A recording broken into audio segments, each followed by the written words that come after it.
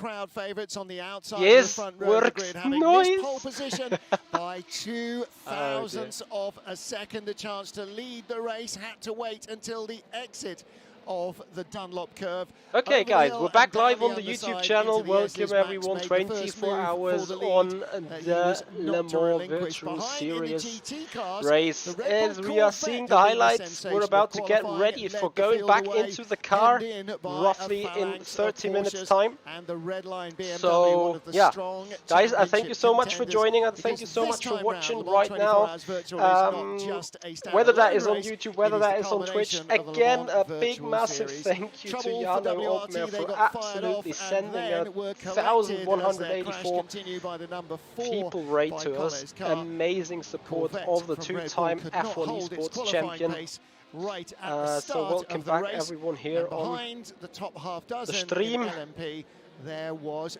mayhem. Cars battling for position everywhere. Juan Pablo Montoya and San Sebastian racing in the studio, doing the early runs in their car. Ferrari's FDA team have struggled throughout the Le Mans Series Virtual, but here at Le Mans in the 24 hours, they came good. Team Redline stayed out in front in LMP, battling though with a couple of close rivals. The white number 28 from Veloce Esports, their closest, and having a different fuel strategy brought them consistently back in contact with the red and black car. Trouble on the straight, always a little bit of a problem with high-speed cars getting sucked up behind each other in the slipstream. And it's not just about the slipstream. Sometimes it's just driver error and occasionally connection error that causes the issues. So we lost about half a dozen cars in the first 6 hours of the race, including the first ever entry in the Le Mans Esports from Mercedes AMG Petronas, that car buzzing its engine and heading into retirement.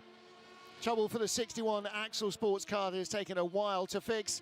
They got hit by an errant prototype which was having connection issues. So did D-Station. D-Station out of the race for good. And the 61 Axel GTE is still struggling to recover. Problems in the Porsche curves, never too far away. R8G on R8G, prototype versus GTE, both delayed. Race action with Real Team once more at the front of the field. They were the early season leaders in the Le Mans Series Virtual, courtesy of a great start at Monza, but they still have to come out right at the top of the pile here to take the title. Max Verstappen back in the car for his second major stint, making contact, but he leads overall as Porsche Esports retake the GTE lead. So we are 7 hours into the Le Mans 24 hours, and we currently have, let's count them, 1, 2, 3, 4, I think 5 cars that have semi-officially or officially retired. Team Redline 1, 2, 3, that is the lead car from Rebellion GPX Esports, bearing number 1 because they were our winners last time out. Real Team right in the fray, as are Veloce Esports, and the number 22 GPX Rebellion Esports car. Team Fordzilla still reliably in the top half dozen ahead of the better of the Bicoles cars. The number 4 car currently with the advantage. 444 dropping back down the order outside the top 10. Right, when we look down into our GTE class, once more the 91 Porsche and the 92 Porsche are cycling back towards the top through the pit stops. But Team Redline 71 BMW is right at the front. So too FDA Esports, the Ferrari, with currently Nick Nielsen at the wheel, looking to show much greater promise of a good result here at Le Mans than pretty much anywhere else through the Le Mans Series Virtual. So BMW versus Porsche has been the story of the year so far. However, Ferrari and potentially even Corvette might have something to say. We have a very long race still to go. We've only just gone by quarter distance. Good news for GR Wolves at Molineux, 3-1. The final verdict over Southampton, a win at home for the mighty Wolves. Unfortunately, one of the mighty GR Wolves cars is out, and W Series, the all-female crew, did not even get to start the race because of connection issues. Well, in the studio here, okay. So watching the action with you online, gazillions of you back following in the car. it wherever you are across the world. And 99.9% of the gazillion, Lewis, watching. Nice when you have the waiting headlights for one off. man to come on. There is no doubt They should be on our that card one just of the don't big touch it. draws for People everybody tend in the to field forget to leave them is on the after quality flashing. of the grid, and you don't get much more quality than having one of the cars driven by the reigning Formula One world champion. And Max Verstappen is not just making up the numbers. Max Verstappen is topping the numbers and trying to get anyone to get dragged along into a fight with him. You don't need me to tell you that he's a fantastic driver. That is in sim, in reality, everywhere. And it was interesting, you know, some of the interviews that he's done recently, he's spoken of the importance of sim racing. He understands the position of sim racing and how important it could be to the future of motorsport and the car ahead in general, is on all tires. across the whole spectrum. Well, in his real life job, pretty much ever since he started, maybe after karts, but ever since he started in single-seaters, learning tracks on a sim, learning the cars on a sim, developing your skills and the car on a sim has been part of it. But he loves sim racing. He loves it for the fun, he loves it for the camaraderie, he loves it for the team spirit, he loves it because he's good at it. Yeah. Just like the real world. And you know, and that love for it just exudes out of him, and he's super competitive, and he's leading Le Mans here as we head into the darkness. Now, we talked about our studio here. We've got 4 rigs here. 4 teams have got at least part of their team here. So let's find out from one of them what it's like to actually race in the studio. You're Van Uyter, driver of the number 18 R8G esports car. You're right over here in the studio with us. Cameron, I go fill for us some in practice on laps. how your well, we've seen a little bit of how your race is going so far, but fill us in on what happened in that incident. Well, so far Just to the make start sure. was already quite hectic. The first lap we had an incident with a back marker, and in the end we had another crash with our GTE teammate, which is not the best way you want to have your 24 hours going, but we're still in it, we're still driving, and we will not give up until it's over. Yeah, it's still really long race, I think 19 hours to go, so a lot can happen. Is it tougher driving here in the studio with us buzzing around you, annoying you, shouting at people through the virtual pit wall? Or is it tougher to be here than maybe last time we did this race together, didn't we, in 2020, and we were all at home? Do you reckon it's harder here? Well, at home you feel a bit lonely when you do the race. Like, you drive your stint and then you expect a lot of people to be there, like in the real Le Mans, but yeah, there's actually no one around you. But here is a lot of people, which makes it great fun. Like, you can actually hang around, talk, and do more things than just driving the sim. So it makes it feel more realistic, as we do in the real Le Mans, where you have a whole team around you. And I mean, sometimes we talk, but... yeah, it depends. So talk to me about setting up these cars. How far removed is it from what we do? Same car, of course, being modeled on the simulator as we race at the 24 hours of Le Mans. How far away are you from a baseline setup of a LMP2 car? Sadly, it's not that we can implement the same setup that we use in the real car, but in the end, the parameters, etc., are roughly the same window that you can play in. Like, we have the same power of the engine, obviously. But then setup-wise, if you feel like you have understeer, you can make the front a bit softer in the roll bar, and that will help initially, and also like it does in real life. So yeah, there are some places where it actually helps to have the knowledge from real life and implement it in the sim racing. So what can you achieve now? You've obviously had an incident, you've been delayed. Are you racing for fun now? Or, well, you never know what can happen, hey? Server or any kind of red flag, any kind of game issue could put you right back in the hunt here. So you've got to keep going. Yeah, definitely. You cannot give up, and the race is long, and you don't know who disconnects and who doesn't. We have max fans on the... with sim racing. And also might be a red flag, server issue, you don't know how many laps you will get back, and you're always in the game until the checkered flag is over. So, and it always remains fun to drive a car, if it's in real life or on the sim, so in the end you do it with a smile. Well, we've had absolute stability so far with the game, and all the players enjoying green flag conditions pretty much. You're Van Uyter, though, potentially hoping maybe for an interruption to put him back in the hunt. But you're feeling we all wish right, you all the best for the rest of the race. Thank you. Great. How many laps? While Jop was entertaining Alex Brundle, Sage Karam, Kevin Siggy entertaining everybody. Sage Karam in the 92 Porsche, that's the white and black and turquoise and all the other kind of colours on it car. And right behind, slightly more sedate livery, the red and black of Team Redline, Kevin Siggy, the 71 BMW. Again, championship contenders both, potentially, because there are so many points on offer here, double points on offer at the end of the Le Mans 24 hours.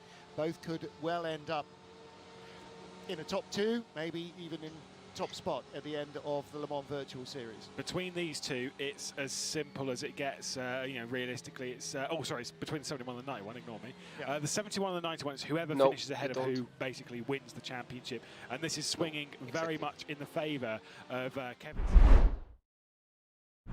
Team Redline at the moment. It's really swinging in favour. Is that Pescarolo who's just it's through. The Pescarolo who sort of ducked in front, but because the downforce car has a much lower minimum speed in the corners, the BMW came back past him on the exit of Indianapolis. He then had to have another attempt to get by the Porsche going into Arnage. So yeah, the 71 Redline car and the 92 car. 92 is sort of really playing a bit of a blocking game now. Obviously they want to win Le Mans. If they can't win the title overall, then they'd love to win Le Mans and have their teammates second and still win the title.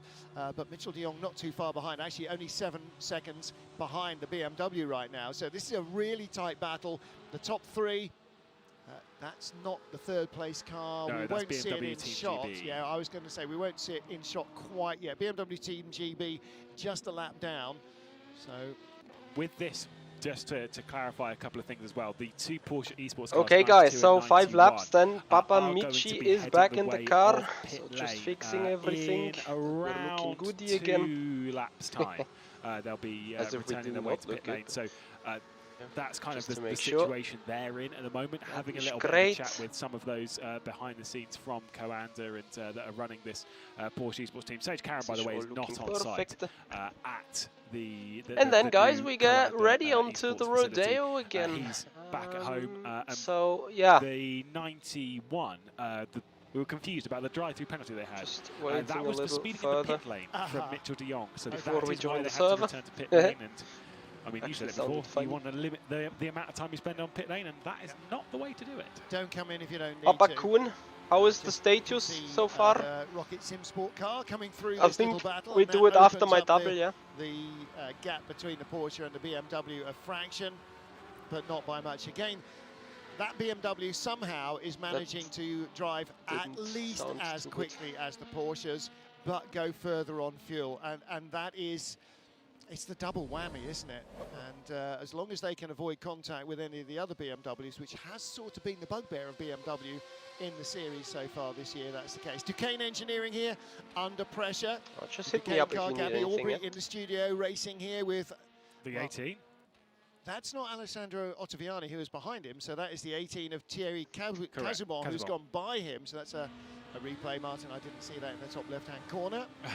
Too busy squinting into the lights. It's like the low sunlight here with the studio lights permanently glaring in your eyes, and there's the pass for the lead. The Redline BMW goes through, even though the Porsche is almost running on hear fumes. a follow or hear a sub. Thank you so much for the follow. The BMW, which will Carly Bound run Chris, fuel, much appreciating your time. Fuel, passes on pace. So I'm preparing final stretching, danger zone for final snip of fresh air well, that into means the room. now that when the 92 car Listening stops, to Flood whether there is won't any issue lose whatsoever. the lead. It's already lost the lead, Then we're going and it to will join then the come back car out behind, and then the BMW will stop for and will come back double out in stint. front. That's the first time that will have happened. So this is that little moment of That we're transition. And hopefully, where are we now? 7 hours in.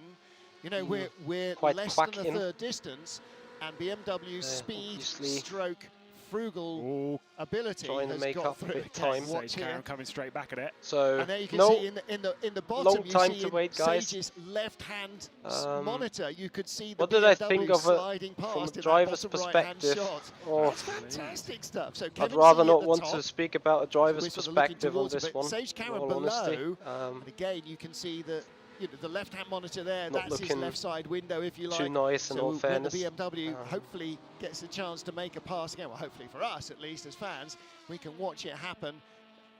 sort of monitoring the driver on board. But Siggy won't be in a rush to do this. He won't think, I've got to do this now. They know the advantage they've got. They've played this game quite a bit. I mean, Redline versus Coanda, you see it all the time, and this comes down to things like this. If this were an 8-hour race, this would be absolutely insane. We've got to do this another 2 times before we can reach the checkered flag. So it'll be very interesting to see how they're going to unfold their way through it. Siggy's not rushing his way past Sage Karam at the moment. He's just going to hold position and wait to do it on the slipstream. Potentially at Dunlop, probably not really. You're more looking into the Mulsanne, into Mulsanne corner, down to Indianapolis. Well, now, bearing in mind that the BMW team also know exactly when the Porsche team are likely to come in. So he'll be told 2 more laps, then he's going to come in, or he'll be told he's coming in at the end of this lap. They will be following it. It's always the way with endurance racing, same as in real life, same as in sim, is that you track 1, maybe 2, 3 cars in the race. You track yourself and those that you're battling. And so Redline know exactly what's going on. Basically, what Porsche are saying here is how many that laps? We can't do anything about you right now. We do not have the pace. The word is that if they were to run a 15-lap stint, they would lose 0.7 of a second a lap trying to make the fuel numbers work. Now, I would say that this is, the Porsches maybe just not got the fuel mileage on the BMW. The BMW is being run to this fuel number by everyone else, just nowhere near as fast. Everyone else in the BMWs are doing 15 laps, just not to this speed, and they've been showing that so many times this season. BMW Team Redline have found something in this car, in the way they're driving, in the way they approach the race, that allows them not only the grace of fuel consumption going their way, but also the lap times as well. Yeah, and that, it's a magic bullet. If you can be fast and go further, that's it. That's it. That is endurance racing. Endurance racing is go faster, go further. And if you're doing both, then you're winning the serve and the return. I mean, that's just everything.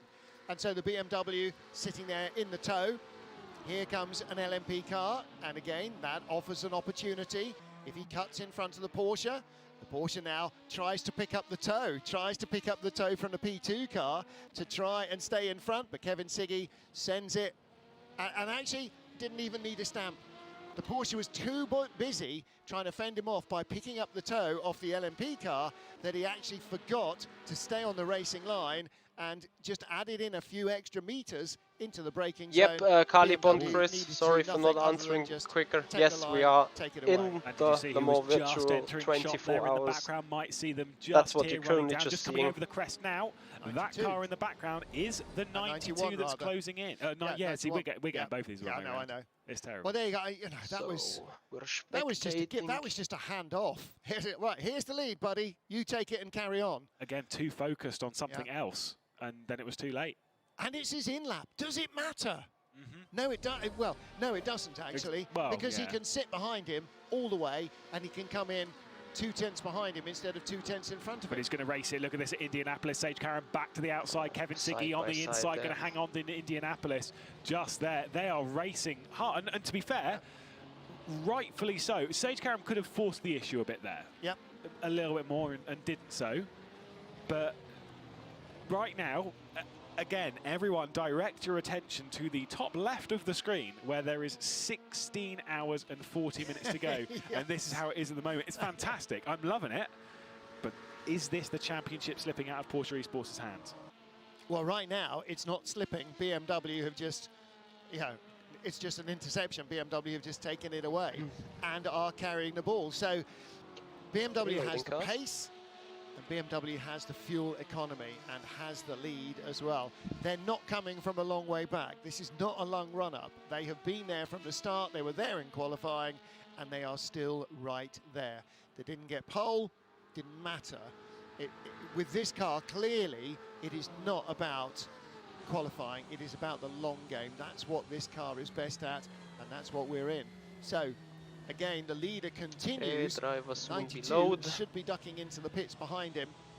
And this will be the first time that the Porsche has pitted not from the lead. And the 91 will follow it in. There it is. Those are the 2 Porsches. 92 with the you know, You can select me now. this black and I'm white riding with you. sort of does look like DC Comics' latest iteration of Joker, and I actually think that Yeah, turquoise sure. goes best of all with it because that's a, you know, it's almost the sort of Joker green. But yeah, I really like the Joker here is definitely the 71 car. I'm back at the sim And it's in 2 or hard 3 to think minutes. now in that team.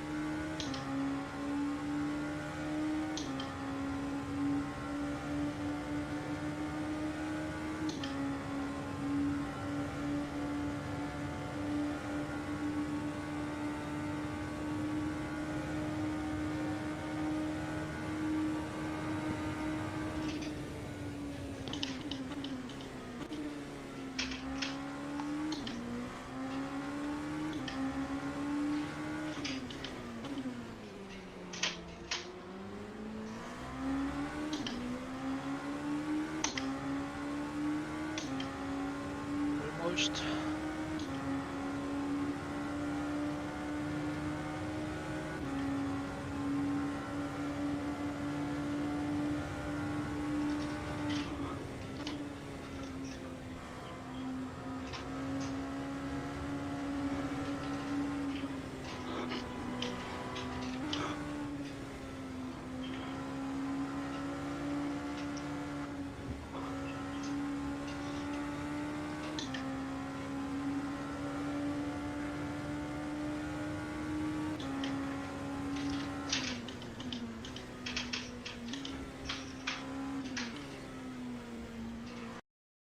What is your fuel level?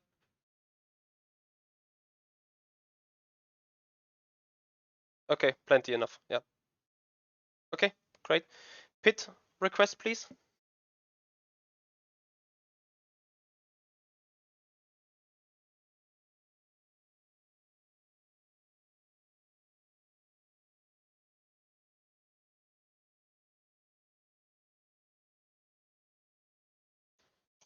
Is it your first?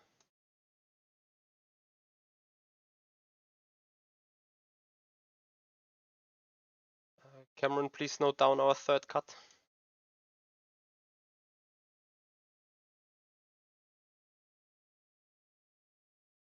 Yeah. That will bring the number 4 back in business.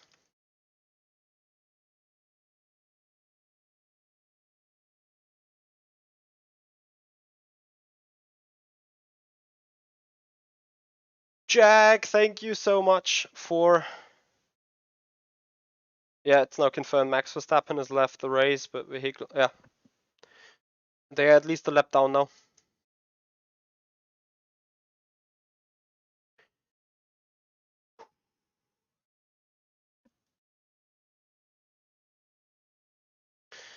Okay, so...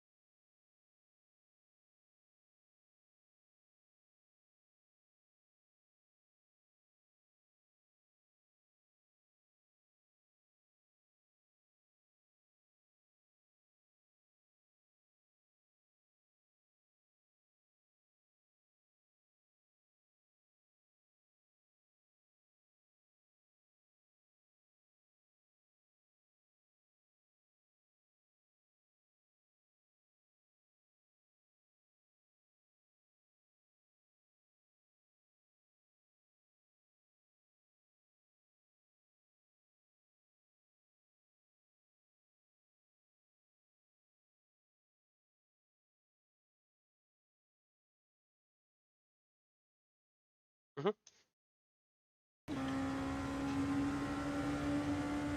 we're live on the audio. Okay. Nerks max out, that means that our number 4 car is back in business towards the championship. Yeah, good job. Good job. Yeah, sorry, it was not the best stint. That's alright. David and Cameron will take care of you a little. As in, Okay. tell you when you need to be back in the car again and so on. Okay, I gained Do control. do I cut the car? No, no, or not? no, no, no. Okay.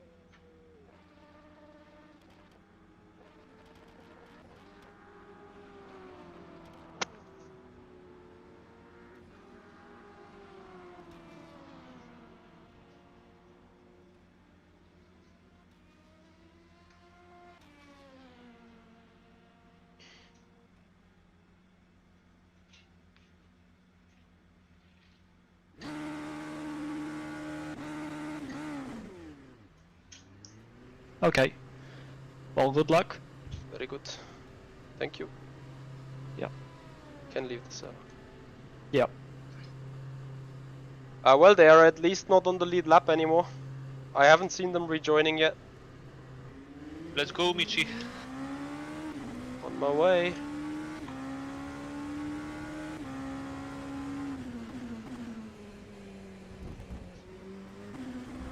Verstappen still in the pits. Yeah, I haven't seen a message that he rejoined the race. I'll know as soon as I see something. Now Williams is biggest threat, right? What do you mean? To whom? To the 4. Well, hard to say. Probably the Rietveld car.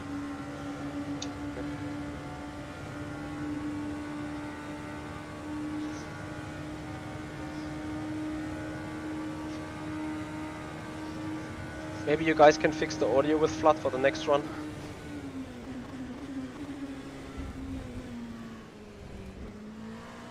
We could hear him breathe heavily, but it's no biggie if not. Oh no, sure. I mean, then I will just mute my mic because I've got the button on the headset.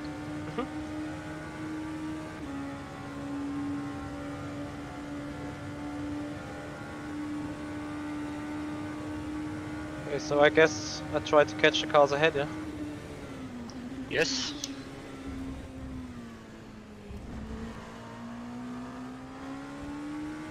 Well, then we are looking.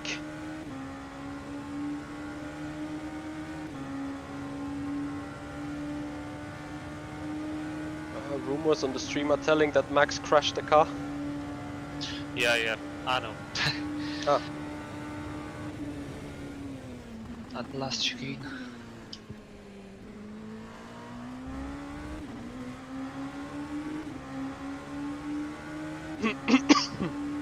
So Per went behind new tires, or what's the situation there? Let me check. He's on the new tires, yes. Okay, if I can't keep up, I will just let him go.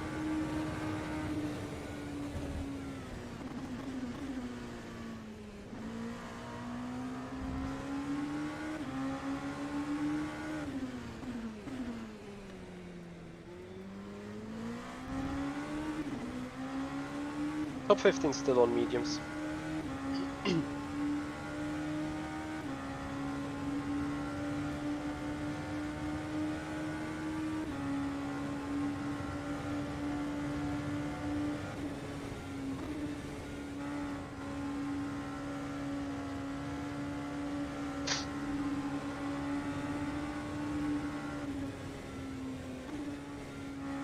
That's a shame.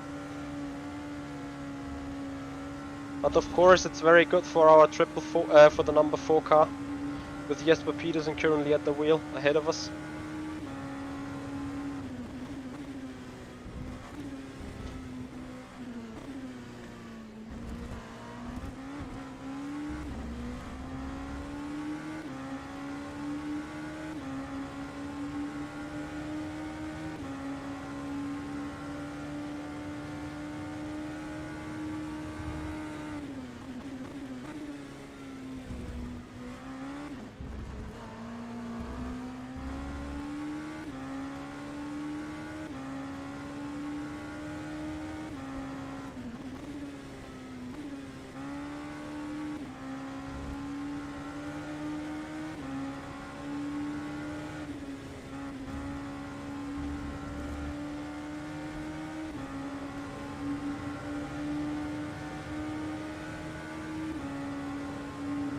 doubt I'm gonna be able to stay ahead. You said you won't be able? Yeah, I guess I will not. Although he's not particularly quick on the straight, just gained 60,000 on me. Yeah, he might be on, you know, Le Mans gears as well, so it's like really it allows you to defend. I was able to defend from Rasmussen because of that.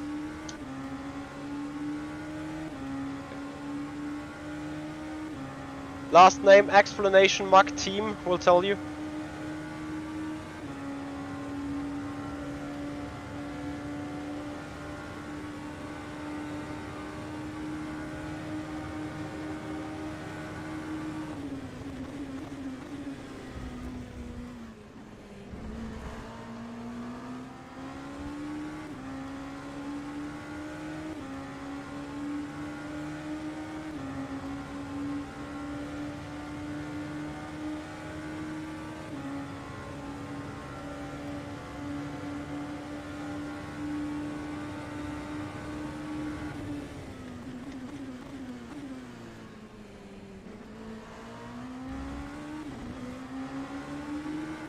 Fuck, there is a GTE.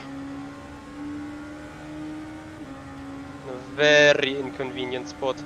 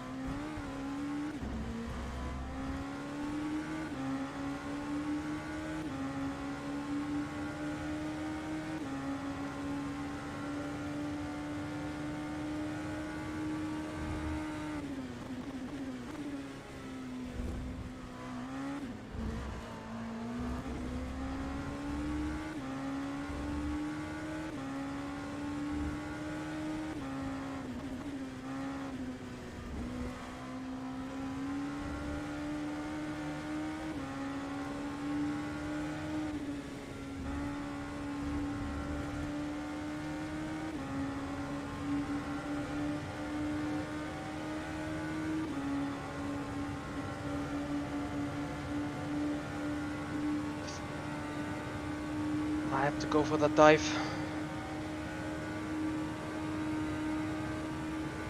Scheiße, too far back.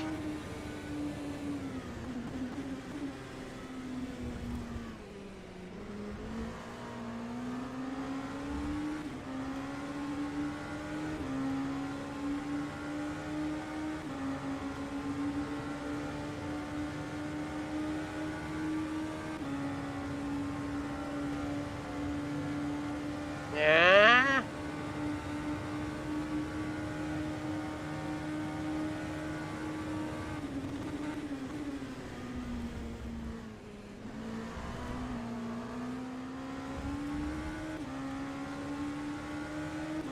I don't know for how long I can keep this up.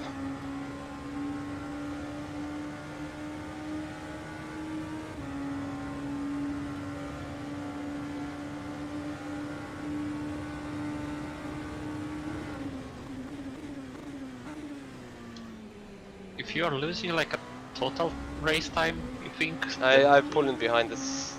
Can brake so much later and so much faster. It's like I'm doing 27s, it's crap. Absolutely rip.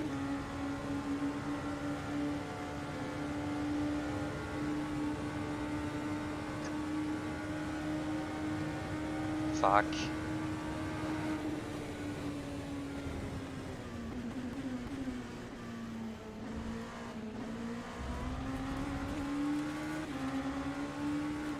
Now the car behind is also on new tires.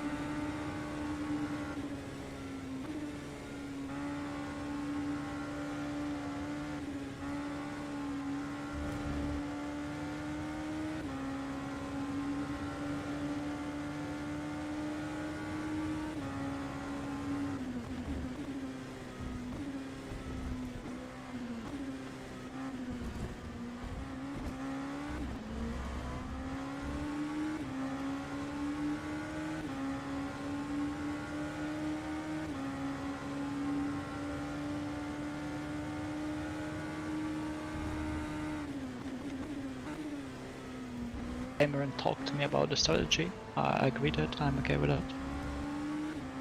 It's good. Yeah.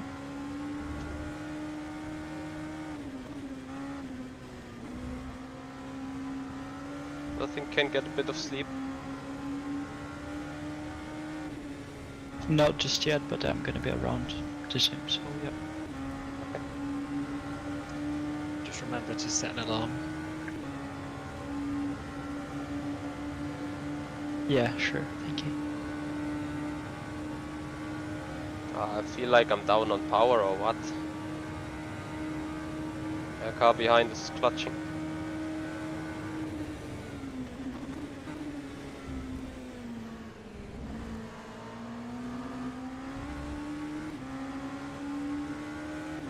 What was my last lap time? 27.5. Okay, let's drop the sandbags. You haven't got any front nose damage, have you? No, it feels like it though. But I have not.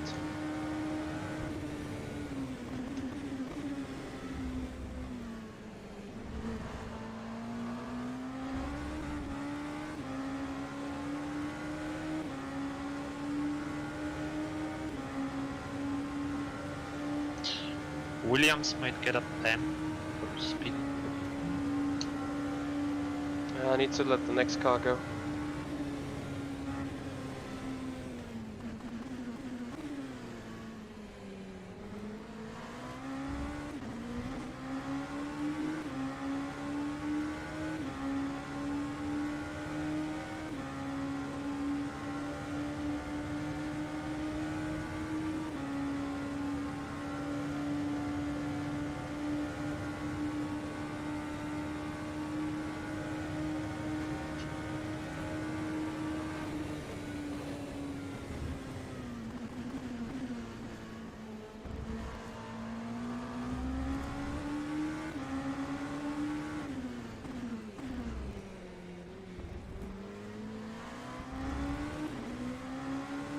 I am driving so slow.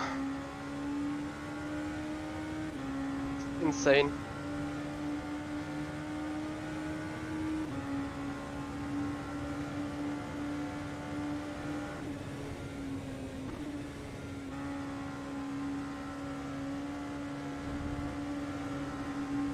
As good as my first stint was, this one is absolutely shit so far.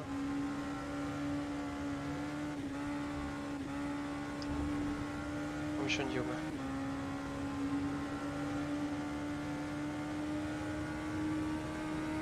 Ach, ich fahr's ja nicht, okay.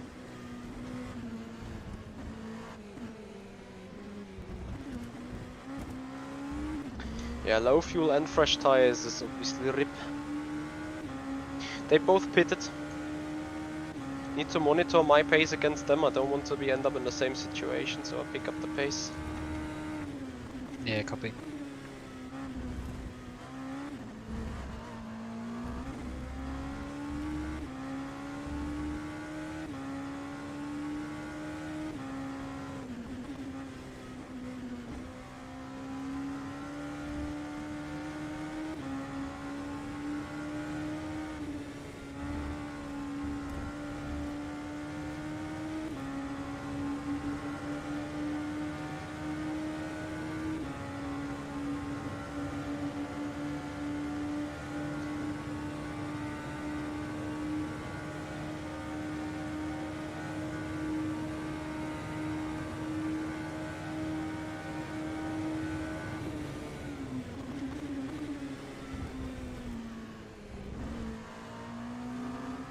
Those 3 seconds behind Perwin, they hurt it though.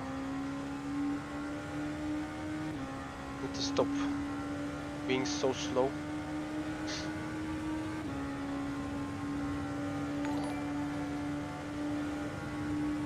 Joshua Raphael, thank you so much for the follow. Much appreciated. Big support today, guys. You're amazing. Can we make it to 3,000 follows? We're missing 113. At least 2,900 should be in the books, no? That traffic's gonna be awesome.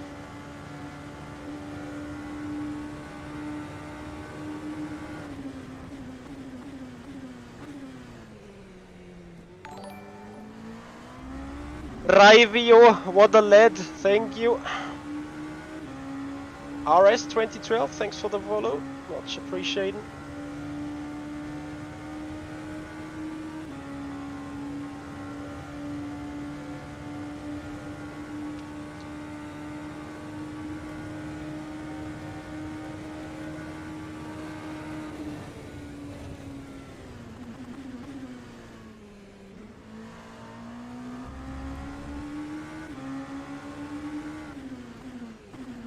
Time for some Miji magic into the 26s we need to go.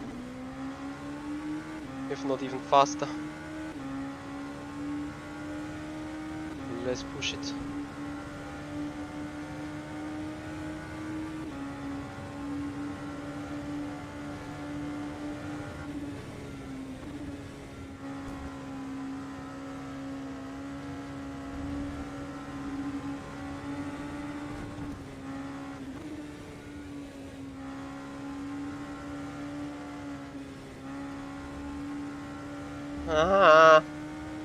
F.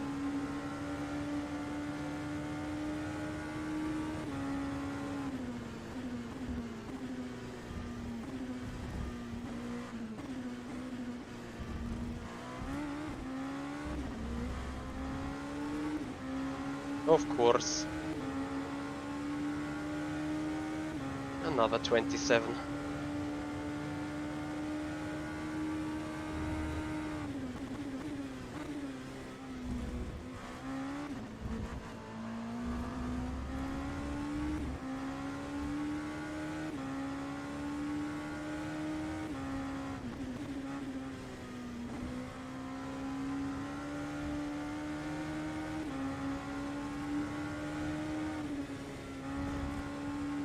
It's interesting, once the nighttime falls, you're consecutively slower.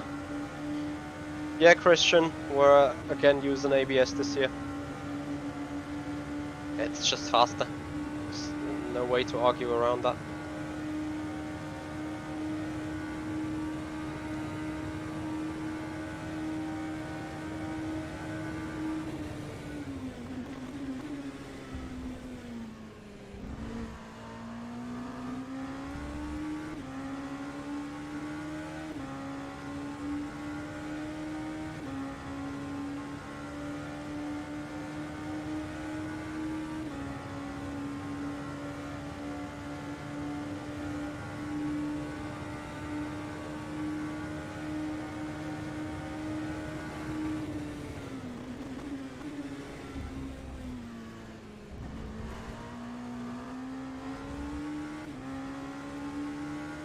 Roughly 35 minutes.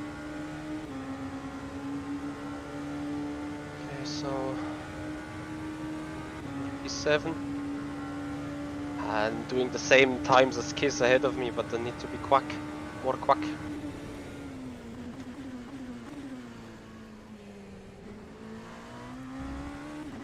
Yes, 7/10 up. Go, go.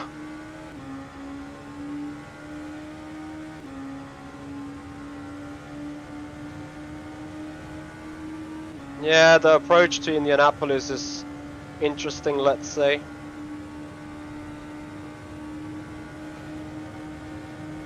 Thankfully there are trees.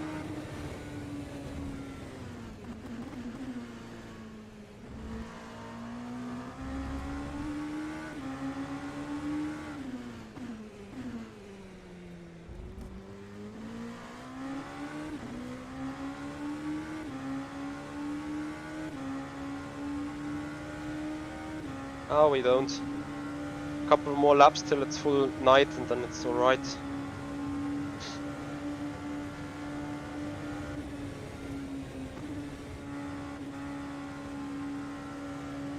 Finally a good Porsche.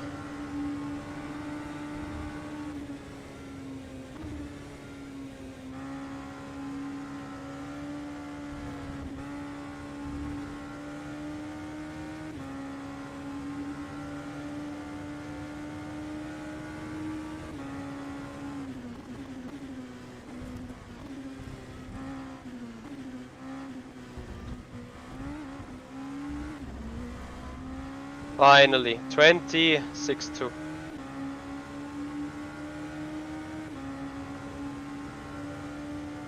Yo, Pedro.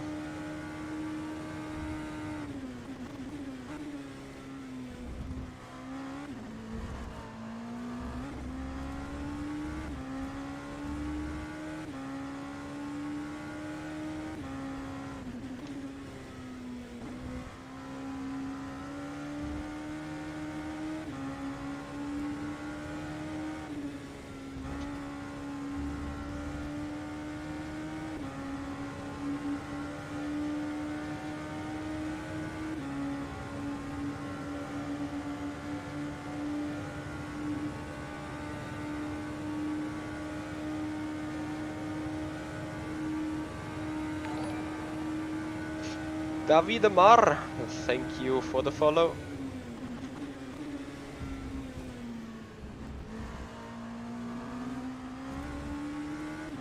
Really much appreciating it.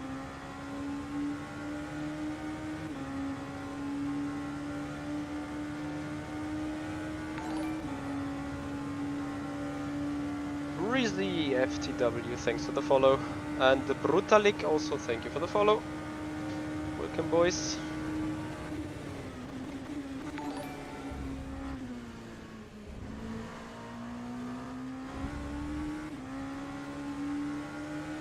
Did we have a raid? Foxy SWS, thank you for the follow. Guys are pushing it towards the 2900, eh? So GTE need to sneak up on it.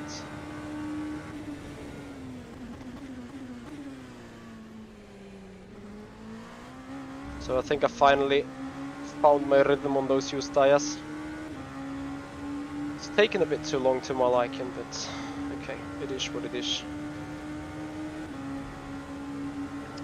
Pace is good to the cars behind. So to Perwin and co? Yeah, they did 27 flat last lap. Copy.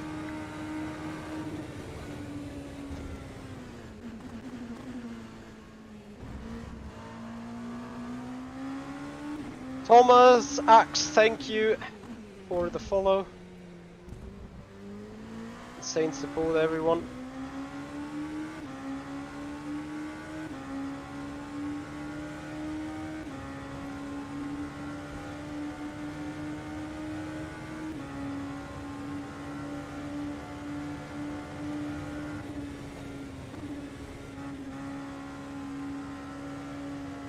I see GTE. Okay, need to get them before the fourth chickens. So let's push. Amazing.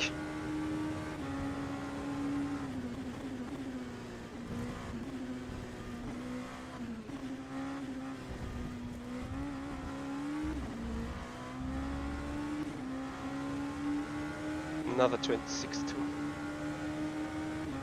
Red Bull with a cut. Copy.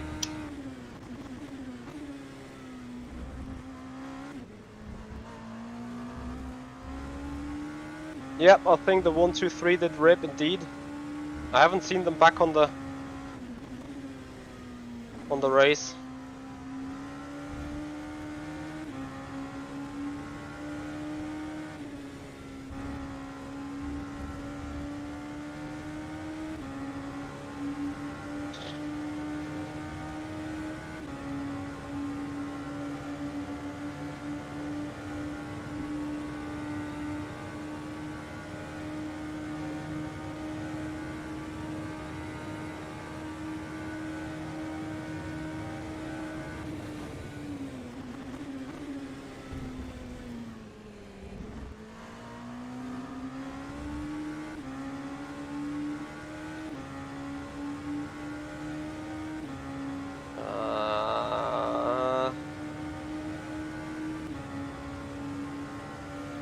Should just be enough with a GTE.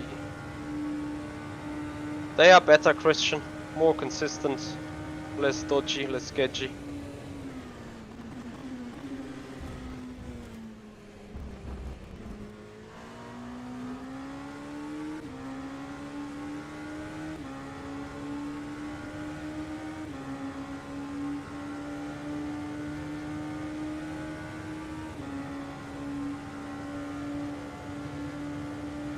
Oh no.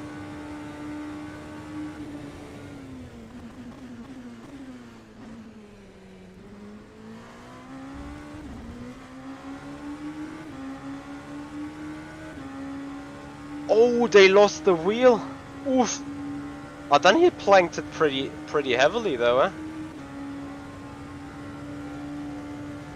But that is indeed unlucky. Yeah, it was a big hit.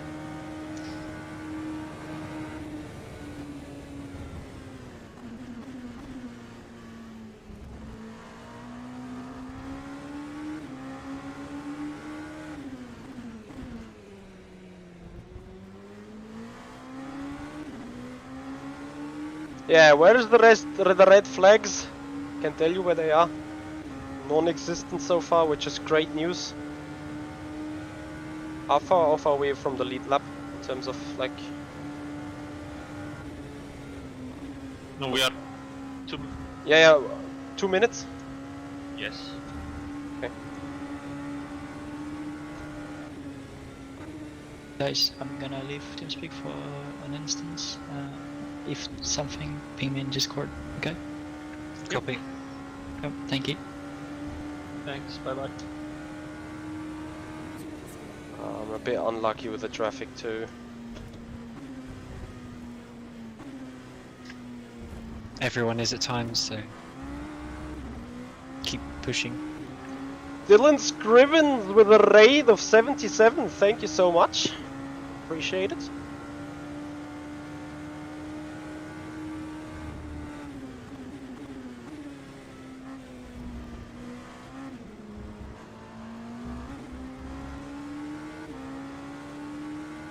How was your stream, Dylan? iRacing, I guess?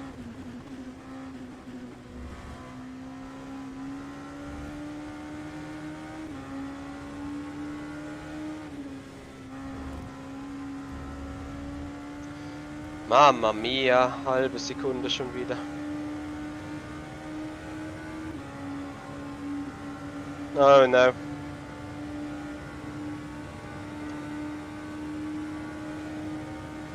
Yep, Dylan, I will. Thanks for the support, and thank you for all the 77 people coming over here. Welcome to the Le Mans Virtual 24. Currently P7 in class, LMP2. Looking alright, looking good. A little bit off sync with the strap, but literally alright. If you appreciate the content, guys, R-Factor 2 mainly though, please make sure you leave a follow. And maybe also subscribe to the YouTube channel. Would be much appreciated.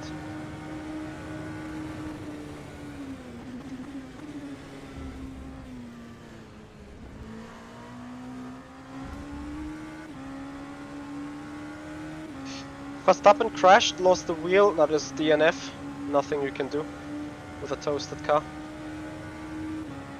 So both Mercedes and Redline already out.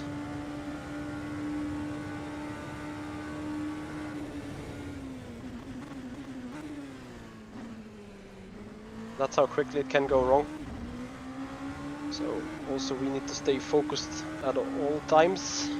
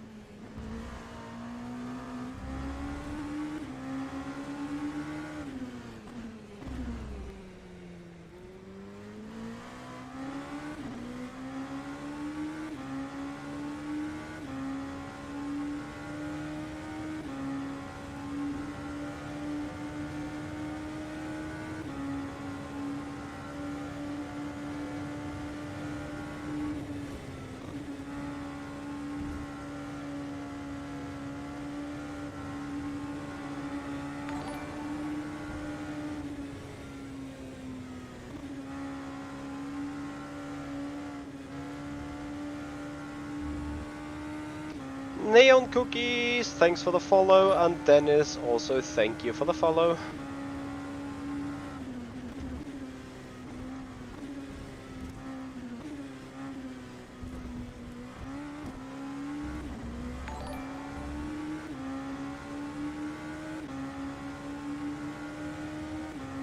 Box.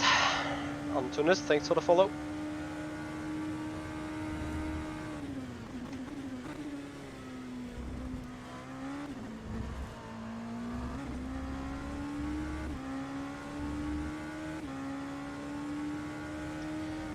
Hours to go. So difficult to see, eh?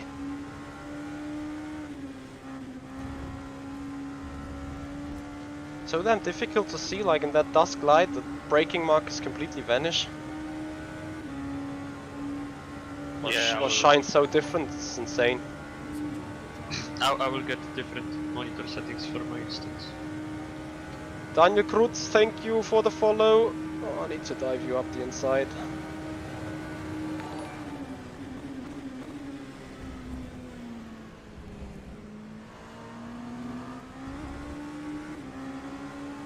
And Luis Marin Honks, thank you so much. Sorry, not Honks, Horks. This is a meme. Thank you for the follow.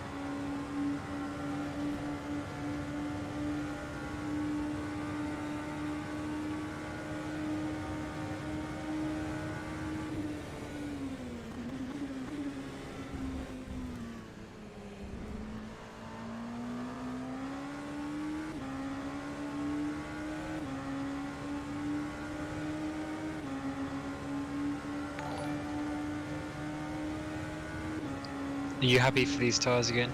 Yeah. Well, no, but yeah.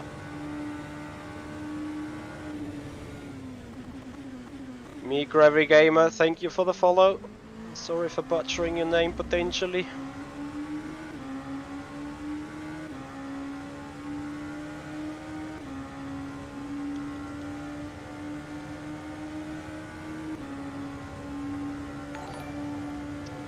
Endika, thank you for your follow. Yeah, keep it coming.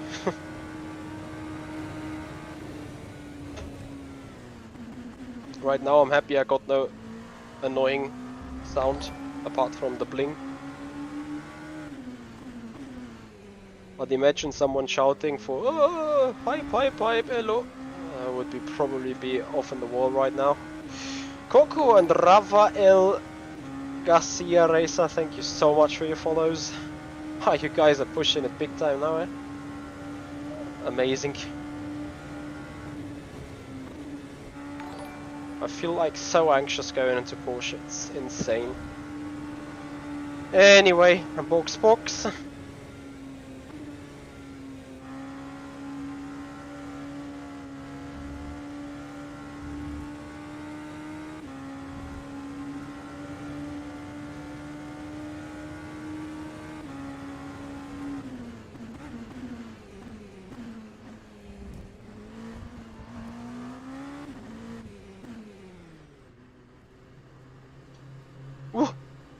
Lucas 2090, thank you for the follow.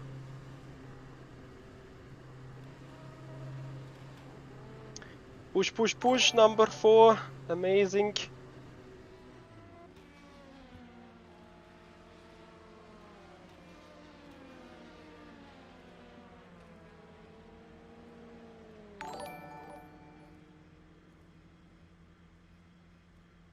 Oh guys, you are so good, man. Leka Milka and Jerk that, thank you so much for your follows. Okay, so Papamichi back out on track in a couple of moments.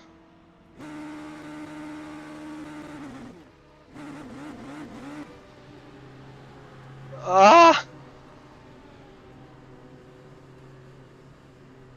Nah, you got blue flags anyway. Please.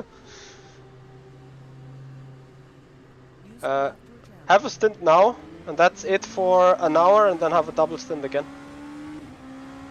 Fuck, I'm behind Perwin again. Just one single little bit of traffic.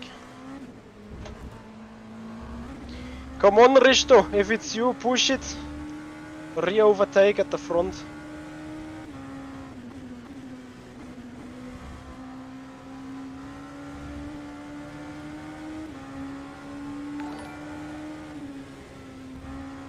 Let's go, guys. Thank you for the follow, Sebastian.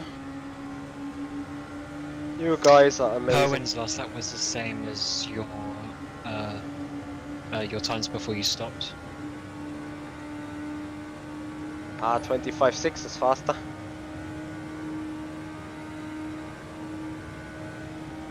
But nice try. What is this? Traffic galore.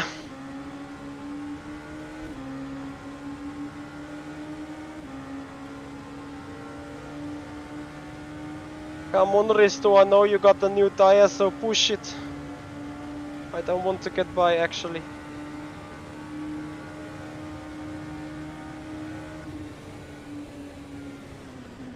It's Casabon.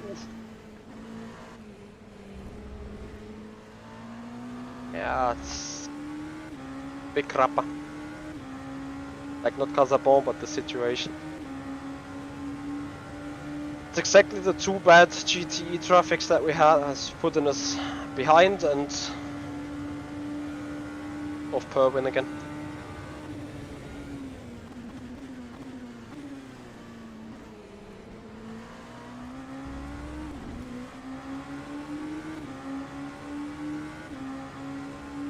Well, I don't know actually. I think we're fighting for P6 and S5.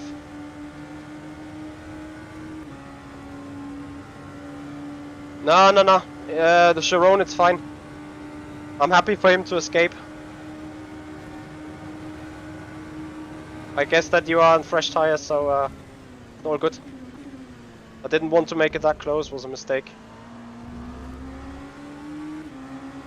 Cheers for asking though. Appreciate it. If you can overtake Perwin and slow him down, that would be great.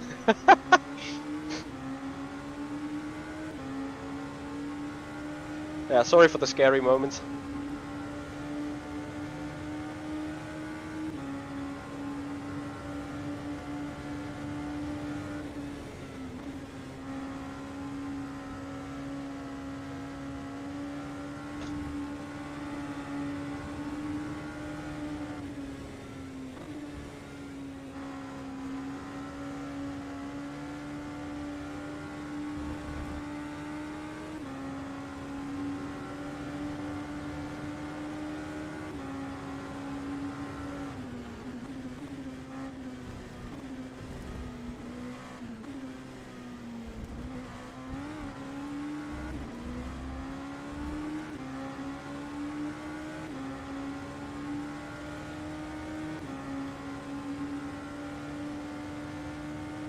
We're ahead of the Red Bull.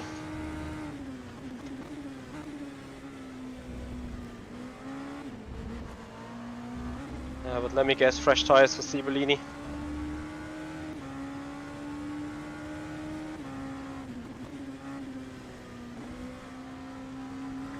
Yes.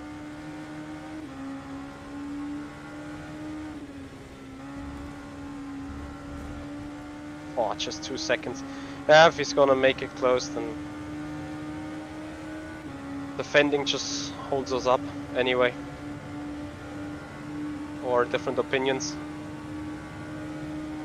I just want to maximize the time loss, like minimize. Yeah, I mean, the tyre difference is going to be quite a lot. So I wouldn't do anything crazy.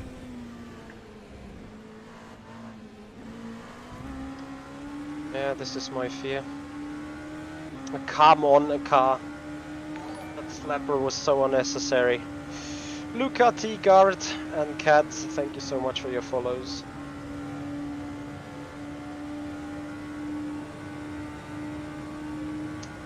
Thank you, Luca, for coming. Much appreciated. That is a pretty shit stint.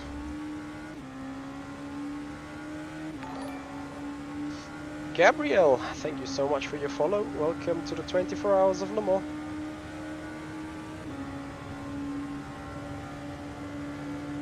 And 2KBK, thank you for the follow.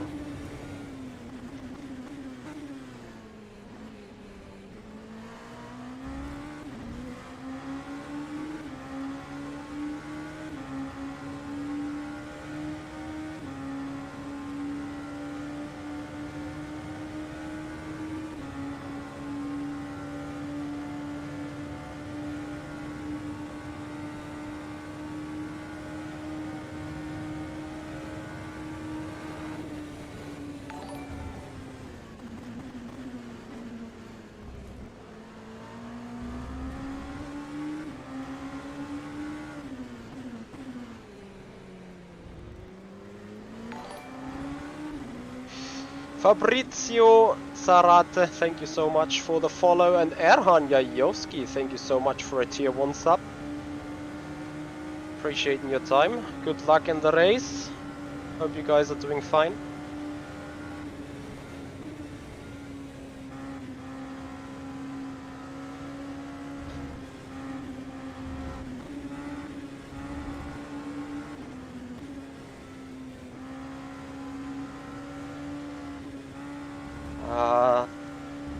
Dennis, I'm sure you're watching.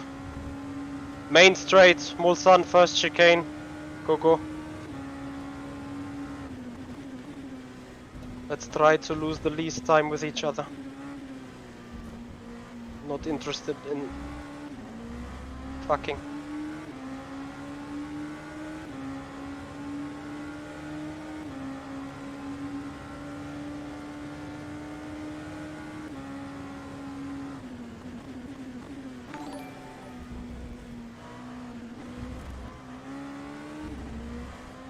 Yeah, Verstappen is a DNF. And Fetterline, thank you for your subscription on the YouTube channel.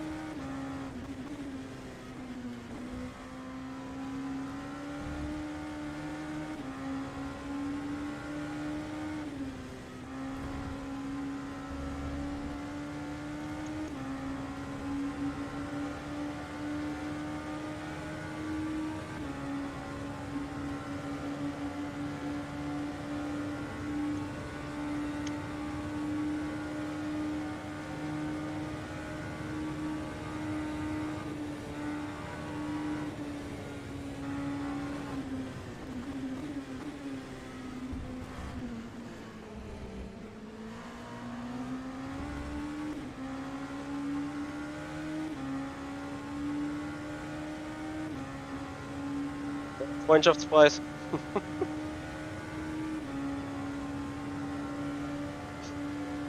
Würde uns nur beide aufhalten.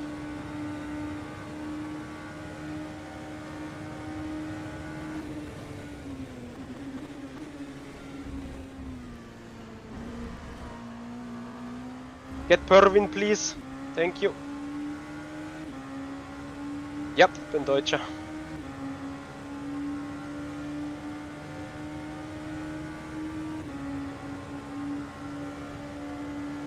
David, 7.5.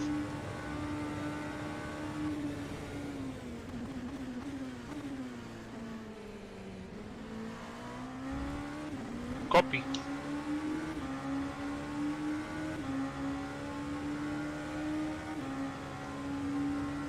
No, I don't. Despite I guess I know what it means. Something like good night, but since I'm not 100% sure, I don't make myself a donkey.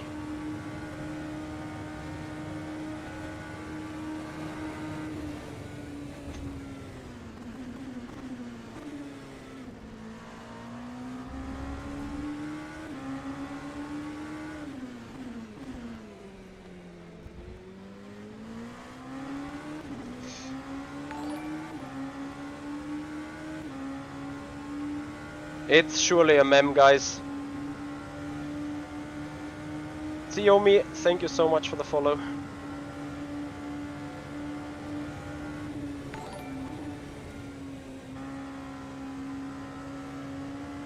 Okay guys, I also will take myself quickly off the radio since I have to do strategy talk.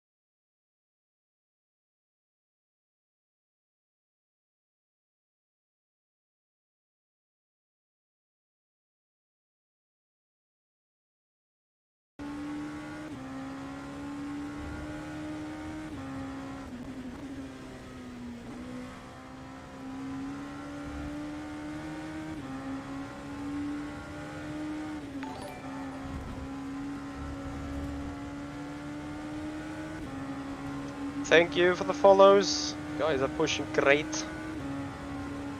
Yeah, it's a net P10.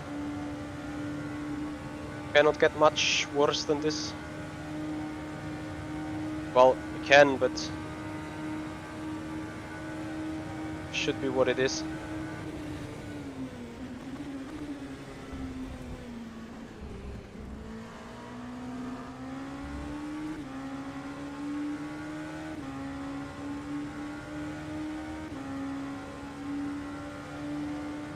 Behind us on all tires too, yeah? Yes.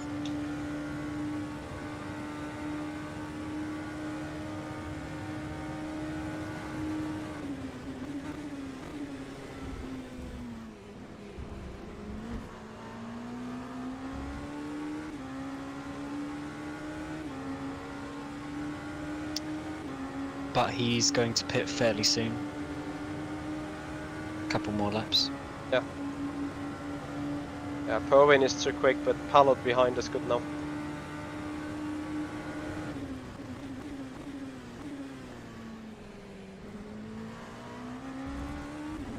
I have such inconsistency in braking into Mulsanne corner, it's insane.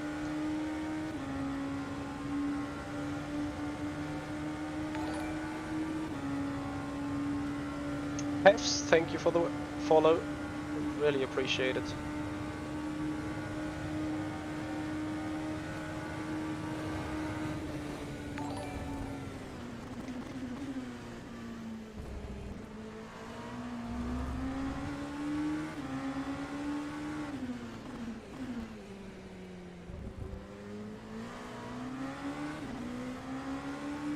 J Concepts, thanks for the follow. Wow, you guys are amazing.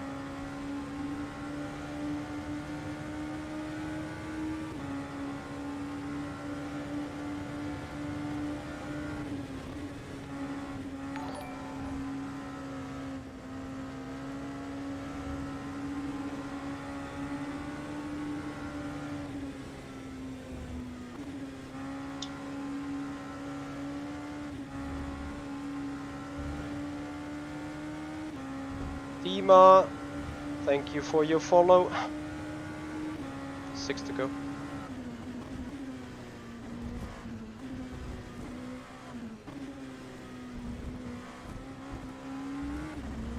Yeah, you need to make up some time to Pervin again.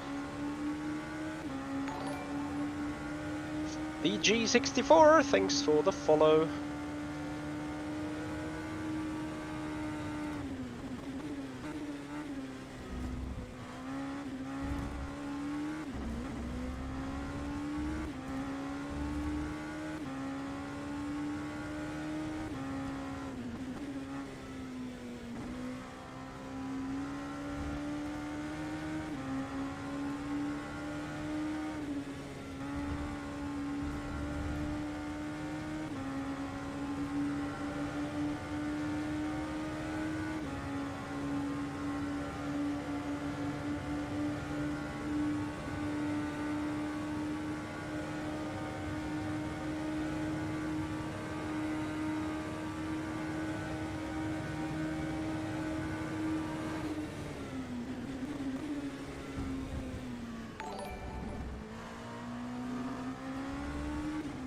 Pen boosters on. Dr. killing it. Thank you so much. And Noel Kovac. Or is it Kovac? I think it's Kovac. Thank you for the follows. Guys, you're amazing.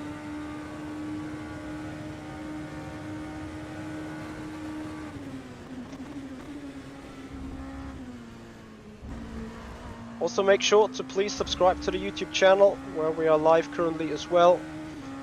Especially the YouTube channel being your one-stop shop for Michi's eSport diaries, video on demands and stuff. So there is exclusive additional content on Michi Hoyer Sim Racing on the YouTube channel. So make sure to not miss that out. Explanation mark sub in the chat. We'll give you a straight link to the YouTube channel. Well, My YouTube channel has 4,200 subscribers. My Twitch channel got 3. Well, road to 3K. So I'm still a kinda YouTube guy. Or actually both.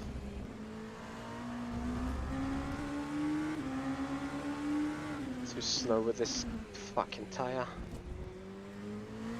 You can push as much as you want, but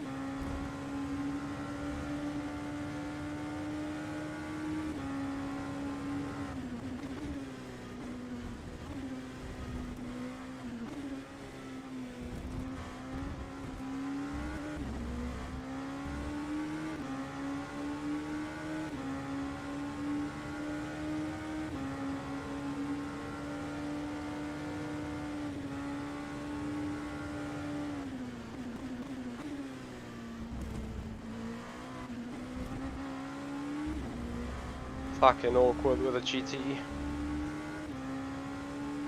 It happens.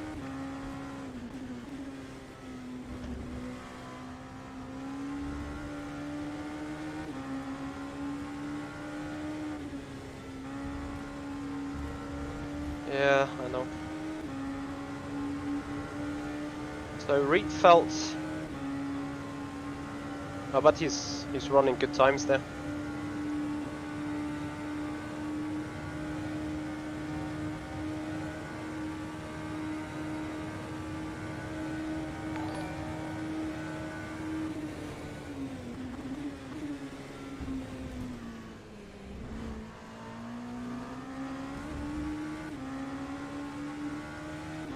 Rip Van Winkel, thank you so much for the follow.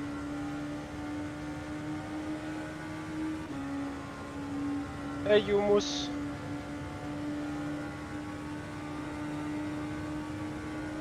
Yeah, we're doing alright.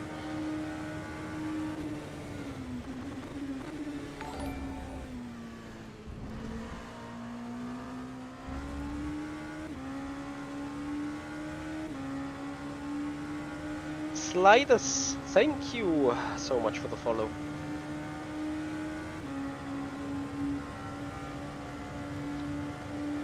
I will come on back later to the question when I'm off the car. Right now trying to drive on the limit. How many laps? 4.5. Okay, well, Ben has some issues with his monitor. What? Yeah. He's gonna be. Thank you for the feedback on the stream, guys. New machine is surely great. Also, we should have overcome the most difficult part of the race in terms of FPS right now. Then the morning sunrise will be a bit of an issue, but so far, just night's gonna be alright.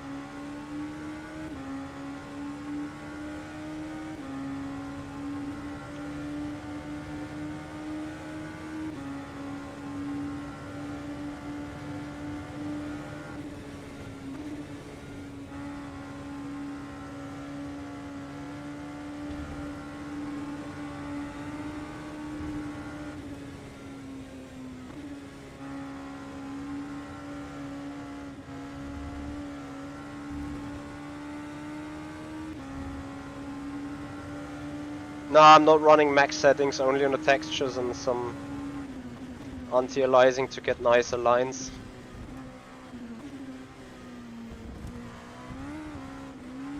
This is not maxed setting yet.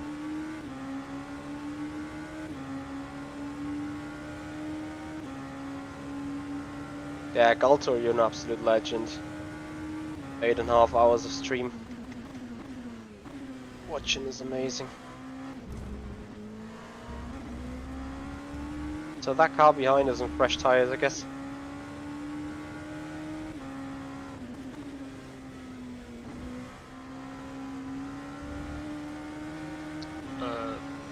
Remedy. Lyrica. No. Sirica. Sirica is, but he's like 2 laps down. Yeah, but he's coming quick. Remember, I'm yeah, not the fastest guy right now. 27.5 is ridiculously bad.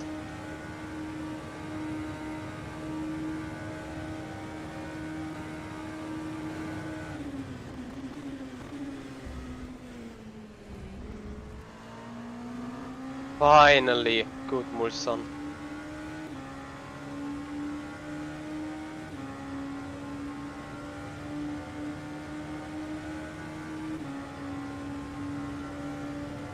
You watch me outside of my personal channel? How that?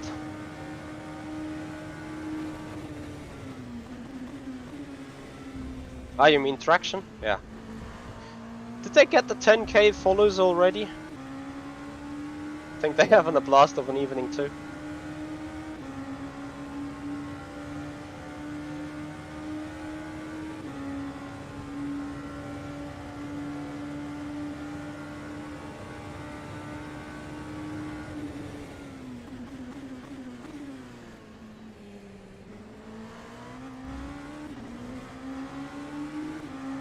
Yeah, Galtor.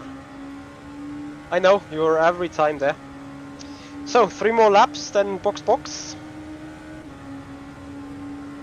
And then we hand over the car.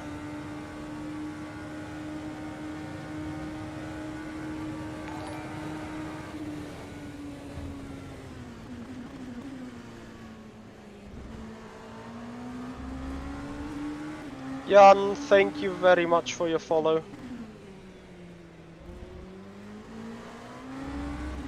Before they decide to go 3 wide. Later.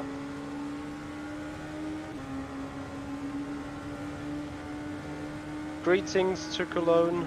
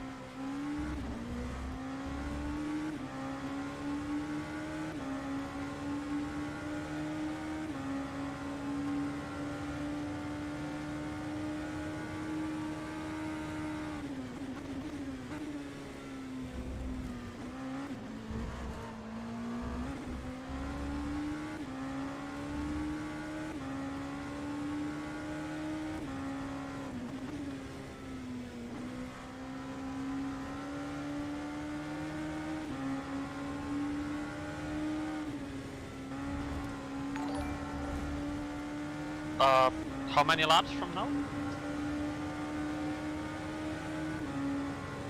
What happened on the live stream to this is with 3 to go, so end of this just 2.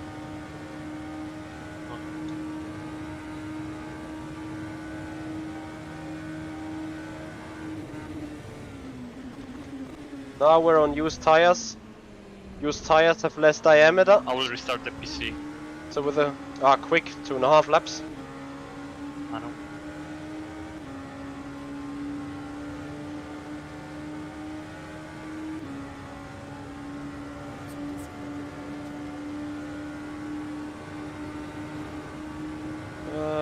Okay.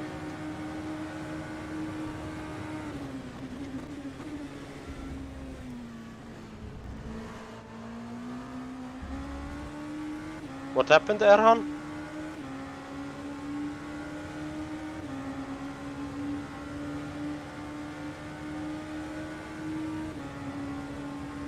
What's going on, guys?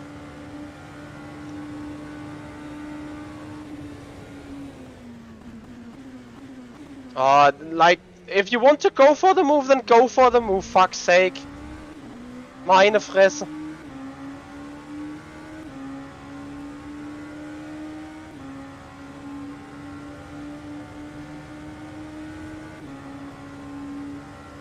Ah.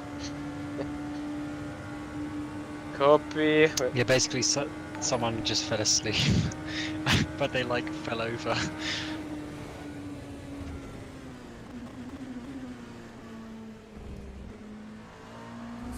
Interesting.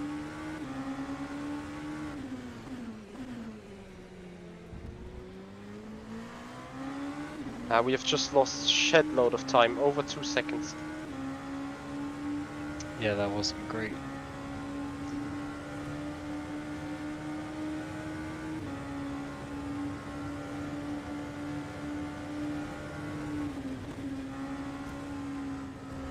Like, even Flat was faster than me in the third stint.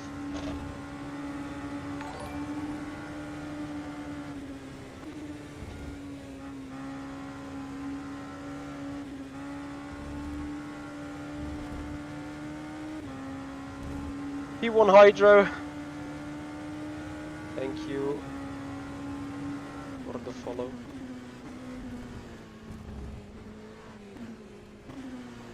Wrong gear. Okay, stop it now. Like, this is disgusting. Yeah, 2 laps.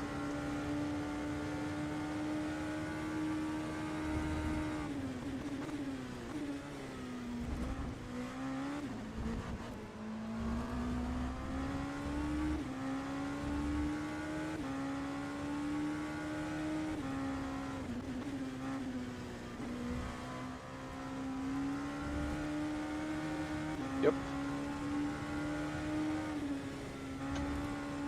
So guys, we will have an hour and 10 minutes of break. Papa David is going to take over the car for a double stint, and then I take over for another double stint before I go to sleep. So you're in the right place to watch good racing.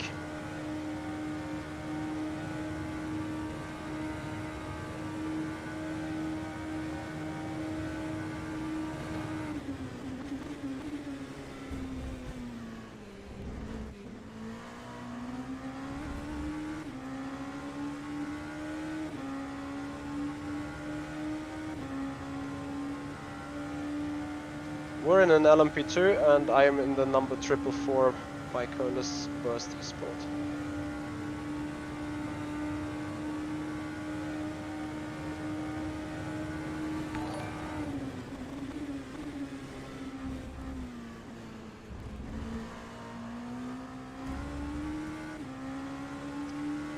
Agaika, thank you very much for the follow.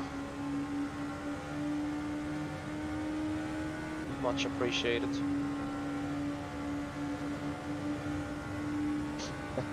Papa famous. Not yet. It's a bit of a rusty one. This double stint I did. Not particularly happy, not particularly fast. Roger Lewis, thank you for the follow. Okay. Selected.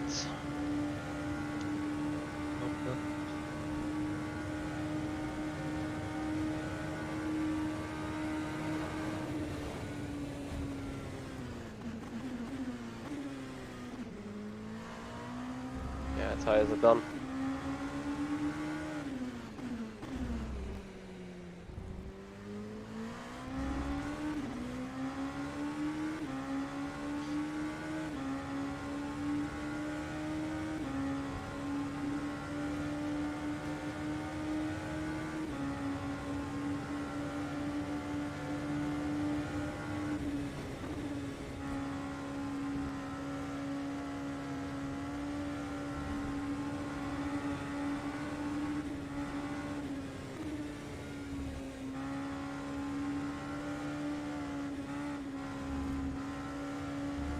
Why does it say that Alex is 3 minutes ahead? Don't know. It's 14 seconds. Oh yeah, it's back now for me.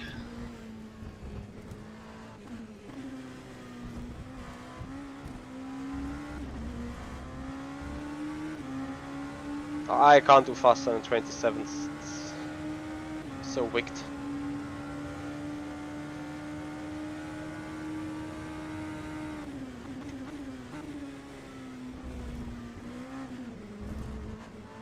think it's a bit of nighttime though.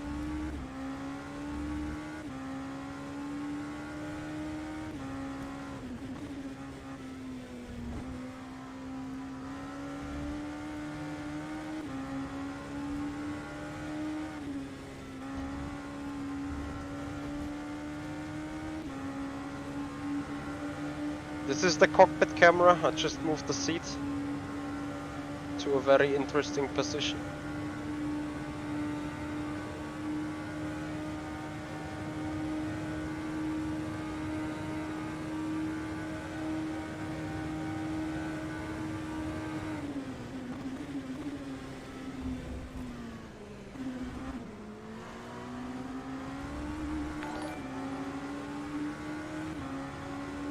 Fernando Navarro, thank you for your follow.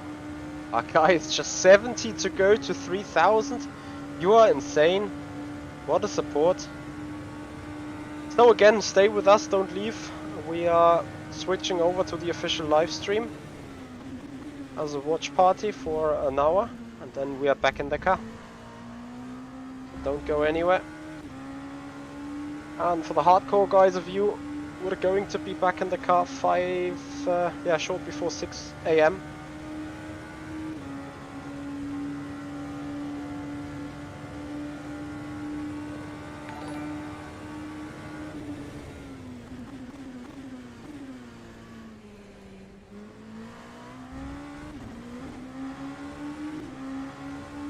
H Preto, thank you for your follow.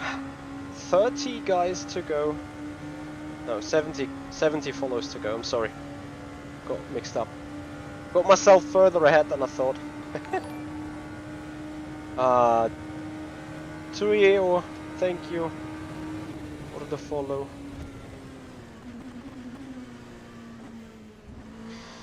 So it was an okayish solid drive, nothing better, nothing worse. Anything than worse. Yeah, but I really think the tires. N48FR, thank you for your follow. Appreciate it.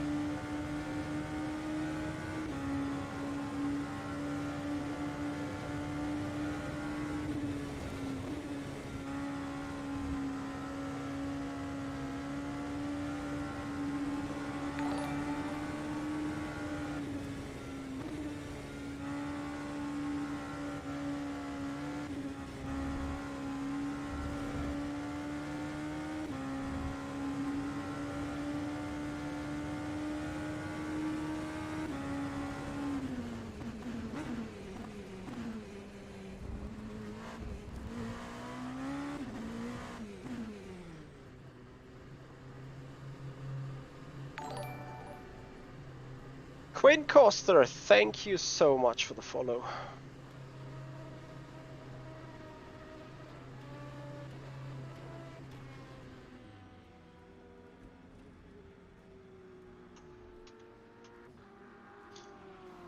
Okay. Sorry. No, don't worry. I think we have to switch our strategy because even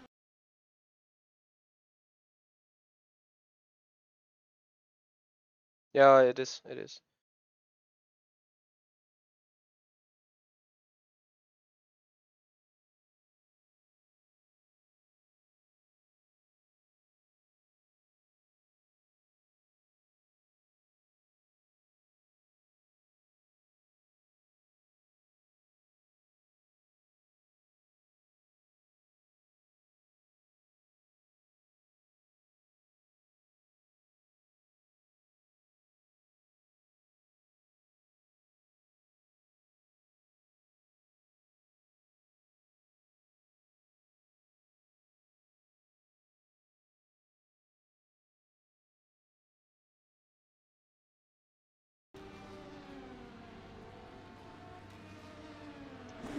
BM Star, thank you for the follow. Sasota, thank you for subscribing on the YouTube channel.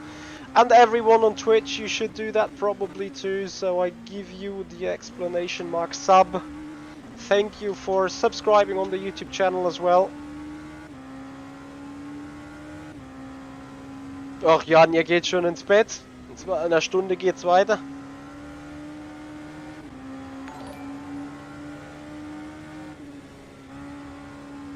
Erkayal, thank you for the follow. Welcome. Okay, now, what tires are marked up on? I can't see. Cameron? Alchemo doesn't show it, but he's got new ones, if that's what you mean. But I can't see compound. Everyone ran. Or maybe so does far, Spa to you know, blend in with the team, but predominantly only does them on.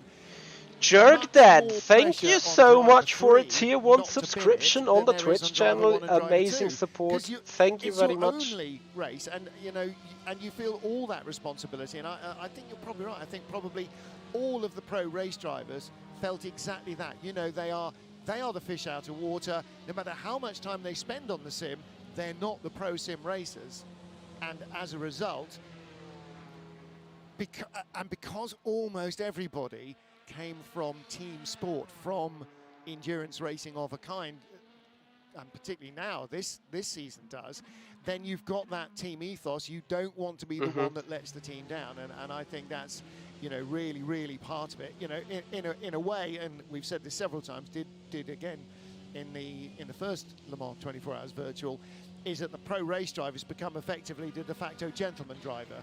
You know, they are the one that the sim pros have to bring up to speed, have to educate, have to teach, and who realise that they are potentially the weaker link in the team, and don't want to be the one that snaps.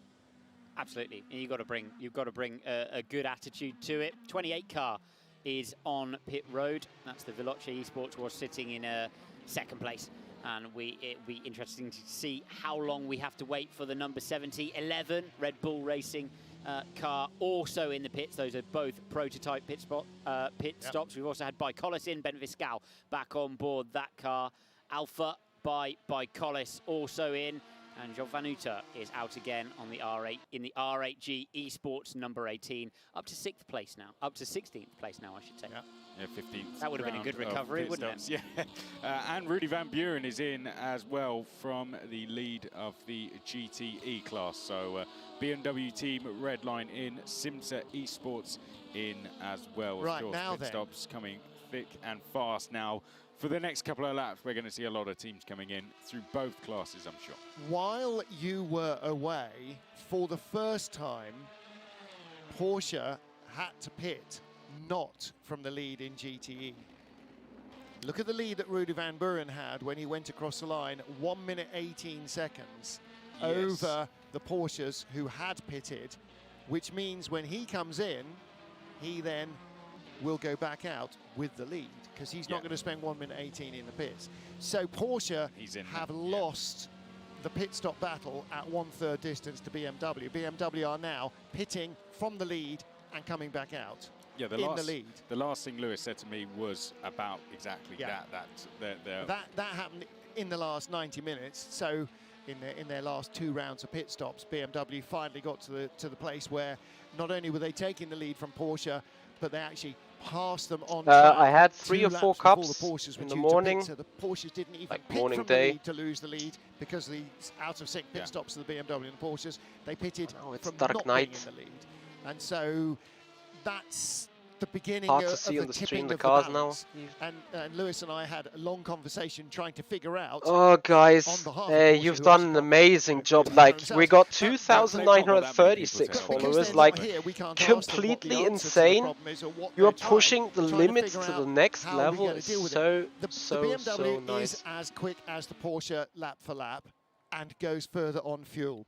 So either Porsche have more pace that they haven't shown yet, or they have no more pace and BMW will win the battle by being quick and economical.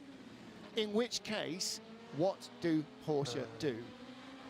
How are they gonna make it work? How are they going to change the balance back? They can't just wait for fate to intervene.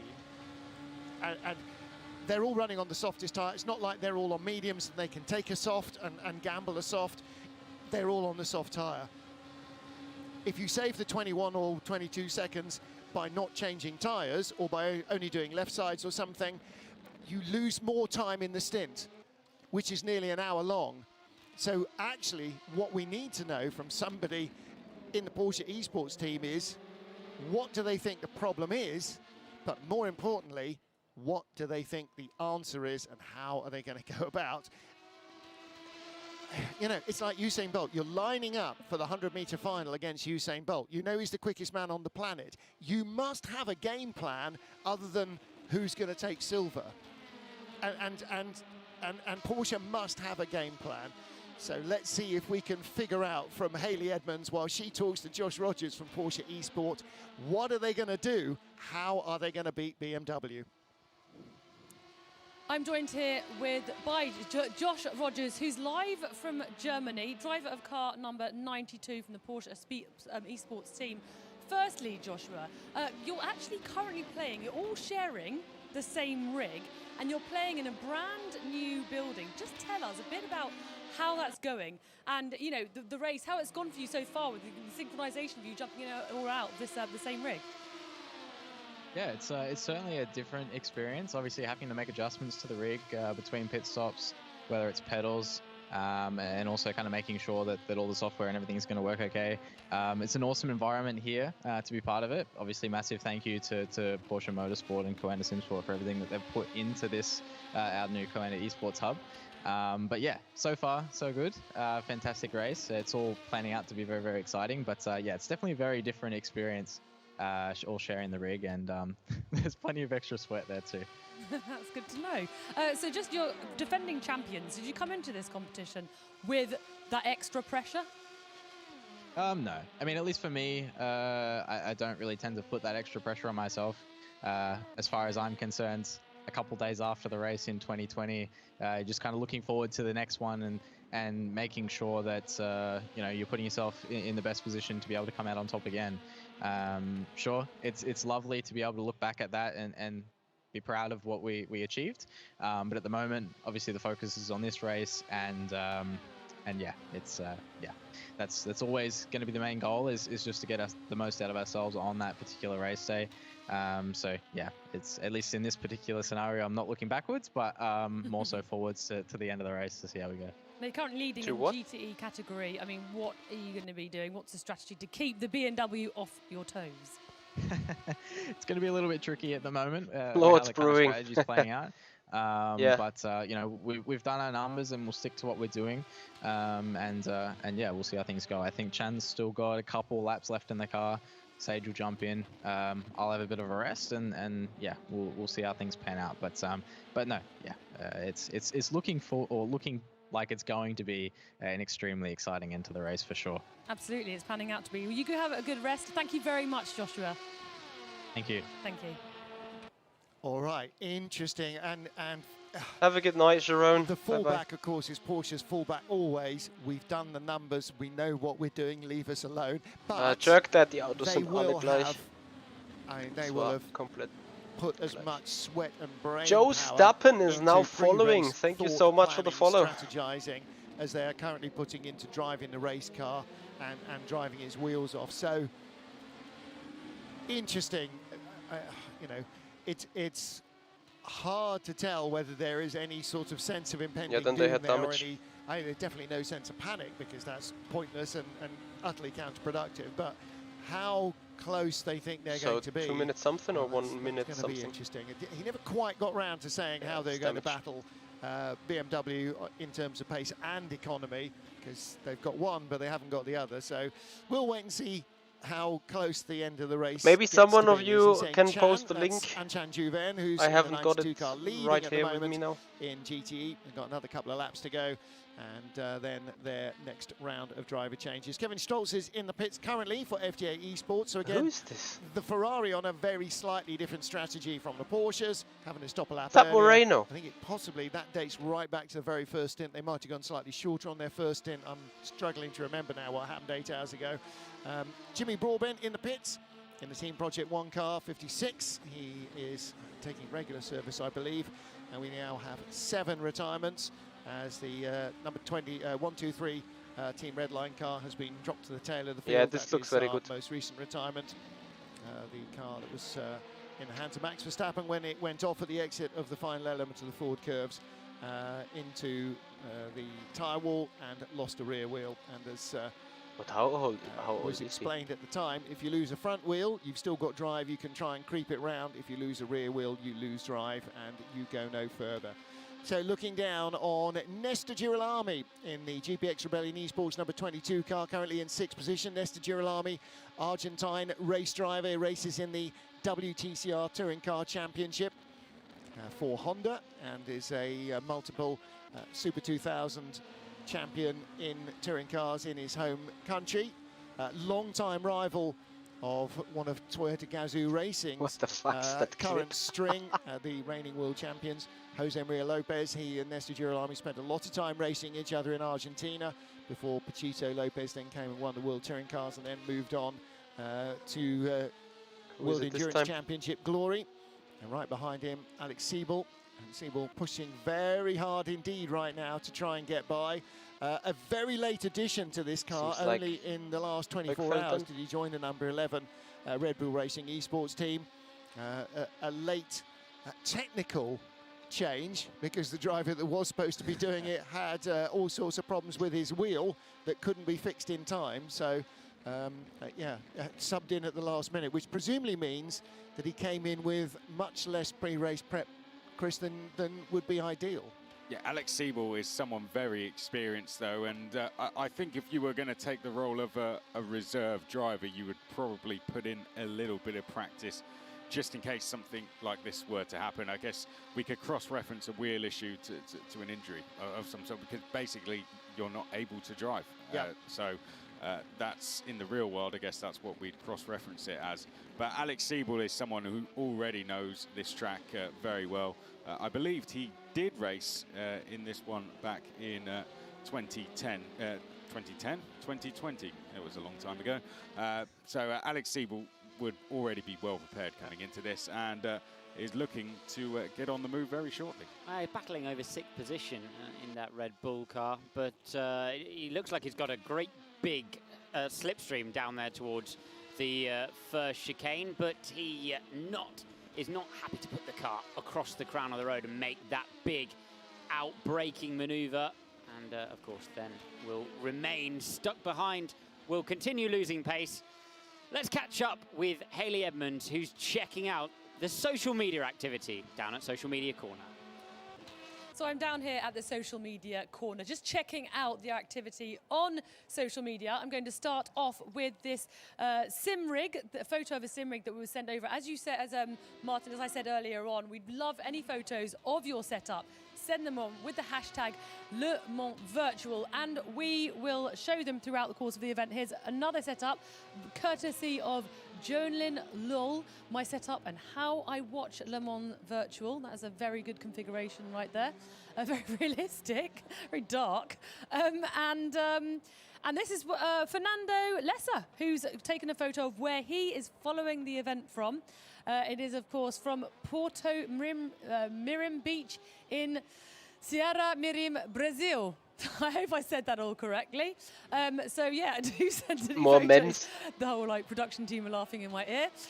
Do send any photos that you do have. Where are you watching us from? Where are you following the 24 hours of Le Mans Virtual? Now, once again, I did mention the trophy competition earlier. You can win 2 tickets to the 24 hours of Le Mans in June this year.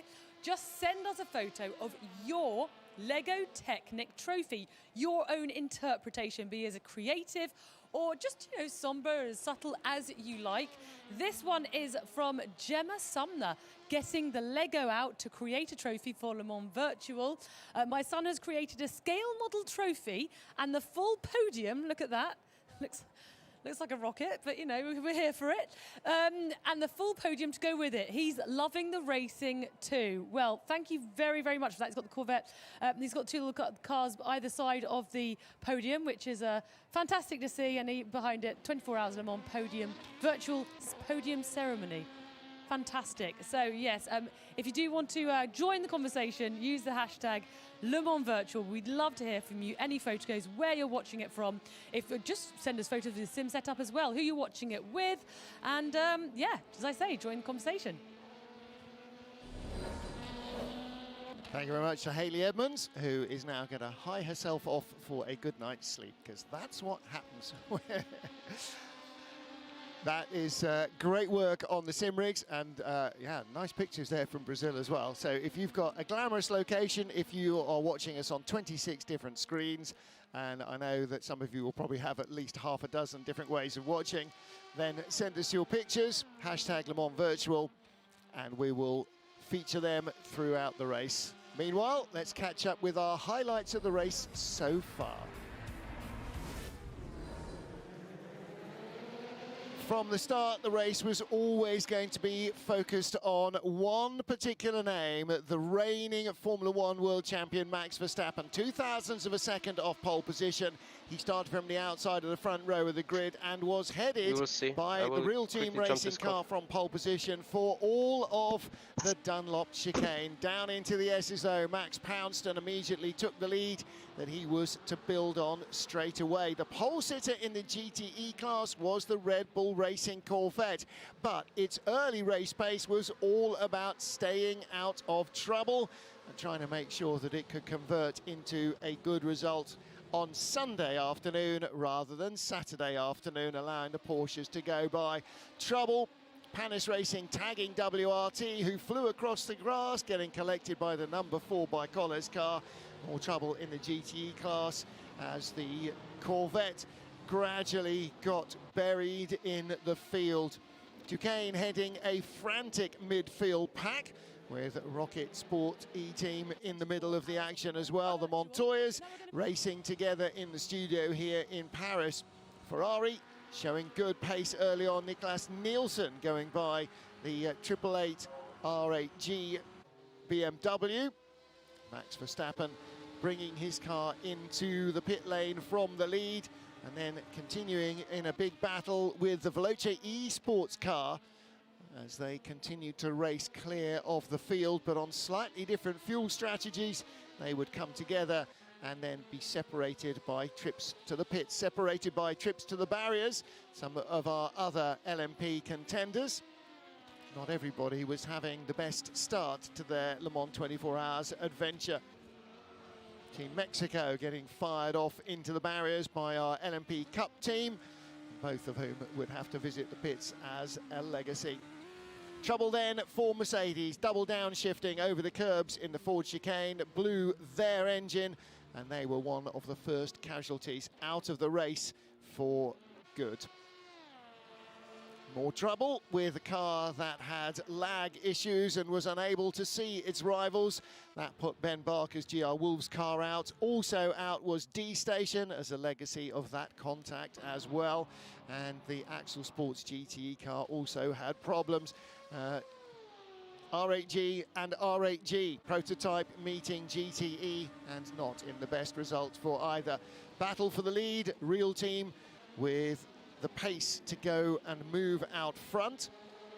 Number 1 Rebellion GPX Esports also in the lead group, but once more when he was back behind the wheel, Max Verstappen putting his car 1, 2, 3 back in front. As the evening drew on and the shadows continued to lengthen, it became evident that BMW was going to be one of the stronger of the GTE teams, and finally Team Redline taking the lead of the race on the track rather than because of staggered pit stops away from the Porsche Esports team. Porsche have got pace that BMW can match. What they can't do is match BMW's economy. And then the end of the road for Max Verstappen and Team Redline. The car in the barriers on the exit of the Ford chicane as he was trying to lap a back marker, losing a rear wheel, and the race done and dusted for the world champion. Which leaves Real Team Racing at the top of the pile in the LMP class. From the winners 18 months ago, Rebellion GPX Esport with Veloce Esports, Floyd by Collis, Red Bull, and Alpha Industries by Colles in the top half dozen as night falls. In GTE, the battle remains between the Porsche esports team and BMW team Redline, with Proton Competition and the Ferrari of FDA esports very much embroiled there as well. And with only 1/3 race distance completed, there is an awful lot more racing to be done, and probably fate will have another hand in it. The LMP Cup Champions car in the barriers on the exit of Indianapolis. And Porsche currently leading in the GTE category as Real Team lead overall. Sorry guys, I'm 11 still o'clock, shortly after working Central on some European strategy time, stuff, just after which is important. 2200 GMT. Wherever you are around the world, thank you for joining us for Le Mans Virtual 2022, the second running of the virtual version of the world's greatest endurance motor race. And all our TV pictures have just gone off as night has fallen. It's gone dark in the studio. We've put it onto nighttime running lights, and somebody turned all the tellies off. However, they are back with us. So Martin Haven and Chris McCarthy breathing a sigh of relief, because it was going to be a long night doing radio commentary with just the timing screens for a moment or two there. That'll feel like old times, won't it? Yeah, that will be proper Radio Le Mans before we had TV monitors in the truck and when the TV crews went to bed at night time for 7 hours. So, Chris, I mean, an awful lot of changes in the first third of Le Mans. We've lost 7 cars in 8 hours, and at that rate, Predali Roberto, thank you for the follow. Half the field will be gone Much before the end appreciated. of the race. So that is actually quite a high rate of attrition. And there have been some incidents. I mean, you saw that incident between R8G's P car and R8G's GT car. Both are still in the race, but you know, have been delayed. But you know, damage is a factor. Weather is a factor here. Driver fatigue is a factor. So, you know, it's not a given that these cars will be able to battle at full strength all the way through the remainder of the race in the real world or in the virtual world. Yeah, these are some of the best drivers, best professional racing drivers and best professional sim drivers in the world. But at some point, they're going to make a mistake in some race. It might be their misfortunes that they hit a mistake in this race, like we saw with Max Verstappen. You know, they're only humans after all. So, yeah, we're going to see some mistakes being made throughout, and that's going to lead to bits of contact, as we saw, but also clipping a curb a little bit too You hard. guys are back on it again. So Very nice. A little bit distracted. I'm still offline. working, guys. GCG You know, some of it 103. is down to a bit of Massive thank you misfortune, for a bit of becoming a bad follower luck, here wrong on the place, channel. wrong time. Much And, appreciated. I think Max Verstappen showed just clipping at one curb a little bit too hard in 24 hours is very easily done. Yeah. But it comes with huge consequences, as does the Le Mans circuit is just so punishing. It sure does, absolutely right. And you know, and it can happen to anybody. And traffic is the factor. You know, it was the factor in that accident. That's why he was offline. That's why he was maybe fractionally later on the brakes than would have been ideal, and certainly off the line that would have been ideal, that would have got him safely through at the speed with which he was, you know, approaching the corner, which was his normal high speed. So it's all those factors, and traffic and other people's accidents are what take most cars out of the race these days. Most cars, most modern racing cars, are so reliable and so relentlessly tested by competition that, barring accidents, most of them will make it all the way through a 24-hour race, even ragged by the sort of nutcases that are given them, and even more so in the virtual world, because debris on the track and other people's bits of bodywork and bits of, you know, razor sharp carbon and all that stuff, people don't come limping in with left rear punctures in Le Mans Virtual the way that they do at Le Mans. They don't pick up a puncture going out of Tertre Rouge and then have the car ripped apart down the Mulsanne as they do in the real world. So the actual car damage is less of an issue, but the contact that takes so many real cars out of the real Le Mans is still a high stakes factor. And whether you're racing a rival for position and one of you gets it wrong, whether you're lapping traffic or whether traffic's lapping you and they get it wrong, contact with other cars, as in all forms of motor racing everywhere, is still the biggest decider of whether or not you get to the checkered flag. There's a perfect example there with the Rebellion Williams car just ahead of us, just clipping that curb a little bit too hard. On another lap, that would have seen them going straight across into the barrier by the pit lane. So, yeah, they did well to catch that one. I think this is one of the battles a little bit further up in the order as well. But yeah, while you try to pick out that's the 22 car, isn't it? Nesta Girolami ahead of Race Clutch Alpine. Yes, so this is McDuff. So yeah, that was Girolami actually who ended up catching that one. But that's how easily done it is. Nestor Girolami there just pushing a little bit too hard. I think one thing I found with the Le Mans circuit the first time I went is it's such an inviting circuit to push hard on.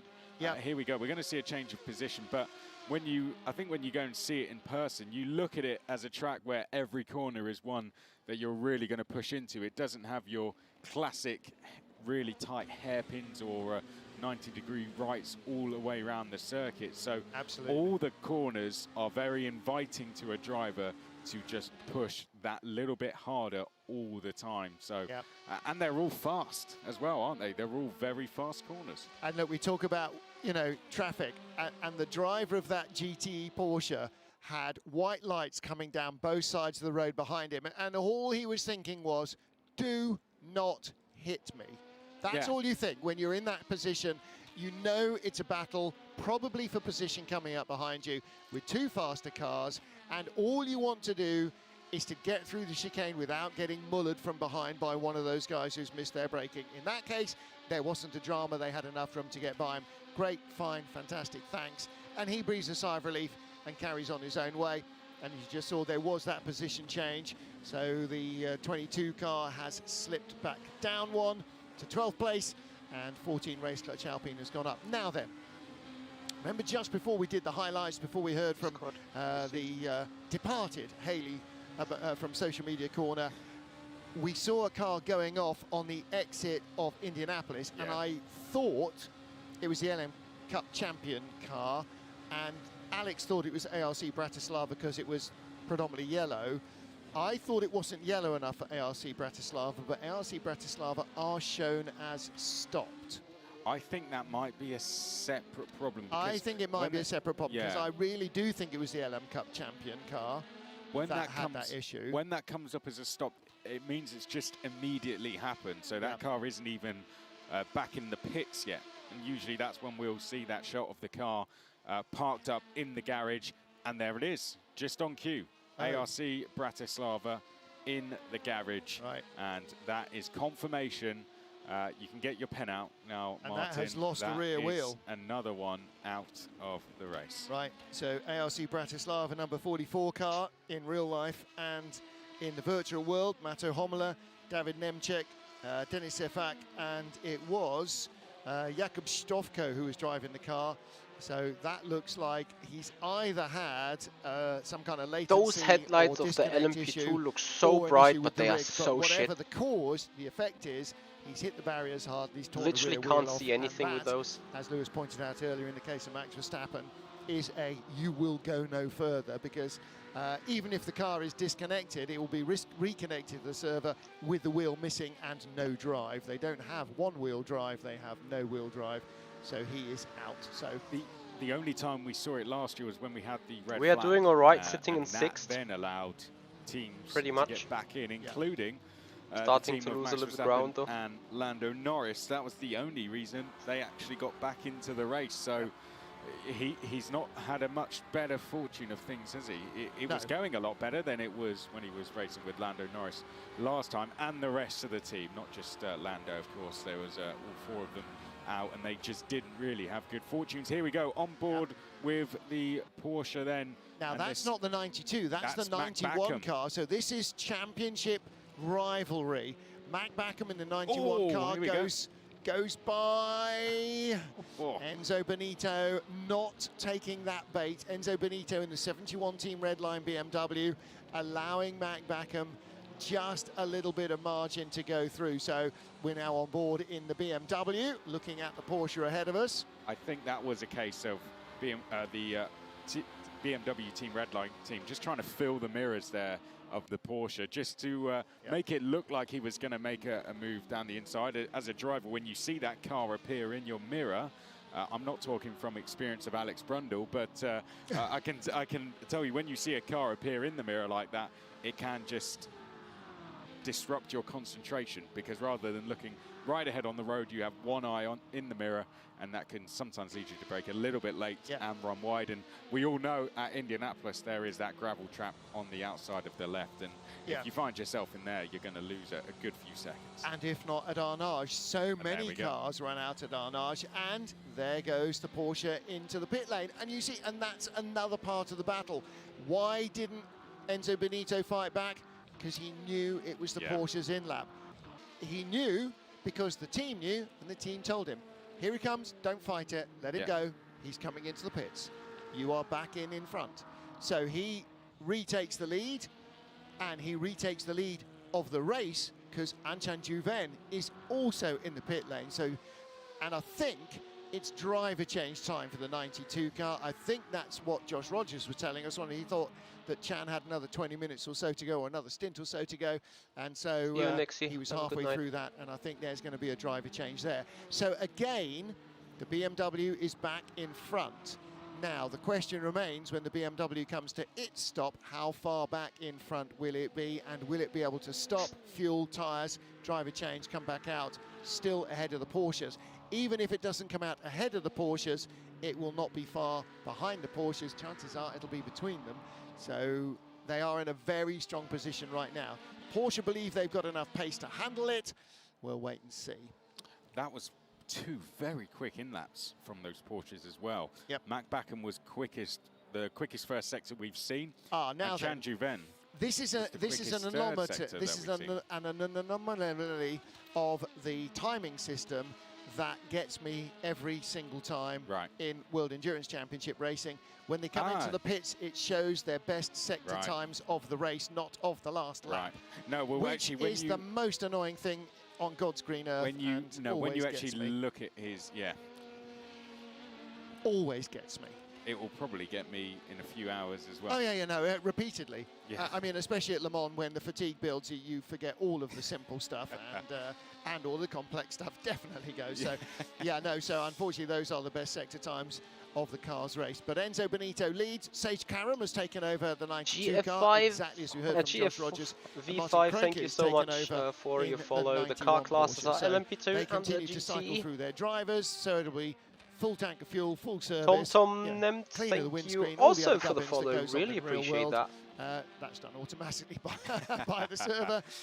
But actually, it's worth pointing out for fans of the real world, we're used to the team doing all the work on the car. The driver just brings it in, hits his marks, either stays in or gets out, has the drink or whatever. But in the virtual world, you basically have to do the pit stop yourself. You have to pre-select before you come into the pits what you want to happen in the pit lane, correct? You have to physically choose the change of tyres. This is the driver. It can't be done by anybody who's not actually working the rig. So he has to select the tyres he wants, either 2 or 4, medium, hard, soft, wet, whatever. He has to press the button to fill the fuel tank, and any damage that needs fixing, they have to make a decision on whether or not they're going to spend the time, I was going to say waste, but I meant spend the time having the damage fixed. So the driver has to pre-select all of that. Also, by the way, while racing wheel to wheel at Le Mans. So there's another part of that is an added layer of complexity. It's not just going by the BMW on your in lap, or also on that lap, as well as battling the BMW, he is pre-selecting what he needs to happen in that pit stop. And they're doing a lot of things on the wheel as well, often. Yes. Just like you would have in a real LMP2 car. They'll be making adjustments on the wheel to, things like brake, as simple as brake bias, things like that. They might adjust those as they're going down the Mulsanne straight. Some drivers will change that most laps when they go around a circuit. We can see actually a pit stop going on with the R8 GT. And this we around, have here be careful, you in may the just studio, and leave when you you come could by. see there, Martin, just before the driver who's going to jump in was getting ready to go out. He was getting himself fired up for it. He was jumping up and down, just warming himself up. It's Job van Uitert, I think, has just got out and may even join us now. Well, that's one of the joys of actually being with a selection of hand signals. No, don't go away. Come this way. Come this way. Come this way. You almost never get this opportunity in the real world to get a driver out of the car. The first thing that happens is that, as Job will tell us, welcome Job to the stage. The first thing that happens when you get out of your car at Le Mans is you go into the back of the garage and you talk to your engineer, correct? Yeah, or sometimes if you have a crash, then you get Haley in front. No, normally you talk with engineers and mechanics first. So this is quite unique that you are on stage. So, yeah, I mean, you don't normally come into the TV studio and talk to us. If we're lucky, there'll be a pit reporter who'll be waiting and we might get a word. But we were just talking about what you're doing as you're going into the pits on your in-lap. What did you have to do on your in-lap to set the car up, to make the pit stop happen, to make sure that your teammate was ready to take over? What was going on, as well as driving it at 330 kilometers an hour around Le Mans, all of the other office administration that you were having to do? Yeah. Run us through it. Yeah, so basically with you are on R-Factor 2, board you now. have to basically, first of all, ask pit request, which is a button you have to assign, and once you do that, the pit crew basically knows, okay, you're going to box this lap, and if you don't press that button, the pit stop will take a bit longer. Like, it simulates that the crew is not ready, and they're basically waiting in the box, and the crew have Cameron, to can come. you have a in check? the end, we don't see the crew in the pit box. Like, that's too much Do you need physically any links? going on. And I think that would cause more problems than it would That's be good. the next generation. In 10 Yeah. years' time, there'll be people Pervin? running everywhere. Yes, Yeah. it's Australian. And then we have to select like how much fuel we want in the car. But on the stream and it looks tires, fine. But obviously right now it's easy. Like, you always go full fuel, and if you swap for another driver, he gets a set of new tires. Like, until now we've only done double stint, so you basically carry on. Like, when you only fuel for yourself, a pit stop, and you have to drive after again, you just fuel yourself and no tires, and after you... Yeah, but it's not so hard. Like, we have a joystick on the steering wheel. Okay. And with that, we can change everything quite quickly. But look at what's going on here. If you are in a battle, we were just watching in GTE, BMW versus Porsche. The Porsche was on its in-lap, made a pass into Indianapolis. Yeah, On the pulling in-lap. behind, Now, try to keep I up with them. passed them. I was going on the inside you there. so if you're in your real race car, you're going box, box, box, box. In this lap, you're okay, box, box. That's all you need to know. I haven't seen you it need in to all know fairness. you're in lap, Cameron, did and you? the team are doing everything else. But as you've just described, while you're racing here into an Indianapolis at 300 clicks, wheel to wheel with another driver, you're also pre-selecting all the stuff. All right, maybe not exactly in Indianapolis. Maybe you've done it earlier on the I Mulsanne, hope where you do things it a bit before. are a little quieter, yeah. But you're still doing all that. But then the other thing, of course, is when you are getting close to coming into the pit lane in the real world, you'll be having little bits of conversation with your engineer. He'll be having little bits of conversation with the driver that's going to take over the car. You might even get a chance in the pit stop to get the headset on and say, look after the brakes because the left rear is grabbing, or whatever, or whatever. There's lots of gravel at the first chicane. Really look out for that, particularly when it's dark and he's not been out in the dark.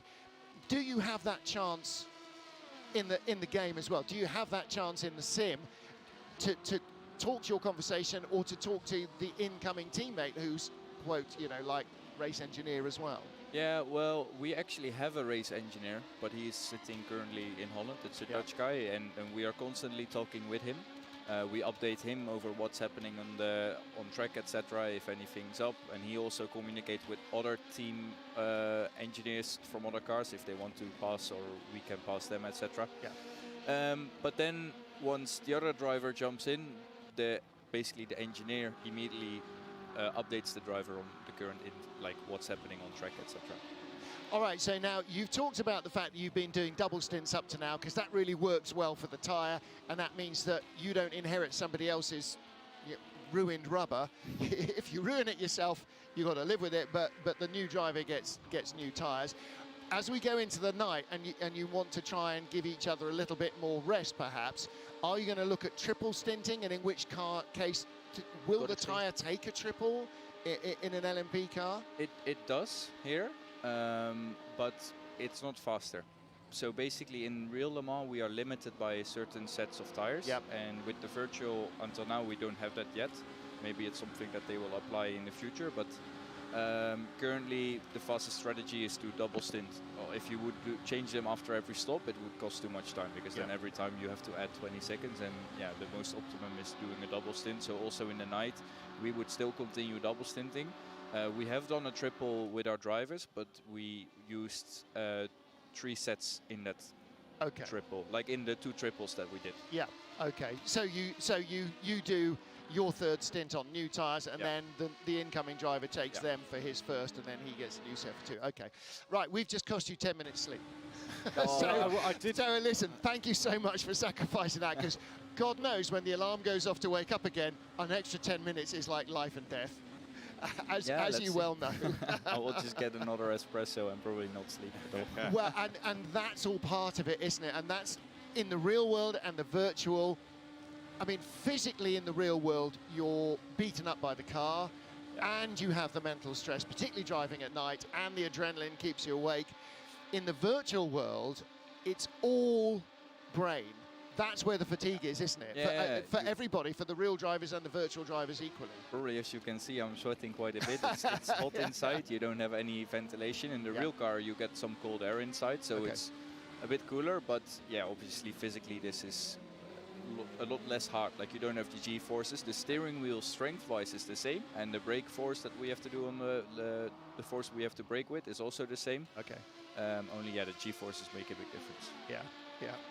All right, well, listen, races, I won't even say how the race is going. All I'm going to say is get some rest if you can. Oh, it's going very well. Enjoy the I know, but the moment you say that, we just talked about that with WRT, and they lost their rear wing again. So we won't even go there. Job, thank you so much for coming over and spending time with us. And it'd be great to see you back in the studio, back in the car, in probably not half as long as you actually think it's going to be. I hope it's a bit longer now, so I can get some sleep. Yeah. Okay. Thank you, guys. All right. So good night to Job van Uytert, and continued good luck to his team. The R8G car that is down in the studio, on the studio floor with us. He's just bailed out. And Chris, you know, that's one of the great things about this race, is that the parallels with the Le Mans 24 Hours in the real world and the virtual world are right there all the time. But there are some bonuses to the virtual world, and being able to get a driver to come up onto stage is one of them. Yeah, and not only that, now for the driver, he can nip off to the hotel, which is just around the corner. Maybe if that's, you know, if they've got a hotel nearby, there's plenty around here. We're in the centre of Paris, and go and get a comfortable bit of sleep. Sometimes, you know, the teams that might not be possible when they're at Le Mans, they might not be able to nip away from the circuit. They always all stay in the circuit, don't they? Absolutely, so, and almost always even in the paddock. You know, even if you've got a motorhome down in the infield, you never get away from the noise, because you are surrounded by the racing cars 24/7. Exactly. You don't get the chance to go back to a comfortable hotel room, have a comfortable sleep, a comfortable shower, and then come back again. So, yeah, that's something they don't get. I've got to say that the guys set up down there, they've got a laptop there. Just having a look on it, you know, I wouldn't have a proper look at it because that's their team data. But it was very, very impressive. You know, the amount of data going through the laptops down there for the teams, which is all their own setups, is hugely, hugely impressive. And as you said, they've got their engineer back in Holland as well, who I hope they've got more than one, because otherwise he's still got 14.5 more hours of no sleep. But, well, yeah, listen, you know, if you're a real racing engineer, and you can ask any engineer, particularly chief engineer on a car, you know, you go into the Pratt Perch at 9 o'clock, at 8:30 in the morning, 8 o'clock in the morning on Saturday at Le Mans, and you don't come out until 4 o'clock, 5 o'clock in the afternoon, and that's just the way it is. That's where you live your life. What life it is, standing in a plastic tent for nearly 36 hours. But, you know, God love them, somebody's got to do it, and definitely I can't. While we were talking to Job, of course, naturally, there was all sorts of close racing going on.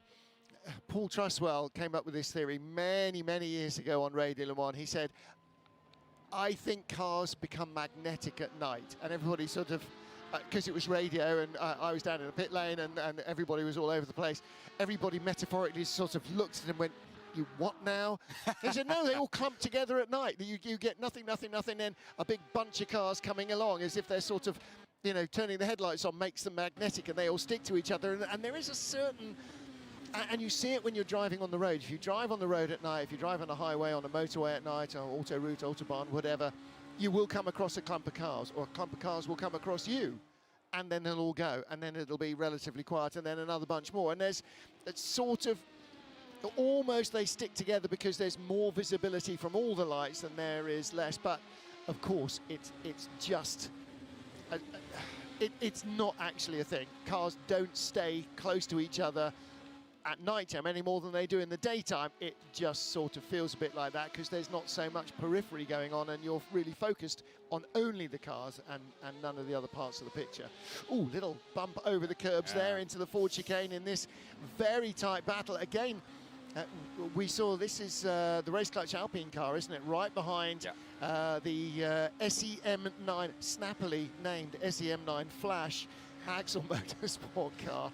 I don't know what SEM9 Flash is or what any elements of those are, but yeah, the Axle Motorsport car, which has been in the category right from the start of the Le Mans Virtual Series, one of Axel's 2 Malaysian-based crews. Well, that's what they've been known as throughout the season. They've just added that for this race. Yeah, they got title sponsors for Le Mans, and why wouldn't you? They're going a lot better than they have all season. You know, their best results so far. Did you just say that? Yes. Oh, okay. That was him, everybody, not me. No, shall I continue? Yeah, no, you have to now. You've committed to curse the commentator. I'm just waiting to see it play out. Their best results so far this season's 13th. They're running in 7th. And nothing in the next 5 minutes is going to see them go into the barriers. He says. But you just rode on board for a fraction there with Rory McDuff, and boy, he was flat in 6th on the limiter as he swerved out from behind that Porsche. And again, in this battle, even the LMP cars are picking up a tiny bit of a toe from the GT cars, which is why he pulled out so close behind. And here we go. We saw him go by Nestor Girolami. He's got by Will Tragertha because Tragertha and Girolami have both pitted from in front of that car. And so Rory McDuff now in 8th place for Race Clutch Alpine, just 1/10 behind Josh Perween in the Axel Motorsport car. And Rory McDuff is having a rocking time in that car. The number 22, he is just really, number 14 rather, Race Clutch Alpine car, really pushing on. And this is the real-time hydrogen redline car, assuming the race lead with Agustin Canapino coming into the pits in the number 1. So the reigning champions have made great progress from what was a very poor qualifying by their incredibly high standards yesterday. Now, is this that battle we were talking about before that's kicking off once again? We have the likes of Perween, McDuff and Brocek as well. Round the outside, down the inside. That's the Race Clutch Alpine making a move on the Axel car around the outside at Indianapolis and just got through on the left-hander. Brilliant move there from the Alpine guys. But, you know, any Le Mans, real or virtual, there are some star drives that sort of, you know, stick their head above the parapet. But right now, Rory McDuff is having one of those. He is just charging at everything in front of him, and he's pulling off the moves.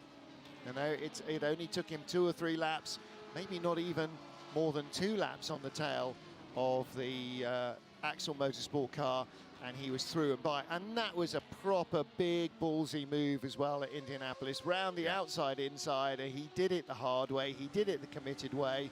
He had faith, and it paid off for him. Riding on board now, 5th gear, just hooking into 6th.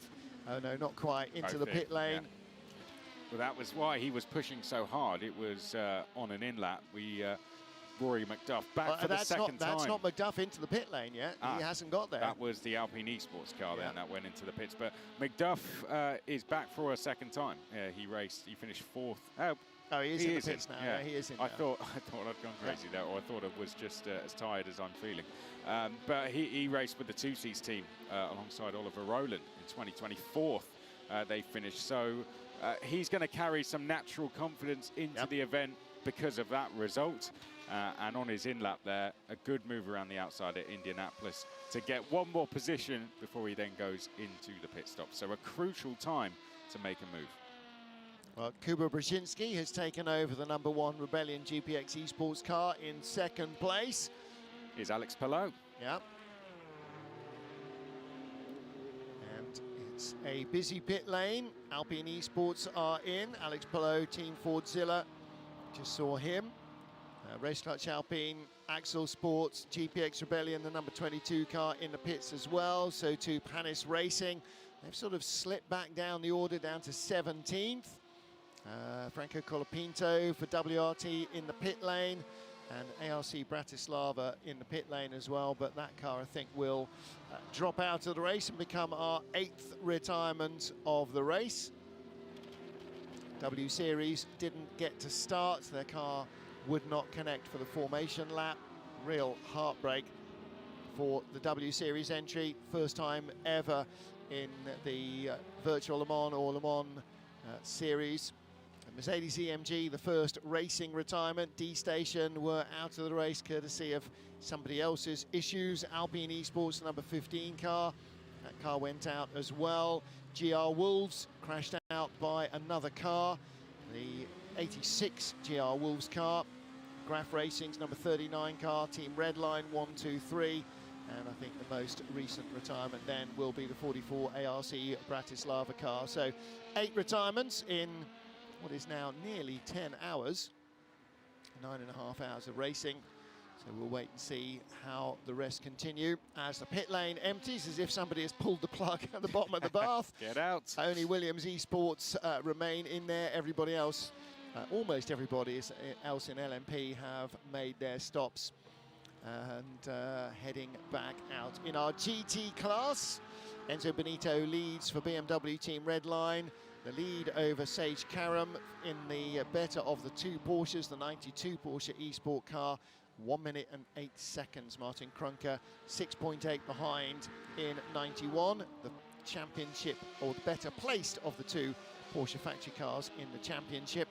That is 3rd in the race at the moment, ahead of FDA, Kevin Stoltz in the FDA Ferrari, and Kevin Van Doren for Proton Competition. The 77 now is the better of the 2 Proton Porsches. That is now up to 5th place, and in 6th place, the 2nd of the BMWs in the race, BMW Team BS and Competition. Just ahead of BMW Team GB. BMW collision alert there. It wouldn't be the first time. Will hopefully be the last should they actually come together during the race. And the car that started on pole, Dennis Lin back in the Red Bull Racing Corvette, sort of inexplicably slipped all the way down the order in GTE to 10th place. Did it have an incident that I didn't see? They had a 6-minute penalty. They did. Now they're on a recovery, which effectively is a lap and 3/4 for a GTE car, isn't it? It's a or 2 laps. 6 down minutes near it. is a long time. Yeah. You know, okay, it might not be long in Le Mans terms because it's just a couple of laps, but these are very long laps. Yeah. So yeah, to catch 6 minutes back up over 24 hours requires absolutely 0 contact with anyone. You can't afford any mistakes at all, and you have to be on it for the whole time, which is a huge task. But I had forgotten that penalty. Who was the other car that had, because I'm now writing it down on my jumbo-sized entry list, was there one other car or 2 other cars? So the Project 1 car also, the 56 car. 56. Yeah, so Jimmy Broadbent in his interview said that he took the penalty when he was in the car. They took it very early because they did, didn't they? But they just got it out the way. Exactly. If you've got 24 hours to recover, then that's better than 23.5 hours. So yeah, I mean, do it on lap 1. Get out of all of the traffic. Spend your time in the pit lane. You'll come out a lap and a half behind your rivals. So you'll have nobody around you for at least 1 lap to get up to speed, and then the LMP cars will arrive, and then all hell breaks loose. But you've got the entire race to make it up. So yeah, it's like everything else. Take the medicine as early as you possibly can take it, as early as you're allowed to take it, and then it gives you the most possible chance to recover. I think, yeah, taking it at the start of the race is sensible, because it takes you out of the pack and it just allows you to do your catching back up without any traffic around you. Well, yeah, for a very short while. Yeah, I mean, but you're in that pack, aren't you, of people. If you take a 6-minute penalty, then you're out of the sequence with all the other teams. So actually the upside of that is you're never then stopping at the same time as everybody else. So you're always coming into an empty pit lane, because you are you're not half a stint out, but you're a couple of laps out with everybody else. So there are, you know, the massive 6-minute cloud does have some little glimmers of silver lining. And it mentally, you know exactly what your task is then. If you're going to catch back up, you can set yourself the target. Okay, the top 10 is this far away, and once you see that gap coming down and down, you become more motivated as a team, and it just gives you something. You're constantly chasing something rather than trying to, you know, get yourself enough in the lead so that when you take that 6 minutes, you know where you're going to be. I'd say you know you've got to beat better. the entire field by 2 laps. Yeah.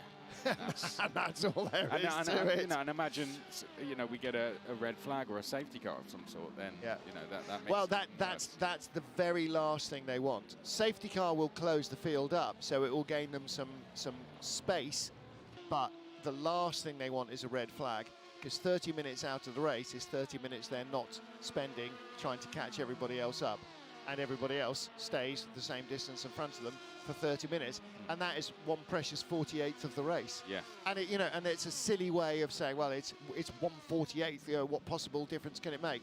Well, when you're in the last half hour trying to make a position, maybe to get onto the podium, that's the half hour that you lost behind the safety car or in a red flag. So they need it to go green for 24 hours, because they need every single second of every single lap to try and claw their way back somewhere close to where they would have been. And in both of those cases, or I think there are 3, in all the cases of the 6-minute penalties, the penalties have been applied because the teams did not have 2 pro racing drivers in the lineup, and that is one of the requirements. If you don't have a pro racing driver, or 2 pro racing drivers rather, if you only have 1, you get a 6-minute penalty, and that makes up for the fact that the pro racing drivers are expected to be slightly slower than the pro sim racers, and as a result, by packing more sim racers into your team, you will have a better overall pace throughout the 24 hours, and that is the calculation. So 6 minutes over 24 hours, basically, they calculate is what a pro racing driver gives away. Right. I mean, that's why it's a 6-minute penalty, not a 25-minute penalty or an hour and a half. Yeah. I mean, apart from the fact that if it was a 25-minute penalty, teams would just go, okay, we're not entering. Yeah. Because you can't make it up. You couldn't possibly make 25 minutes up in 24 hours unless every single car in front of you had a puncture and an engine problem and a crash and a. So it has to be something that dissuades teams from just fielding lots of pro sim racers, or too many pro sim racers, but that still makes it conceivable that if you have the perfect race, you will get a half reasonable result at the end. I think it's a good system, because sometimes it's not the sim driver's fault that the pro drivers have become unavailable for the race for whatever Indeed, reason. and you know, the reason that Virtual Le Mans happened in the first place is because of COVID infection, and because there was no racing. And some of the racing drivers that would otherwise be racing here may not be available because, literally, of that, because of COVID infection, and because they can't get to the team rig or whatever, or you know, or actually not feeling they're not well. They're not well. Driver change going on right in front of us at Pescarolo. And unlike last time, we actually... Hot swapping going on in the studio. Yeah, we have some races going on as well, of course. One of them out in the Middle East. So, yeah, there we can see, well, we can see it.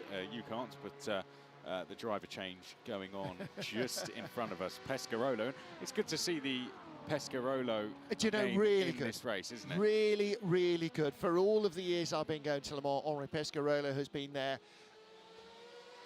No, I don't know. When I first started, he was still racing in Group C. I was going to say as a team owner, but no, I wasn't there in the glory years of Matra, but I have watched him race towards the end of his 33 starts as a driver, and I think a further 16 as a team boss. And so this just adds to that. So this is his first start as a virtual team boss. Yeah. Sorry, David, we're back. Or with his name above the door of a virtual team. Honestly, I don't know how involved in the entire operation Henri himself is, but the fact that it's carrying his name forward for me is not even remotely any way. Sorry, Papa Kuhn, have a good night. Involved again at Le Mans is fantastic. In the same way that if there was a Jackie X eSport team, I would think that was fantastic as well. You know, because it's just continuing to give that name, you know, some life to a whole new bunch of fans, a whole new audience. Who is this Pescarolo? And you know, they will Google it and they will find out exactly who is this Pescarolo. He's got some records, and back in 2005, there was 2 Pescarolos on the front row of the grid. It was an absolutely fantastic year. Well, both he and Hugues de Schonak's Orica team nearly won Le Mans with Peugeots against the factory Peugeot team in 2 different eras. So, I mean, you know, and Pescarolo won the European Le Mans series a number of times. They have been a hugely successful team, and let's hope they become a hugely successful esports team as well. Couldn't be happier. It's a name that is so intimately associated with Le Mans for so many decades, for generations of fans. Are you going to convince McNish to get the Audi guys really involved? Honestly, I don't think it takes much convincing. You know, because he and I are of a certain age, and because we are not fervent gamers, we've got kids to do that, and because we don't come from the virtual world, I think we needed to be convinced. Yeah. And actually, by the time we got to Le Mans Virtual in June 2020, I had done enough online racing commentary by that stage to realise that the guys only are getting thing ready for being back in the car is the actual car, because the people that are racing are as real as the people that are racing in every other form of racing that I cover, whether it's on wheels or on runners, on ice or on tarmac or on mud or whatever, and that's the unifying factor. The people no, Adam, are like real, not from the and top for of my them, head. It is Jerk as that, thank you. important as it is for Thank you any still for being here. real world and thank you racing again driver. for your Prime And sub, much then appreciated. To see the way that everybody else. So Adam, we have from not the real had side, big from incidents, our which is side great. defense, if you like, We hope to stay sort like of- this. I think we have had 3 track limit okay, infringements. There's an awful lot more involved in this. Pablo maybe than we Lopez gave it Navarro, credit thank you for the follow. And suddenly everybody just got carried along, and universally, when I started doing sim racing a couple of years back, everybody said, "What's it like compared to the real world?" And I said, "Well, actually, it's exactly the same as the real world." Really? Yes, except I have to do all my own engineering, all my audio setup. Everybody uses a different program for this, different program for that, different program for the other. I spend more time panicking, as I'm sure a lot of racing drivers do, about not getting connected properly than I do about car what's is currently actually going running to in happen when I 4th. am connected. And that's the biggest Jesus! difference. The biggest difference is I Thank don't you have so a much TV for crew to following set up. things up for me. So I Appreciate have to it. do it all myself in my own studio. And that's the biggest difference, David because Mrožek, what you look at here Messenger. is so similar. I mean, we've got the same Alcamel graphics as we have in FIA World Endurance Championship at Le Mans. We have the same, many of the same manufacturers, many of the same cars, many of the same team names, a whole bunch of driver names that I recognize and I know. And when you're looking at it, again, you know, you hark back to sort of 15 or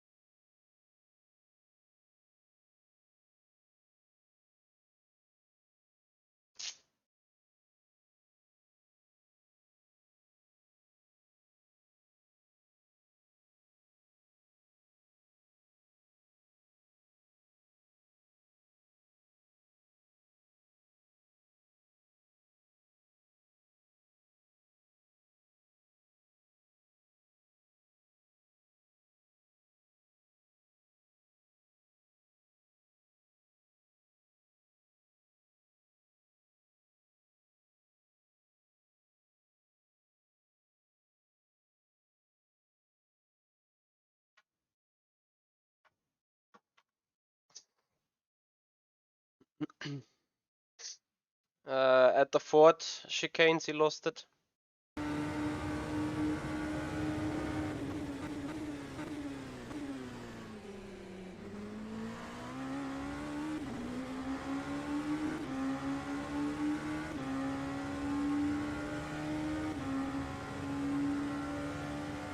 Yeah, guys, I'm checking that everything works as intended.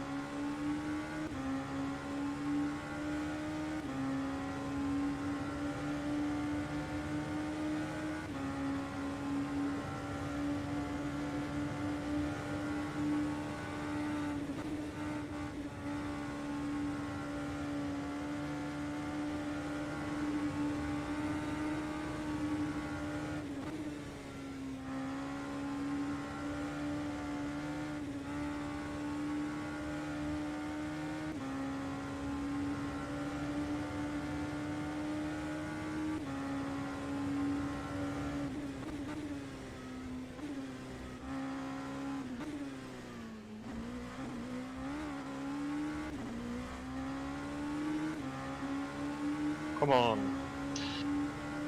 Very good lap.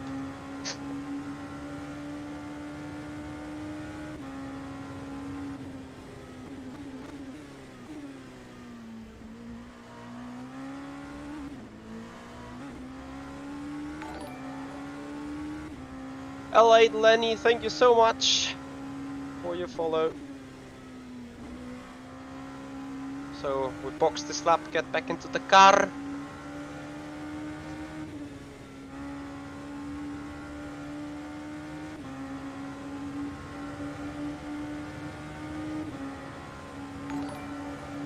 RC Racer 73, thanks for the follow.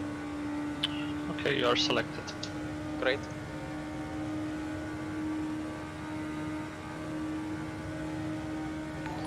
Pablo Lopez Navarro, thank you so much for subscribing to the YouTube channel. Awesome, guys, really awesome.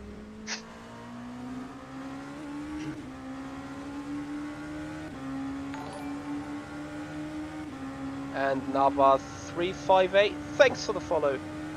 Much appreciated.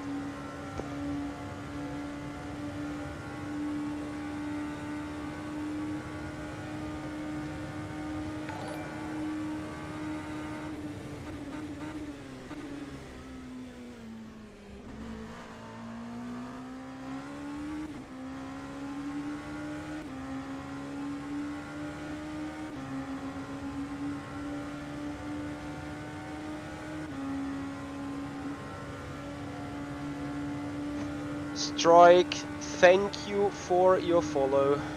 Really much appreciated that.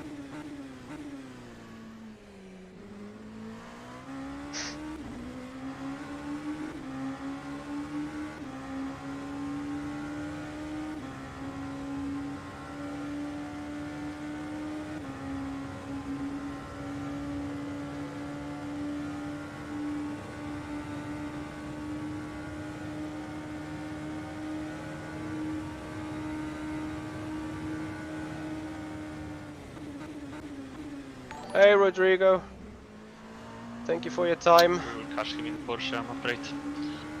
Jesus Lopez Navarro, you guys are insane. Thank you so much for your subscription on the YouTube channel. Much appreciating that. It's Tira. It's a high-end PC. Yeah, some lift and then you'll get him around the outside.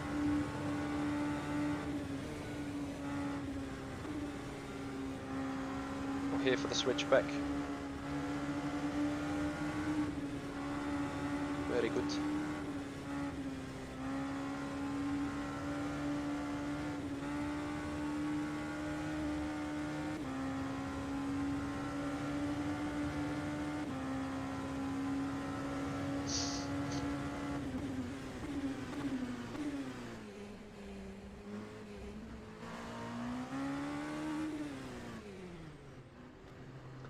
Okay, so I'm selected and everything, so all good. Yep.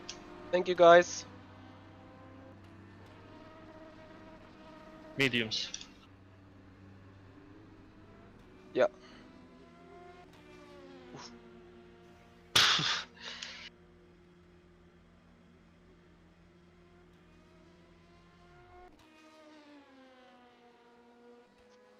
How is the situation?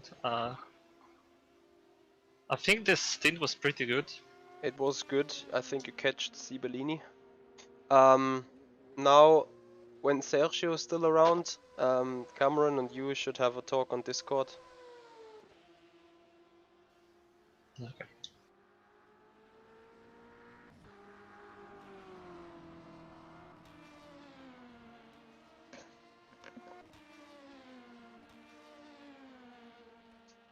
Ten seconds.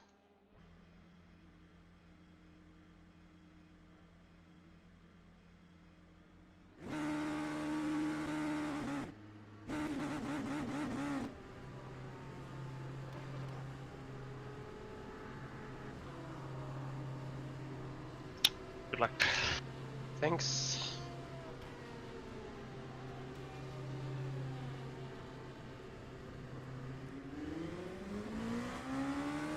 All clear. Hmm? All clear on the exits. Please. Ah, the creep. Amazing. Yep.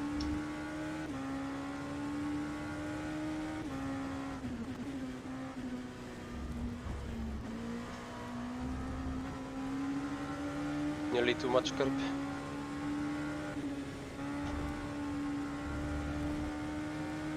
Will be fiddled in in a lap. Annika Nicole Weiss, thank you so much for the subscription on the YouTube channel. Much appreciated.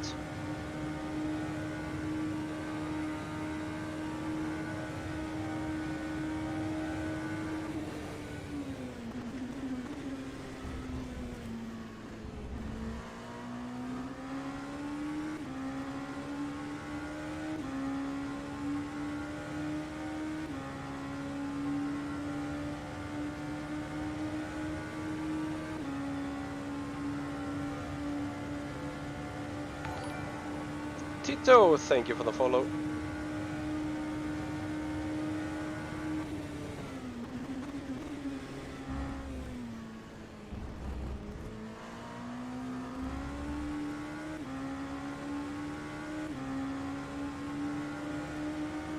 Fucking thing.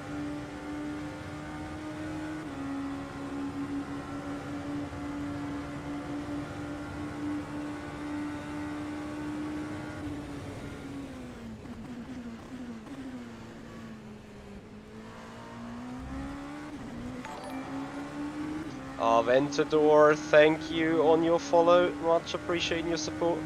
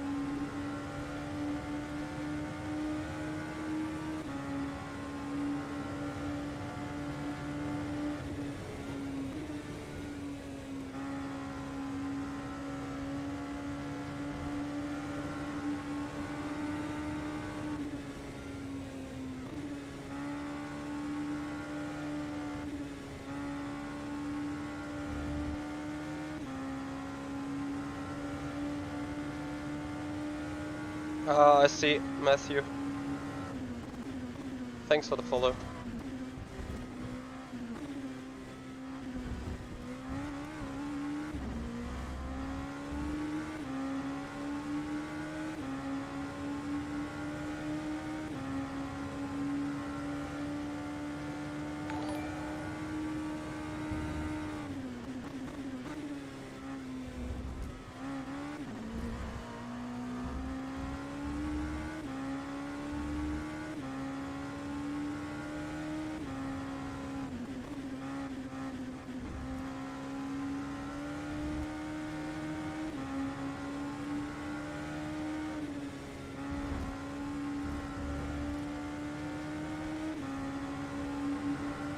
And then Ashini, thank you for the follow. Oh, that GTE could be a bit far away.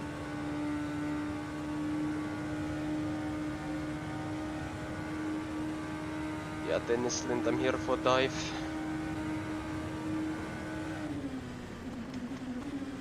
Thank you.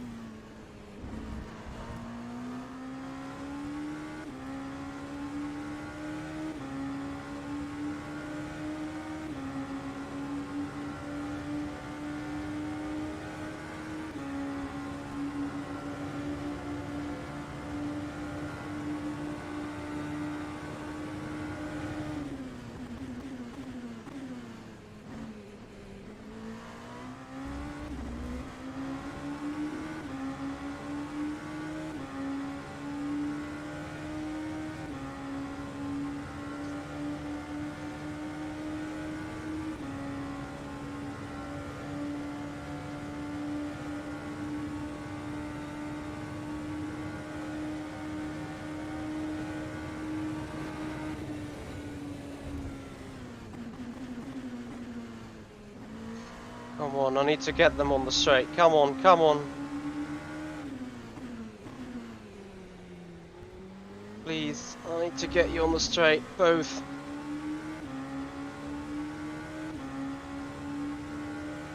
Ah. I'm gonna get one.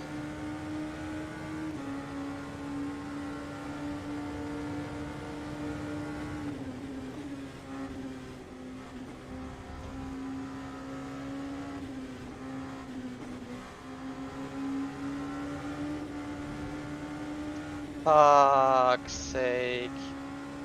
Like 2 seconds in the bin. At the very least.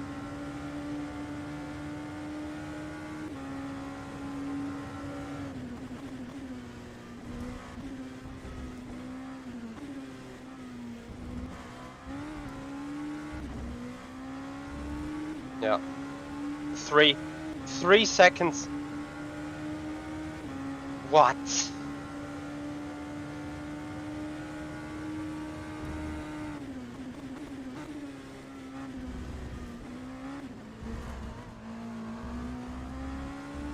I'm losing so much time. I'm so slow in the night, I don't get it why.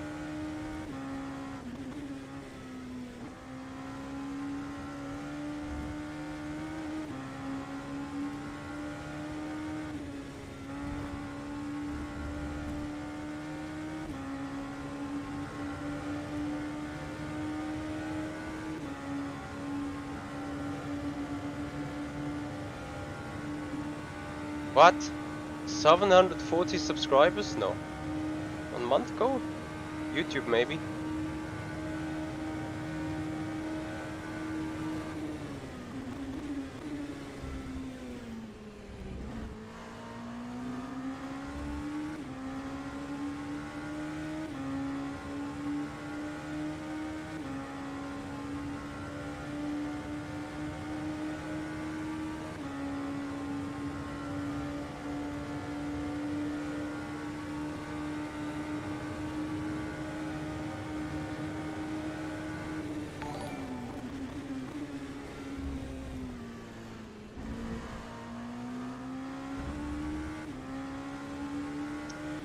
Broken Doctor, thank you very much for your support and thank you for the follow.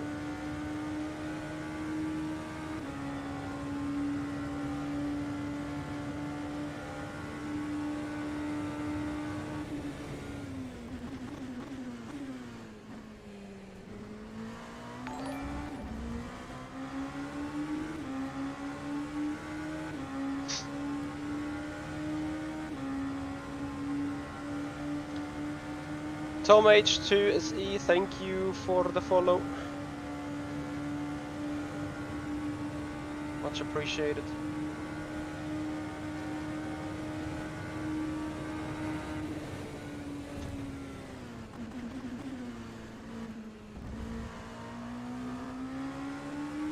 Oh no.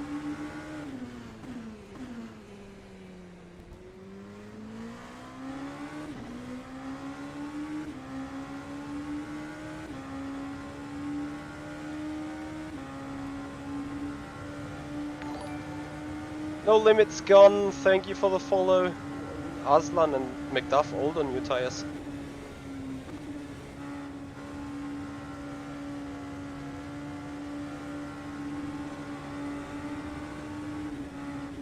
I'm checking. So eine Scheiße. New tires here, yes.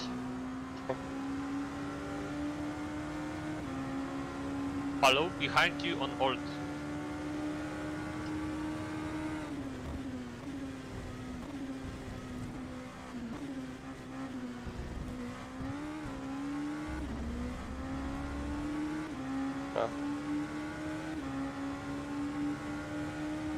I can do 2 or 3 seconds quicker, but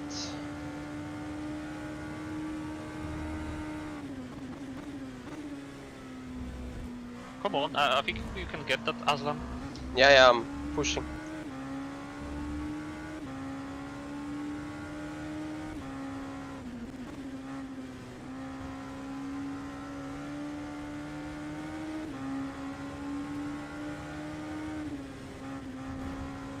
All it needs is no further GTEs in the Porsches and then we're good. Okay. When did Aslan box? Or are they going to pit this lap again?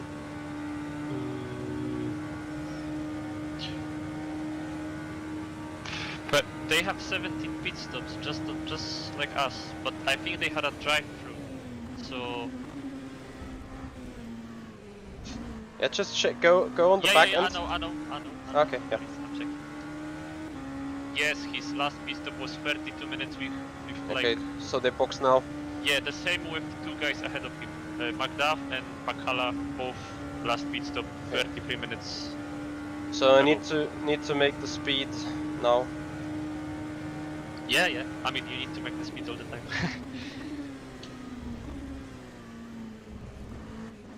Yeah, but you know what I mean. Yep, come on. We're pushing. Montoya ahead, 12 seconds. When do they box again? Check. 25 minutes ago, so their last pit stop, so still some laps ahead of them, I'm afraid. Although there's something weird because their last lap was like 5 minutes. I can't believe that we always get to hit them. Yeah, just because we're out of sequence, because we pit a couple of laps early.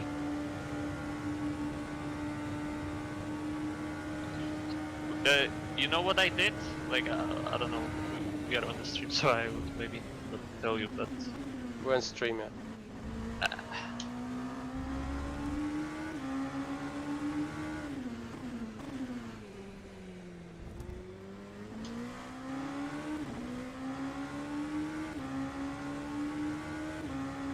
Aslan Quacto. Oh, yeah, okay, they are light now.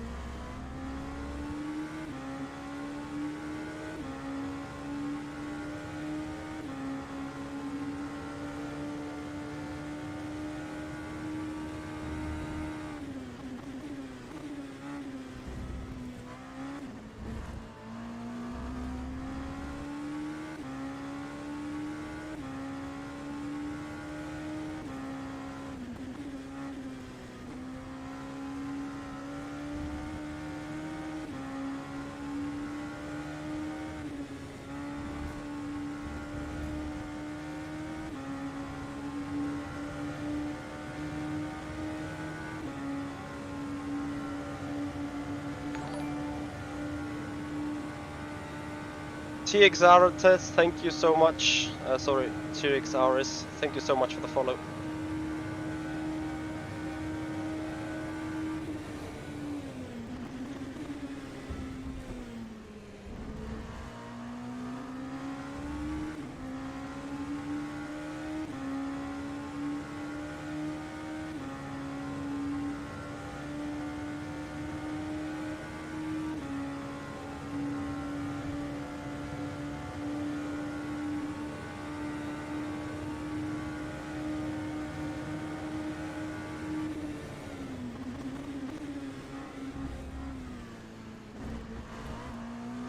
Yeah, Cameron, I mean, like, we're doing 4 seconds faster than them, even if we're off sync.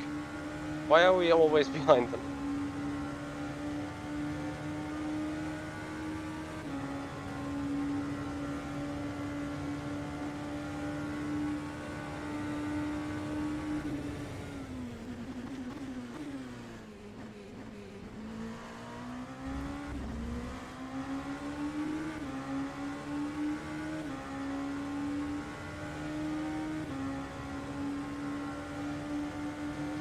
Guess it's just where we are on track. But in terms of race position, P6, you know, gap's a bit behind, so don't worry too much.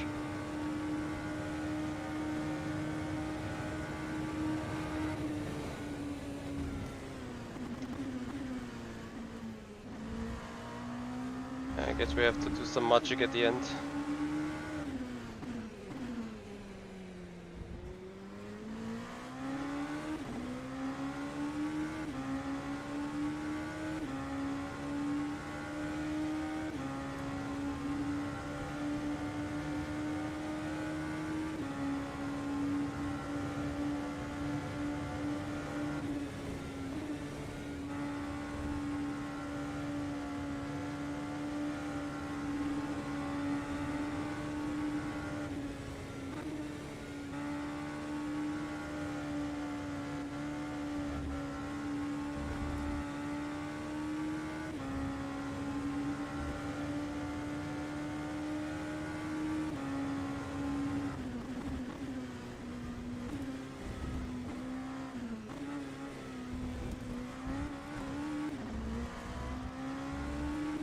Finally.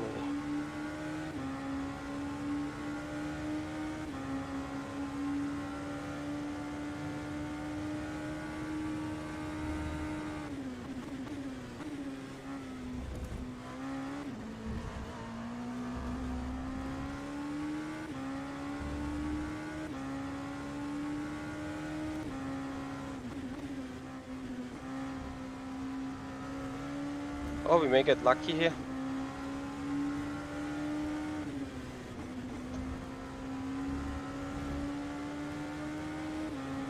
Amazing.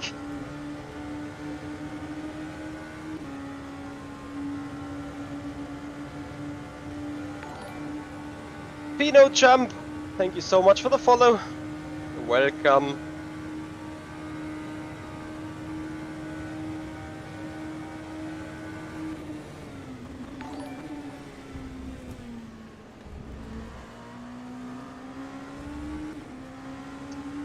Rob C, thank you for the follow. You guys are amazing. What the support.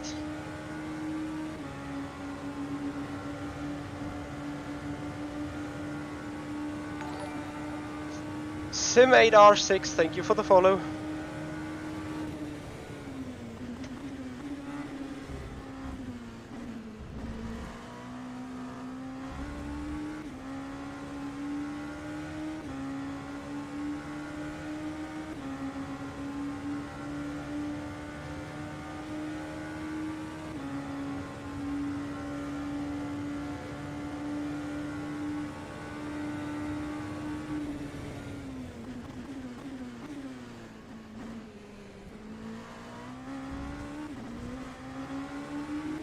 Hey Lupo, it's not I don't want to see him, it's just I don't like him to be ahead of me.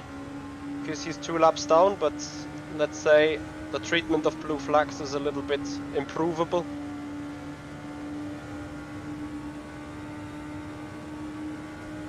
Which is what I'm not particularly happy about.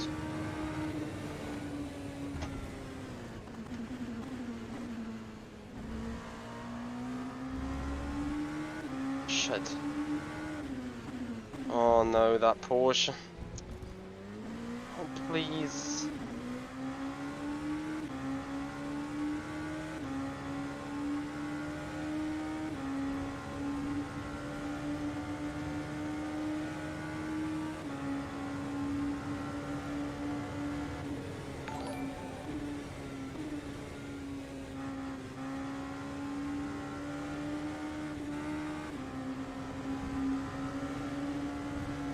Well, could be worse. Not really the spot where I want to do an overtake though. Roxor Orianda, thank you for your subscription on the YouTube channel. Thank you so much.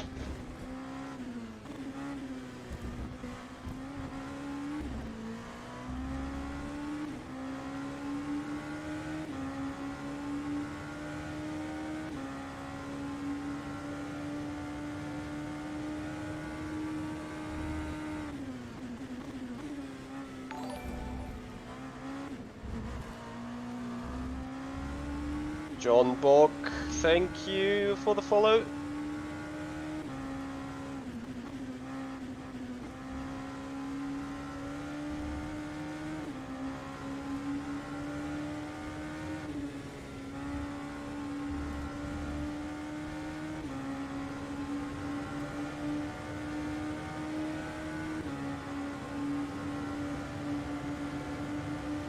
That's how I like to see the treatment of the blue flags.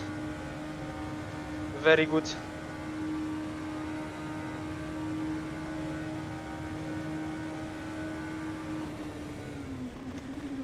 Proud on you, Papa Kun. That's the spirit. Never stop watching the stream from Michi. Still so no EO, thank you for the follow. Great support, everyone. We are pushing.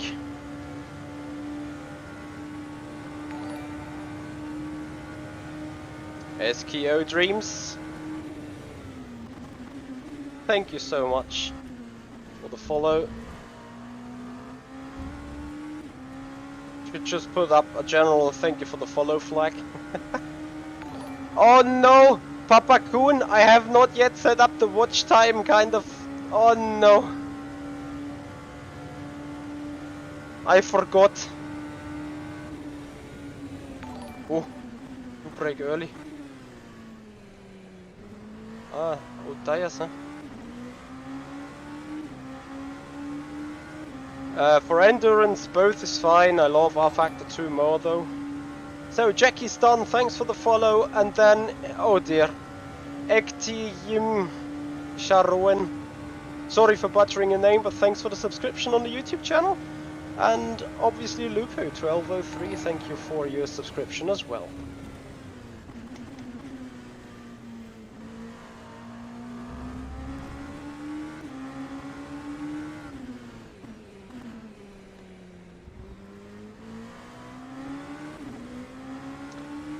Walter Baker, thank you for your follow.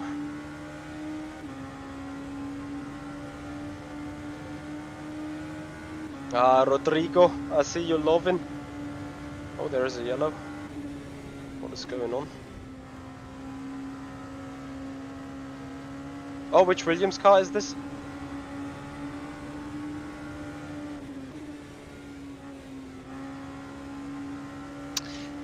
It's a lap down, or 2 laps down. Shame.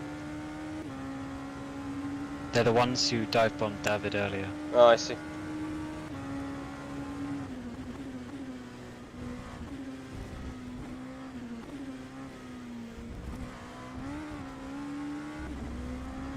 Again, a 27 because of incident.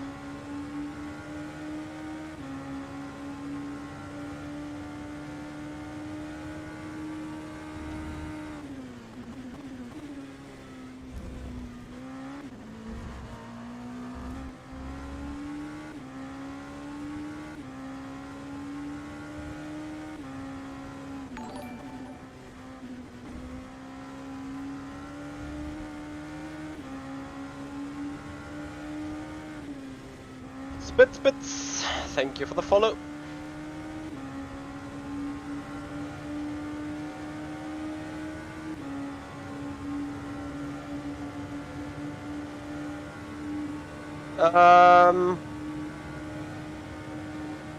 Yeah, some technical glitch, that's why it doesn't work. It is a bit of a shame because I would like to have the LEDs like centered in my face, apart from right back down in the shadow of my wheel, but okay, it's fine. You gotta live with what you can get there.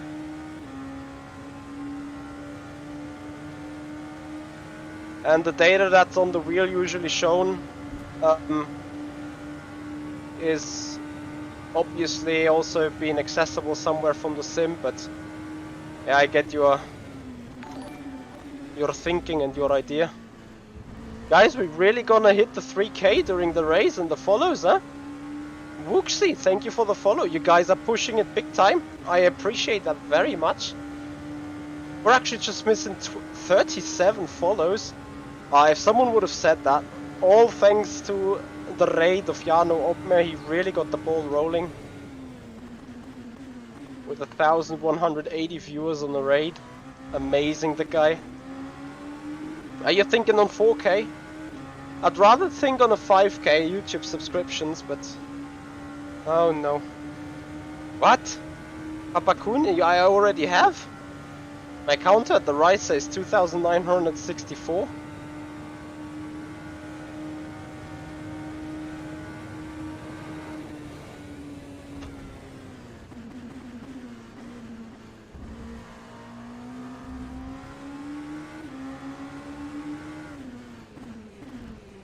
At least this time I get one of these. It's completely insane, like... I've lost so much time. I mean, okay, kinda everyone is doing it. Nah, not everyone is doing a 27. It's annoying. Like, I would have needed the clean laps to make the fresh tire work. Are they still not off there? Can they go off there? Oh, fuck it, this time I'm gonna send it.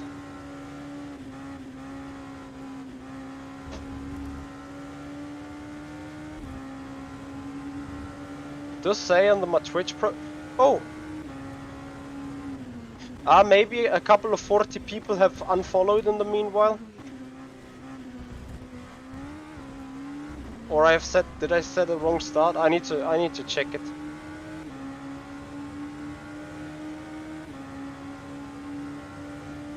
So 26-0. Like, I have booked a subscription of GTE traffic in the Porsches. It's a joke. It's a complete joke.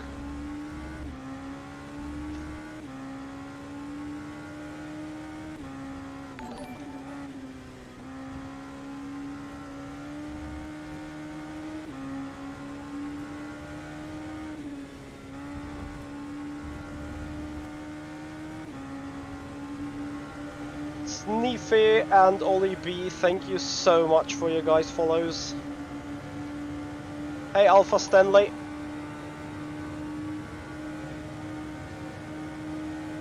Yeah, exactly. Yanis Guess, thank you on the follow.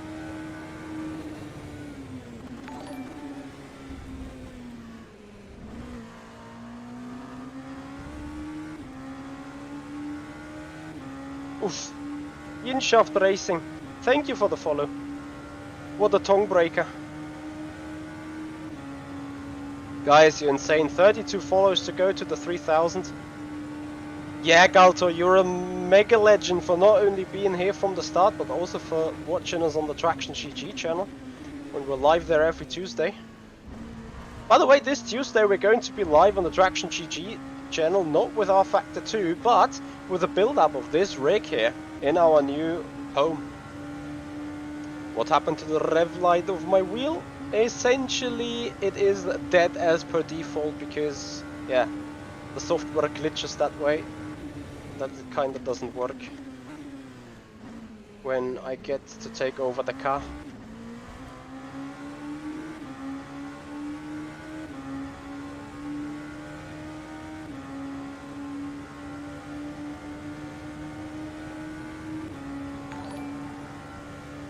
Chico, thank you for the follow. Much appreciated.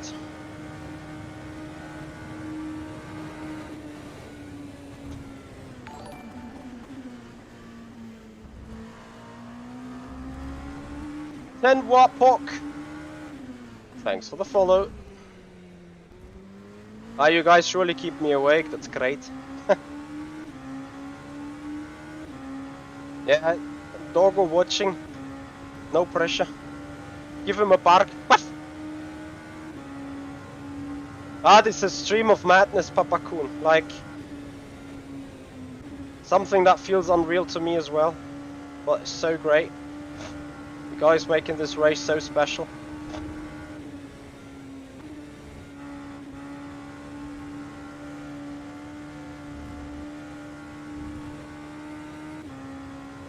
Come on.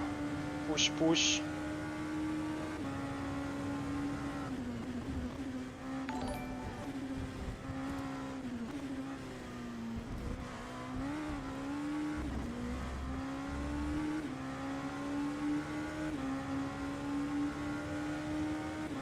Eric Manuelson and Robert. Oh dear, I can't read the rest. Thank you so much for your follows.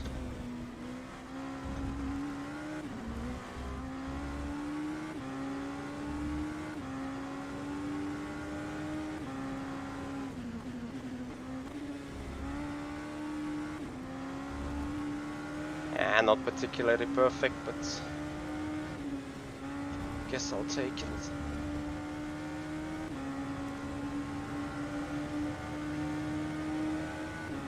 Yeah, the 4 has done an amazingly well job recovering. But see, this is the issue what traffic can do. Alex Siebel on used tires faster than I am, because I've been stuck by traffic 3 times. And that's what's just so painful when you can't use the fresh tires.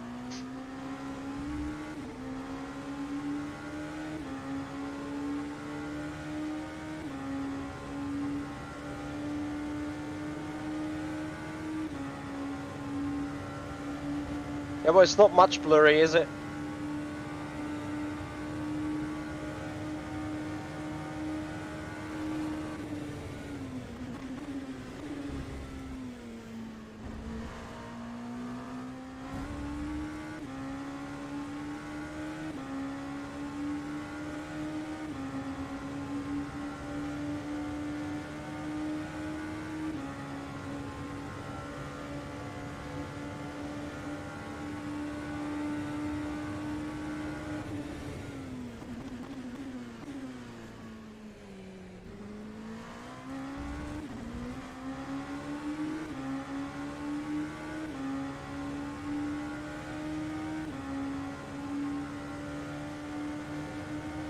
No, it's just the pure traffic. Like, now I'm out of traffic, and then I'm also able to do faster. Last lap was 8 faster than Sibellini. But if I do 27s because of traffics and stuff, then yeah, nothing one can do, right? It's a bit of a shame.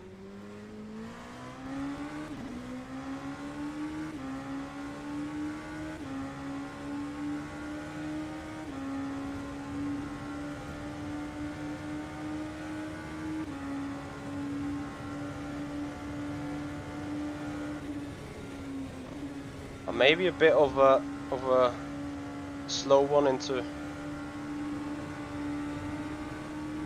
Porsche, but other than that, I don't know.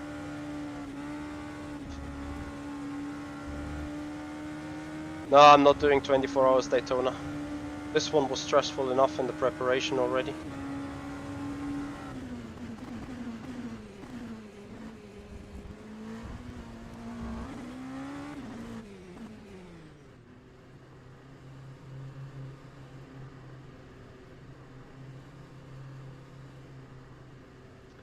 Fuck this, I'm too slow. Speed Booster, thank you for a raid with a party of 3.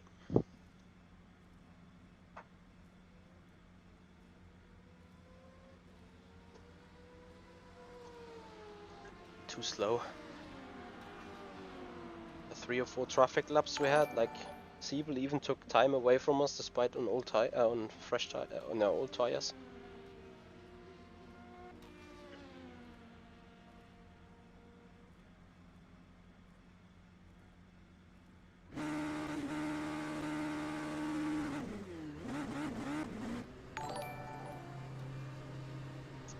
Kevin and I Am Factor, thank you very much for your follows. Big time appreciated. No way. I'm against... Again, oh, like big time behind them.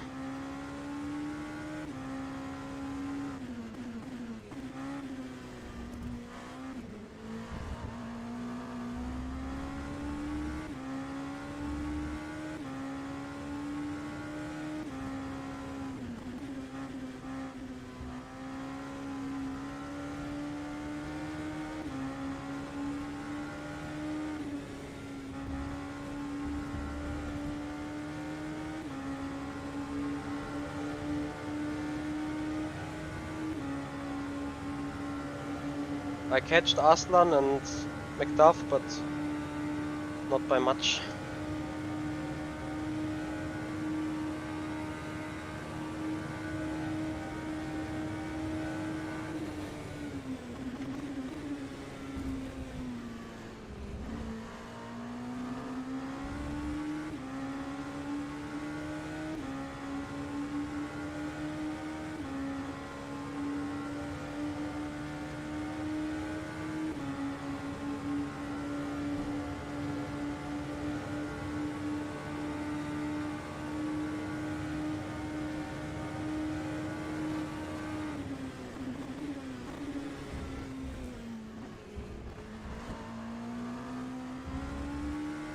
Are you guys still with me?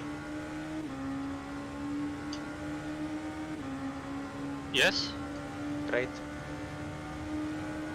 You were so silent, just checking up. To be honest, I was talking to you, but then I realized that I was muted here. See, don't look at Alex. Like, we are not really fighting with them. We need to, you know, pull a gap to McDuff and the rest of them. Yeah, I'm trying. That. Came closer to them a bit, but obviously now, let's see. J-Lo, thanks for the follow.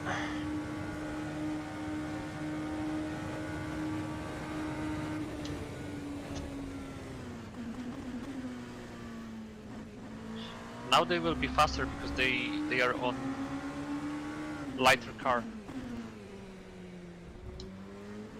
They are already halfway through their stint. And then they will get fresh tires if...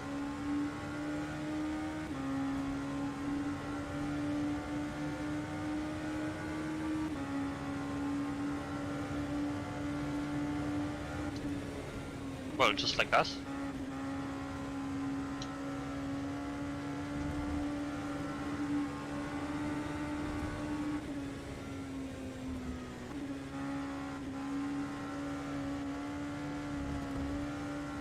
I just hope that traffic is going to be a bit more calm in the second stint now.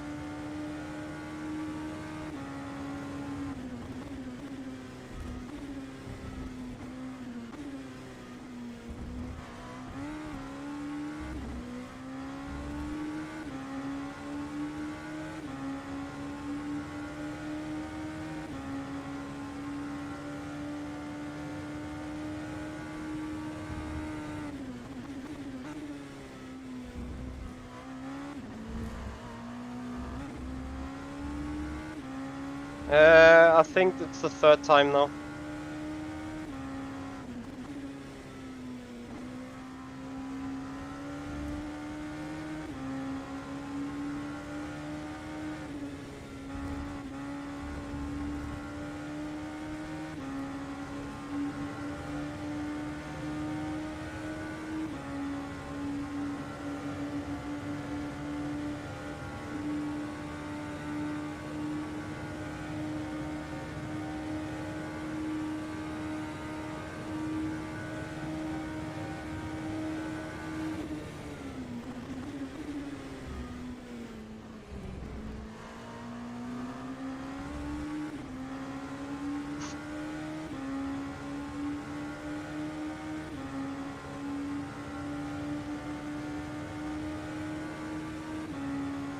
That's a good answer, Adam.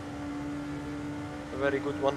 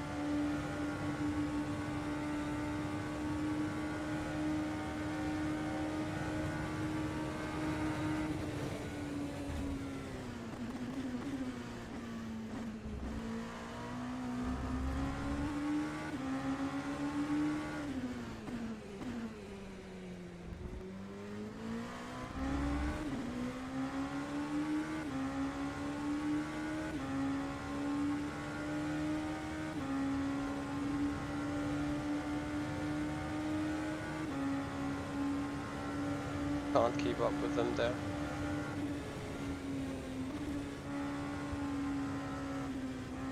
And then you do this shies on top of it.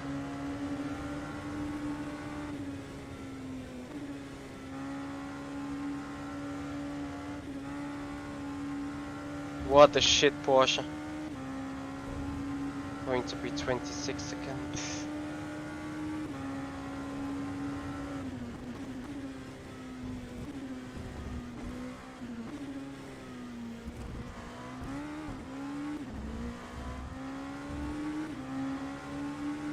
Nearly 27.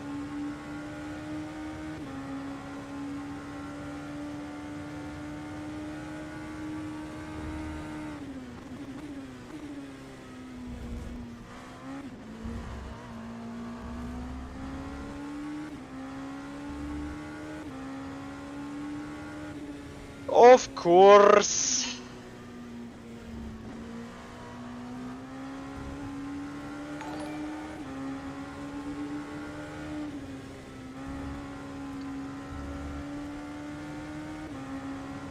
Noah Eda, thank you for the follow.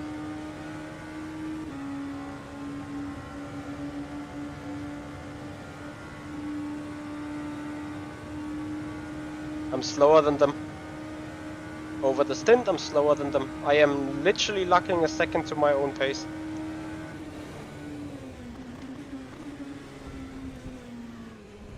Extremely annoying. And I have actually no clue why. Is it just because of the night, because of worse visibility? Or what is it?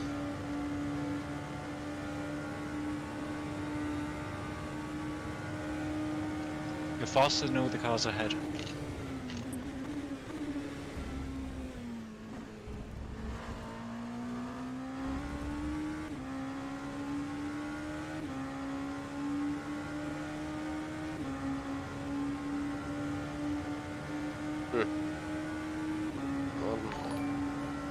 The gaps say different. Well, I just mean you're not extra slow anyway. You're doing good. Keep going. Copy, have a good one. Jack B and RJ, thank you so much for your subscription and your follow on Twitch and YouTube.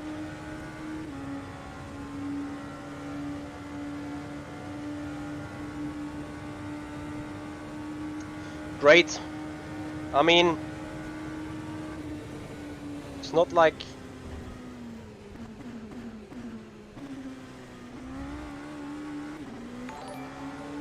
I'm hitting traffic already everywhere where I don't need it. No.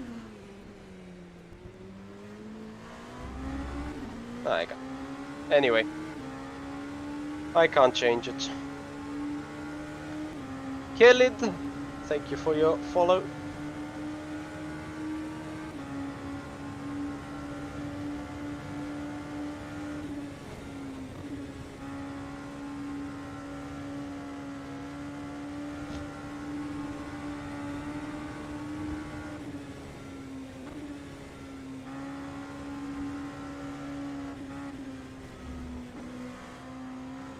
yeah.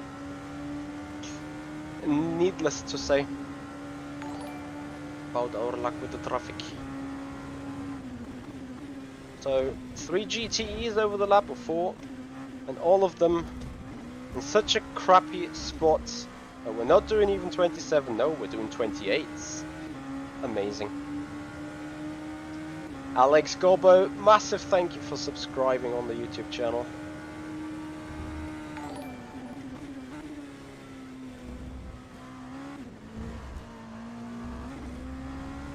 And Zagarnov, thank you for the follow.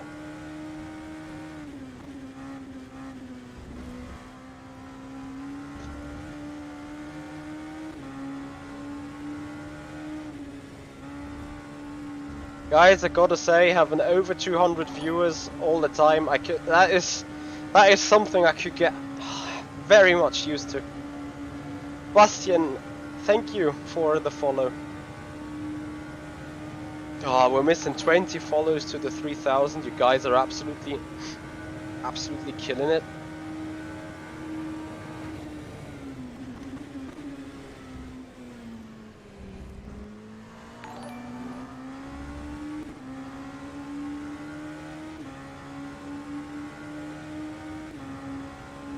Spotso K-Batu, thank you for the follow on the channel.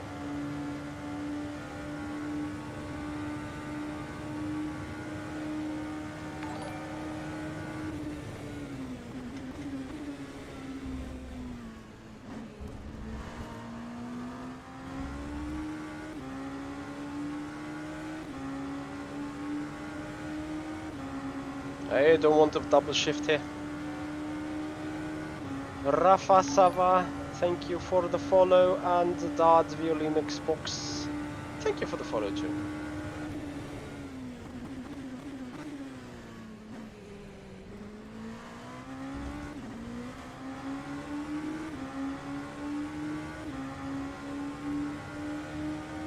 I don't get it though, like I need to sleep or whatever. Thing is, the cars ahead are doing the times that I have done in testing, and I can't do them.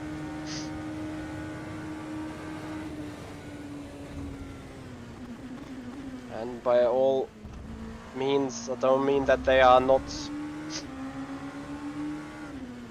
like that I need to easily beat them, but I'm certainly not allowed to lose seconds over them.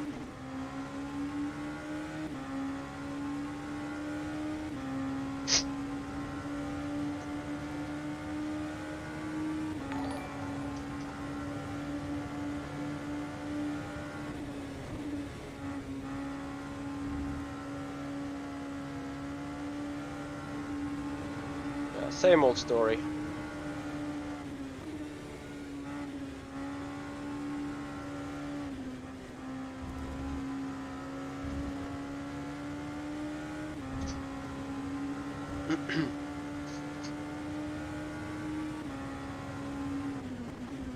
Me praying for not having bad luck with traffic, also me getting a GTE in every single slow turn where you can't overtake. Or high speed turn, it's insane. And it just keeps going. What is this BMW ahead? Probably are gonna hit him right into Tête Rouge. What can I do to break off that GTE stream?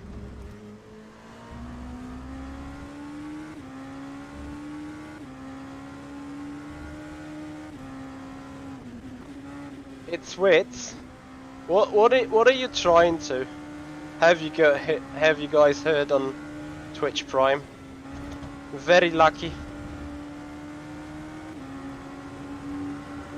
Miguel Almeida, thank you for your subscription. 6 to go.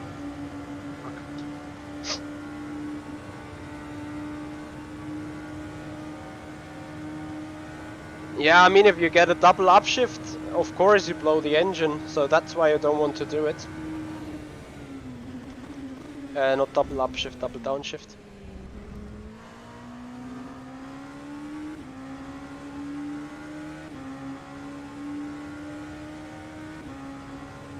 So Sibellini took another 5 seconds off me. Great. What a drive.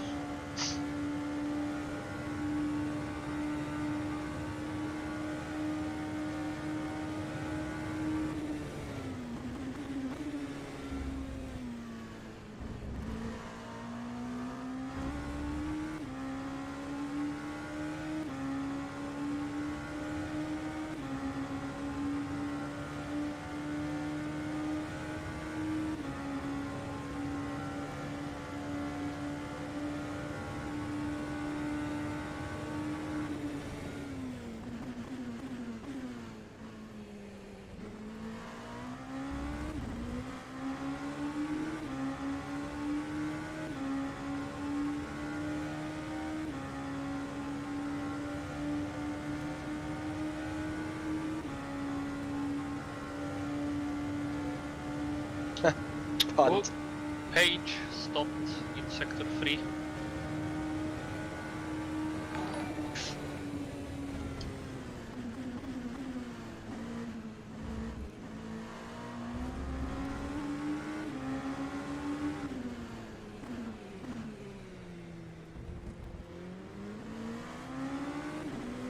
Victor Cardoso, thank you for your subscription on the YouTube channel. You guys are amazing.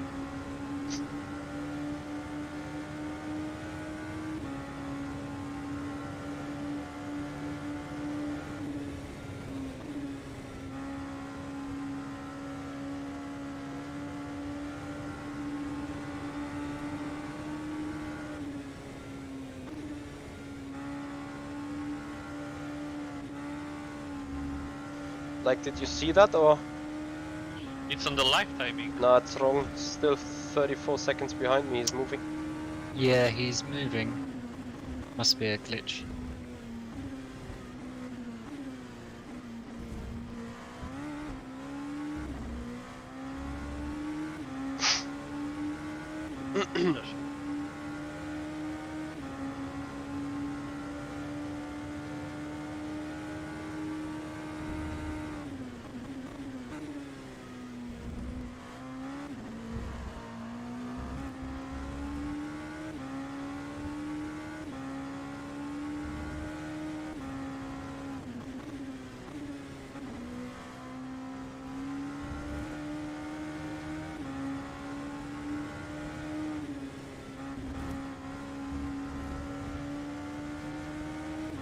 So, Bent is on the same strategy than me, yeah?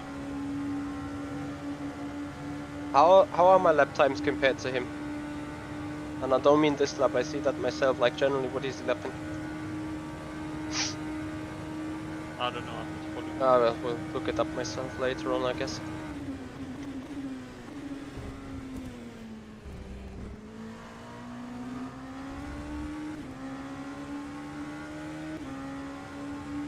Alistair Young, which entry did he belong to? He's just left the race.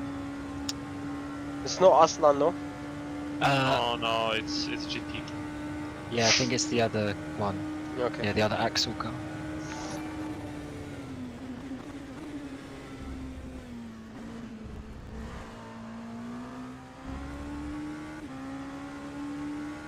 Needy Chicken, thank you for the follow. Much appreciating your time. Guys, can we get it done? 16 more follows till 3,000. Ah, it's with massive wingman there on the chat. Matt Skidson, thank you so much for the follow. Trying to help me big time indeed.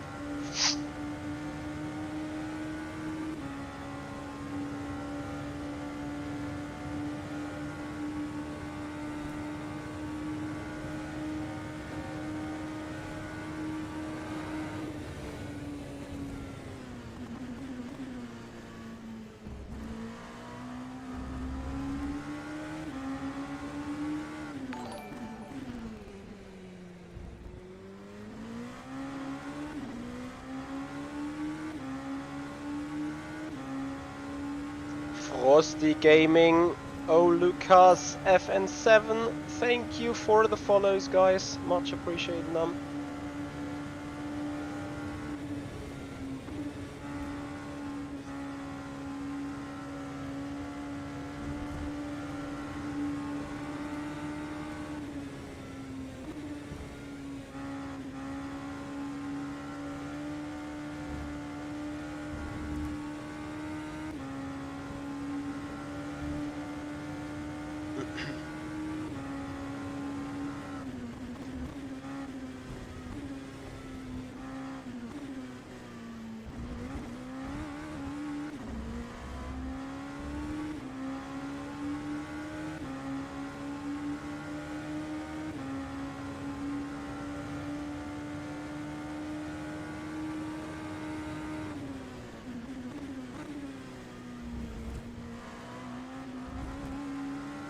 big scare.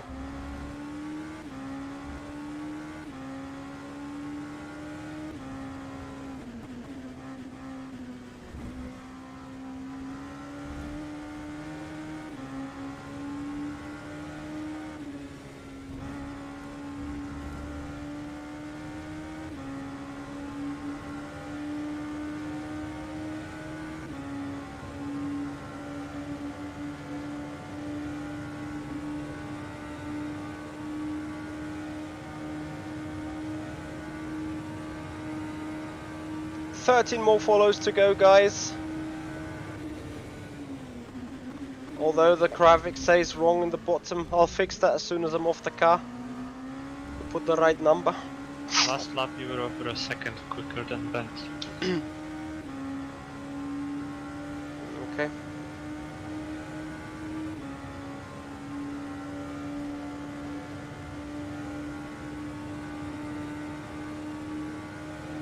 Copy. I will let you know when I need a replacement for the Akira. But that's a no, a big no.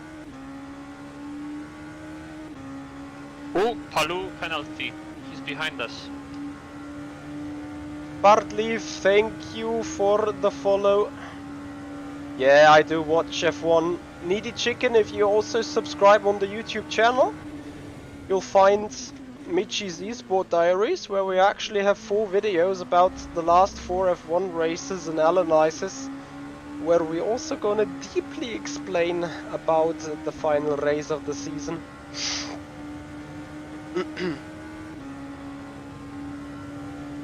Amazing, 4.27k on YouTube. Guys, your subscriptions are great, you're doing a mega job.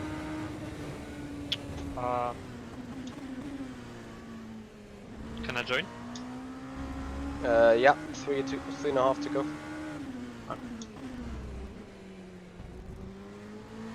Please don't reboot PC. No.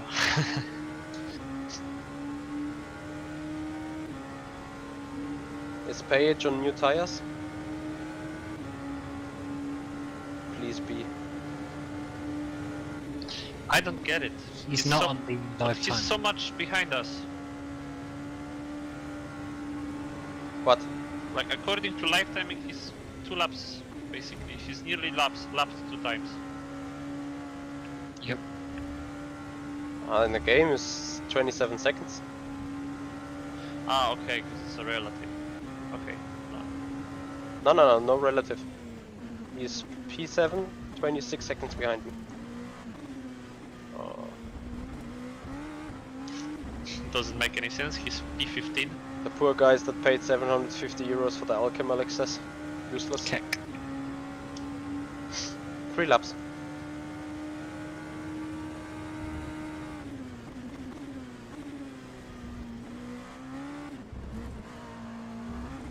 Proper slide llama.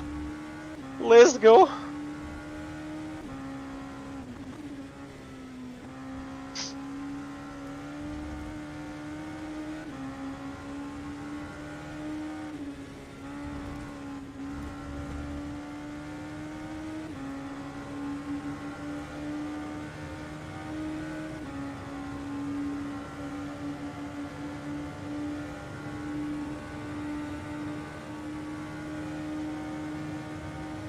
Yeah. Let's see.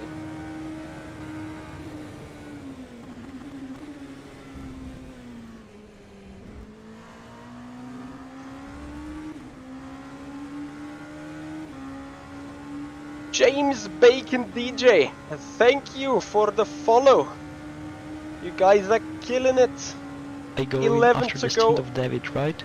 Double stint. Yes. Okay. We have a change in procedure, but yeah. Yep.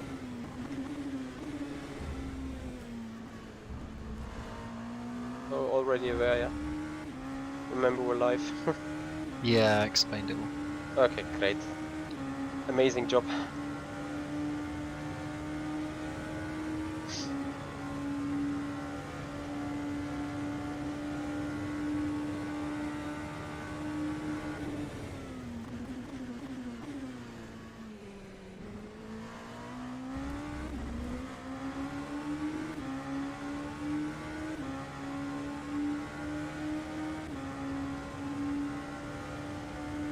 Yeah, for some reason it doesn't work. I don't know why, Papa Kun. Maybe I think it only works on YouTube by a chance. Something's glitchy.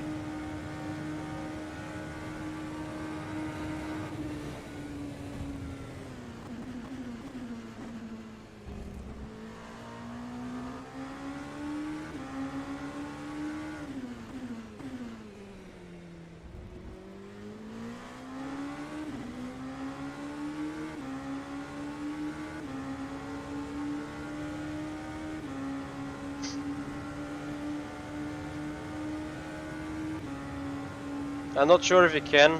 I need to give you the logins, I guess. Finally. Without brain into the Porsches, it's probably best.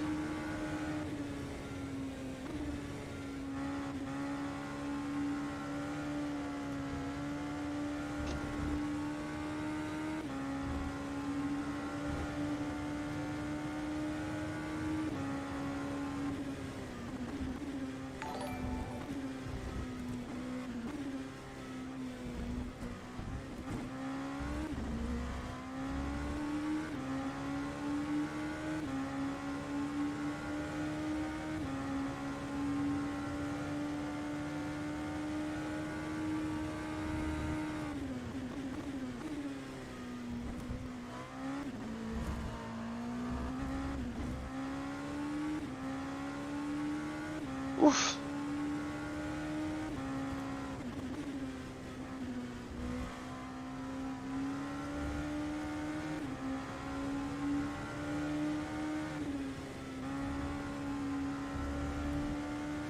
Mega Tokos, thank you for the follow. 10 to go, guys. 10 to go till the 3000s. Oh, sorry, 7 to go. 7 more follows for 3K. Let's go. Nicholas G. Taylor, thank you for the follow. Thanks for the support. I'm trying to make that work.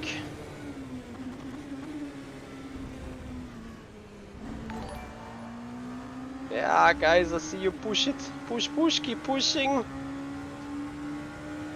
Alvaro Girbers and Just Wayne, thank you for the follows. Thank you so much. Come on, car, go.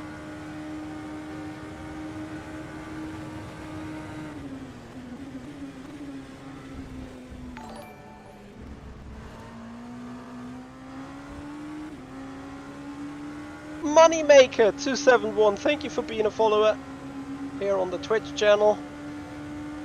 Where are we? 2995, guys, 5 to go. 1.5 laps to go, let's go.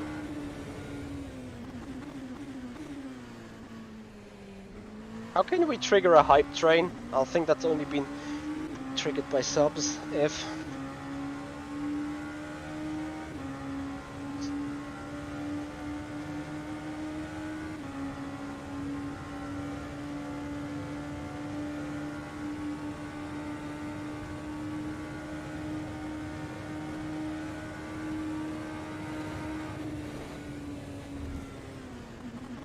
Guys, this is an ultra wide 49-inch screen of Samsung.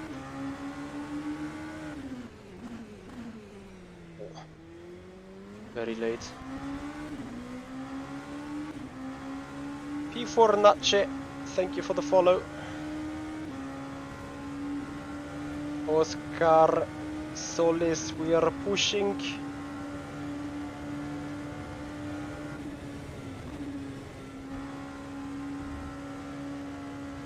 Yep, we know what's coming.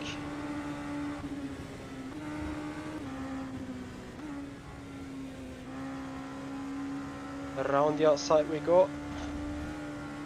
Into our final lap before sleep. Final lappy. Go.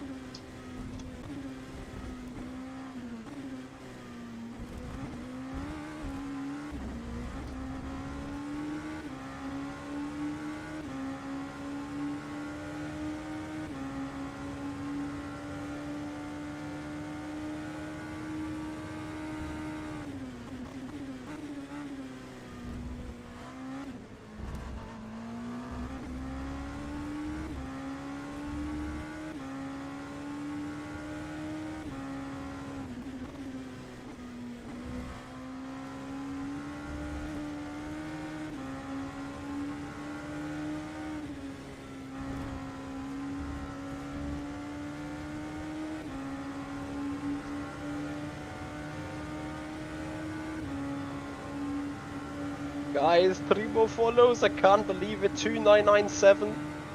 We are so close. Ah, you are killing it. It's an unbelievable day.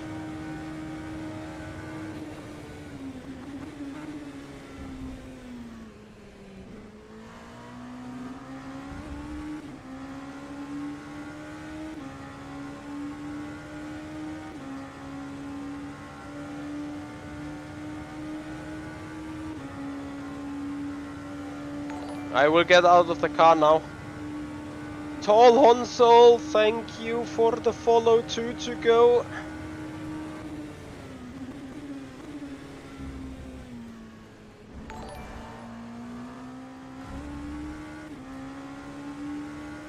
Arik von Schloss, 1 to go. Thanks for the follow. 2999, 9999 is not enough.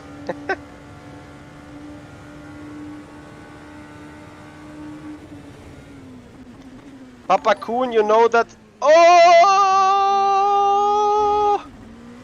GSR Shuko, you're the 3,000th follower here on the Twitch channel. So GG Mitchie. great. Keep on the track. I am on the track, it's all good. Papa Kuhn, you know that means you need to go work, yeah? You need the appreciation pick. 13 hours to go.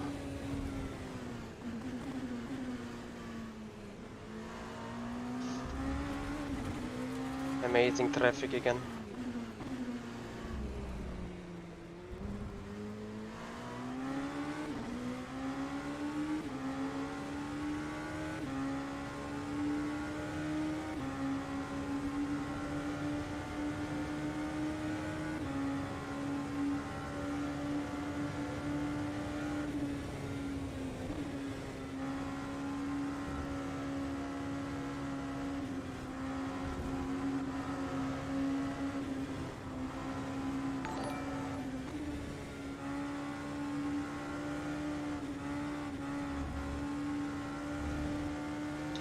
Be careful with Bent, because he might do the same. It's over a minute gap. Should be fine.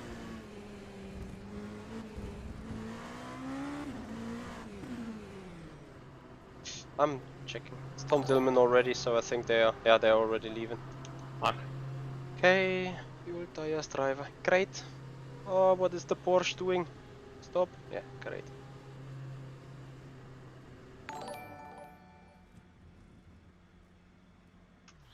Okay, come on. Billion I'm und tired as fuck already. Kreatividad And com Lego. Thank you for the there's subscriptions. still plenty to go for. And Liviev97, Let's go, David. You got this. thank you for the follow. You guys are so amazing. Like, literally. So great. You will be good, David. Just quack pace keeps you up. 15 seconds. Axis 64-bit, thank you guys for sharing the passion and being with us. That is a part of the reason Oh why... shit, be careful. All good. Alright. I'm taking shower, going bed, going sleep. We'll be back 6:30. Yes, I'll just double check the time and PM you.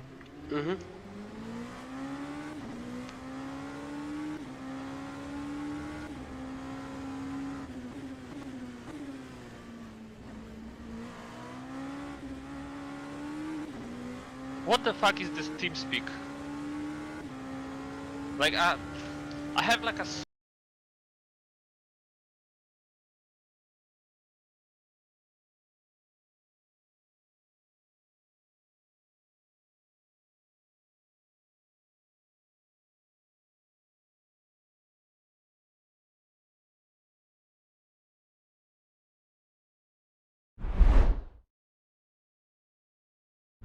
The young guns that are there are doing super well. And we are going to try to partnership with other big teams and supply rigs for them, and try to start to be known on the gaming market, which is booming.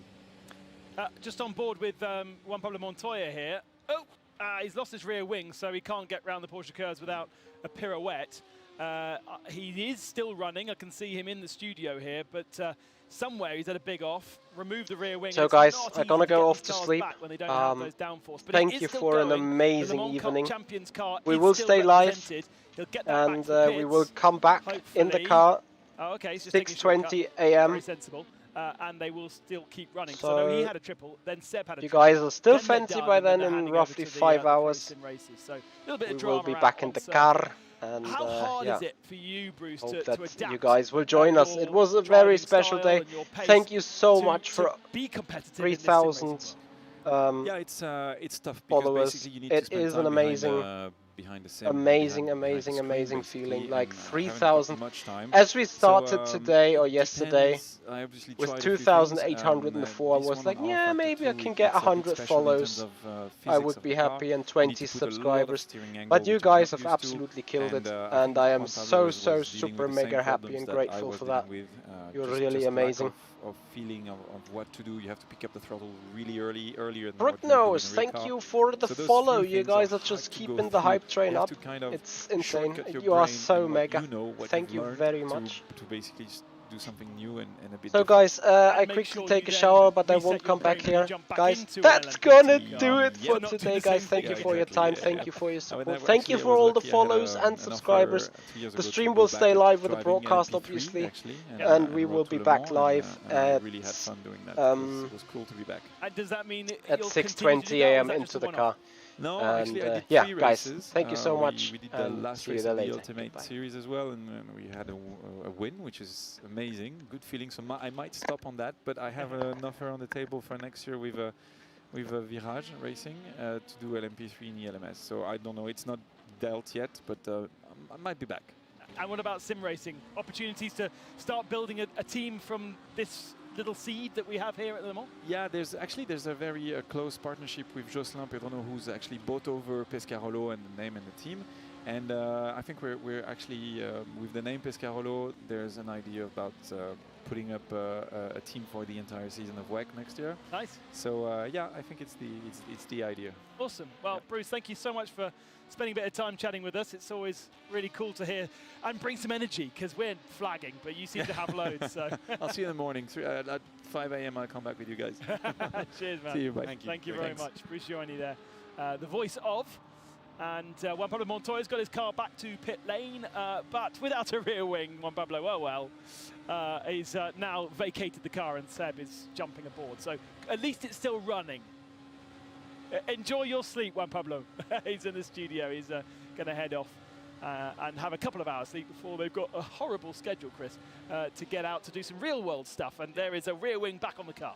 Yeah. Seb is racing in the Formula Regional Asia Championship, which kicks off next weekend. You know, a chance for the guys at that level in the feeder series to get some racing in before the European season starts. Now, is this where this all started? Yeah, because the replay before was Dunlop chicane, and that's probably the worst place that could have happened. That's also really unlucky, because it's not been a big impact there. No. We've seen cars pile into Indianapolis and drive out the barriers still with a rear wing, but that was a small tap, and just the wrong angle just lodges that rear wing. And it's left them. I mean, they were through 3 corners, and that's it. You have the whole 12.5 kilometers to get round. Yeah. Great top speed along the Mulsanne without a rear wing. Yeah. Just don't move the steering wheel an inch, otherwise you will be pirouetting all the way down the Mulsanne straight and through the chicane. But we were talking about him. We'll go on board with him now. Sebastian Montoya is going to take on the Formula Regional Asia Championship. Very good grid entered for that as well. And great to see Seb entering that. And I really, personally, I don't know why I would say this, I really hope he does the Formula Regional European Championship by Alpine. this season. I don't know why you would say that. I don't know why I would say that, but he did finish 4th in Italian F4 last year. But I think one of the real big, the Asian, of course, the Asian Championship was exciting for me to hear, but I think the thing that got most racing fans excited was when they announced that they're going to be doing the 12 hours of Sebring together, and they did go testing at Bahrain. They were both in the official test that took place, and yeah, we're going to see father and son racing with each other at Sebring. Where that goes after that, I only hope the virtual race is in preparation to do the real thing, but for now we do know that they'll be racing 12 hours together. Interesting, the more you speak to these professional drivers, the more you get nuggets about how this car feels different. Whoa, that's a big spin. It's head on into the Indianapolis, and again, almost looks as though there wasn't a rear ring on the car, but there is, and he's got away with that one. Much faster impact into the wall, car's fine. Yeah. If it had been in the rear end, still could have been fine, but unfortunately Juan Pablo had a little touch, and it was a disaster for him.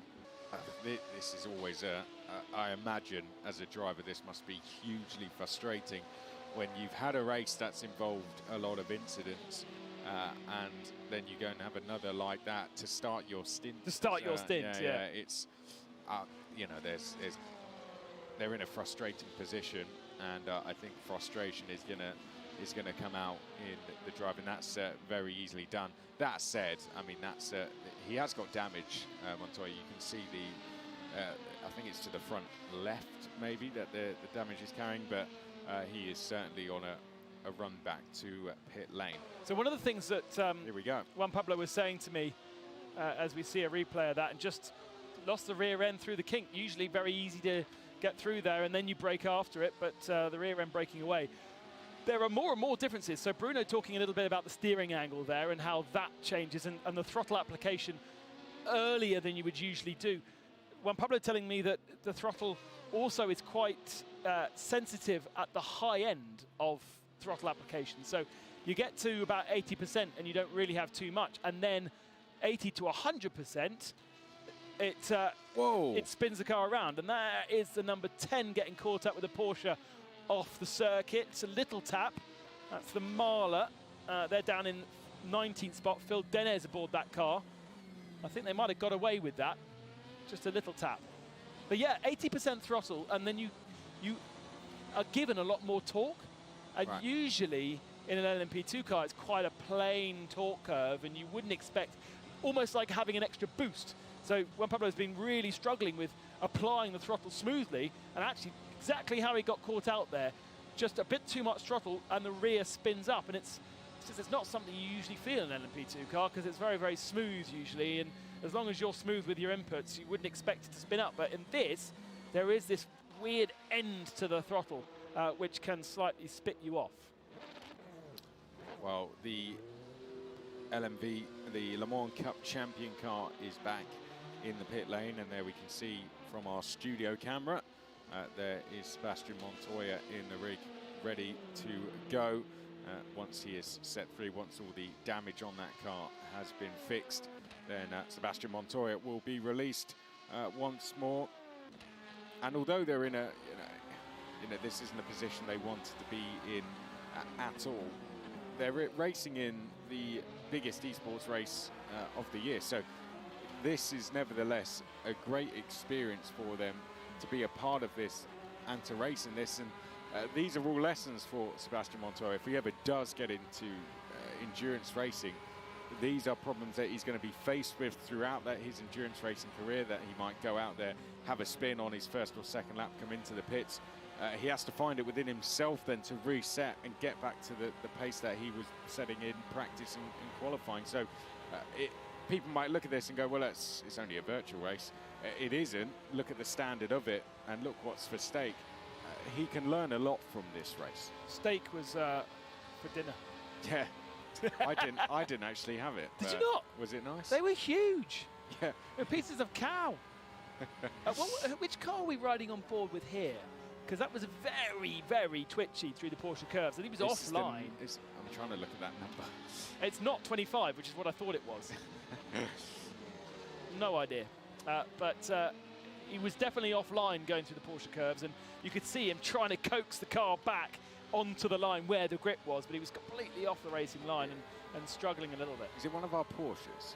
Yes, it's a Porsche. 92? Is it yes. Østgaard? But is that Jordi's Veers up the road in the FDA esports car? Yeah, so it's Tommy Østgaard. How have they dropped behind the Ferrari then? Porsche really struggling at this moment in time. Well, they've stopped once more. Is that why? Yeah, possibly. Yeah. Possibly. Noran Heinrich aboard the 91, Østgaard aboard the 92, Sveers aboard the 51 Ferrari, and then usually 71's a Ferrari as well in the world of WEC, because the Ferrari have those two numbers kind of reserved. 71 here is BMW Team Redline. They are our leaders. They're a BMW, although they have an Italian driver at their helm still, with Enzo Benito. And here we can see that battle now, and I think this is about to change. This is an out of sync FDA esports in terms of where Porsche are. So yeah, this would just be a very easily done move, won't it? He'll wait, I'm sure, for the Mulsanne straight, and then he'll sail by unless the FDA car gets a bad exit out of the Dunlop chicane. That doesn't happen. So yeah, Tommy Østgaard will complete this one down the Mulsanne with no problems, I'm sure. A little bit of a slip on old tyres there for Sveers. You can see the car moving around a lot. Should be new boots, or at least less worn boots on the Porsche. Although he has lost a little bit of ground, hasn't he? Coming on to the Mulsanne through Tete Rouge. And now he's going to have to rely upon the slipstream, which seems to be quite a big effect of slipstream in GT category, but not so much in LMP. They do seem to kind of follow more in LMP. Look how much that Porsche has drawn onto the tail of the Ferrari, but just not quite close enough to get down the inside into the braking zone. Tiptoe through there, get a good exit, should be the second braking zone where the Porsche can be ahead.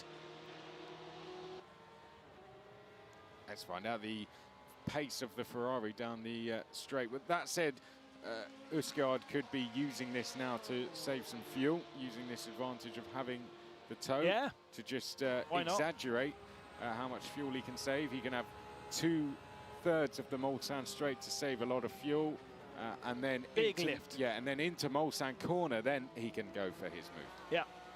Why not? Let's have a listen to the engine note. You can hear him lift off into that last chicane. Will he do the same thing here, or will he dive down the inside?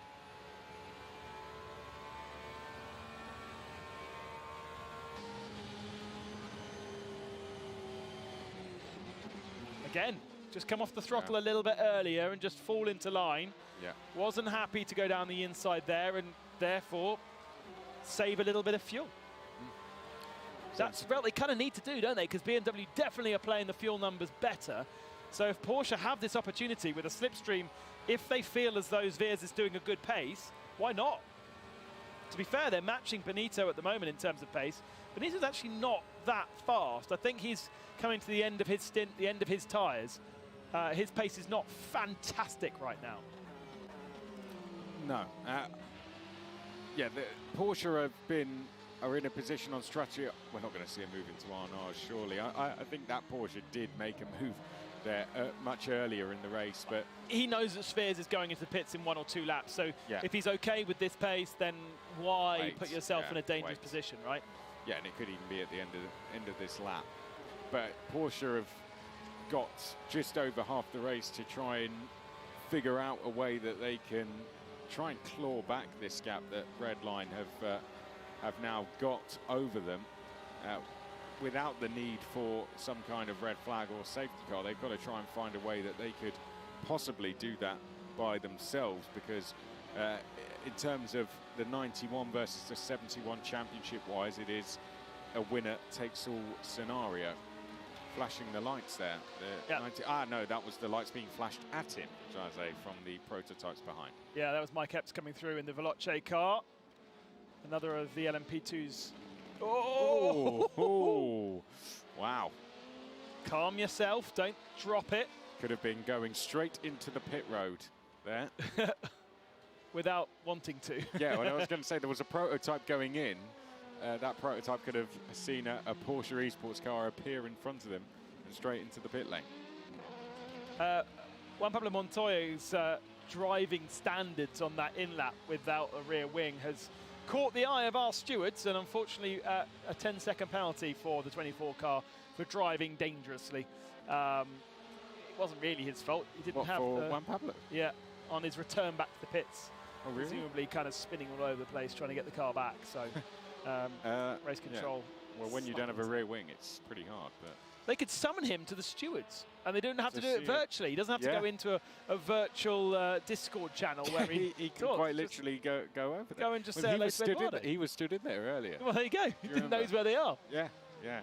So that's probably one of the only times he's seen Eduardo Freitas just for a, casually, just for a chat. Same with Alex Brundle as well. He was like, I'm going in here and I don't have to pay a fine. Yeah, it's brilliant. Yeah, yeah. I think Eduardo Freitas was is actually staying at our hotel, and he almost got into the lift with us. And just as the door shut, Alex was like, "Yeah, it'd be very strange chatting to him without being in race control, without being in his office."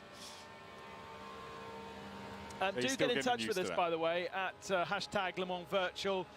Use at Le Mans Virtual as well, monitoring all of those channels. If you've got any questions across the next couple of hours whilst it's in the dark and it's difficult to spot and we're finding more and more things tricky to say, we love to have your interaction. We still have the social media. No, we don't. They've gone to bed. I was about to say, they were there. They're not there anymore. Yeah, they're not there anymore. No, that means we're unfiltered. It means that whatever you say to us, it might well come out of our mouths. Yes.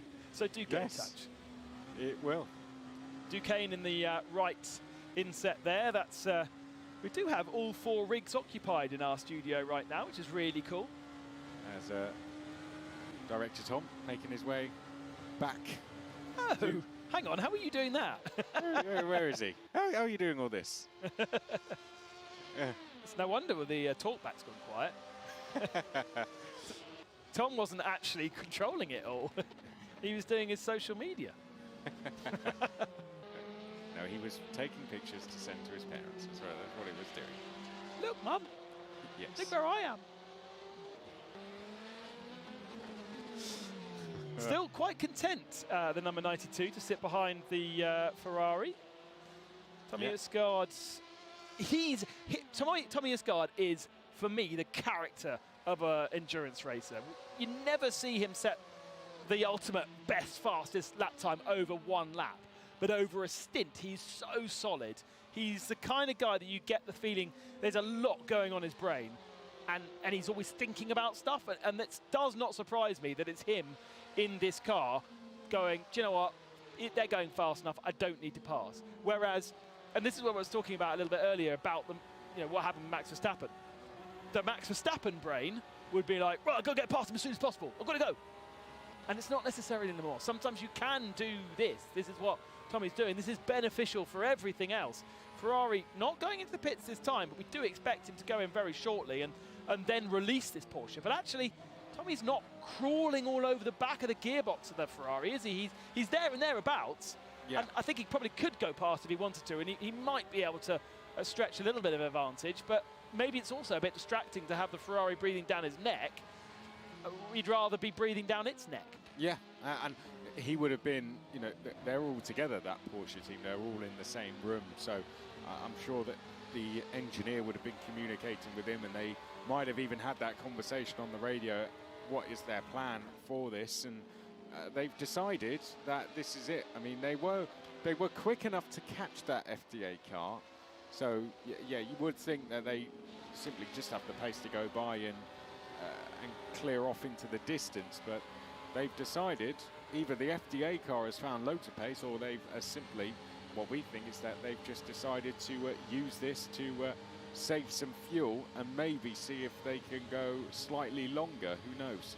But yeah, Porsche are taking advantage of having a Ferrari punch a hole in the air for them down the Mulsanne straight. Just monitoring hashtag Le Mans Virtual, seeing what might have been said. People, tell us you're alive. Interact with us if you are still with us. Oh no. Where are you? Car in the barrier. That is Sebastian Montoya? Oh, yeah, I think so, because they're running in 23rd place.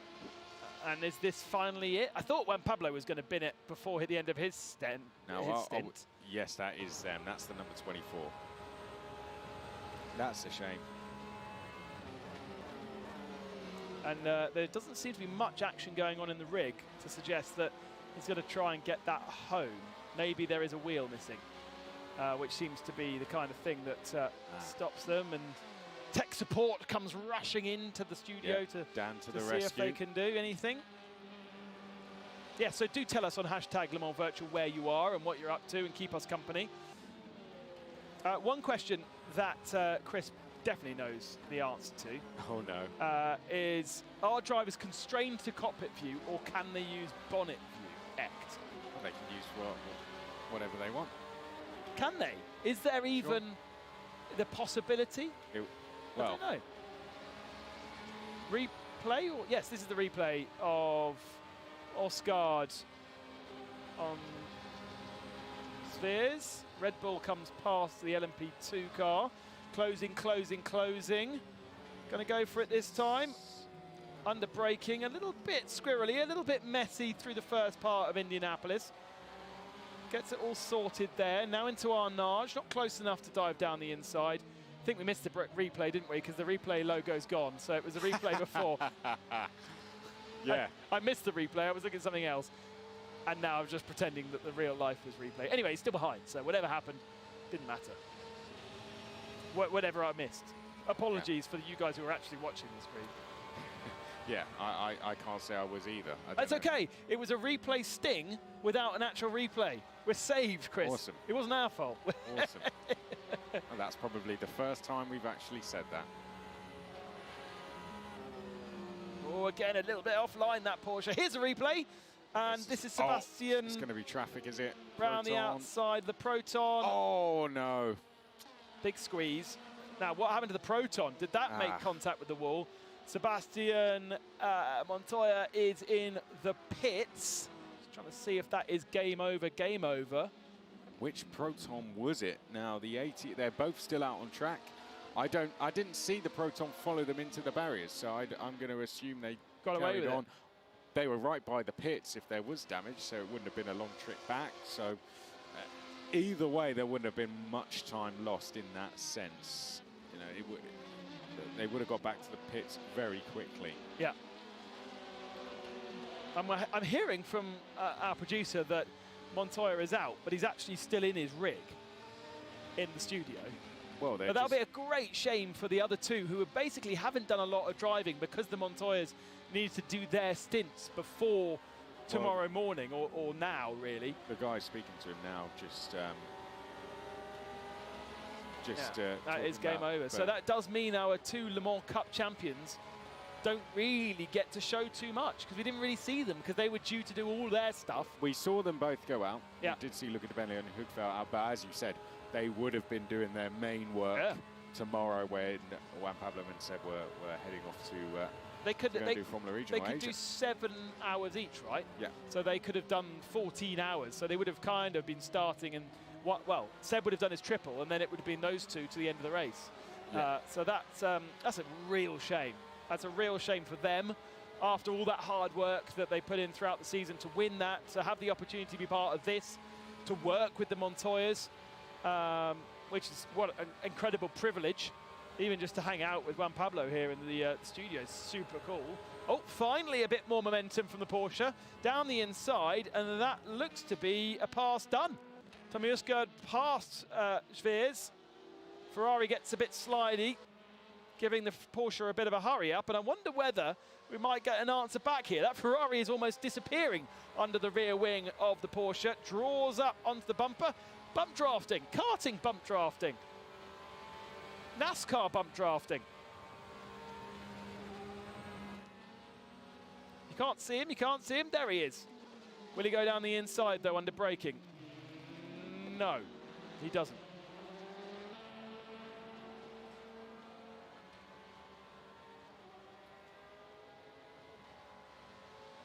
this is the battle for third position in class right now in the GTE category.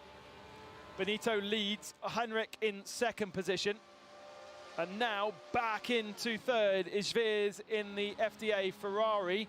Got another LMP car coming through. That's just got through without too much of a problem.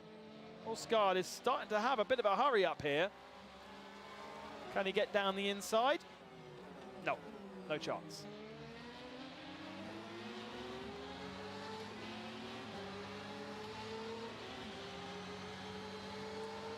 So that's it for the LM Cup champion team. The number 24, we can scratch off our entry list, and we're coming up to the halfway point of this Le Mans Virtual. Are you gonna pick up? Are you gonna pick up the pen and do the honours? I haven't actually. Just make sure you do it on your side, just to confuse Martin further when he comes back in an hour and what would it be, 2.5 hours? Oh, don't say that. Seems like a long time. Where are we?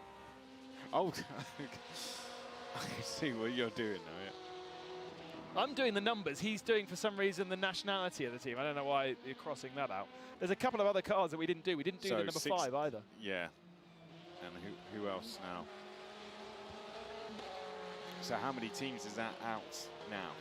Well, we lost Fabienne Vulvend in the W Series car before the start of the race. She decided to leave the server before during the warm-up lap, and so she couldn't re-enter to start the race. So W Series out.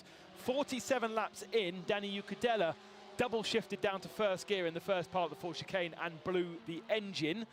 Then on lap 55, we had the number 15 Alpine Esports car basically do a lap around the circuit where they couldn't see any other cars, and they nailed a couple of slower GTE cars, including the D-Station Racing Aston Martin. That 777 car retired on the spot with damage, and a couple of laps later the 15 car retired as well with damage from the same contact.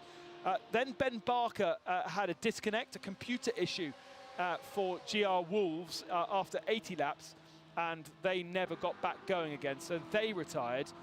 108 laps in, we lost Graf by Pro Simu. Then the biggest drama of the race, Max Verstappen, Team Redline, crashing out on lap 124, 148 ARC Bratislava we lost.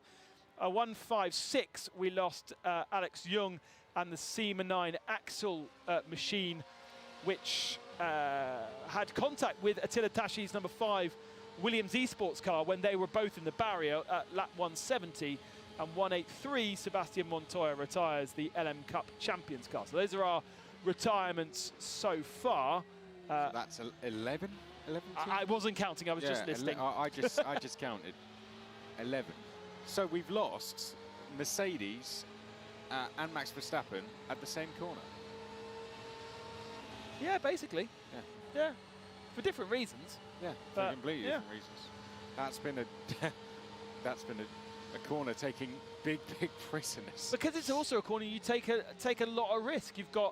It's quite a weird chicane. It's there to slow the cars down, but over the years it's become a third, fourth, fifth gear corner. It's so fast, you smash over the first part of it, and then you get yourself sorted. Whilst the car's still bouncing from the attack of the first part of the car, you then get the car settled and slowed for the last part. And even then, that's still so fast these days, rattling over the curbs. As Ferrari gets past Porsche once again. Where is the Porsche? Is he there on the right-hand side as we sweep right? No, he's not. So Ferrari back ahead once more. The battle, I thought we were going to put the Ferrari in the pits in a few laps. He just hasn't, has he? He's still there, still fighting.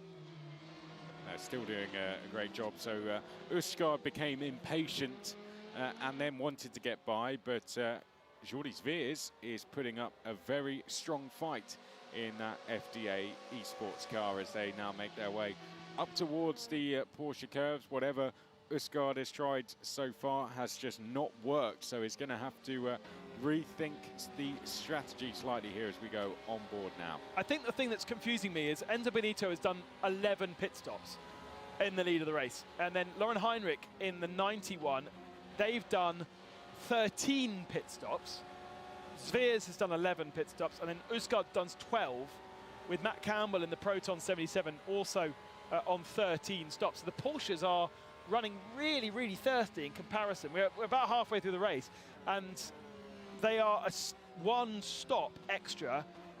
And it seems as though, and maybe you can remind me of this, that the 91 car has done an extra stop on top of that. Perhaps as a drive-through penalty or something? That ring a bell? I wasn't in when that No. would have occurred. No. I don't know why the number 91 car has done 2 more than Benito when the rest have done 1 more. The Oracle Lewis has nodded and said yes, drive-through penalty, who will be joining me in 20 minutes, but has been biting, desperate to get back into the commentary position with his laptop. Yeah. I'm surprised he hasn't locked me in the toilet so that he can rejoin a couple of hours earlier. Can't do everything, Lewis. Got to pace yourself. Anyone talking to us on Twitter? Oh yeah, a few hours. A few people are now. I don't know. Do you want me to tweet you? Yeah, can you tweet me? I'll tweet you. I know we've got loads of people. Thanks so much for getting in touch with us. So Mooncrawler, watching from Canada, cheering on Max Verstappen. Dylan Warren. Oh, here we go. Oh, almost. I've got bored of this because it just keeps changing back and forward. No, he's saving fuel. I'll keep an eye on it. You can read the tweets. Dylan Warren wants to know, is there multiple splits going on?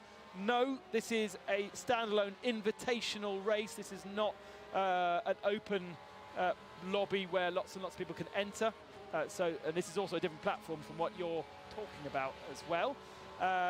Reflex Silver Metallic saying, keeping me entertained here in the eastern US. Great commentary, and it's actually kept me entertained for 6 hours. You mean, wow. You mean Haven kept you entertained for... Sorry, I'm so rude. It's not fair. Oh. Even Dalton says, hello guys, watching from Ireland. Have watched a total of 10.5 hours so far and plan a lot more. Hope you guys are doing okay. Would love to be able to commentate on a race like this. Are you sure? It's not easy. Well, get involved. Dude Just Know says, checking in from Dallas, Texas. Following always seems to be so much less intense. Leader generally will eventually push into an error. You're right, Max did. We haven't seen too many errors since then. Sparkly Oreo wasn't listening when I told him about the GTE standings. Unfortunately, you cannot see the GTE standings on our timing screens, but you can log on to the live timing on Alkamel Systems, ALKAMEL Systems.com. You'll find there in the end. You've got live timing ALKAMEL Systems.com is where you'll find. And you are with CHRIS, Chris. No, C-H. What? That's how it. You don't spell your name C-R-I-S, do you? No, CHRIS. Oh, yeah, good. Where are we? Good evening, guys. Leon from the Netherlands here. How long do you give commentary today? And who do you switch with? Well, we're doing 4-hour stints, Leon, which is a bit long for what we would usually do in the real world. We'd usually do 3-hour stints at the Le Mans 24 Hours, but we do have a team of 6 people.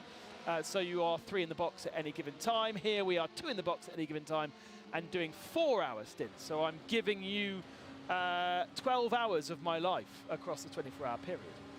Well, probably a bit more than that because you got the I did the start and the end. Race and the yeah, start that's true. That's true. So more like 13 hours. Steve Gow says, hope everyone's doing well. We are. Thank you very much, Steve. We've got coffee on the go. Love from Canada. Love Canada. I love Canada. Who do you think will come out on top? Can we have some predictions, Chris? Oh, wow. Where's the Oracle when you need him? I think I'm going to be boring with it. I mean, the BMW Team Redline are looking pretty impossible to beat currently. However, anything can happen at Le Mans. If everyone is to have a very smooth race, then I struggle to see how they can get caught. But we're talking about the Porsche esports team, the teams that won it last year. So, you know, they're the favourites, BMW Team Redline, as are the real team Hydrogen car as well. I'd say they are the favourites, despite that issue they had at the start to go on and win. They have 32 seconds. However, all I would say is 33 seconds with over 12 hours remaining to our viewers is not a big gap at all. Not when we've still got that amount of hours to go. Yeah, it's not a big gap. A little mistake, a little bit too much of a nibble of a curb, and as we saw with Max, game over. Watching from Kent after a lovely evening with friends, curry and wine. Mark Manley, thank you for joining us, Mark. I'm jealous of your curry and wine. I'm a man these days that likes a little whiskey with my commentary. Yes. And you can't do it when you're in a professional environment like this. You can do it, That's however. what you've been bringing up in those little espresso cups. Really? Oh, no. Sorry, I've just been told by the guys at on social media corner. Oh. Don't put me in the social media corner. I'm just reading my laptop. I don't want to be seen. Oh, I'm having a conversation with my producer. Who you want to go over there? No, I'm not going to go over there. Go over there. No. Why not? I'm being stubborn. I'm sitting here with my laptop, comfortable. Hello, everyone. I'll go. Hello. We're in blue. We're in. This is social media corner as it is at the moment. My laptop. Right. That's going to do, is it? Yeah. But nice to see you all. Chris is also here, but the camera isn't quite framed, so he's just off screen there. Thanks for showing my face, boys, at 1:45 in the morning. Right, let's carry on with social media. It's fun. Good morning, Le Mans Virtual. Where are you from? It's good morning. Just woke up and tuning in down under Australia. Nice. Hello, Australia. Wishing along the crew of the SEMA 9 Gank Axel Esports, which reminds me, why was 7 afraid of Sem 9 Axel? Because Sem 9 ate 7. Sorry? Sorry, I'd received a tweet. I'm sorry, it's too late at night for us to understand that. Have you got a tweet? Yes. Go on. So this one from Andrew Mather from the Double Dash Motorsport Media guys, the commentary team, saying he is up watching it, stuck at home with it, but enjoying the coverage here in Wellesbourne. Well, I imagine he's maybe isolating. And yeah, I believe he is actually. And ask him, when are we going to have a commentator sim race again? We'd have to get you involved in that, although I think he hasn't got a rig. I think you'd win very, very easily. But Lewis is good too. Now, yes, actually, that's very true. Andrew Mather, now the Double Dash guys, when Le Mans is on, and when the Le Mans Virtual was on in 2020, the setup they have is incredible. They get a massive tent in their garden, barbecue on the go, big screen, which they had the Le Mans Virtual on the go back in 2020. Just a massive garden party, basically. Cool. Deck chairs out there. They basically set up as if they are in the Le Mans campsite. I do remember seeing those. Yeah, do you remember it? Yeah. Yeah. I mean, if Andrew has the pictures, he can tweet them in for us. We can remember them. I'm sure his setup, as he is in isolation at the moment, and I hope you're getting better now, Andrew. He can send those in to us. It was an absolutely fantastic setup he had. No invite for me. Well, actually, I was here. So. And would you have said, oh, yeah, do you know what? I'm not going to commentate on it. I'll come and watch with you guys. Actually, that's when you're on the real Le Mans and you can do both.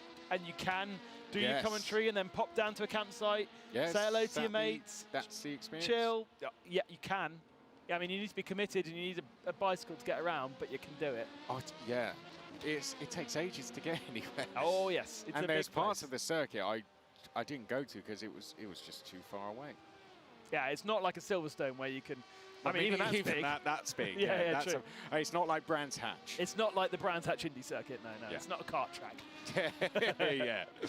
Although there is actually a fantastic kart track at Le Mans, 2, in fact. Well, that's myself and Bruno actually commentated on the Miami International Final there together. He was doing the French commentary, myself the English commentary, and basically they have the world final at the Le Mans kart circuit. Yep. It's absolutely fantastic. Am I right in saying that the World Championship will end there this year, 2022? I have a feeling the World Championships are there. I have a feeling you might be right, actually. This is the official FIA karting championships, which yeah, always provide absolutely fantastic racing. And they have a 24-hour race as well. Yes, they do. And then they do that. An arrive and drive one. Do they? Yeah, so they have an arrive and drive one, and then they also have a proper one for road tax and all that. And yeah, they're going to have the official KZ and KZ2 FIA Karting World Championships. The KZ class is where you have your legends of the sport, the guys that have been doing it 20, 30 years. I mean, Marco Ardigo was still doing it up until a couple of years ago. Now he runs the junior team for the Tony Kart Factory team. But yeah, that's where you get the heavy hitters. And the KZ2 is where you get about 100 drivers all going out. Now, that's like the P2 class. Yeah. It is a bigger grid, and a lot more can win. And then KZ is more like the P1 class. And then we have the Academy Trophy as well, which is where the country, it's like the Olympics of karting. You have to, each country nominates one or two drivers to go and compete, and then the winner of that becomes the Academy Trophy champion, which was won back in 2012, I think, by Charles Leclerc. Yeah. Guess who was producing the TV footage? Oh, well, it was you. Yeah. And so you'll remember we also had one female champion in Marta Garcia as well, who now races in the W Series. So there's been some great She must have champions. been very little at that time. She was a fantastic karter. She was light as a feather. She was very, very quick. Yeah. In everything she did, she was really quick. So yeah, great to do. It's great to see her doing so well in the W Series. Few more people to say hello to. Job Rietveld, watching from his rig. Zalgo, hello to you. Connor, PMTT Bone, 11.5 hours in, trying to stay awake. Me too.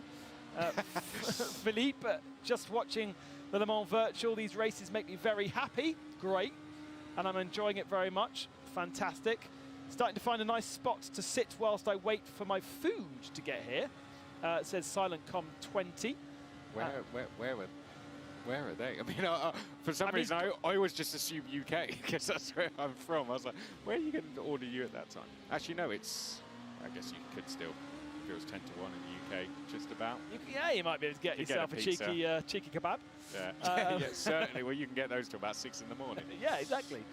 Junaid says, Mercedes AMG Petronas, Verstappen, Seb Montoya and JP Montoya and W Series all out. Yes, you're correct. Thank you for saying hi. We carry. Oh, you guys are being awesome. Thank you so much for all this interaction. Wow. We can carry on.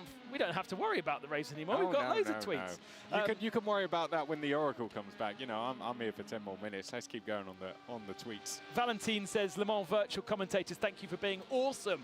I'm working on my Lego trophy, and Hayley will pick up all the Lego trophies in the morning. They have been fantastic so far, I have to say. David Buchan says, watching from Bendigo, Australia, and getting ready for lunch. Loving the nighttime 24-hour Le Mans virtual commentary. More entertaining than any typical daylight commentary. High five virtually, Chris. Awesome stuff.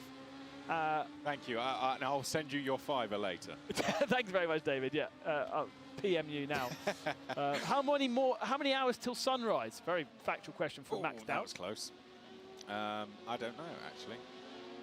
I think sunrise was going to be at 7 in the morning. So we've got another 4 or 5 hours, right? 5 hours, Math Man? Cool. All right. Math Man will soon be with us. We've got about 8 minutes before we let Lewis onto the microphone. Dictionary corner over there. Dictionary corner. Me and Lewis are going to geek out about sim racing. Oh, yeah, yeah. Stand by. Great. My setup for the next 12 hours, says Shayna.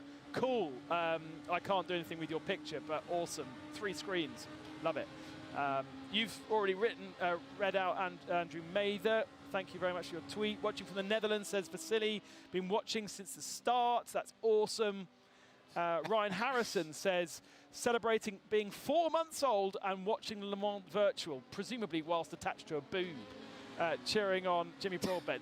4 months old, think about it. Think about it. It's what they do. They just attach themselves to boobs and do their thing. Wow. So we are into the night here, well and truly, aren't we? Mummy can watch Le Mans virtual whilst feeding. I imagine. We didn't need to know that part. I imagine my wife is doing the same thing right now.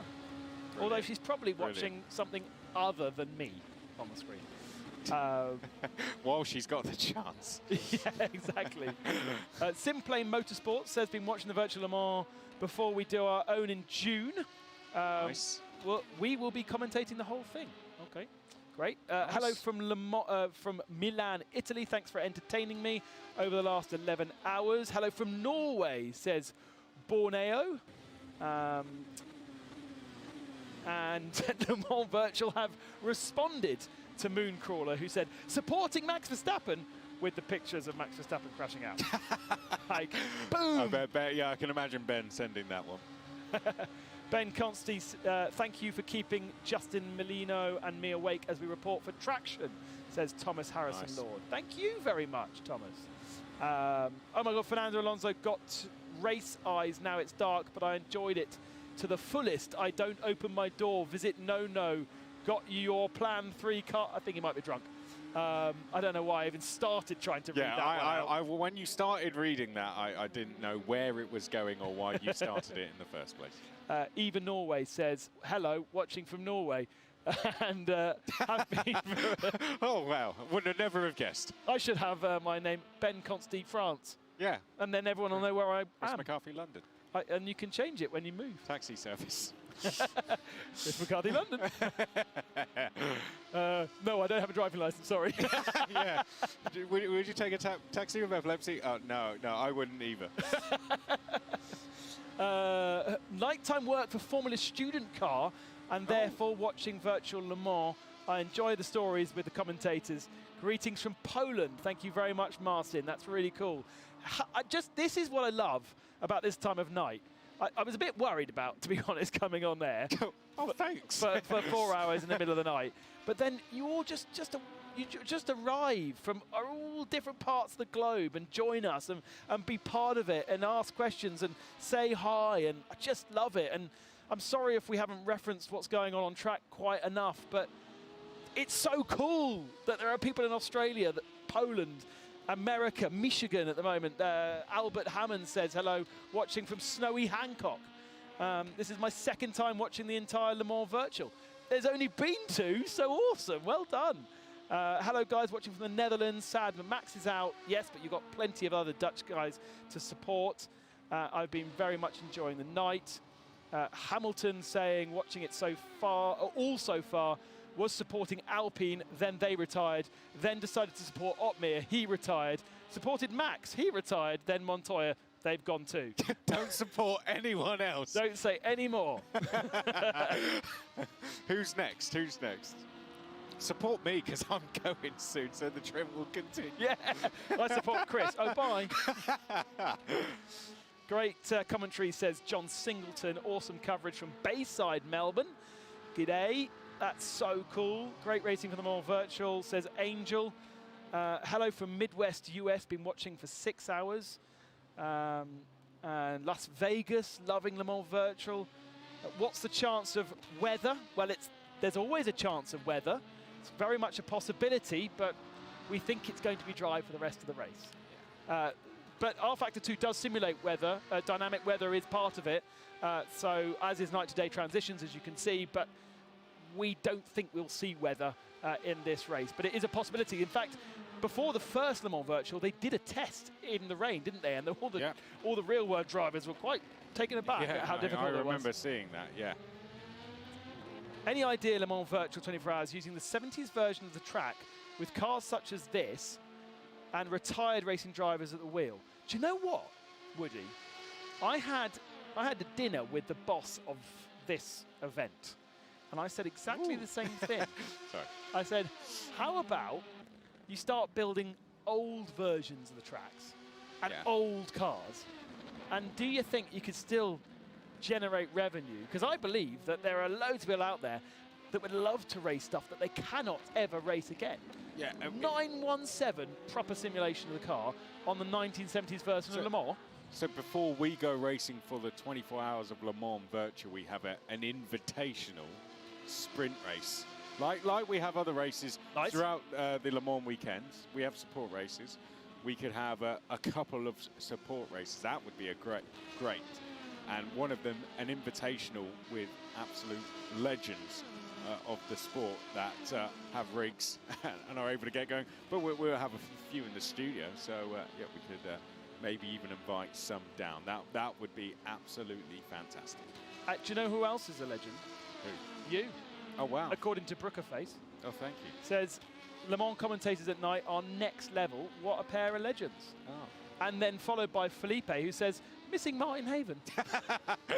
Yeah. No, sorry, Dan Mullen misses Martin Haven, not Felipe.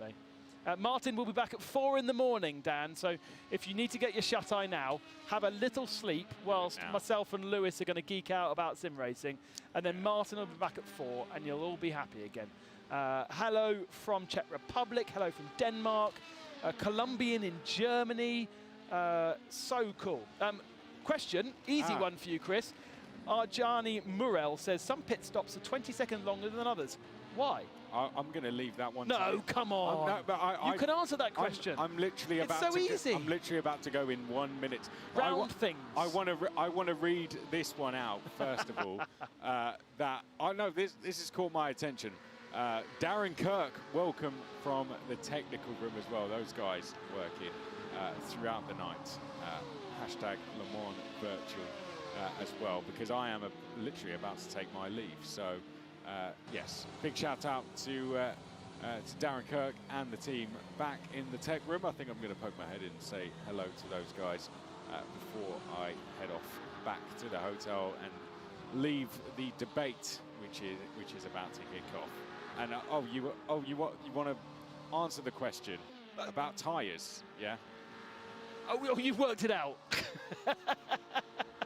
I've only been watching for 12 hours. That is the reason why some pit stops are 20 seconds longer than the others.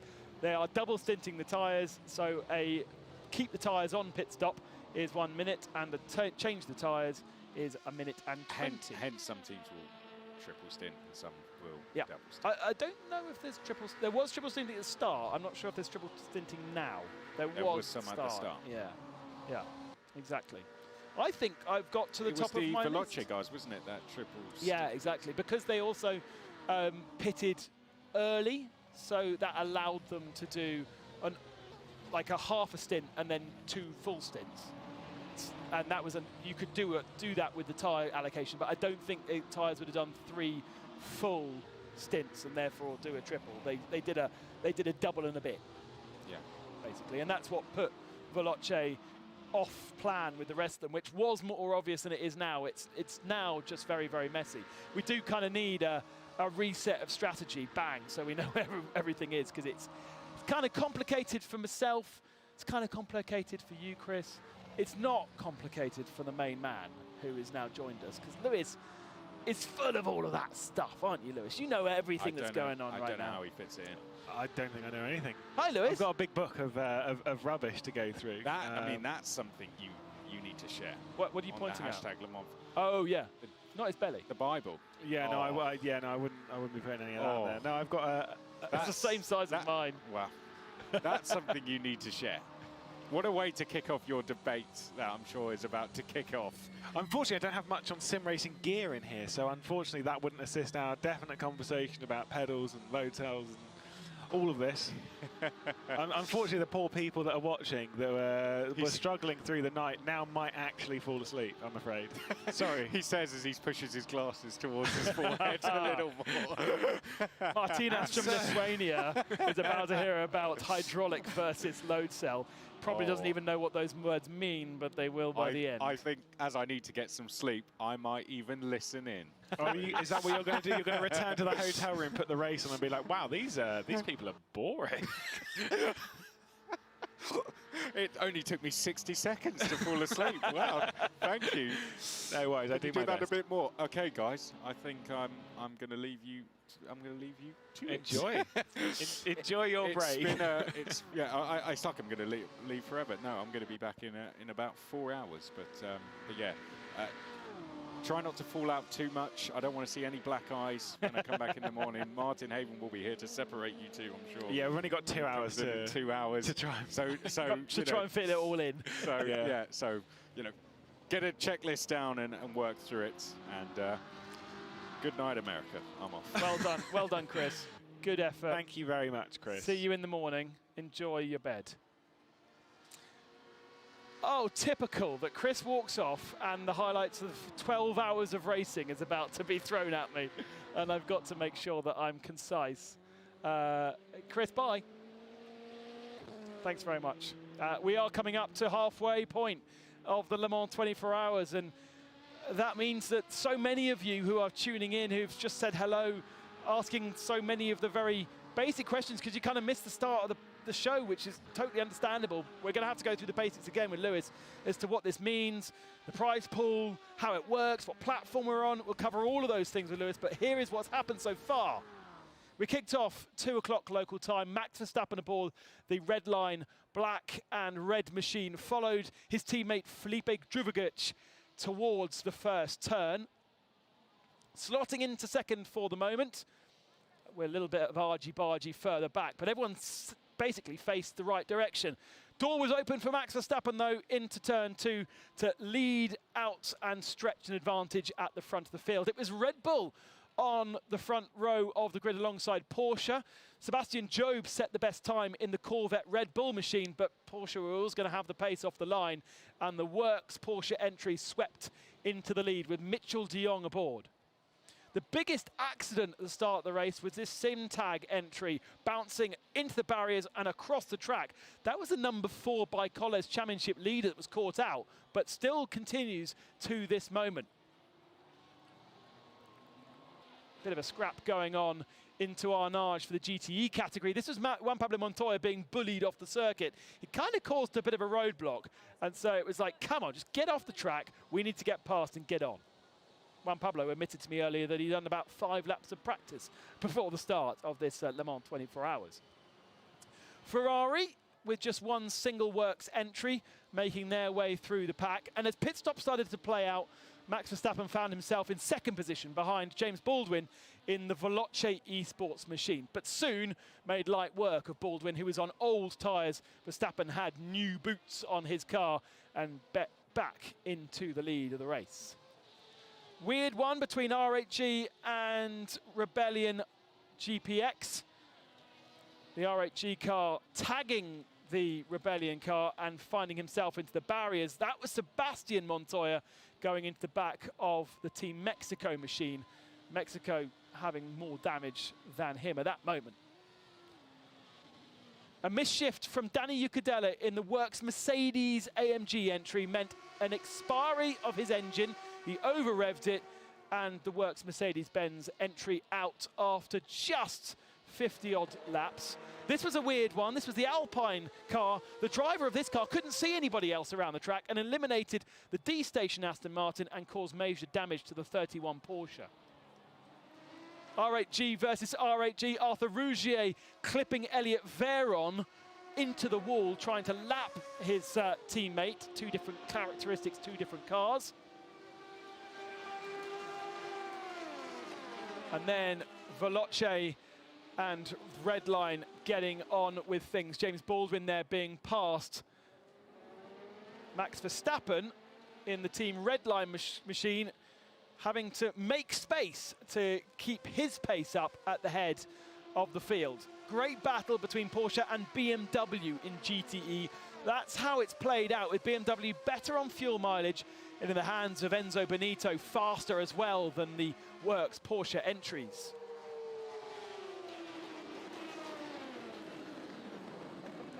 As night becomes day, the Porsches on an aggressive strategy. They're fast, but pitting often. Max Verstappen making that mistake into the wall heavily, losing a rear wheel out of the race. Atty Kirchhoff absolutely distraught.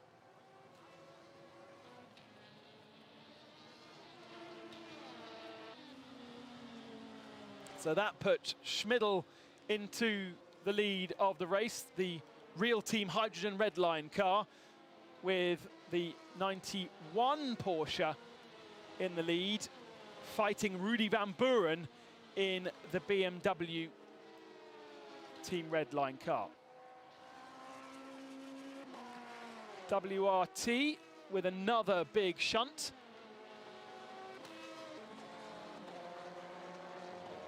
And we've seen quite a few people losing the rear end of their cars and finding themselves in the barrier. That was the rocket machine, we think.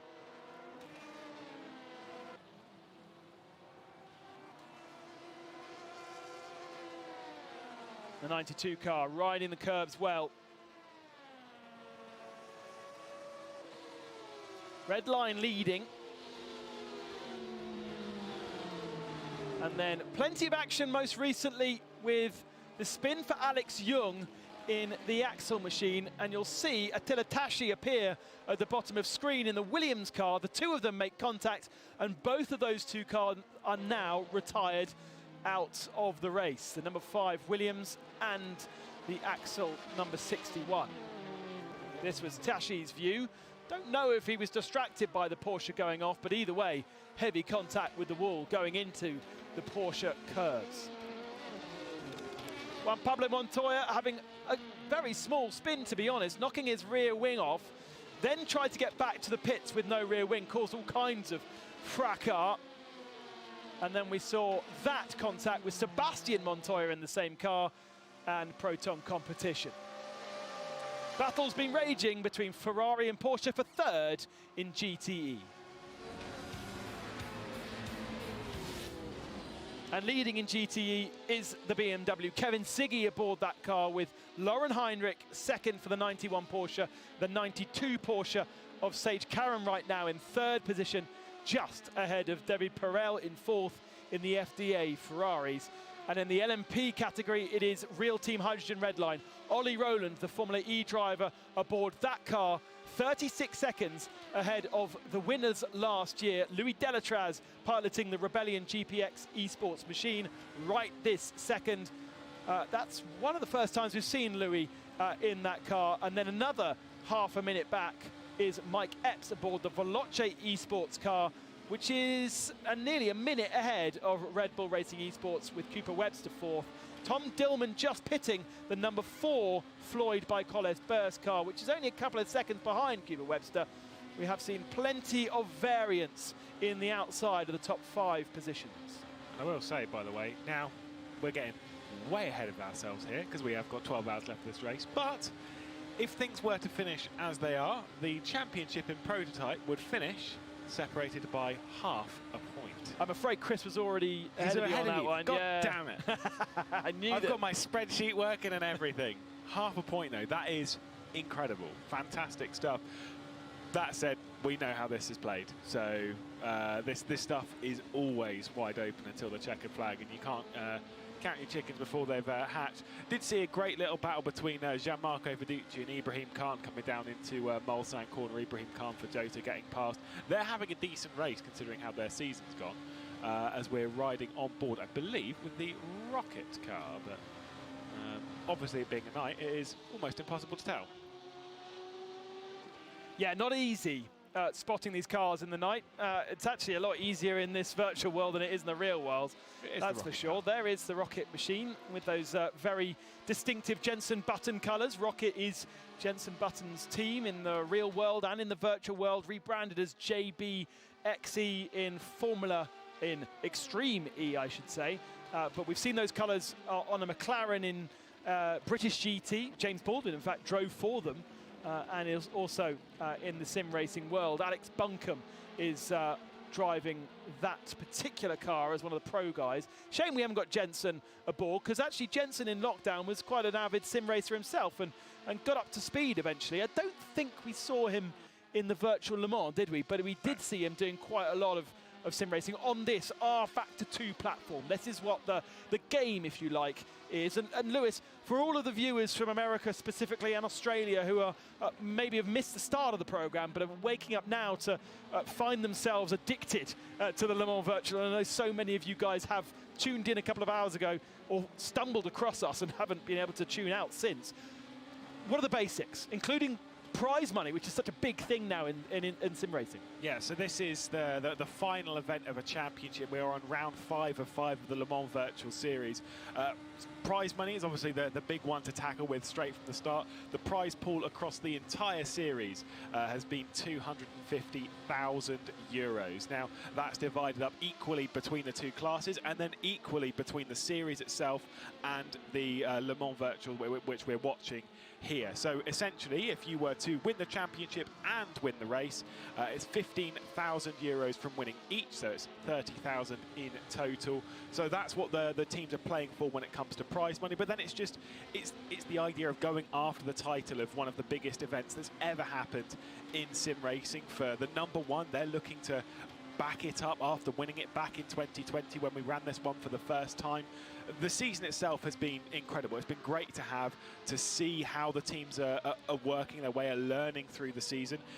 And more so from my point of view, having watched this from the very start, is the idea that they've learnt in cars which aren't exactly brand new. We've had this car of either of them in the GTE or the prototype category. We've had these in R-Factor 2 for 2 years at the minimum. The Ferrari is the newest car on the grid. That one came out just before, like a couple of weeks before Le Mans Virtual back in 2020. That is the newest car on this grid. Maybe the C8 actually. No, the C8L will be. But either way, they're not particularly new cars. These are cars that we've raced with time and time again on R-Factor 2, and yet still teams find something new. On an event like this, they find a different way, more speed, something else in the setup that no one's noticed before. Anything like that is impressive. And in terms of the very basics of the competition, we have a prize pool of 250,000 yes. Euros across the championship as well as this final round of the championship. The championships consisted of 5 rounds, mirroring similar to the WEC, the World Endurance Championship calendar, with the addition and my favorite kind of Gérard Neveu-inspired thing of, hey, if we're going to go to the Nürburgring, let's not just use a GP circuit, let's use the Nordschleife, which was kind of nuts, and it kind of sadly didn't fully work as it should have done, but an inspirational thing that you definitely couldn't do in the real world, but the virtual world allows you to do some things like this. Yeah, absolutely. I mean, like the idea of putting together something which you can't really do realistically in the real world. And to your point a little bit earlier on, the example that you used about racing old versions of Le Mans with old cars, it is one of the greatest things that we can do in sim racing. Because even now, there's not too many examples where sim racing is still in its infancy, basically. But when you consider some circuits which no longer exist, Oran Park's a really good one in the sense of it's been laser scanned elsewhere in sim racing. And that's the staple of it now. That's now remembered forever. Think of the tracks in Formula E that we might not see again. We've got plenty of tracks in R-Factor 2 that are laser scanned versions of those circuits. So even if they never appear again in the real world, they are now locked in. We have a version of it that was laser scanned at that point that you can race at any point. And hey, do you know what? Why not throw a Formula 1 car around there? Why not throw a touring car around there? Why not? I don't know if you were listening when we had Bruce Journey on the platform. Something I didn't realise is his company that do the laser scans for Formula E. Oh, do they? To provide to the teams to then do their testing and simulation of the races before the teams actually go to those races. So they have to go and do the laser scans of the tracks, but of the roads that are going to be the tracks, make them tracks, send them to all the manufacturers of Formula E holdings, so that they can practice. So he has the best library of Formula E. If you care about Formula E tracks, he's the best library of Formula E tracks ever. And I presume that he's basically using our Factor 2/professional as his base. So, yeah, there are lots of them out there. I mean, they're probably not cheap. You're not going to get your hands on them easily, but we've got to remember that sim racing is fun and it's accessible to everybody, but it's also a tool, a very much used tool now in the world of most motorsports. And the likes of Formula 1, yeah, they develop their own software, basically. They develop their own hardware. They have completely bespoke tools, and they really are very protective over the tools that they have. You know, when I've tried to make videos at Williams, for instance, you cannot go filming in the sim room because you do not want to give any details away of how their sim work. But looking outside of that, in the World Endurance Championship, the smaller teams in the World Endurance Championship, they'll be using R-Factor 2. They'll be using this, and most of the Formula E guys and all of the GT guys around the world, they use R-Factor 2. It is universally agreed that it's the most accurate and most flexible platform for the needs of the professional, as well as not we are professional here, but professional in terms of teams versus this is a professional race series, because these guys are on the most part, either professional racing drivers or they are professional sim racing drivers. There are few people in here that wouldn't class themselves as a professional. Yeah, it's when you start getting to the point of sim racing, tipping over. I mean, I remember 5 years ago when there was only, you could really count like 5 or 6 drivers in the entirety of sim racing. It was like, that's a professional driver, that's doing this as their job. These days, very much the other way. So many on the grid do it. But back to your point on having these laser scan versions. I remember seeing years ago, before it was ever well, this version I don't think ever was released, but it was on R Factor Pro, which again everything is super cagey. They like very little detail ever escapes it. But there was one onboard lap of Monaco from R Factor Pro, and it was a laser scan Monaco. Now I love Monaco.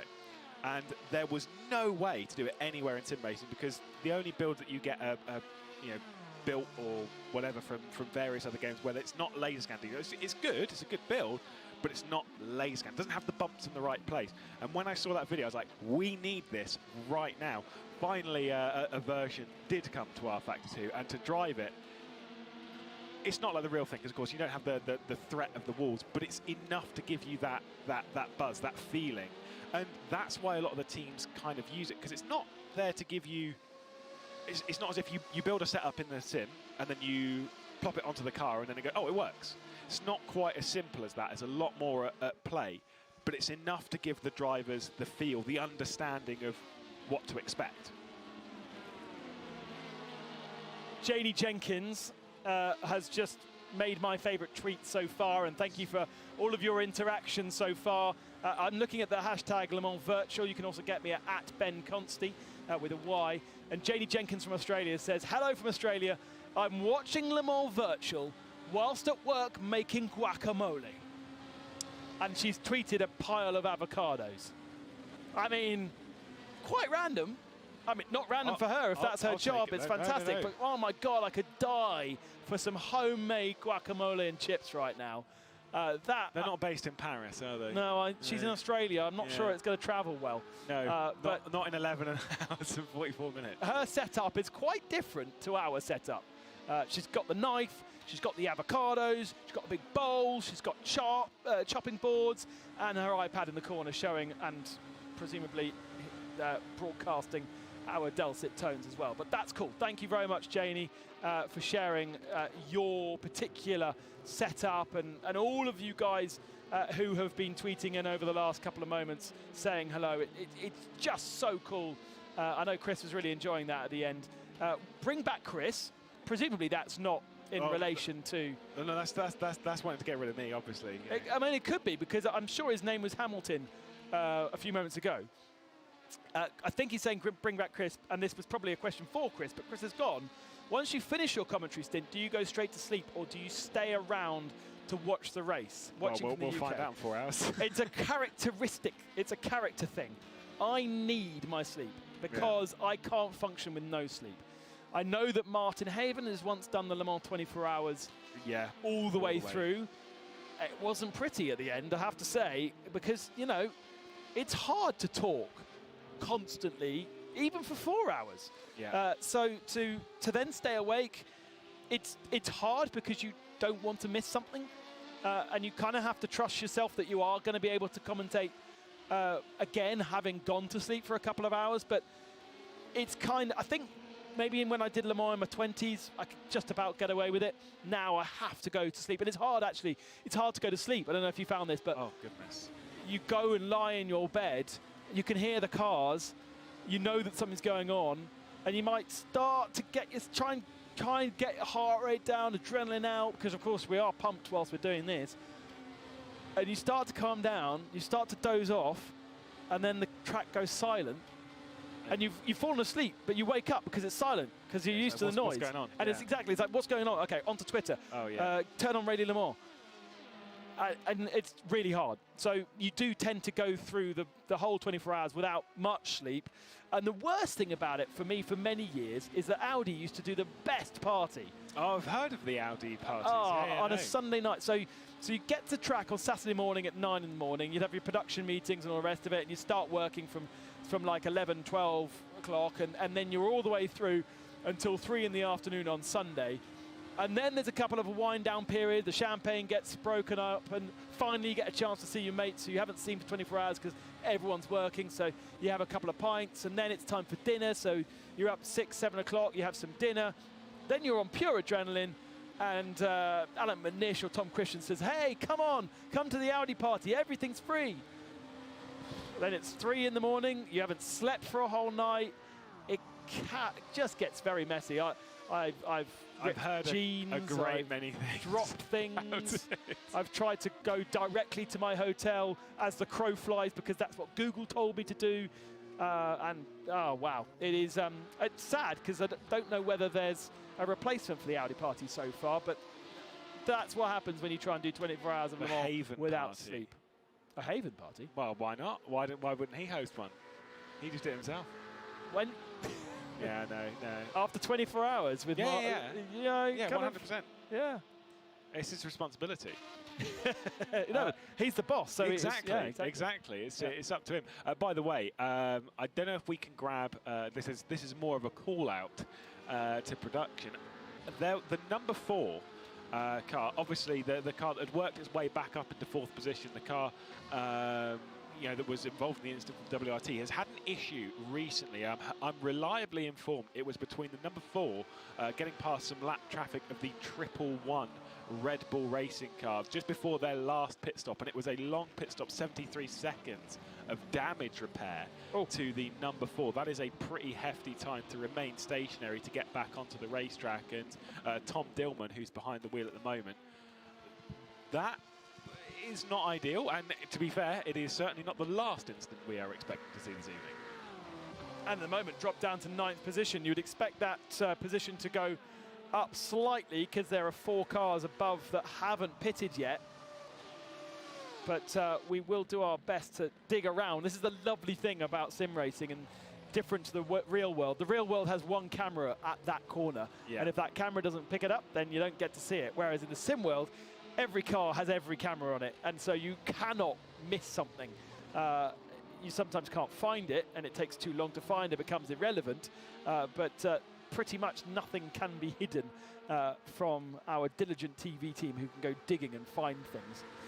Yeah, and you can, like I say, go back and look at it in slow-mo. You can look at it from any angle you want. Impossible angles that you'd never see in real life. Throw the swingman camera is what it's called in R Factor 2. It's where you it hangs off the rear of the car. Normally it would be classified as chase camera or something in that vein, and you could just swing it around to any angle. There is the 111 Red Bull Racing esports car, the car that was launched into the race with a 6-minute penalty, courtesy of not having the required amount of pro drivers. They only had the one in the form of Dennis Lind. Presently that car is driven by Nestor Garcia, who we've seen in I think all the rounds so far in the Le Mans Virtual Series, but we didn't see in Le Mans Virtual 2020, so it might be a first experience for him around this historic racetrack, at least in RF2. I don't know. And for those of you who are new to this, we should point out some of the key names and key entries into this race, because this isn't a race of sim racers. This is a race of real-world brands. BMW works teams, Porsche works teams. Mercedes had a single works entry before they blew up. We also have a single works entry from the Ford sim racing team, Fordzilla. Red Bull Racing, off the back of the Formula 1 esports team. We have 2 entries from Red Bull in this, one in LMP, one this Corvette that we're watching now in the GTE category. Ferrari have a single entry in the GTE category because of the proximity between this and the end of the Formula 1 Championship. They didn't have enough time to get really up to speed as much as they perhaps would have liked to, and so just a single entry from them. And that's equating, and then, sorry, Alpine, I forgot about Alpine as well, another real-world team. By Colles. Not really a brand that you know too much about in the road world. Yeah, fair enough. But then you mix that with the likes of RHG, which is a sim racing team founded and managed by Romain Grosjean, the man who is most famous for crashing his car, unfortunately now. And Also, Veloce Esports, you may have heard of, a very successful sim racing team right at the sharp end. Rebellion GPX, run by Williams Formula One team, esports team running the car. Rebellion, the watch manufacturer, sponsoring the car. GPX is the team that run in the World Endurance Championship that has partnership with. So when you start digging through this entry list and looking at all of the things that are involved, all the teams that are involved, this isn't some small-time sim race. This is as much of a motorsport event as any racing championship that goes on any weekend. There's enough sponsorship, brands and money in this that probably outdo quite a few European, Asian championships that exist out there. It's with the teams on the grid, there's not many that you could go through and find and be like, that's a team that I have absolutely no idea who they are. And I mean that like you can't find that they've raced in real life or that they've raced in any big championship. There are very, very few teams on this grid that lack that credibility, and certainly none that battle towards the front on a weekly basis or monthly basis. We race once a month.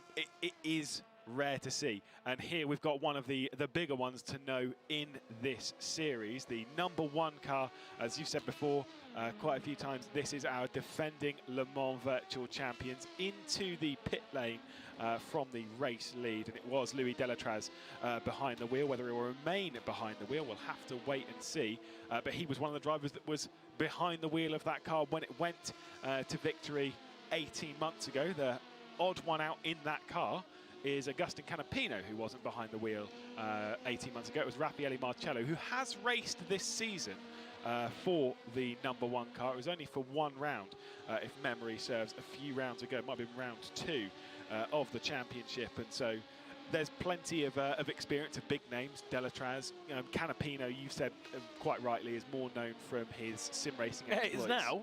Is now. But the amount of championships that he has won in South America, you look, and where I don't race in South America, I don't really know what happens in South America. It's everything. He's won basically what you can win, or what you can at least take part in South American, in actual South American motorsport. He has taken part in and has won it, and that is impressive. There's a great story surrounding that same vein that happened in the World Touring Car Championship when I was presenting that. Citroën, French brand, have Sébastien Loeb on contract, but they're not going rallying anymore. So they need something for him to do, and he doesn't want to do rallying. He wants to do have an easier life. So they say, okay, cool, we'll go touring car racing. We've got good relationships with Eurosports, and therefore we will build a touring car and go touring car racing for you. And, okay, your good friend Yvan Muller, he's pretty good at touring car racing, so he can be a teammate. Okay, so we've got 2 French drivers, we've got a French manufacturer, and Citroën are like, okay, we probably need someone else to represent a different market, and South America is a strong market for us, so we should really get a South American driver. Let's see who races in South America. I wonder who. So they found this kid that kind of was around and about in the European world in single-seaters 5 or 6 years before, ran out of money, ran out of backing from Renault, and went back to South America, to Argentina, to his homeland, and raced and did pretty well, won 3 championships in South America. And on the very first test, blitzed Sébastien Loeb and Yvan Muller, and never allowed either of them to a championship in 3 years of the World Touring Car Championship, where Yvan Pichito Lopez and Sébastien Loeb were in it. There's a huge talent pool out there in South America that we are kind of almost ignorant to. Oh, FTA! The Works Ferrari entry having a huge spin. That's going to be massively flat-spotted tyres, but he's lucky that he's kept it away from the barrier. So actually, probably hasn't lost that much time. Derry Perel, that is. He lost 4 seconds with that. I mean, I don't think it would have actually been that bad, to be honest, because obviously whilst it's sliding through the gravel, it kind of looks a lot worse than it is. But if you don't hold the brake quite as hard, hopefully they're not listening to us on race control. You know, if you're a bit more liberal with that, you can actually control it and not lock up the tyres too much. Here we've got the battle, by the way, a bit further down. This is for 11th or 10th in class. No, it is 11th. Between the 966 Ford Zilla car, which Gianmarco Viducci is presently behind the wheel of, the one ahead of the car that we are on board with. This is Ibrahim Khan, who's straight down the inside into our nose, watching that traffic. These two have already battled a fair amount on this broadcast in the last hour or so. Going down into Mulsanne corner, they've already gone side by side. And once again, Ibrahim Khan this time ahead of the Italian of Gianmarco Viducci before they hit traffic. You guys are keeping me well entertained on Twitter. Via Aero has just tweeted me and the hashtag Le Mans Virtual saying, "Hola from Argentina. We are supporting the Argentine pilots, Canapino, Girolami, Verone and Colapinto." I'm not going to repeat what his picture says, but you can see it if you want to. Go on to hashtag Le Mans Virtual. I'm glad we can be of service to keep you Argentines happy, and thank you so much for watching over there in Argentina. That's another country to tick off the list, I think, because we didn't have an Argentine in my first list. We've now got a Hungarian. What are you doing up at 2:30 in the morning? Ben 1998 says, "Hello from Hungary. I'm watching you on YouTube whilst playing F1 2021 career mode." Wow, that's pretty impressive, doing both. Men can't do that usually. I just did a full weekend of full practice, qualifying and full race at Singapore whilst listening and watching you. That is impressive. And I shall continue now to Suzuka, and it's my birthday.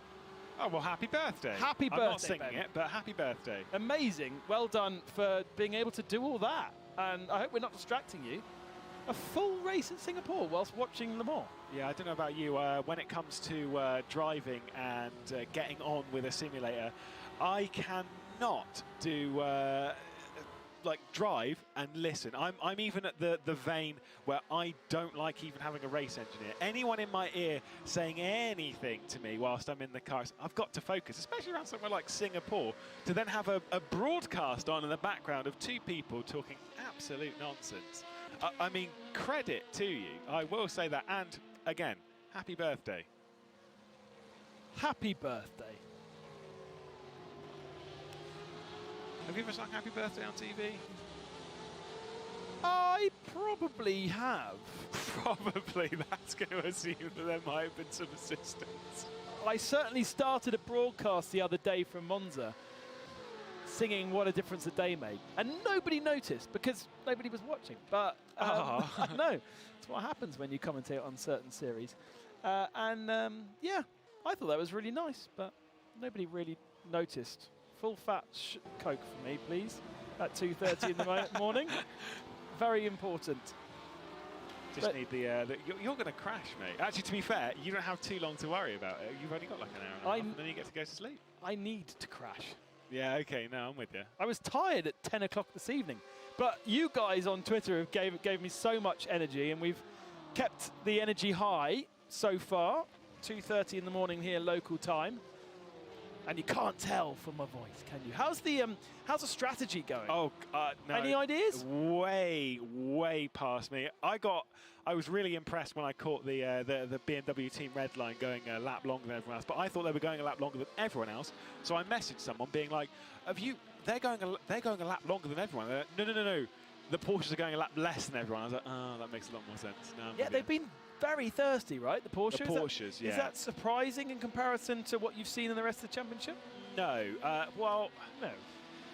The thing is, the Porsche is a fairly thirsty car. We've kind of worked that out, and especially considering it is one of the fastest. Is that one of the GR Wolves car going a bit? Oh, no, it's the InSpeed car that's going a touch slow entering the Porsche curves and losing it has lost a rear wing. Yeah.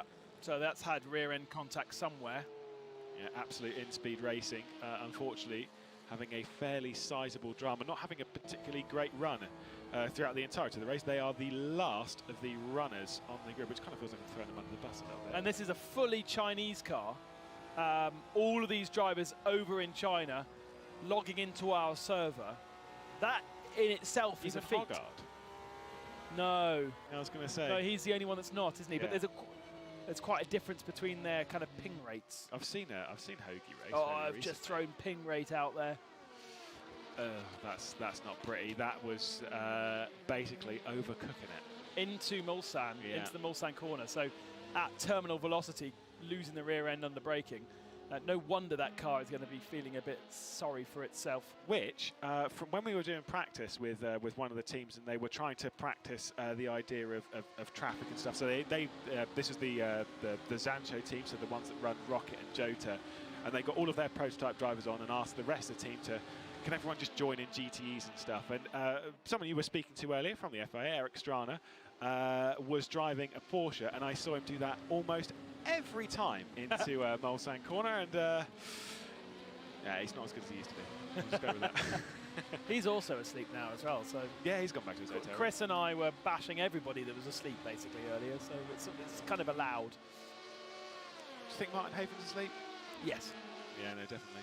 He's an old man these days. Dillman picking up a position. Yeah, he's a grandfather. Yeah, I know. Yeah. Amazing.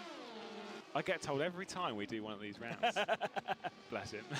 I want to put something into perspective here. For those of you who are watching for the first time,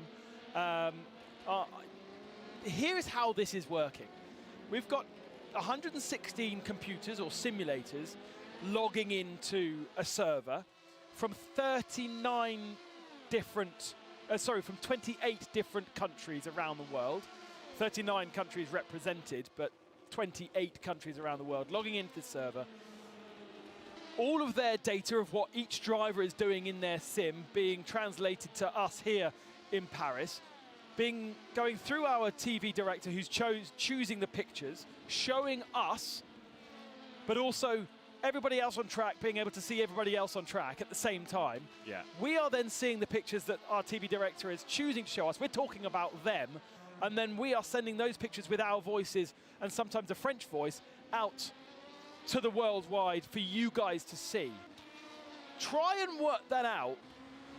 Yeah. And in milliseconds. There's no delay either. Try and work out how hard that must be to bounce all of that data X, Y, Z around the world, from China, from Australia. I don't think we've got anyone from logged on from Australia. Don't actually know where those 28 locations are, but we certainly do have guys logged in from China, all around the world. And the guy who is in Basingstoke in the UK has got to see exactly what the guy in China is doing, second by second, millisecond by millisecond, and so do we. And I find it just mind-blowing that this whole thing can even be possible without the whole thing just melting. It is baffling how fast things need to be. Yeah, see, we're on camera now. You can see this massive folder that I've got, which is full of rubbish, which no one really cares about. Stop boasting about your folder. I'm really proud of this. I've got this laptop. That's all the information in here and in here. I see. How's that working out for you? It's not. It's not really. It's not. No, around the world, it is impressive that it all comes together. I mean, rFactor 2 is well known around the sim racing community as having one of the best netcode in sim racing, i.e. And netcode means? How the response time between you and the server and then the other competitors with it. And so when you're speaking of it having the best netcode, what that realistically means is when you're going side by side through a corner with someone, you're here, they're there, and that's actually where they are. And so you can know going through the corner exactly where to put your car because it's one-to-one. Now, yes, of course, there are minor delays. I mean, China to here, then to someone else's computer is normally around about 0.15, 0.2 of a second, which is quite large, but that's how it takes to get around the planet and then to them and then back and then back across. It's going to take a bit of time. But the thing is you can actually race with that. It's acceptable. The fact that it's even possible is incredible. It's still nuts. It still blows my mind. And for all of you people online and some of the people I've ignored on #LeMansVirtual, bashing certain things, being fans of other platforms and shouting about it, rFactor 2 do this well, and it allows close racing. It also allows you to actually lean on cars in a way that you do in the real world, and you can't do because you can't trust on other platforms. So it's really, I just wanted to lay that out for anybody who hasn't really thought about how all that communication works. It is nuts. Bye, by the way. Thanks for coming to say hi for the moment. We haven't got all of our lights and stuff up, so if we're looking a bit blue, it's not because we're ill, it's just because we've got, I don't know why we've got blue lights, but basically we've got blue lights and we haven't got any white lights. So I think they want to make you look ill. I think that's the thing. I thought I was a bit better lit than you were. Iller. Yeah. Yeah. No, I'm with you. Yeah. It's late. Yeah. And or early. And when I arrived here to Studio Gabriel, the director, the French director, who is in charge of the whole project, said, Ben, I understand you've got a newborn baby. I can see it in the bags under your eyes. Oh, no. I was like, thanks, man. That's a great way to start the weekend. But I have had 2 sleeps in then, so I feel slightly rejuvenated. And, secret, there is also makeup, which helps. Oh, no. Oh, which one is this? Which by Coles Burst esports car is this? Is this the 444 or the 4? He's not moving. He's And there's definitely no rear missing wing.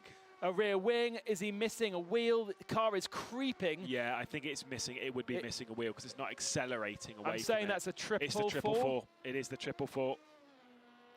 That's a shame. Who is behind the wheel of the 444 at the moment? Lomco, presently behind the wheel. I'm sure I'll get a message. Cameron Roger, who's running strategy behind the scenes at the moment for that car. Well, I'm going to... And why this is significant, is this a championship car? No, this is the other car. The championship car, right? The 444's less so involved. Let's see it, though. It's going to be through traffic. This is coming up towards the satellite Corvette. And it's just taken too much curb. Oh, relatable. I've done that.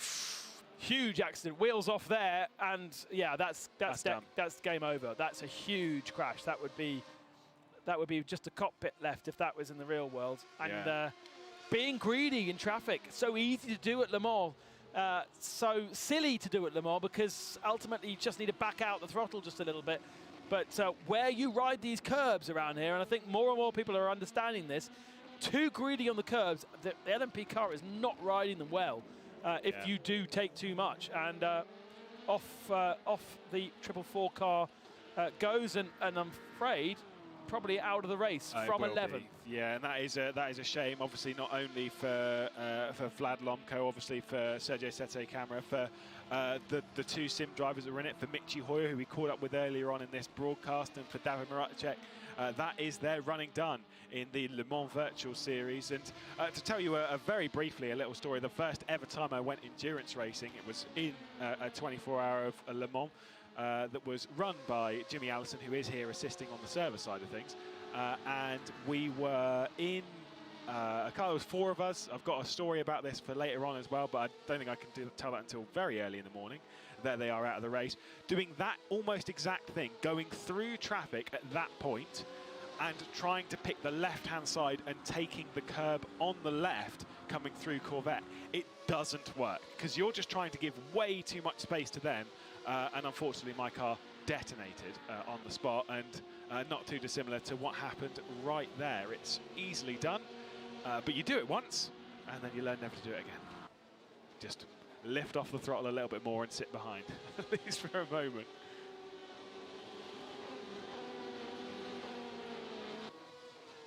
That's really gutting for the 444 machine. Big accident and so easy to do, and that can really befall anybody. It's just timing. And you kind of, I know you remember talking to Alan McNish in the last Le Mans 24, you time yourself to know that X corner is coming up, and so you don't want to encounter that traffic at that point, so you might back off a little bit earlier to catch them later to have a clearer run, because ultimately momentum is key, and there are points of the track where you can't back off. If you decide to suddenly jam on the anchors whilst you're committed to a corner, the car's going to rotate, you're going to crash.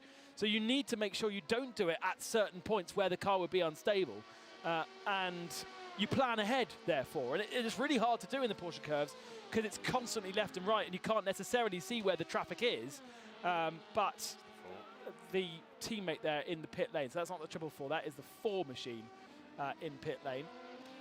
And unfortunately, timing-wise, that was just completely off. There was no way that the car in front of him was going to get out of the way at that point, because the GT cars are absolutely on their limit of adhesion through karting and through Porsche.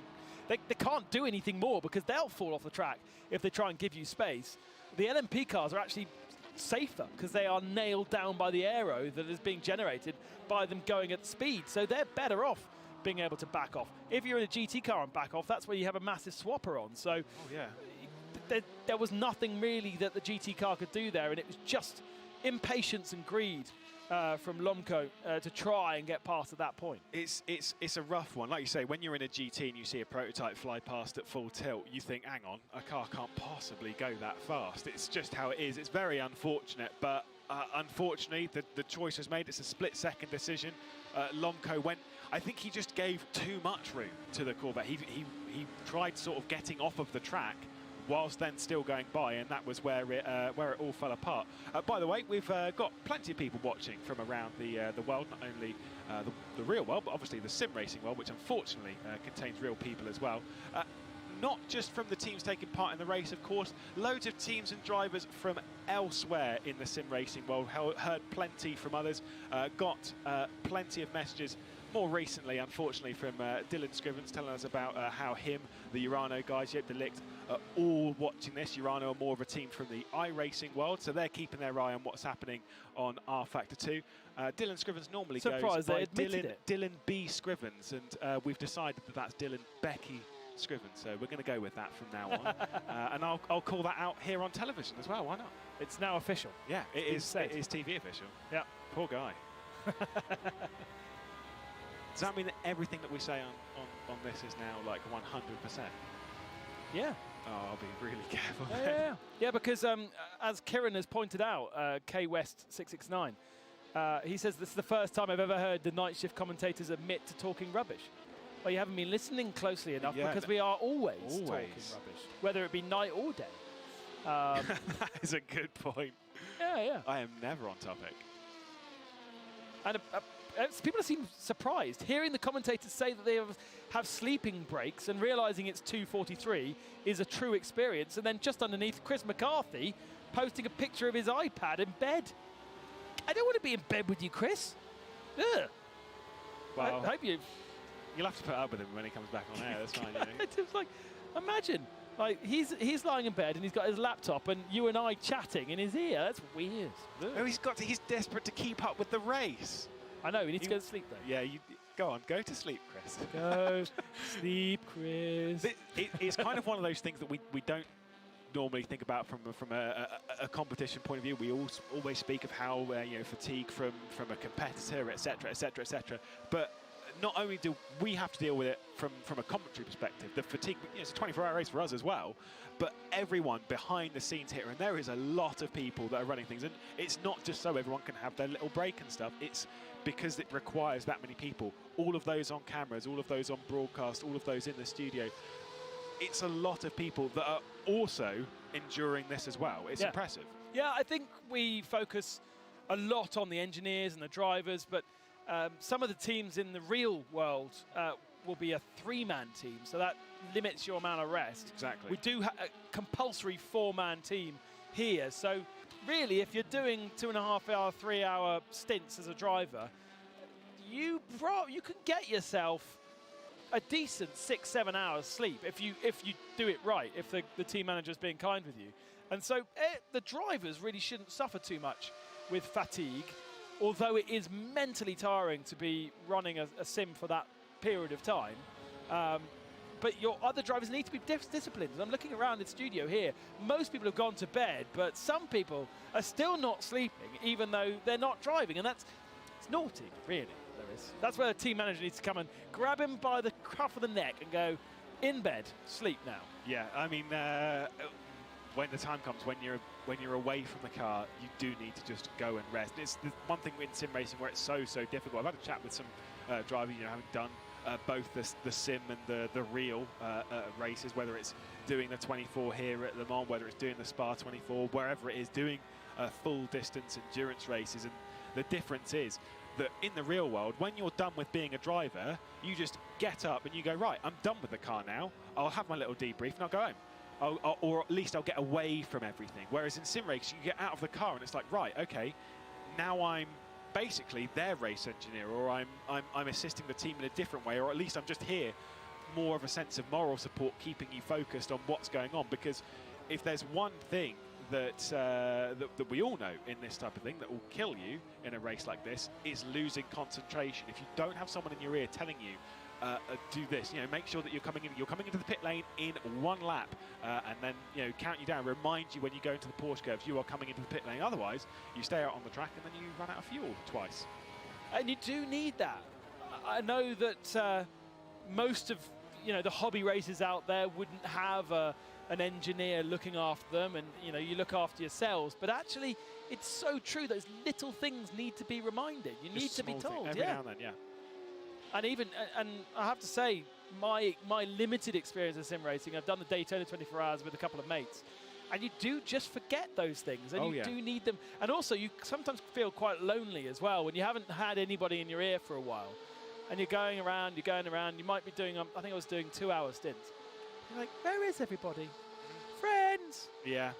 Somebody talk to me, please. I had it in Jimmy Broadbent's 23-hour Zolder charity race, where I was doing my stint in the car, and team are just chatting to me, this, and then I ran out of fuel, which is why I said twice, because it's the second time it happened. I just remember as it came to a halt, as I was just like, oh yeah, I forgot again.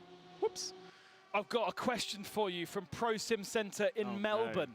No. Oh dear. G'day. Lots of you in Australia. So cool. They've got avocados, and we've got Pro Sim Australian Centre. even with avocados there. Avocados. Avocado, mate. No, because if you start doing that, that's racist. No. Well, it also normally brings up a lot of. We don't do that with the Dutchies, do we? We don't start pretending to speak Dutch, because we're not going to do that with the Australians. Pro Sim Centre say, loving the coverage. Do the teams use real-life setups, or how do they go about setting up the 24-hour race? Before Lewis answers this in full, Alex Brundle, who's been part of our coverage, told us that his team in Le Mans Virtual first time round literally loaded in the setup from their real-life car into their virtual car, and guess what? It didn't work. It didn't work. No, I mean, in an ideal world, that is how it would work. Unfortunately, things aren't always one-to-one, and this is for so many reasons. Yes, the track is laser scanned. Yes, the cars are built to be as close as they can be. The track's got the right level of grip, but then when you compare things to real-world stuff, temperature, how that's affecting everything, air density and all that kind of stuff, it's never going to be one-to-one to how it is exactly on the racetrack. And so there are some little things you need to learn. It's one of the things that race engineers from the real world, as we see the Veloce car come into the pit lane, they need to learn when they kind of help engineering a team. It's like, right, let's speak to the sim drivers and kind of understand, right, what would you do in this scenario? Oh, right, you would stiffen the suspension like that. So that is correct, but the values that you're using to kind of do it aren't one-to-one. So you've just got to be a little bit more open-minded as an engineer. Some of the stuff that you're doing real well with a car will work, lower the tyre pressures to this point and the car will go faster, but if you go too far, then you're going to overheat, yada yada yada. There's a lot of that behind it, but you just have to be open-minded with the setup.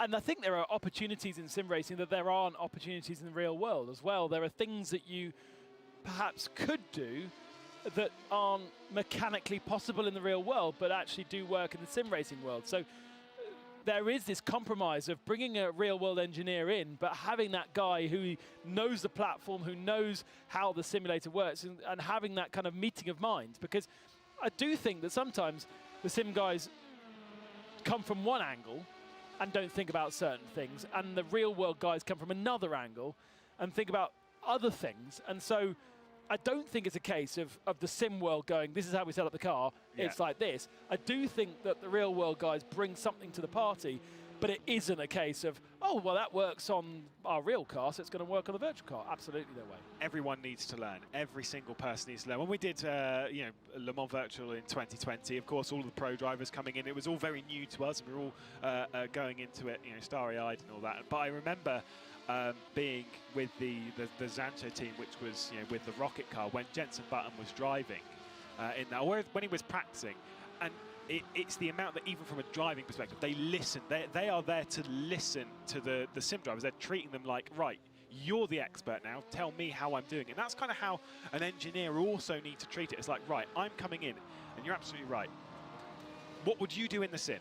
Okay, right, you would do that. This is how I would do it. Now let's see if we can figure a different way around this. Is there something else that we can throw at this to go faster? And trust me, you need help from the experts. When it comes to a setup on these kind of cars, you'll open the setup and it'll be like, oh well, you can change the spring to here, and you can, the anti-roll bars and all this. And so like, I always used to just change the wings and the gear ratios. So that's me done. I don't know about this. Oh, then you got bump cambers and slow bump rebound. It's like, whoop, yep, no, I'm gone. Yeah, I did a year of engineering at Oxford Brookes University, which is one of the best engineering universities in the world. Actually, lots of F1 guys come from there.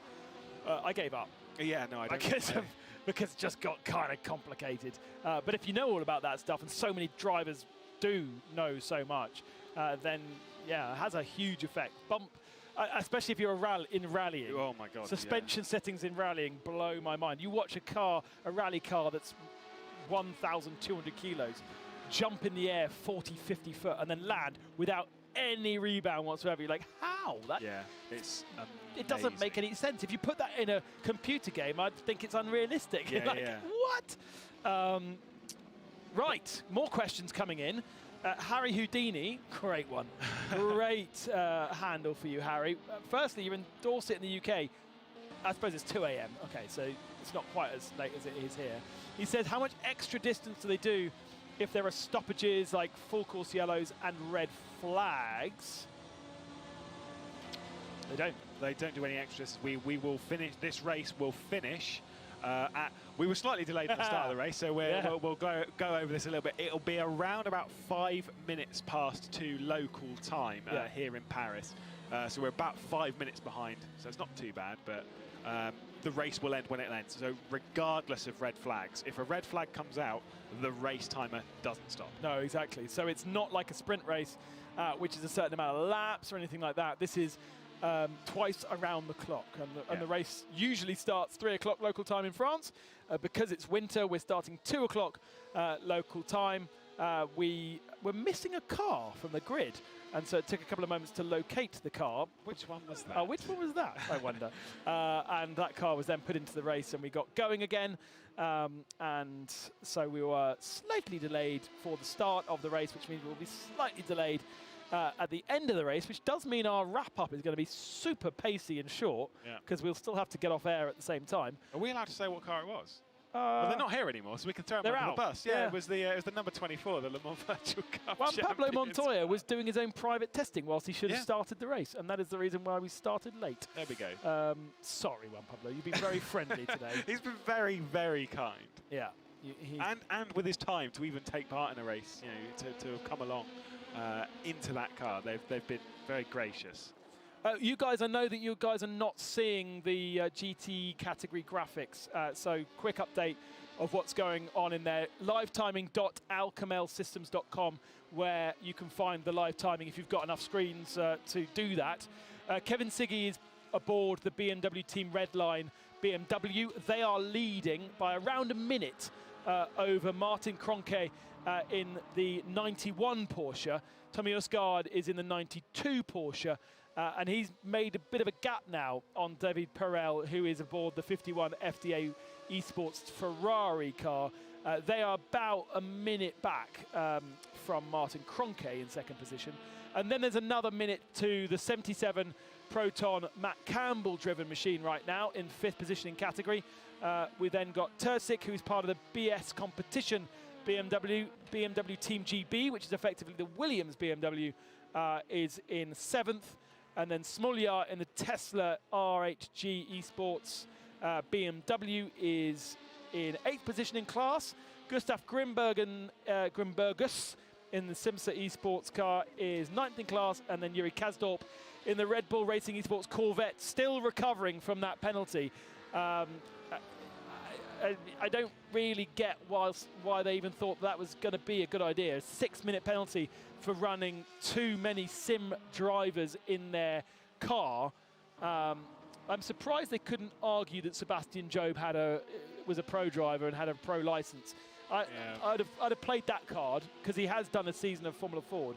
All right, it's not the same as Juan Pablo Montoya, but it's still, when you look at the pro drivers list, and there are some slightly suspect names, like not suspect at all. Mitchell de Jong has driven at a high level in the real world, but he hasn't done for 5 years. And then there are others who have done Formula 4 and stuff like that. Don't see any difference in Sebastian Job there. So why can't Job be a pro driver, and then they wouldn't have had that 6-minute penalty, effectively 2-lap penalty.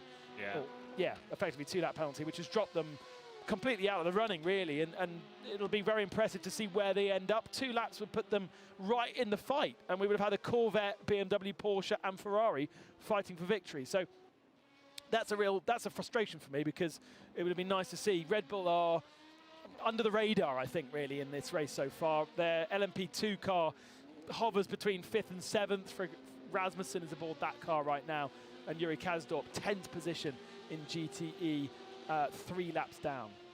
I do feel a little bit bad for speaking of the 11 car, for Dennis Jordan, who'd done all the practice, who'd done all the preparation, who'd been ready to take part in this race, and then last minute his wheels like, nah, you're not going to do it.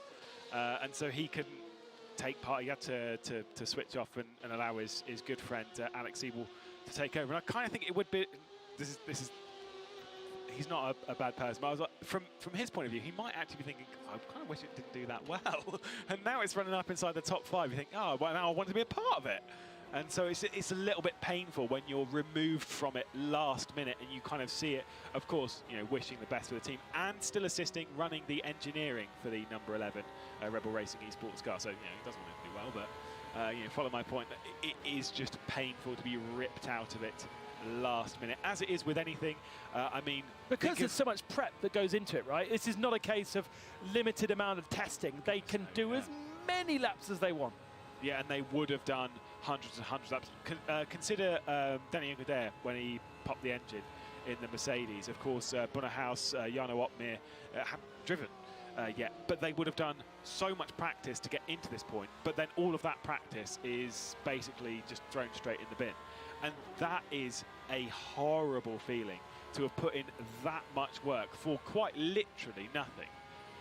You just kind of sat there thinking, well, why did I bother? And that's where it kind of makes you think, for the next round I'm not going to practice that much, and then you aren't as fast, etc. It can be a very, very vicious spiral.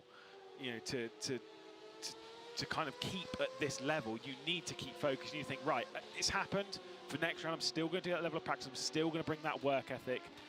It's such a difficult thing to do, though. Okay, so I kind of misinterpreted Harry Houdini's question. Oh, no.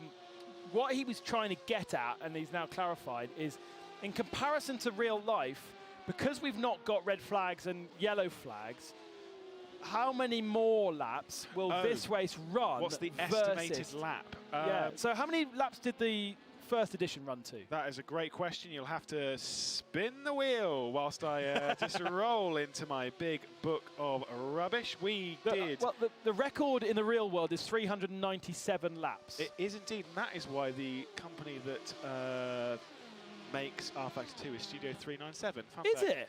Fun fact. The lap distance last year, because we did have 2 red flags, was 371. Now, estimates that I've seen from this year, now bearing in mind, we've passed halfway, 220 laps completed, the estimate is put around 400 to 405.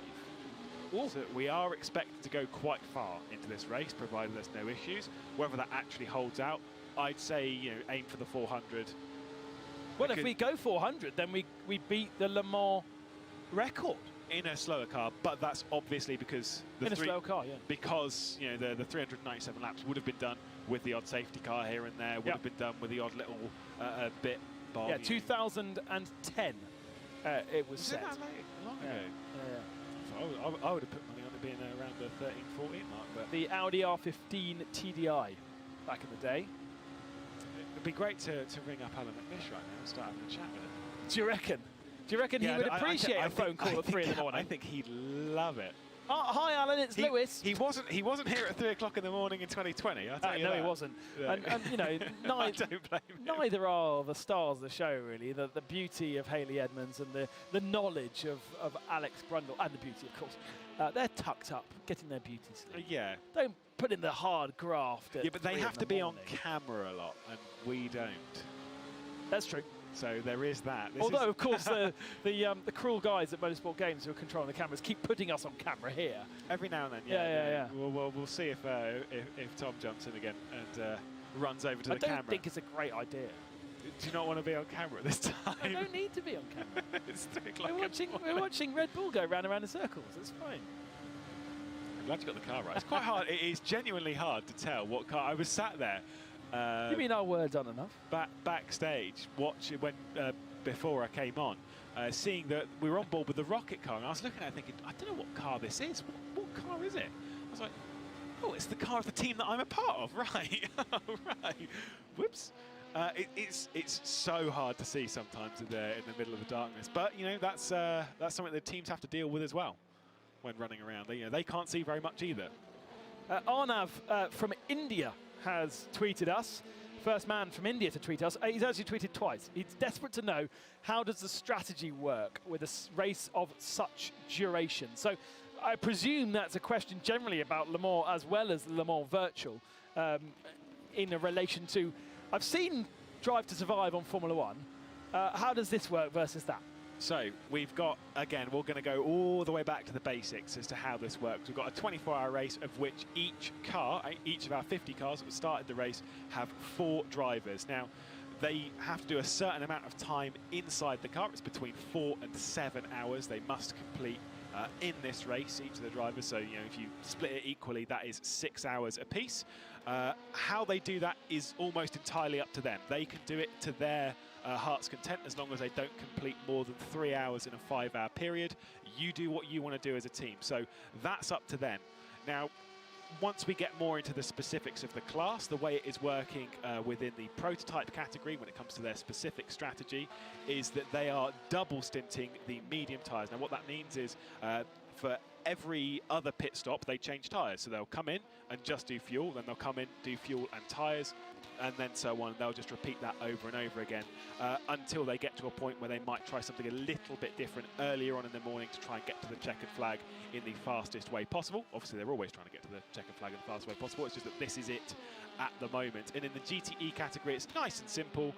Roughly every 55 minutes, they'll be returning to pit lane to do fuel and tyres. And the tyres for them are the mediums, and it is a single stint for that category.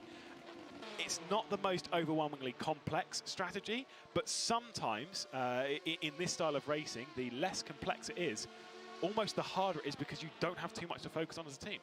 Or a commentator. Or a commentator. Yeah, because we don't need complex strategies when we kind of lack information a little bit in terms of what people are doing.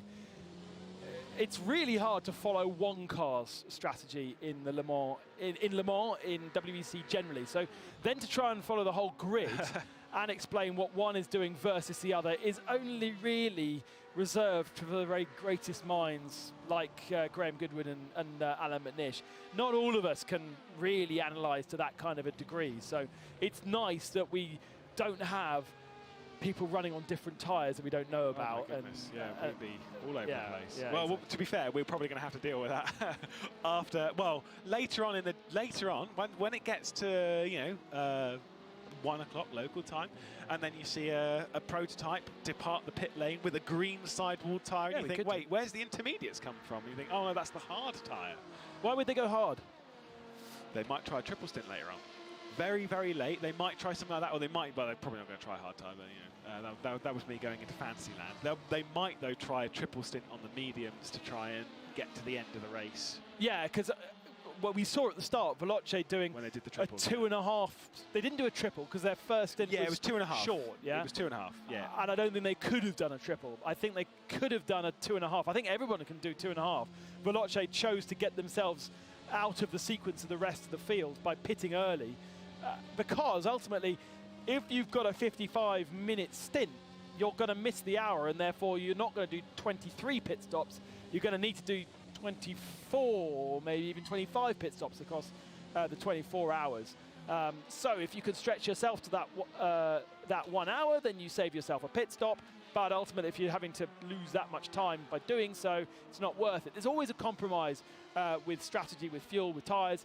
And ultimately, what we're seeing here is a very simple flat out race. We're not really seeing too much fuel saving. We're not really seeing too much tyre saving either. Yeah, it's perfect. It's absolutely as good as it needs to be. You go, it's the fastest that wins. By the way, we've got here the satellite racing car, which is presently on screen. Just actually received a message from team manager Matt Strand, who's keeping an eye on things, of course, between this team. Also got a message from one of their drivers from days of old, Sven de Vries, who's obviously watching the race as well, keeping an eye on what's happening with his old team. And this is one that's fairly interesting in a sense. We've got Gabi Chavez behind the wheel at the moment. Simon Sykes is the other pro driver within the car, but then they've got Henry Sinnick and Yumi Nisela behind the wheel as the sim drivers. Interesting from them that at least with Henry Sinnick, has been picked up fairly recently in the sim racing world to join the satellite racing camp. This is one of the things that we love, sort of, and struggle to follow in sim racing, which is, oh, that driver's now racing for that team. It happens so quickly. Oh my God. I know you love it. Go there. I know you love it. It's like turning on a broadcast and be like, here I am to commentate on this. It's like, hang on, Lauren Heinrich's no longer in a BS competition car. He's in a Co-Am. Wait, what? Yeah. And you start then, when you've got sponsored cars, then you start recognising the sponsored car by the driver that's in it to work out who's running the car. Because, of course, from my world, real motorsport, going to a paddock, you go to a paddock at least 12 hours before the start of racing to go and talk to everybody, to go and find out what's going on, to see what's changed and all the rest of it. There isn't really a virtual paddock. There kind of is with Discord, but it's not the same. It's not the same. You can't just wander around. TeamSpeak you kind of can in certain championships. You can get yourself into different teams, but it's not the same as wandering into a garage and nicking their coffee and saying hi. It's a bit weird. Is that what you do? Absolutely. To be fair, that is what I did to Dennis Lind. I just went at British GT just after he won the championship. I just walked into his garage. You identify which team has the best coffee in the morning, and you start with that one, and then you move on to the others because you've got your coffee in your hand, and you might sort of do a strategy with a pit stop halfway through because one coffee's been finished, so time the next. I see. This is next level. And if you're Martin Haven, you go and talk to the likes of Soundbird and Rob Half and all these, but you don't actually ask them any questions. You just tell them. Martin's particularly classic of going, so yeah, how are those medium tyres? They look really difficult to drive on. In fact, they only seem to be doing about 11 laps, and they just look a bit mushy. And and the driver goes, well, "You asked a question, but you're now answering it." So yeah. Well, you're looking to have your research confirmed. My point is, it's very hard in sim racing to be able to do that pre-event. I said this before. I sent out messages, and I'm going to throw them under the bus now with the GT driver. I sent out messages to, I think it was 5 prototype drivers and 5 GT drivers across different cars. All the prototype drivers, really, really good, got back to me straight away, being like, yes, this is what we're doing. And all the answers kind of came across. They're all running 10 laps, stints, double stints, blah, blah, blah, blah, blah. GTE drivers, 1 got back to me. The rest of them, Alan Terzic, Timotej Antonovsky, you know who you are, waited until, well, to be fair, Alan Terzic responded to me 6 hours into this race after he'd already completed a stint. I'm like, mate, that's no good to me now. Terrible. Yeah, they're not easy sharing their details, though, are they? That's the problem. I asked Coanda once. That was once. Was that it? Is that the story? No, I was just like, yep, no, I really do. I mean, I like Josh Rogers. I like Mitchell. I like Commander, the Commander group. They're a great bunch of guys. Very, very talented. Very, very fast. But they are very cagey, and rightfully so. It's a competition at the end of the day. Yeah. Very cagey with their information. I think I would be as well at this kind of level. But help me, please. I need to tell all of your secrets to everyone watching. That's exactly why they won't. Yeah. So we have updated you on the GTE category. I know that you've got the graphic on the left-hand side for the overall, but let's just run through that quickly. Felipe Drugovic, who started the Real Team Hydrogen Redline car, is now back aboard that machine. The number 70 leads the race. It's run by Team Redline that ran Max Verstappen in the early part of the race before he booted the car into the wall. And Drugovic has got a 52-second lead over Louis Delatraz in the 1 machine. It's run by Williams, sponsored by Rebellion, and the Real Team partnership is GPX. So it's Rebellion GPX Esports. and that is the car that actually won the Le Mans Virtual last year. It's the same lineup, apart from Rafael Marcello has been swapped out with Augusto Canapino, and Delatraz, based out of Geneva right now, is aboard that car. Third position is Eamon Murphy in the 28 Veloce esports car. Veloce, a very successful team that run various different branded teams around the world, including the Yas Heat team that is here with us at Le Mans Virtual a bit further down the order. Eamon Murphy, the Irish driver, has partnershiped with James Baldwin in that car, and who else is aboard that car? Started, so I'll finish. Mike Epps and Isaac Gillenson. We then have Frederick Rasmussen up in 4th position, so that's an improvement from Red Bull. Not quite sure how he's got there. Somebody's dropped down the order. And Rasmussen driving the Red Bull Racing Esports number 11 machine. Tom Dillman up in 5th position in the By-Coles Burst Championship, leading number 4. And he shares that with Jerne Simoncic, Ben Fiscal and Jesper Pedersen. Half of those drivers, of course, are real-world pros. Half of them are sim racing pros. Rory McDuff is aboard the Race Clutch Alpine machine. That's 6th position, the number 14 car.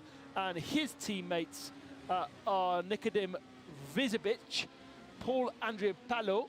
I don't even see much of him. Tom Lartalou and Rory McDuff. And Lartalou is very, very well known. Is that Lartalou Storm? Is he called Storm? Yeah, I think more races on GT, Gran Turismo. Yeah, exactly, yeah. Yeah, so that's really impressive to see him being so fast as well. That car has really run very, very well. And then Sipsos is aboard the Alpine Esports 36 machine. The other one has already retired. Payak is aboard the Yas Heat number 49. And then Alif is in the SEMA 9 Flash Axle in 9th spot. And 10th position is Fiduci in Team Ford Silla.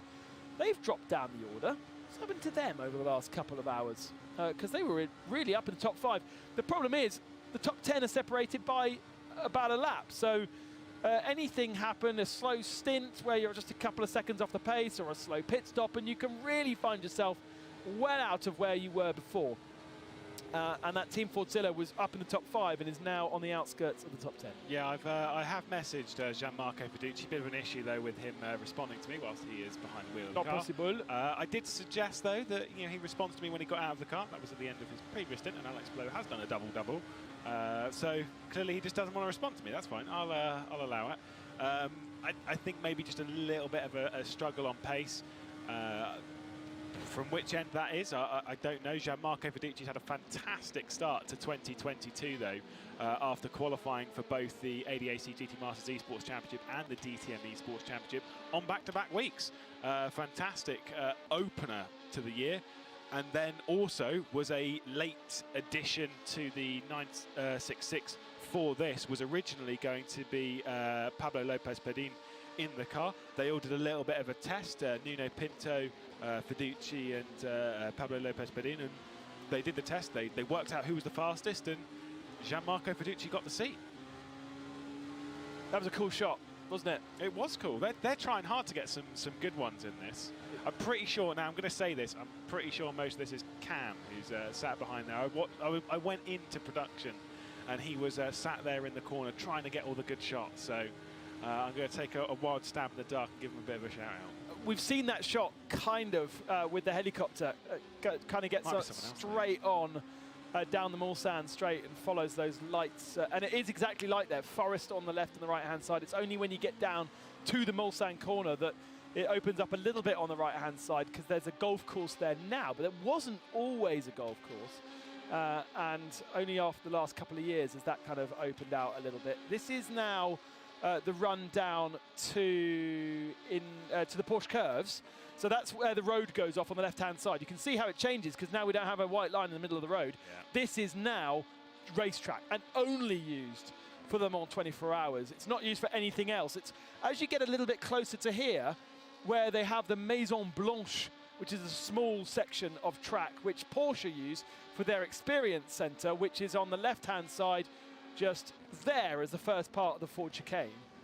And they use that track So that goes down to the start of the Porsche curves and comes back and around and doesn't use the start finishing straight, which is used for the Bugatti circuit, which is used for MotoGP, and also hosted the 1967 Formula One World Championship French Grand Prix, which is simulated on Grand Prix Legends. I knew that there was going to be a way to mention Grand Prix Legends at one point.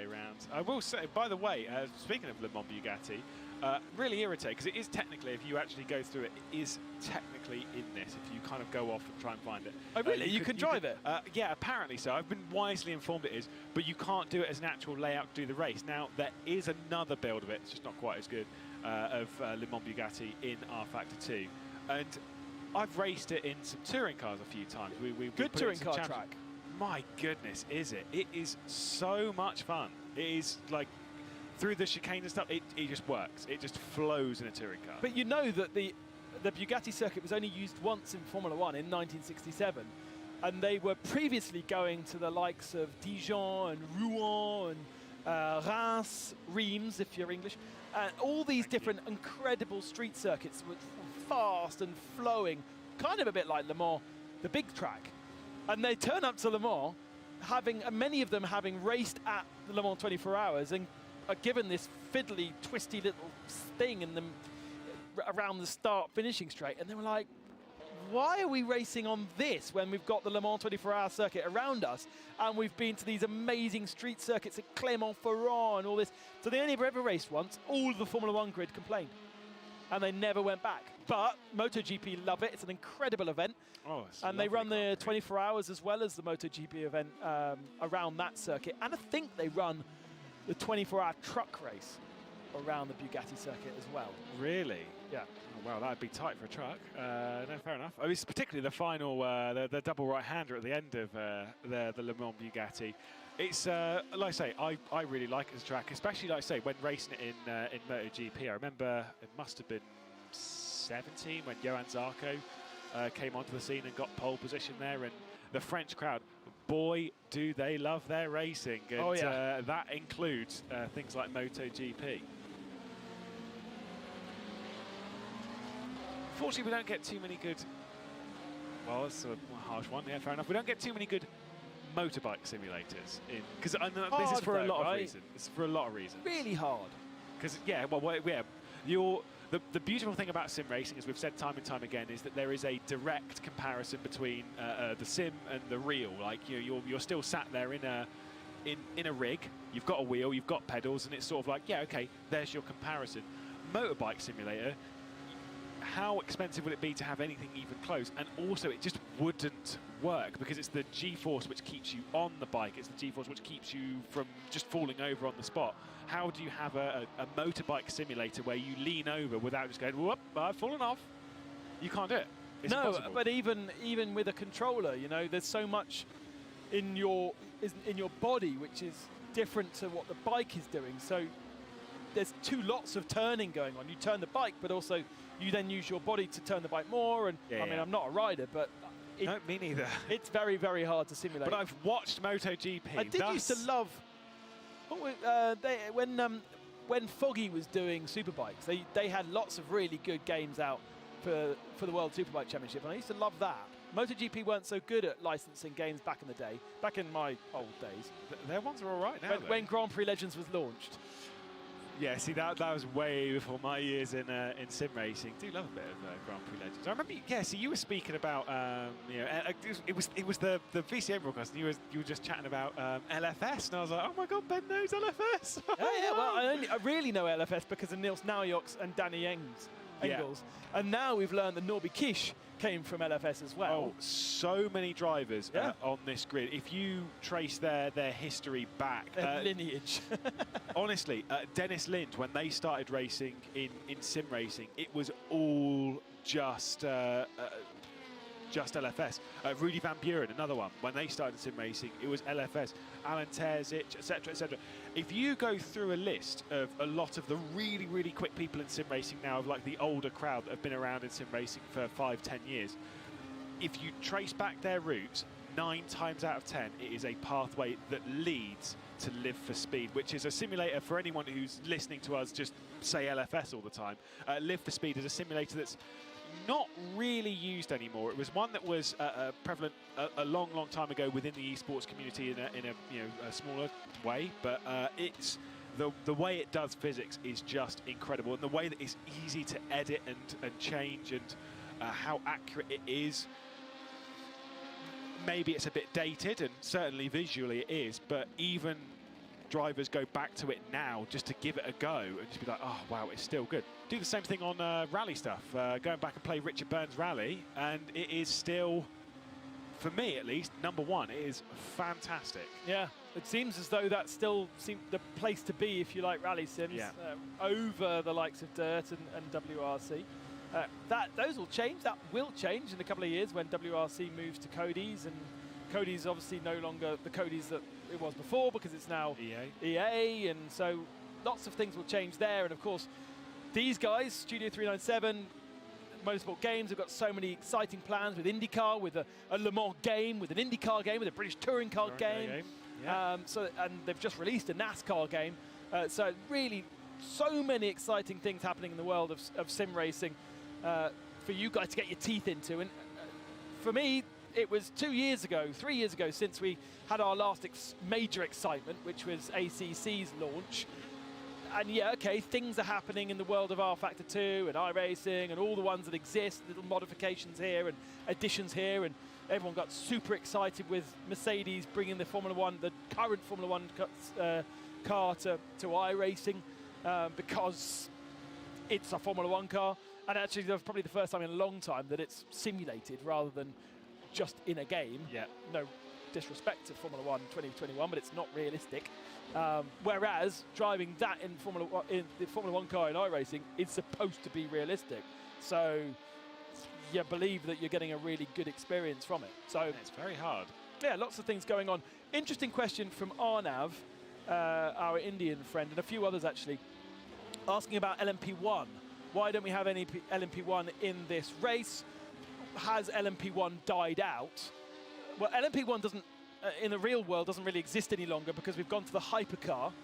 Toyota have built a hypercar. Peugeot will enter the Le Mans 24 Hours this year with their new hypercar. And the idea of a hypercar is it's based more on a production model than the LMP1 cars, which were Le Mans prototypes. They didn't have to be linked to a road car. But Lewis, why we don't have any LMP1 cars in this race, for instance? Well, for the main reason is that we don't have it as official content in R Factor 2 at the moment. No one's built one. We just don't have one presently available on the simulator. Whether that will change in a few years' time, I'm absolutely sure we'll see some of the hypercars make their way onto the platform. At the moment, realistically, the fastest or the highest category that we can realistically use safely in this environment is the P2, which is obviously our lead category in the Le Mans prototype category. LMP1s, they do exist in unofficial mods, particularly ones of older eras. I mean, even when I started racing and endurance racing back in 2015, 2016, we were racing in LMP1s. But they were all unofficial, and to show you how unofficial they were, we were doing 400 kilometers an hour on the Mulsanne, which is not right. Not right. But it was good fun, I'll say that. Terrifying, good fun. But yeah, we just don't have one on the platform. That's the simple answer to that one, unfortunately. And also using a single chassis like we have with the Orica LMP2 levels the playing field, and it means that we don't have to worry about having an Alpine for Alpine and having a Mercedes for Mercedes. It's just colours on a car, like Formula E. All the cars are the same. You just colour them differently. Makes life a lot easier for everyone, because if you start having to do bespoke models for bespoke manufacturers, then there are manufacturers that can't enter in the GTE category of this because they're not represented in R Factor 2. So it's not possible. Mercedes could. Well, no, they couldn't have entered into the GTE category because they don't have a GTE car, but it would have been much more relevant. And if we were running GT3s, then they potentially could have done, but we're not, because GTE is the official GT class of Le Mans, not GT3 for the moment. And LMP2 is still a class in Le Mans and always will be, even whilst we have the hypercar class as the headline class. Well, I mean, how would you think of it? You know, if you're Toyota and then you see suddenly there's like 3 different sim teams in your car on this grid, they're not going to be particularly pleased about it. And so it's, you know, it goes both ways. You know, Mercedes don't want their brand to appear on another car, and it's difficult to find its middle ground. That side of things is a little bit political, and to bypass that in a way, like you say, if we just have a class like this where the car is designed to be, you know, on a class like that where it is run by a handful of teams, then there isn't an issue on that side, and you can just do it. I think the one thing that disappoints me, that we did see in the first virtual Le Mans, we haven't seen in this championship, is that, you know, Toyota are the reigning WEC champions. They have been part of the WEC for a long, long period of time. And it's just so bizarre that they're a Japanese manufacturer. Esports racing, esports in general, is so huge in Asia, massive in Asia. And yet we don't have even a single Toyota entry. And I know that if you go to the Toyota drivers like Sebastian Buemi and Mike Conway, they'll go, no, I don't want to do it. That's just not something that's in their generation of racing. But I'm sure, and we know, is it Max Briant? I'm sure he worked, or still works for Toyota, and represented Toyota and kind of organised their team in the first virtual 24 hours.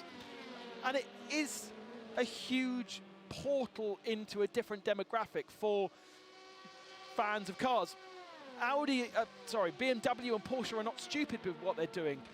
Mercedes have just brought in an esports racing team. Ferrari have for many years.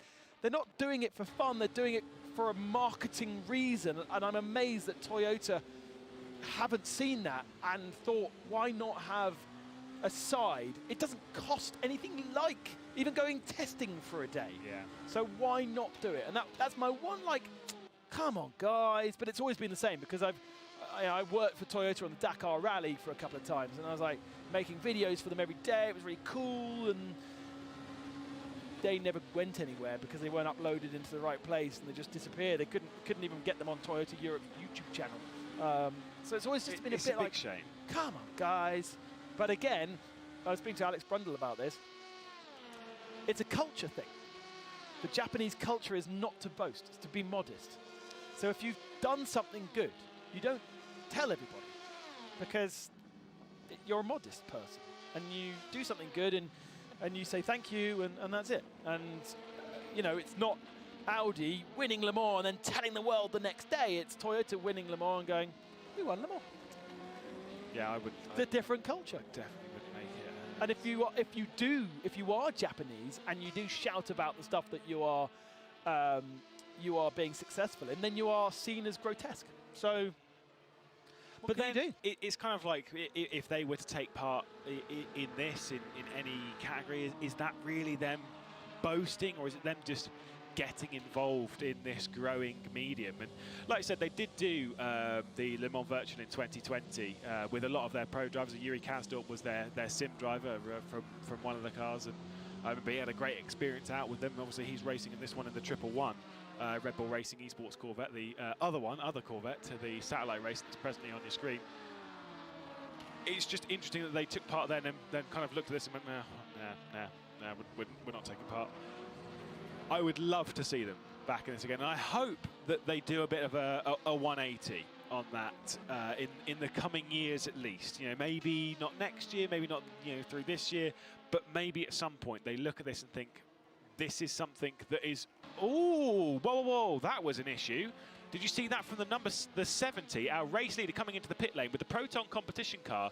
So their box is just ahead of the Proton Competition. And I'm not sure if there was contact with that Porsche that was sat in its box as the 70 was coming into the pit lane. Either way, it was incredibly tight, and the 70 is going to have a hard time getting out, as is the Proton Competition, who are now completely blocked in pit lane. Yeah, we've seen quite a few cars end up like that over the 24 hours. It does seem as though it's quite a packed... It's tight in there. Packed garages, yeah.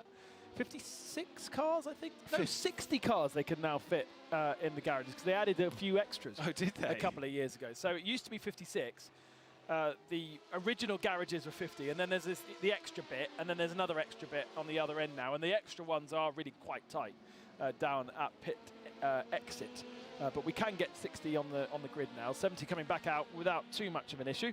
Yeah, I think they might have lost a good couple of seconds. Obviously, you know, they were leading by a fair way, but still, time lost is time lost. And, you know, if you win the race by 3 seconds, you think, well, that was a little bit tight in pit lane, wasn't it? By the way, I know you've obviously been, you've become social corner at the moment. And again, everyone can tweet out #LeMansVirtual. Did see a tweet from Ollie Marius Meervold, who was someone who I used to race with back in TPS, keeping an eye on what's happening in the race. I actually distinctly remember racing him at Jyllandsringen in some flat sixes, which is a circuit that not many people know of in Denmark. It was, I mean, I've definitely butchered the name on there, and I'm sure the Danish community will be sat there thinking, can this guy get off air?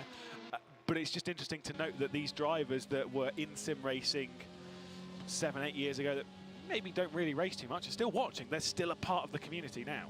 It's incredible to me. So then, how do we progress? And there isn't any news so far on how this season will move forward into next year as yet, I believe. No. No. Well, I've not heard anything, unless... No, we've had a couple of people saying what happens next year, so I was wondering if you knew more than I did, but I don't think we know anything more. The question for me is, how do you get the likes of Toyota and Peugeot, of course, who are coming in, and then Audi in the future? How do you get them involved in this? How do you incentivize them to be involved in this? And we have seen strategies in other championships around the world where points are awarded to the real team via the virtual racing. Yeah, okay, so I know that... What do we think? You've been around this. I'm going to voice my opinion on this because, you know, towards the championships where they you know, say running points, where in a race in the season you can gain points in the real world championship from a virtual race.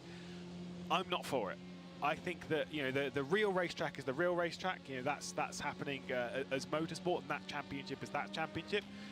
Getting the pros in, yes, I can understand why you want to get them to take it more seriously, but I'd more to trying to find a better way of doing it. I don't know what that would be. I'm not, unfortunately, I'm not an ideas man on that one.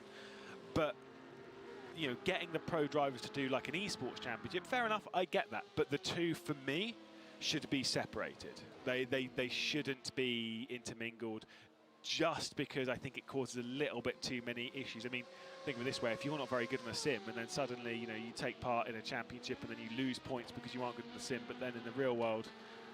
But that's okay, because if you've got... You're never going to do a 24-hour race every weekend on no, of course you know, not. the same weekends as a WEC race, but what you could be doing is having a sim team that compete mirroring what happens in the WEC, but there needs to be an incentive for those manufacturers to actually get involved. You know, Peugeot don't really have any links to sim racing. Toyota don't, we see that. And neither do Audi coming in. So then you're like, okay, those are the three big names that we're going to be seeing in 2023. And none of them are very interested in sim racing. So if you want to make this part of that, you've got to find a way to make it happen. Yeah. The incentives are difficult because, you know, you can always speak of the, well, why don't we just increase the prize pool? The financial side, the financial benefit of the prize pool. Toyota don't care unless it's millions and billions. The prize pool, you know, there for the drivers taking part, they're looking at being fantastic. I can actually earn money, especially for some that aren't your professional sim drivers. They're looking at we can actually earn some money from this. And we can have a good time, a good fun doing it, being on a broadcast, being around some of the biggest names in sim racing and the biggest names in motorsport. It's fantastic. Do Porsche look at the prize money and go, oh yeah, we could really do with 12.5 grand, this is how we're going to get it? That's not what it's all about for Porsche. No way. Absolutely not. So increasing the prize pool is not going to get the manufacturers into it. It's about finding another way to find their path. Now, thankfully, that is way above my pay grade, quite literally, so I wouldn't know where to go from that. I wouldn't even know where to begin with trying to incentivize these people. In the GTE category, we're looking at the 91 car, Martin Kronke, who is now leading over the BMW Team Redline car. They've just come out of the pits. Kronke with 15 pit stops, Siggy with 14 pit stops, so one less, and Tommy Usgaard with 14 pit stops. So still feel as though that 91 car owes us a pit stop because it had that drive-through penalty. So that is, I don't think that is representative of where we're at, BMW versus Porsche, because really BMW have been about a minute ahead whenever I've looked at the timing screens, and 2 pit stops less. So what's going to happen here? The reason, again, to clarify with the 2 pit stops less, the reason why that is because Mitchell de Jong was caught speeding in the pit lane. Yeah, okay. He did a full, no, I can't say it. He was speeding in the pit lane. And obviously by doing so, got a drive-through penalty, had to return to the pit lane, and yeah, lost a heap of time there. They are pitting in, I'm going to say it's more like 8 minutes. So Siggy's just out of the pit lane. Martin Kronk is going to be pitting in 2 or 3 laps, and then we'll do his fuel and tyres, and that will drop him back. Now this is getting a lap closer every single stop. So in a couple of hours' time, you are going to see that BMW Team Redline car assume the lead and start to hold it on a very consistent basis. So this, again, the news does just get bad, from bad to worse for Porsche Esports team, as not only is the race slipping out of their hands, but the title as well. And we did speak to Josh Rogers just before 11 o'clock, and in typical Josh Rogers fashion, it wasn't very compelling, his how can you fight back, because Josh is such a measured character. It's just, I'll see what happens. But it's always, I'll see what happens. It's never, do you know what, we're going to do this, we're going to do this. Josh is like, yeah, don't worry, we've prepared, we know what's going on, and we'll see what happens. He's very calm. He is very calm. But I don't know whether they've got a complete control over what's going on with BMW. And that team is so viciously competitive. BMW's lineup from Team Redline. Rudy Van Buren, world's fastest gamer 1, where the very best in sim racing back in 2018 probably. We're invited to McLaren for 10 days of adjudication, and they won a contract to be the sim, not the sim racing driver, but the sim driver at McLaren Formula 1 team. Rudy Van Buren won that and worked for McLaren for a year. It was 17. 2017. I think so. And then went on from there, well, had spent a couple of years kind of trying to work out what he was going to do next, and is now a Porsche Carrera Cup Germany driver. Lorenzo Colombo, the youngest member of the team in single-seaters, but also very fast on the sim. Enzo Benito we've spoken about before, world's fastest, McLaren Shadow winner, not world's fastest gamer. E-Rock winner as well, and then Kevin Siggy, who won the V10R Championship, the V10R League for BMW, and has won so many more other things, but that's the one that sticks out from last year. An incredibly fast BMW representative. So that's a viciously competitive team that really kind of, when you think of viciously competitive lineups at Le Mans, you think Lotterer, Trullier, and I can't remember the third one off the top of my head. Benoit Trullier, Andrea Lotterer, and come on, Lewis. Oh my God! It is way too late for you to be throwing these questions of any sort of logic towards me, unfortunately. I mean, you've got a laptop in front of you, but that's cheating. That is. I'm disappointed in myself, except it's 3:45 in the morning. I am going to accept the time. We have been up for a very long time, and this race is still plenty of time left to go, so we've got plenty more time to forget about stuff. By the way, a bit of a suggestion when it comes to the ways of incentivizing pros, or at least, you know, keeping things interesting with a race like this, is having 3 classes for 2 for the sim racers and 1 for the pro, having a pro-only class. That might make things a little bit interesting. At least then you'd get to see some odd drivers teaming up. Max Verstappen, Lewis Hamilton. Let's make it happen, son. We'll see this battle, though, on screen. We've got the number 49 trying to attack at the moment. The number 21, that is the Axel racing car on the defence of the number 49 Yaz Heat car, which is going to go around the outside of Indianapolis. Well, this is going to be brave. And, of course, someone has to back out of that one. And I didn't think it was going to be the Yaz Heat in that scenario. They were not waiting around. Marcel Fassler. Sorry, Marcel, for forgetting you. That kind of lineup McNish, Christensen, Capello. Big lineups, and BMW Team Redline and those two Porsche lineups are that kind of girth. They really are. There's no weak link there. There's no filler. Wow. There is just proper, hardcore, super fast sim races. They are. They are both very, very meaty teams. I mean, when you think about it, you know, like I said, with Porsche versus the BMW, it's Porsche versus BMW. That's something which we can understand from any context in the in the real world. Porsche, BMW. Going toe-to-toe is fantastic, and then to hear that it's also teams backed by Redline and Coanda, as I've said before, as Yazheat's just had a problem there at the final corner.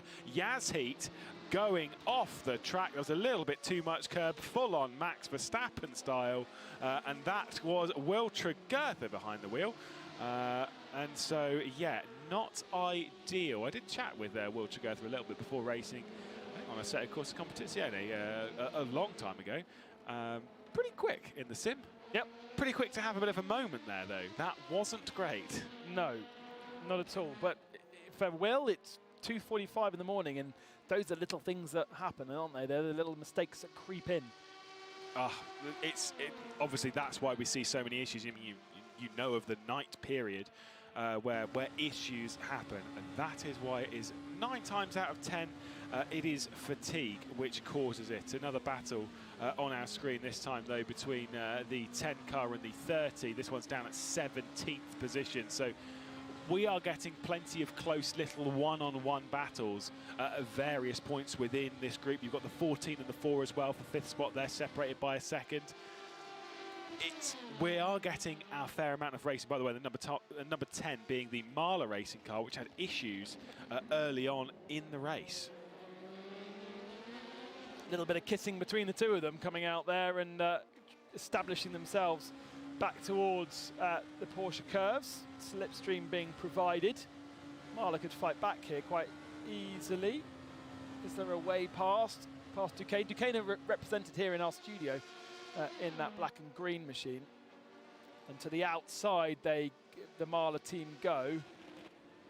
But there is no space. It's weird, that Marla car looks yellow at points.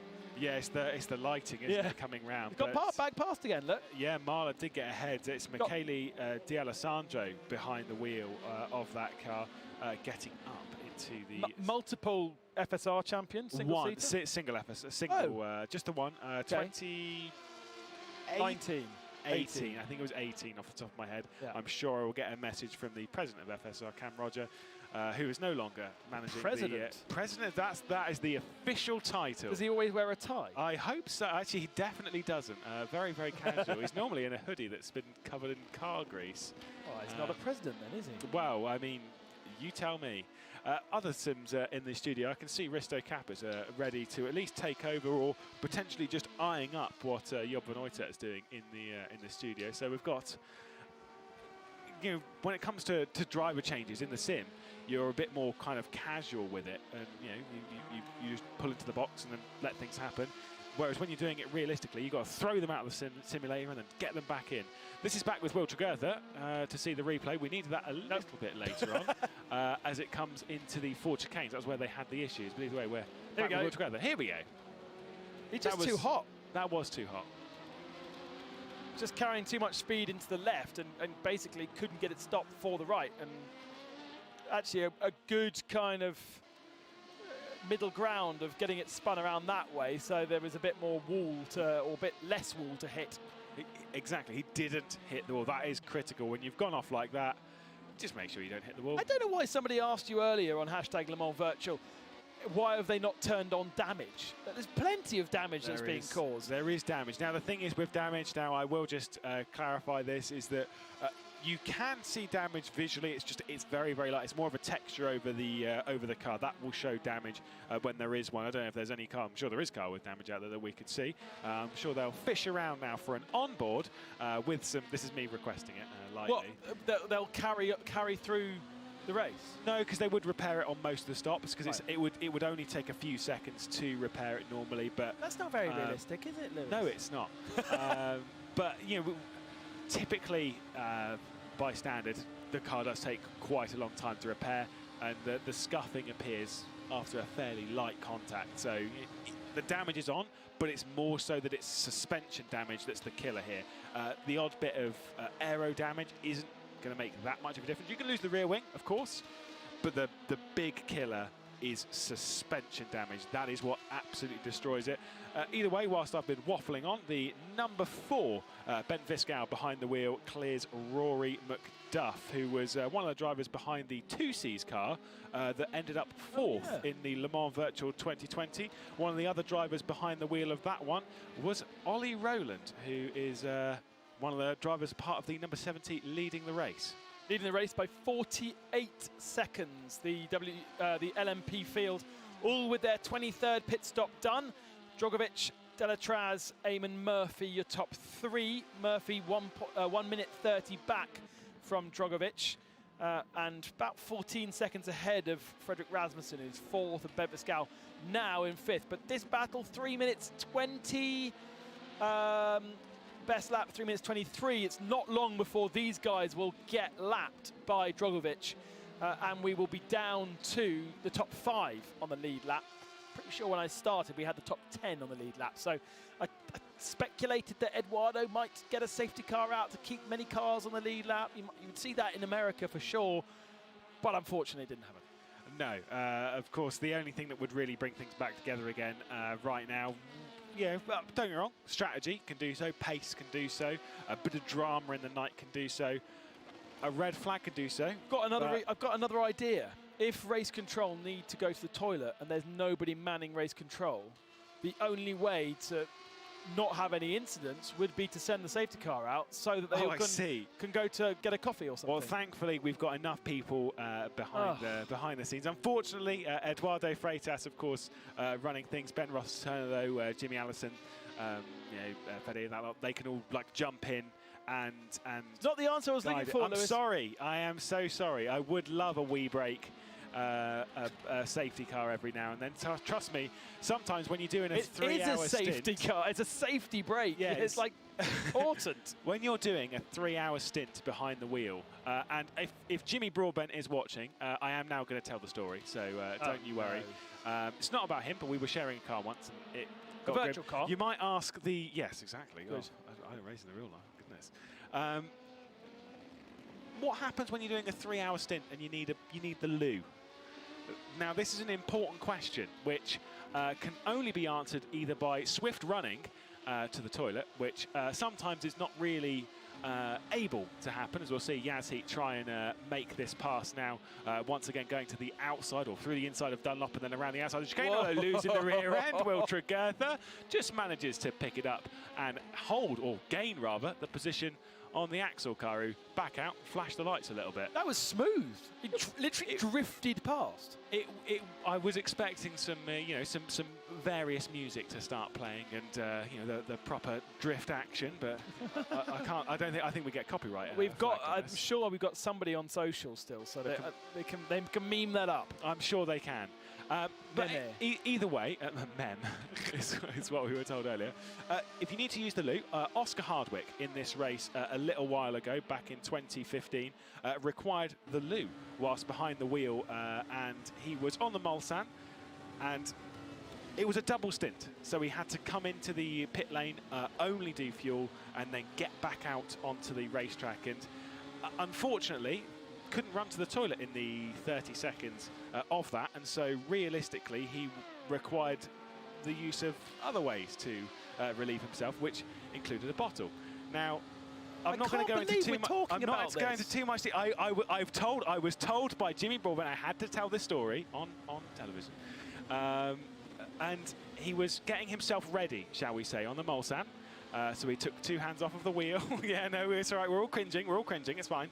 But as he took 2 hands off of the wheel to prepare himself, he went over a bump, and he went straight into the wall at high speed. Thankfully, he never got actually to using the system. No, he didn't have to. No, the damage repair was plenty to go to the loo.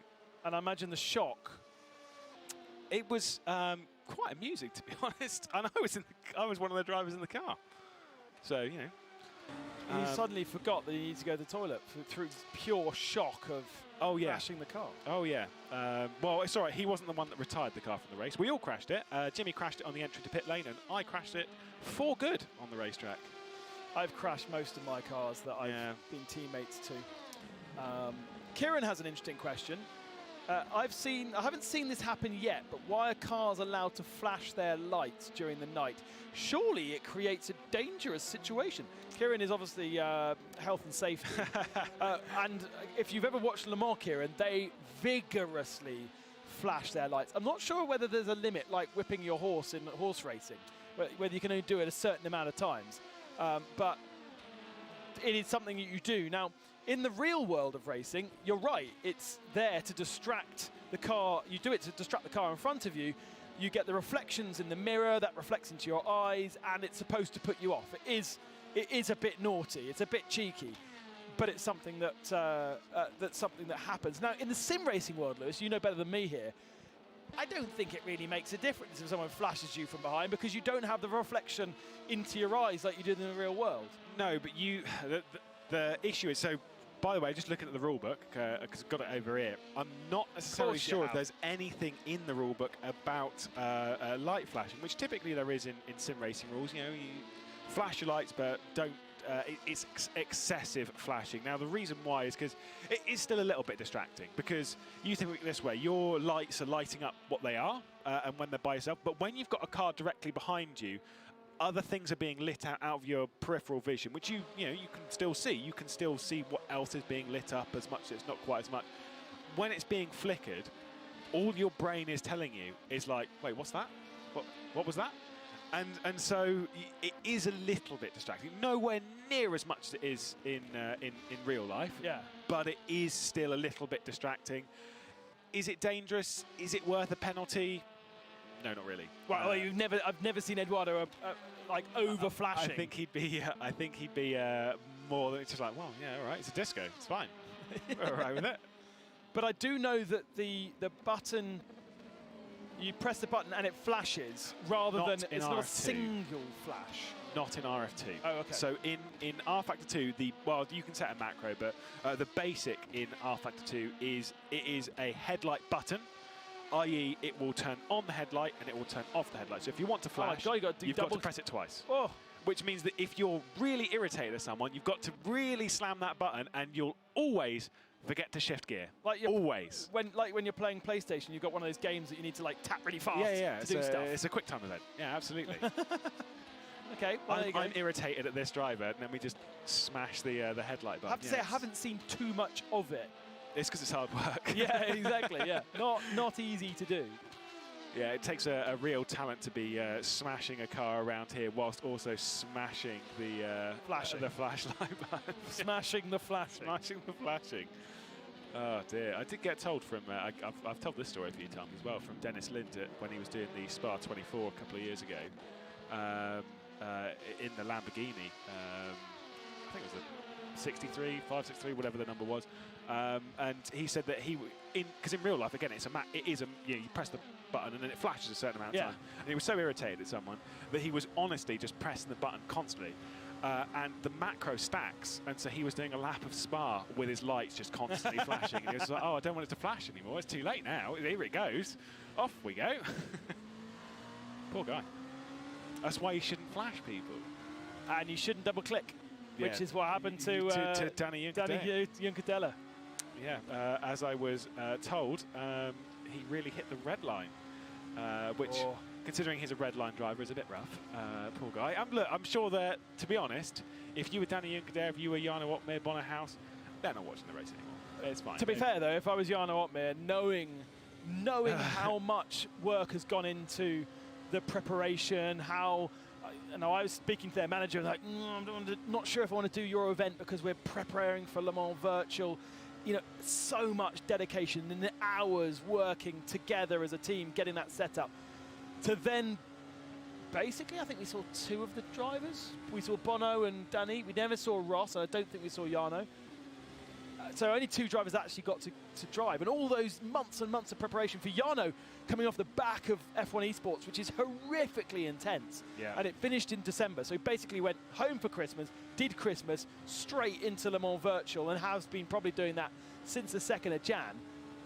That's horrible, not to even get a chance to drive. So no one else in the car got the chance to drive. It was just Danny Unkadea. Did we even see Bono? No, didn't see Bono, didn't see Jarno, didn't see anyone else, just Danny Unkadea. Can I just say they're not Martin. They're not the only ones sacrificing. Just catching up on a few old tweets. Abigail Karam, I'm going to read this. At Sage Karam is running this virtual race today and told me, you might want to go somewhere else if you plan to use internet. He literally disconnected and unplugged my entire house from the server and offered me the iPad with 5G as a compromise. Oh, and it lasts 24 hours. That, my friends, is sacrifice. Not by Sage, because obviously he was having fun racing. The entire family. But his wife was disconnected from the outside. Yeah, that's pretty rough. To be fair, I do the same thing when we're doing commentary on the... Oh, do you? Yeah, get off. Stop watching Netflix. You can look after the Luckily, baby now. Your poor wife has a baby to look after, so she actually has other fish to fry. She needs a distraction. What, from you? Yeah, I was going to say. Indeed. It is definitely from Ben. Yeah, she's definitely not watching in the middle of the night. She should be. I'm sure she's awake right now. She usually watches the Foxes around this time. Is this whilst looking after? I don't know that baby series. I'm not a big Netflix watcher, so but I'll take your word for it. Is it as funny as Clarkson's Farm? There you go. Oh, Martin, you've missed so much. I mean, not much on track, but so much chat.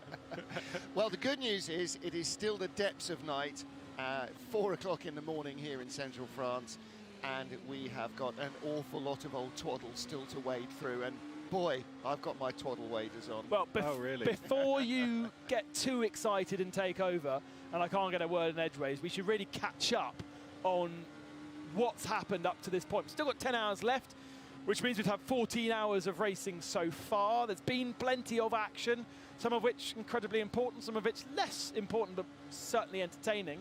Unfortunately for Lewis and Chris and myself, none of these highlights that we're about to show you include our commentary genius over the last couple of hours, but they do include what we've seen on track, and so we have to catch up in just a few moments as what's happened so far around this second edition of the Le Mans 24-hour virtual. We are in Paris in Studio Gabriel, as we were for the first edition, and it is so fantastic to be back with you to enjoy this very unique atmosphere of running a 24-hour race. And I've had messages, private messages from people saying, I don't get it.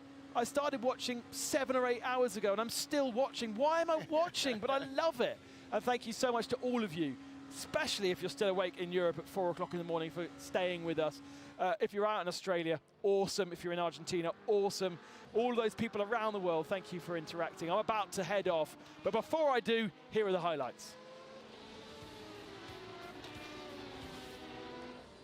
2 o'clock local time, Max Verstappen in the black and red machine, side by side with teammate Filip Drugovic, heading up towards turn 1 for the start of the Le Mans 24-hour virtual. It's his teammate leading into turn 1 and a bit of argy-bargy further back, but all the LMP2 cars facing in the right direction. A gap opened up and Max Verstappen headed easily into the lead of the race.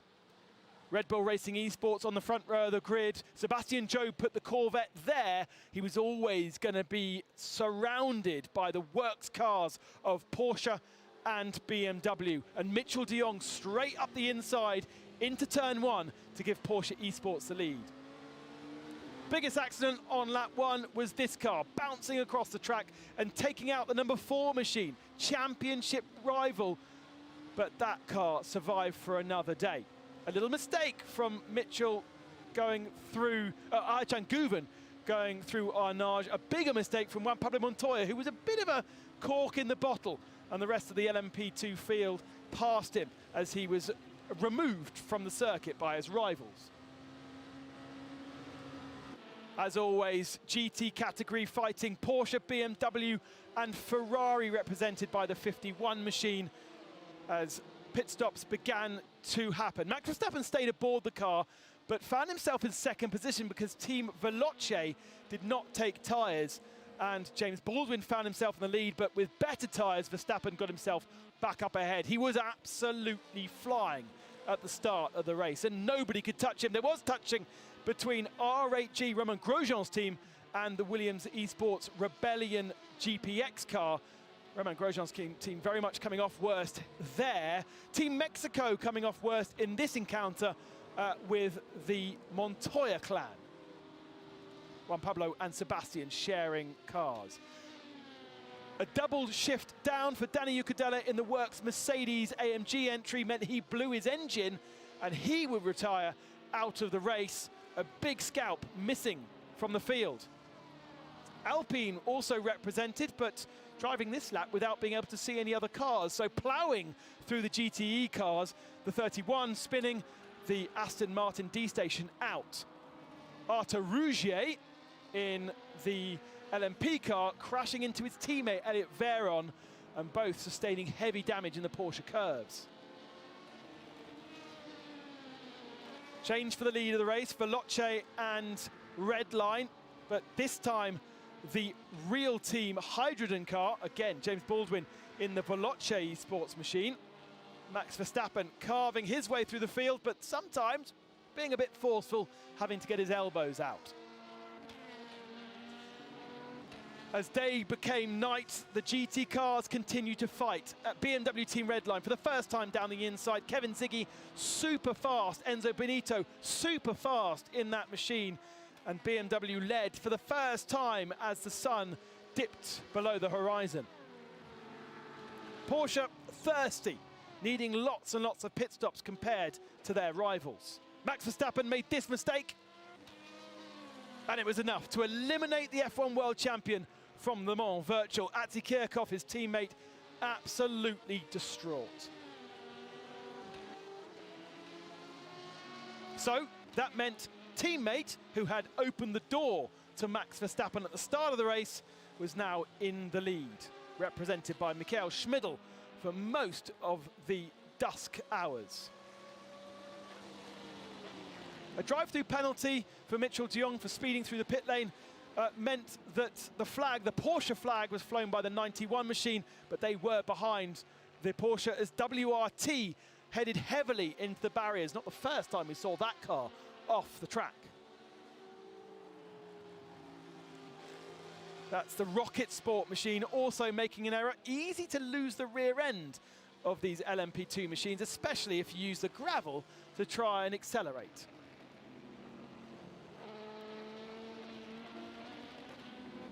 At times it was Porsche that leads, at times it's BMW that leads. They are now, at this point, on a very different strategy, with BMW having 25 minutes in hand, having saved fuel throughout all the other stints. That was Alex Young, sometime Minardi Formula One driver, spinning, going into the Porsche curves, and then being collected by Attila Tashi, touring car driver, racing for Williams Esports, both of them retiring with too much damage to each of their cars.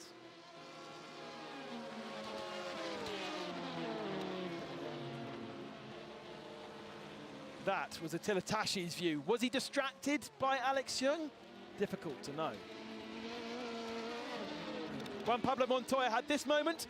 A little bit of contact was enough to knock the rear end off that car. He then drove a full lap without a rear wing and was deemed very dangerous, so given a drive-through penalty, but he wasn't able to take it. His son took over the car and then had that contact with Proton. They are now out and heading to Asia on a plane. Ferrari got themselves onto the podium with this great fight between Georgi Zvez and Tommy Usgaard. That was a huge accident for the 444 First Esports car, which happened just a few moments ago, also out of the race. That keeps you up to date, and I'm going to bed. Martin Haven, over to you. Well, I'm going to have to try and remember all of that in the next couple of hours. Meanwhile, you can see from some of our sim rigs some artificial daylight in some of the major locations. Somebody with the lights on at home, and a few of them driving in the darkness, which actually is probably kinder on their eyes Any pilot and submariner will tell you that a little bit of darkness and some red light is a lot better than the bright lights when you have tired eyes. So it's been quite a night of attrition.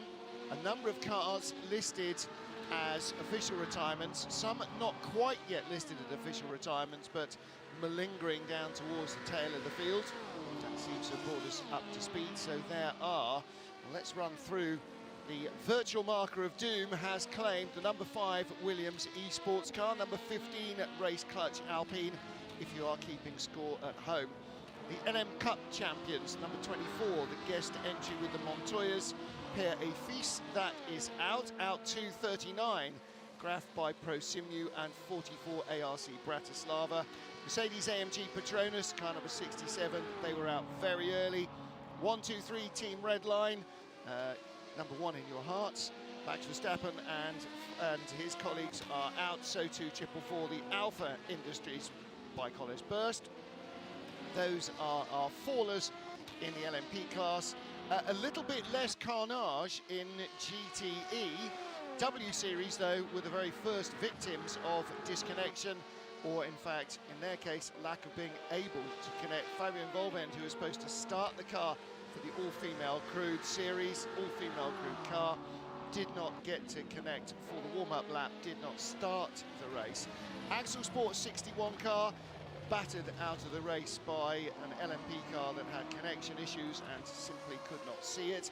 GR Wolves, the 86 machine of Ben Barker, victim to the same car, and 777D Station, victim to the same car. So it actually ended up taking 3 cars out of the race permanently, and that was the major major incident of the race. We've seen a few cars flying off, particularly the prototypes having fairly major high-speed offs, but Lewis McGlade, everything at the moment, as we have crossed over the halfway threshold and now inside 10 hours to go, 14 hours done, starting to look fairly set for a long, drawn-out battle in GTE and in LMP, because we still have the number 1 Rebellion GPX eSport car, last year's winners, leading.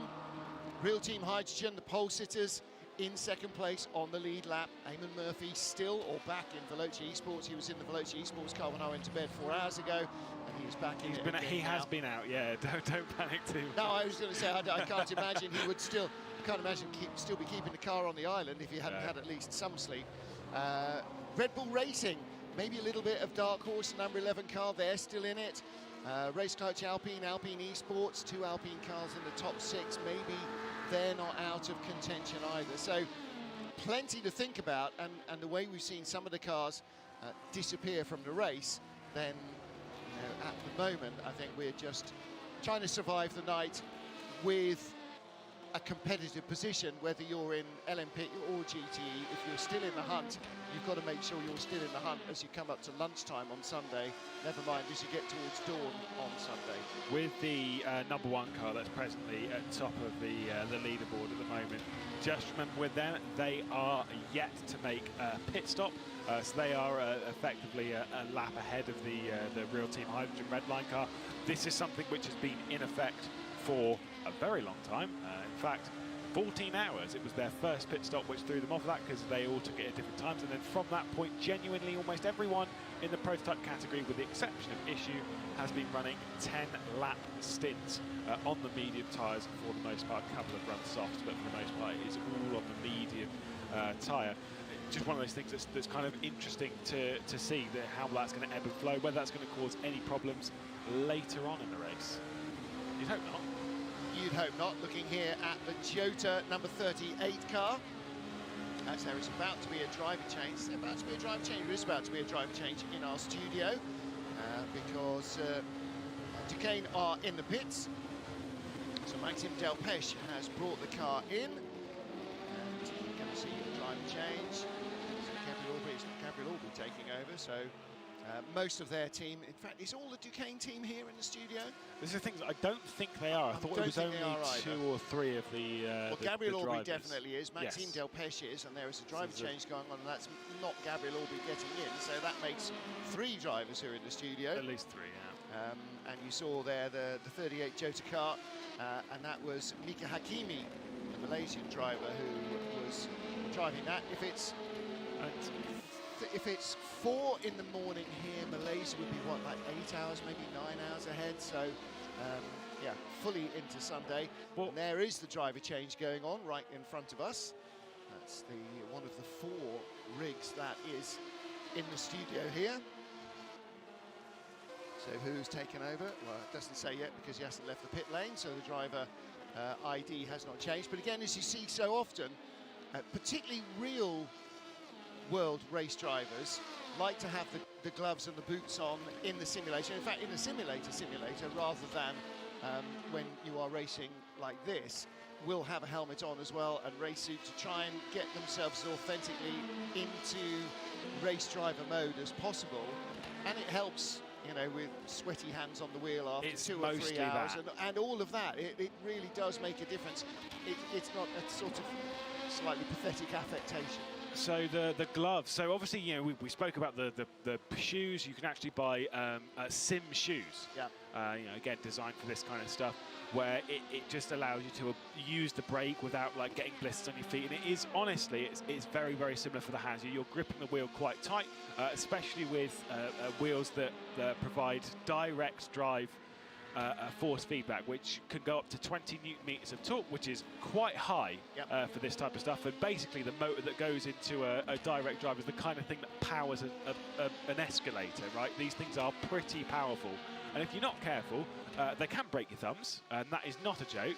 It is a very large problem of people actually getting hand injuries from using them. Nothing serious, nothing major, but still, you know, you can bruise up and stuff. Now, using gloves and such, if the wheel is violently ripped out of your hands, it does just help your hands. It does protect your hands a little bit, and so it's kind of one of those things that you do actually have to be a little bit mindful of when using expensive, pretty technical equipment.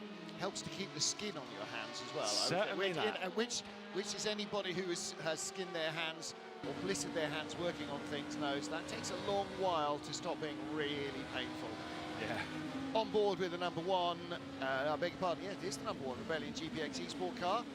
Agustin Canapino at the wheel of the car, fresh out of the pits. This is his out lap. Again, a really good and really interesting from the real race drivers 18 months ago in the first Le Mans Virtual. And again, Alex Brundle was saying it this evening here in the studio, just how close to real this view is, particularly in the night time when everything is tunnel vision. It is so close to what you actually see without all the bug squish on the screen that the drivers don't have, you know, that effect yet in the game. That will undoubtedly come. All the smear from oil being thrown out by the cars in front of you over a long stint that, you know, that gets cleaned off.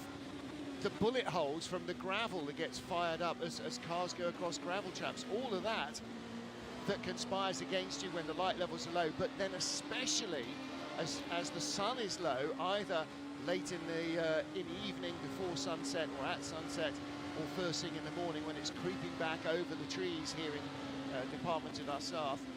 Those modelling effects have yet to be fully brought in. And so you get a little bit of a clearer view of all of this in your sim monitor than you would do in your real world. However, it's all very, very similar. Riding on board with the Yas Heat car, where are they currently? I'll bring myself up to speed. 7th place, Will Chagurtha. And there's a car that has...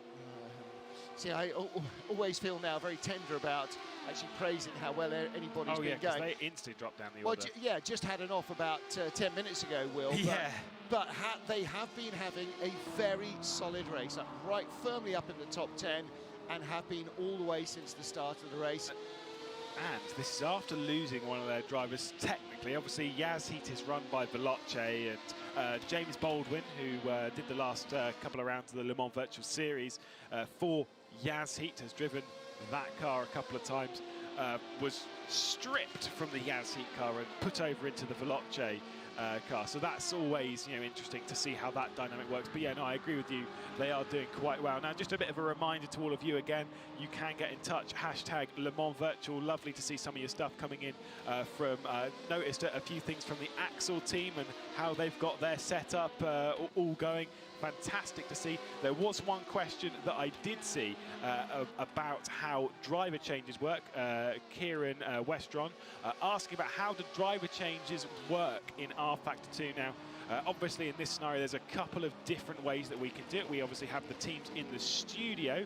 Now, these are just done as you would do. You get out of the car, someone else gets in the car, then live timing at Alcamel are informed. And then they are the ones that basically tell the system that, yes, there has been a driver change here. Mostly in R Factor 2, it all comes from just switching in the game. You just tell it to switch. So I was going to ask that because we understand in the real world what happens. One or two things. Either when the driver plugs his helmet in, there's a little ID thing there that sends to the car who the driver is, or actually manually the drivers have to switch over in the car the ID that tells race control who's in. And I was going to say, is there a similar element on your steering wheel that you have to remember to press? We heard from Jot van Uyten when he got out of his car after the last shift, what they have to do while they're navigating at 330 kilometers an hour at night and racing door handle to door handle, all the things you have to preset on the steering wheel controls. Yeah, he glibly said, "Oh yeah, we've got a little joystick on the steering wheel." On the steering wheel, you're fighting force feedback, one-handed at 300 kilometers an hour, bouncing over the curbs and trying to buzz somebody for a position while twiddling a joystick to select what you want in the pit stop. Why are you prepared? Do it on the Mulsanne. You'll always tell your drivers, right? Okay, I need you coming into the pit lane. Say, for example, actually, you don't need to put 55 litres into it. We want you to put 30 litres into the tank. And you have to move it 1 litre at a time on the Delta. You can't just go, oh, I want 30 litres. And like the race engineers and stuff can't do it. You have to do it as you're the driver. And you always tell them with like 3 laps to go into the pit lane. You're like, right, on the Mulsanne, just drop it down a couple. Each time you're on the straight, just drop it down a couple. Don't try and do everything at once because you'll crash. Do it 1 or 2 at a time and get yourselves ready, and then select the correct driver and stuff, and then R Factor 2 knows who's behind the wheel. And then, of course, from our end as to how things work technically behind the scenes, there is a Discord channel where you inform them that there is a driver change in your car, so Alcamel can update it, and then you don't get penalties for leaving a driver in the car for way too long, which is easier said than done. And once you do, you get gifted a massive penalty, which I think 3 cars were given back in Sebring, our round 4 of the Le Mans Virtual Series, one of those being the 111 car that ended up finishing on the podium and then had it stripped away from them very, very quickly. It is very easy to do, and the other thing is it doesn't have to be very, very much too long.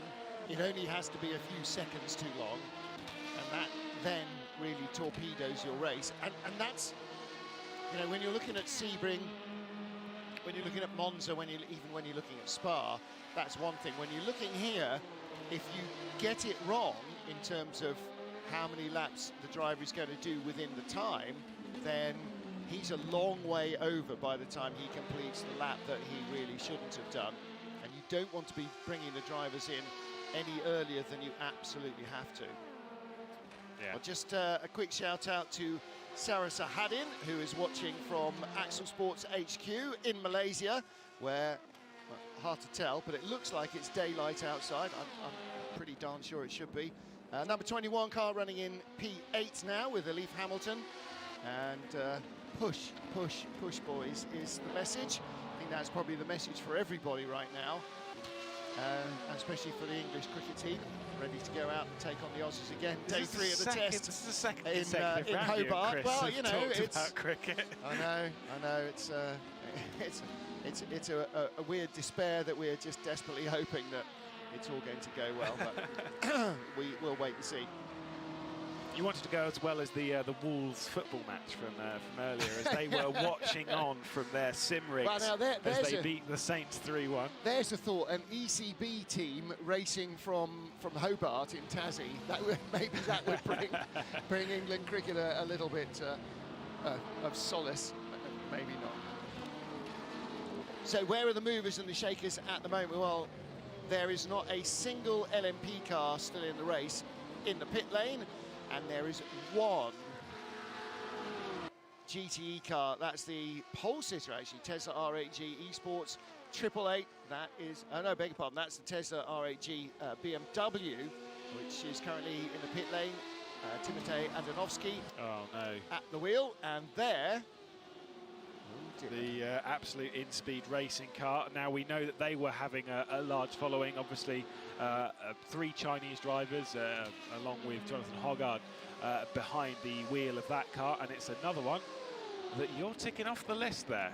Yeah, I'm afraid so. Absolute marker of doom. So that is our 5th GTE car out of the race. Now, what was the incident? I haven't seen it, and I've only been here about 30 minutes. So what was the incident that took that car out? We haven't seen it. Okay. It's that is a very, very recent thing indeed. So we'll need to check that one out as to why another retirement. I was actually thinking about this. Do you remember how many? I know obviously red flags and stuff did bring some people back into it. Yeah, whatever. Do you remember how many retirements we had from the 2020 Le Mans Virtual? No clue. 3. Really? 3 retirements, and those ones being the 3rd Veloce Esports car, the Toyota Gazoo Racing Argentina car, which did have Pachito Lopez in, but we'll gloss over that one. I do remember that one being a bit confusing. And the number 94 Porsche Esports team. Those were the only 3 retirements from the 2020 Le Mans Virtual race. Wow. Which is obviously, you know, they were assisted a little bit from red flags. Obviously, the Fernando Alonso car was out for a little bit and then returned, etc., etc. But it is interesting how many more retirements we are getting this season. I wonder if it's... I wonder why they're being affected so much more this year, because it's not as if the conditions are harder, or no, it's still a 24-hour race. It's still just as difficult, and the level is high. Is the level maybe higher being the issue? Well, that would be your first instinct, wouldn't it? Be that everybody is pressing even higher.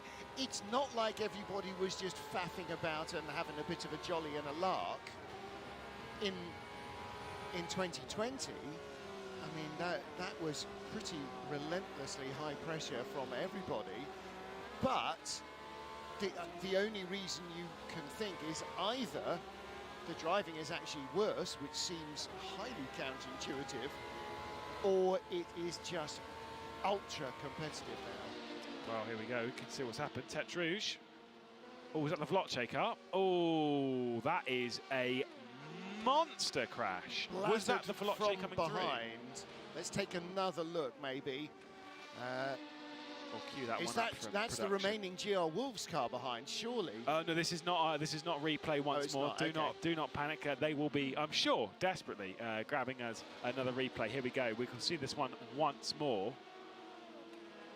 It's the Veloce coming through. They kind of come together, and the thing is at that point of contact, the Veloce, or at least whichever prototype it was, you know, stop throwing them under the bus, was technically ahead by that point. I'm not sure how they're going to view that one. It's very hard to hit somebody in the back if you're technically ahead. Yeah, exactly. I'm afraid you're not technically ahead.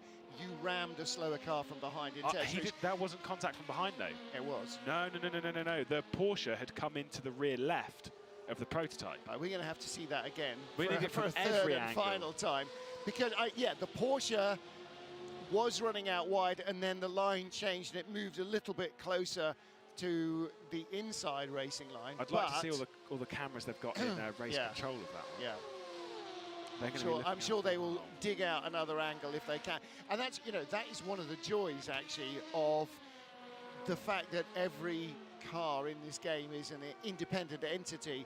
When you are setting up for the real 24 hours of Le Mans, if you've got 50 cars, you don't have the capacity to record onboard cameras in a truck from all 50 cars. All 50 cars do not have onboards, do not have multiple onboards, and every car does not have cameras following them. However, in R Factor 2, you can quote, have cameras following every car. You can replay that car's incident, and you can, as we did with our qualifying overlap that you can see on YouTube, we could take a replay of the fastest lap of the fastest 3 cars and overlay them with no sort of fraying around the edges of the periphery of the track or any of that. The track overlay remained exactly constant, and the 3 cars were the only element that moved on it. So it is, that's one of the joys of being able to do this.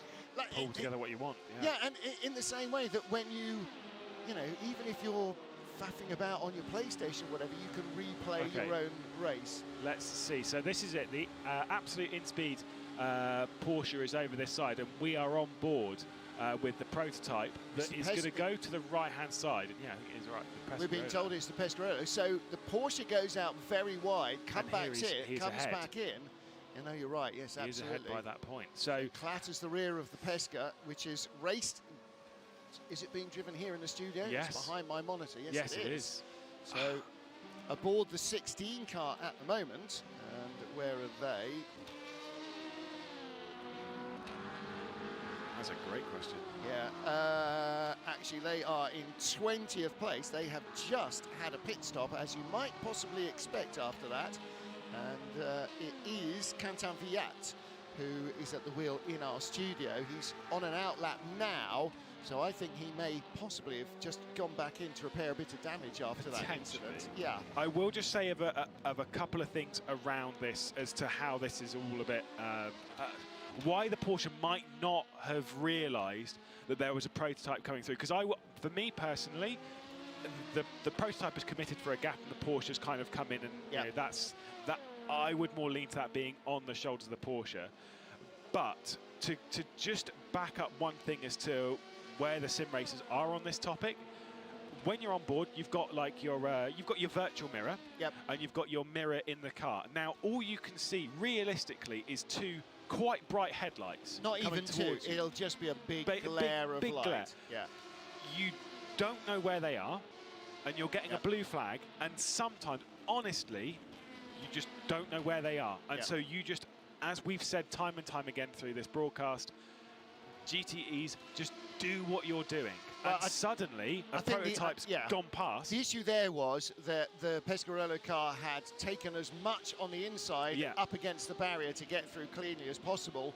The issue there was that the absolute in-speed Porsche had run out wide and swerved back in, not clattering the barriers. So he was having a moment. He was having a big, proper Code Brown moment, and it's just unfortunate for both that the Pesca happened to be going past at that time.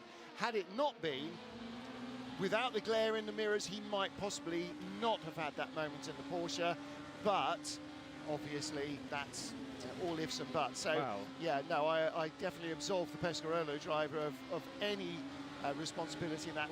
Again, looking at this battle coming down into Tertre Rouge, it is one of the quickest and most committed corners on the circuit, because you then get onto the Mulsanne straight, Ligne droite des Unaudières, and you have to carry the speed or you are dead in the water. You might as well just stay in third and not select any further gears, because anything that's close to you will come steaming by.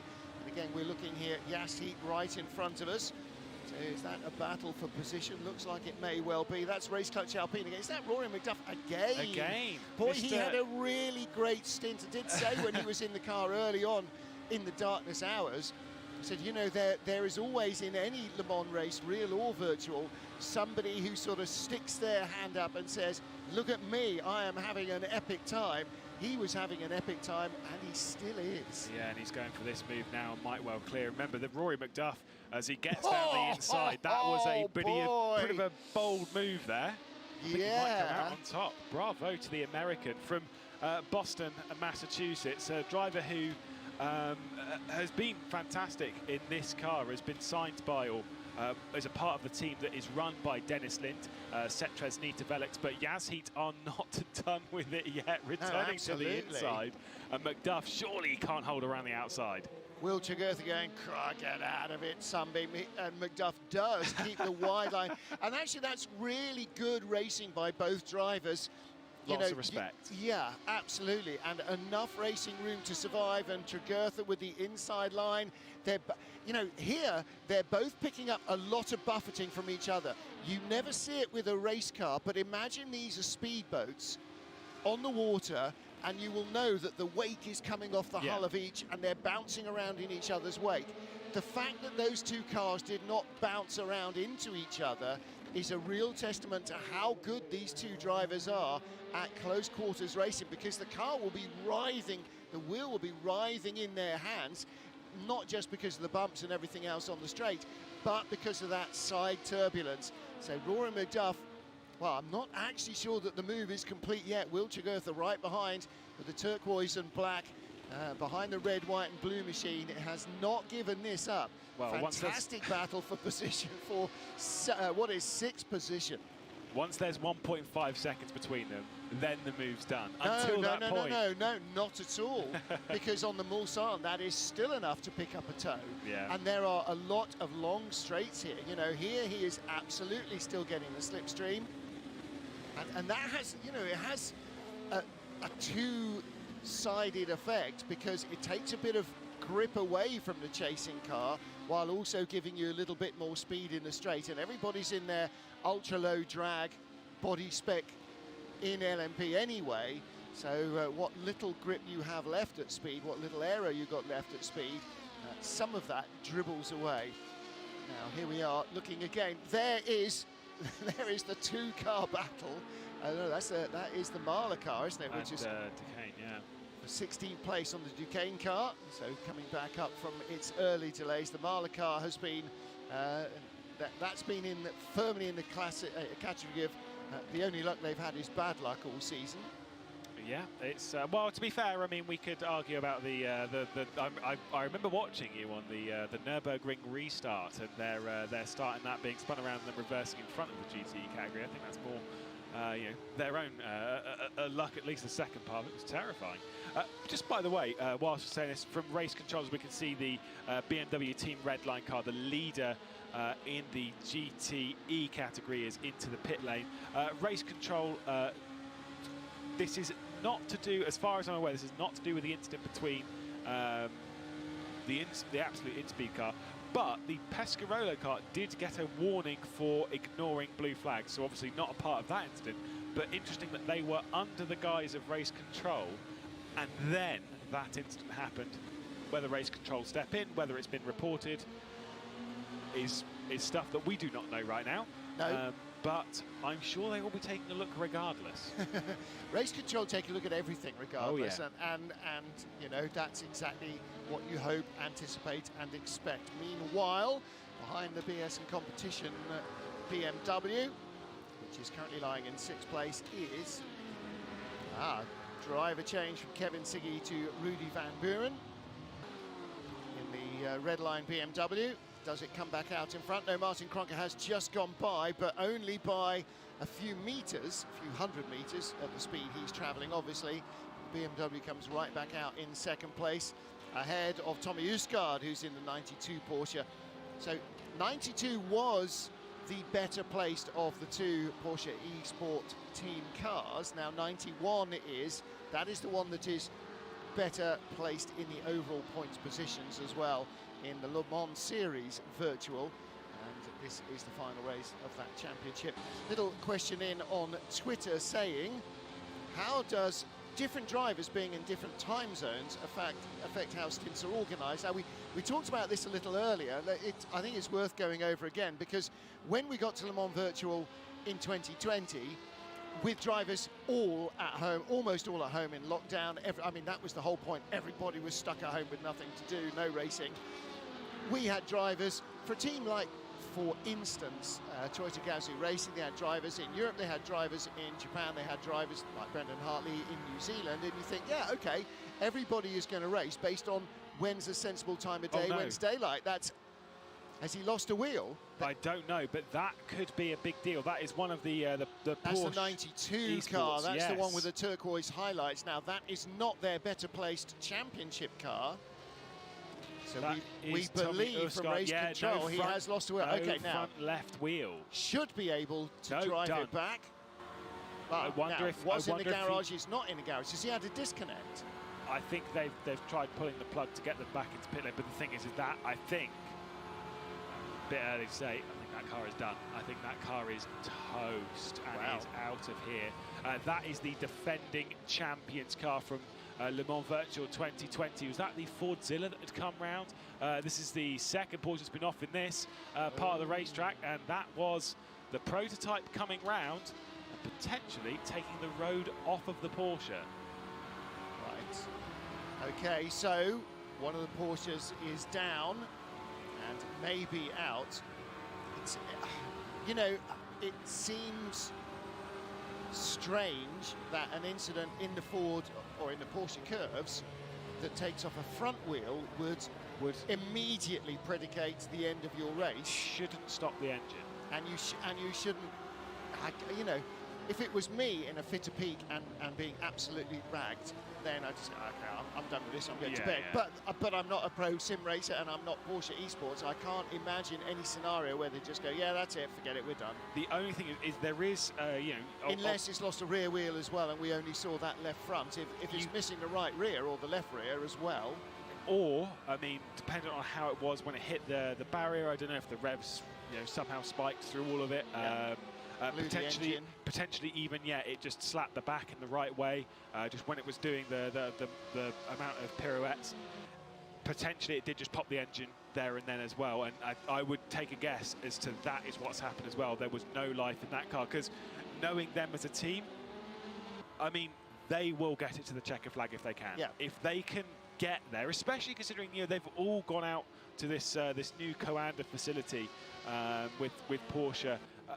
As crazy as it is, and as sad as it is, they are now out of the race. And we were chatting to them a little bit earlier. They've got in that facility, they've got at least one of the sim rigs from Le Mans Virtual 2020 when they won, that they are keeping and preserving as if it was this historic car. It is part of Porsche's motorsporting history. Amazing. No, absolutely right. And particularly for Coanda and Porsche esports team, it is a very major part of, because it's their first global victory. You know, there's been wins in other championships, but nothing to compare to that now. Was it Panis? It is 65. Good spot. It is the Panis Racing number 65. So I'm not sure that about is that Nico incident. Verone at the wheel, 65 in 15th place. And again, you know, as so often is the case, that just like 6 of one, half a dozen of the other, that looks like, I mean, it certainly wasn't deliberate in any way, shape or form, because nobody makes contact in the Porsche curves in anything deliberately, and it is, you know, devoutly to be avoided at all costs. And that would seem to be just two racing lines coming together in the wrong place. However, that has had a very detrimental effect on the 92 Porsche, and unfortunately that might have an equally detrimental effect then on the race pace of the Panis Racing entry. I think damage-wise, the Panis will be okay. I think race control-wise, they might be in trouble. Again, that's for them to decide. Exactly, race control will take a very long, hard look at that and as many replays as they possibly can from as many angles, and try and work it out. And of course, I guess they also have the option to look at the onboards. And the throttle and steering trace as well. They can see, this again, beautiful thing with this, is they can see the inputs of the drivers, and that honestly does shape things. When you look at it, you can see it from a TV camera and you think, well, maybe this guy's at fault. And then you get on board and you see what their steering's doing. You can read what their throttle and brake is doing, and you go, actually, now we can see the data and we can see the time, we can see how long they had to react to it. Actually, it's gone this way. Yeah. And again, you know, that's something that stewards in Formula One, this is why fans get annoyed, because it takes so long sometimes to come to decisions, because they are such big decisions and there is so much data that has to be studied. You know, you don't just look at the trace on one lap, you then look at what they've done on previous laps in the same place. You know, was he braking later? Was he braking earlier? Did he brake check somebody? Did he miss his braking point? Was it the guy in front? Was it the guy behind? You know, what was the cause? And again, whether it was deliberate or accidental, then the decision has to come in, okay, so that is the cause, we've seen the effect, now is there a penalty to be applied or a punishment to be applied?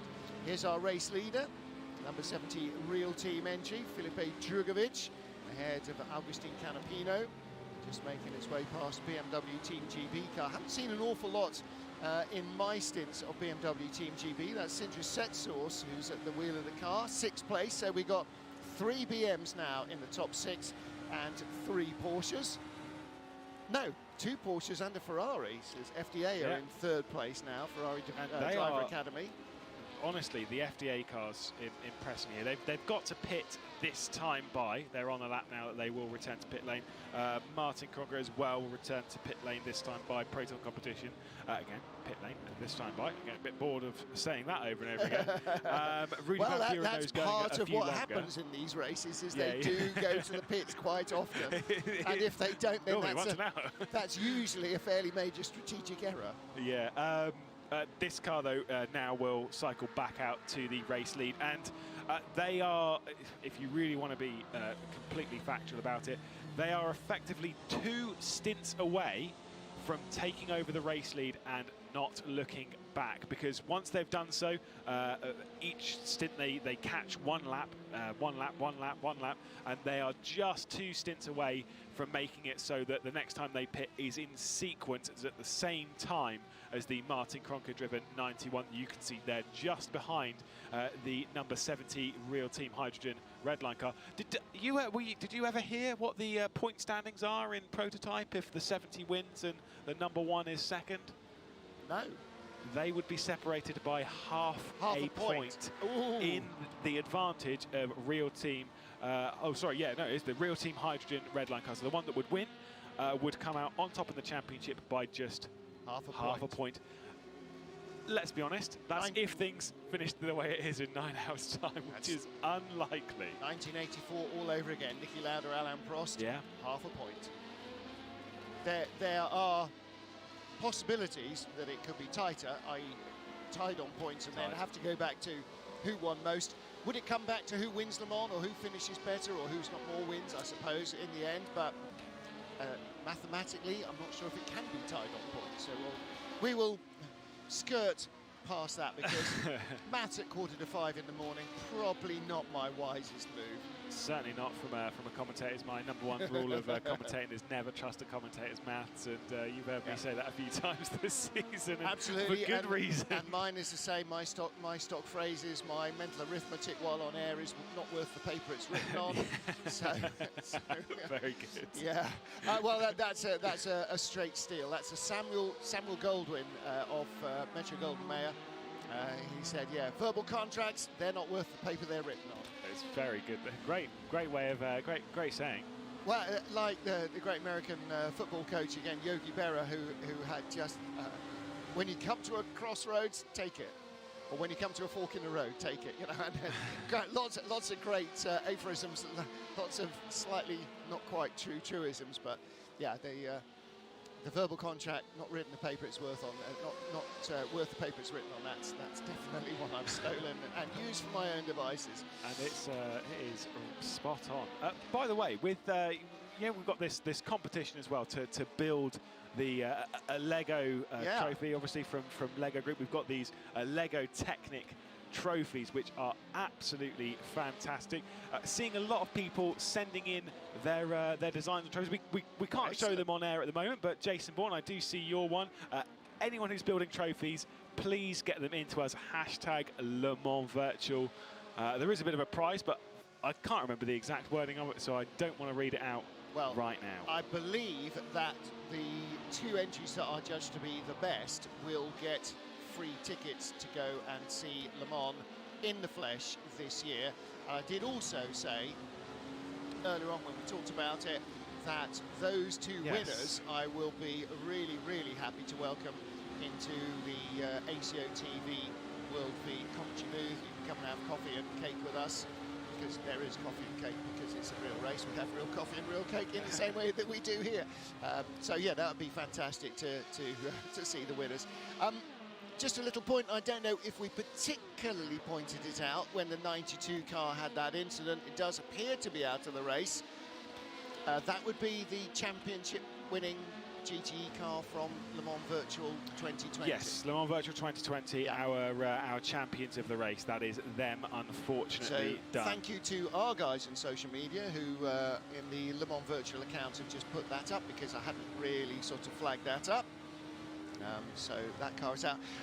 Strange sort of week if you are Belgian and your name is Vincent Vos. He is the man who drives along WRT. WRT earlier this week announced the signing of one V. Rossi Esquire, a young Italian with a degree of sporting ability who appears to come from motorcycle racing. He's joining their GT World Challenge crew to race in GTs in the SRO series. WRT with a dominant 1-2 victory in the 24 Hours of Dubai, which finished yesterday, Saturday afternoon.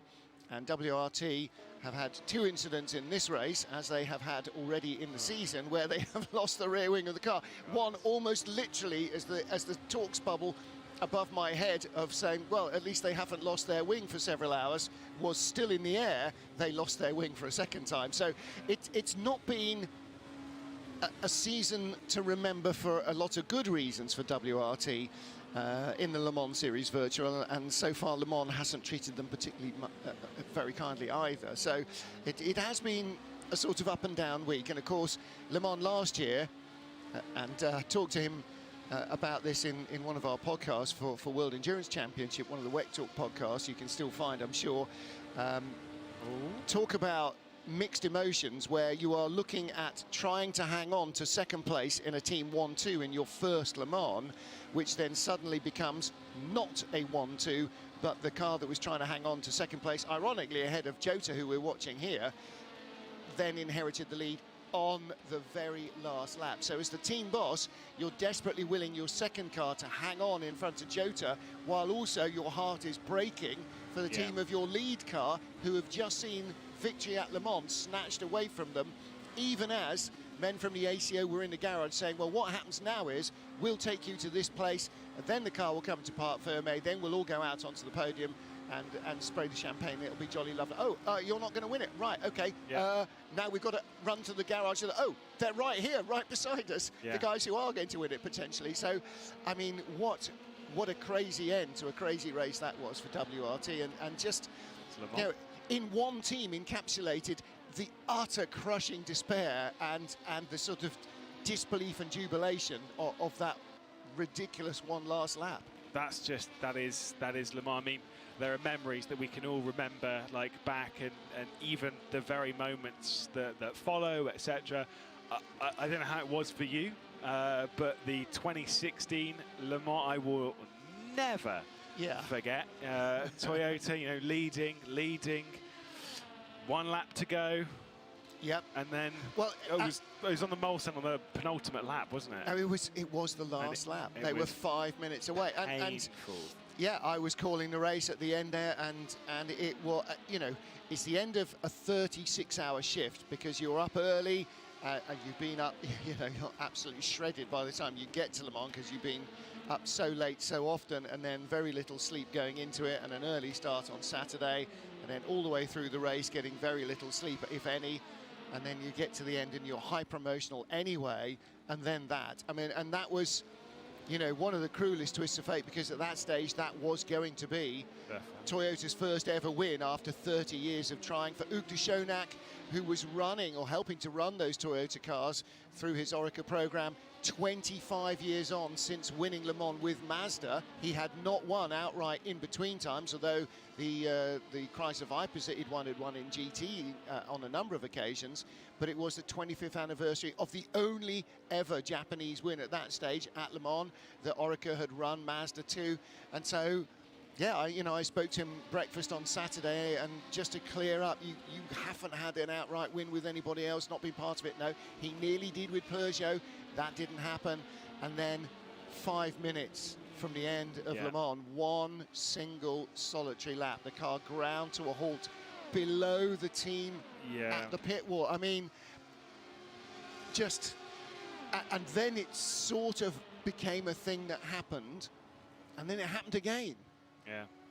You know, and twice in 5 years. It's just insane that the same thing could happen. And the 41 car from WRT was comfortably clear. The 42 car was the one that had all the issues and was desperately trying to cling on for that Team 1-2.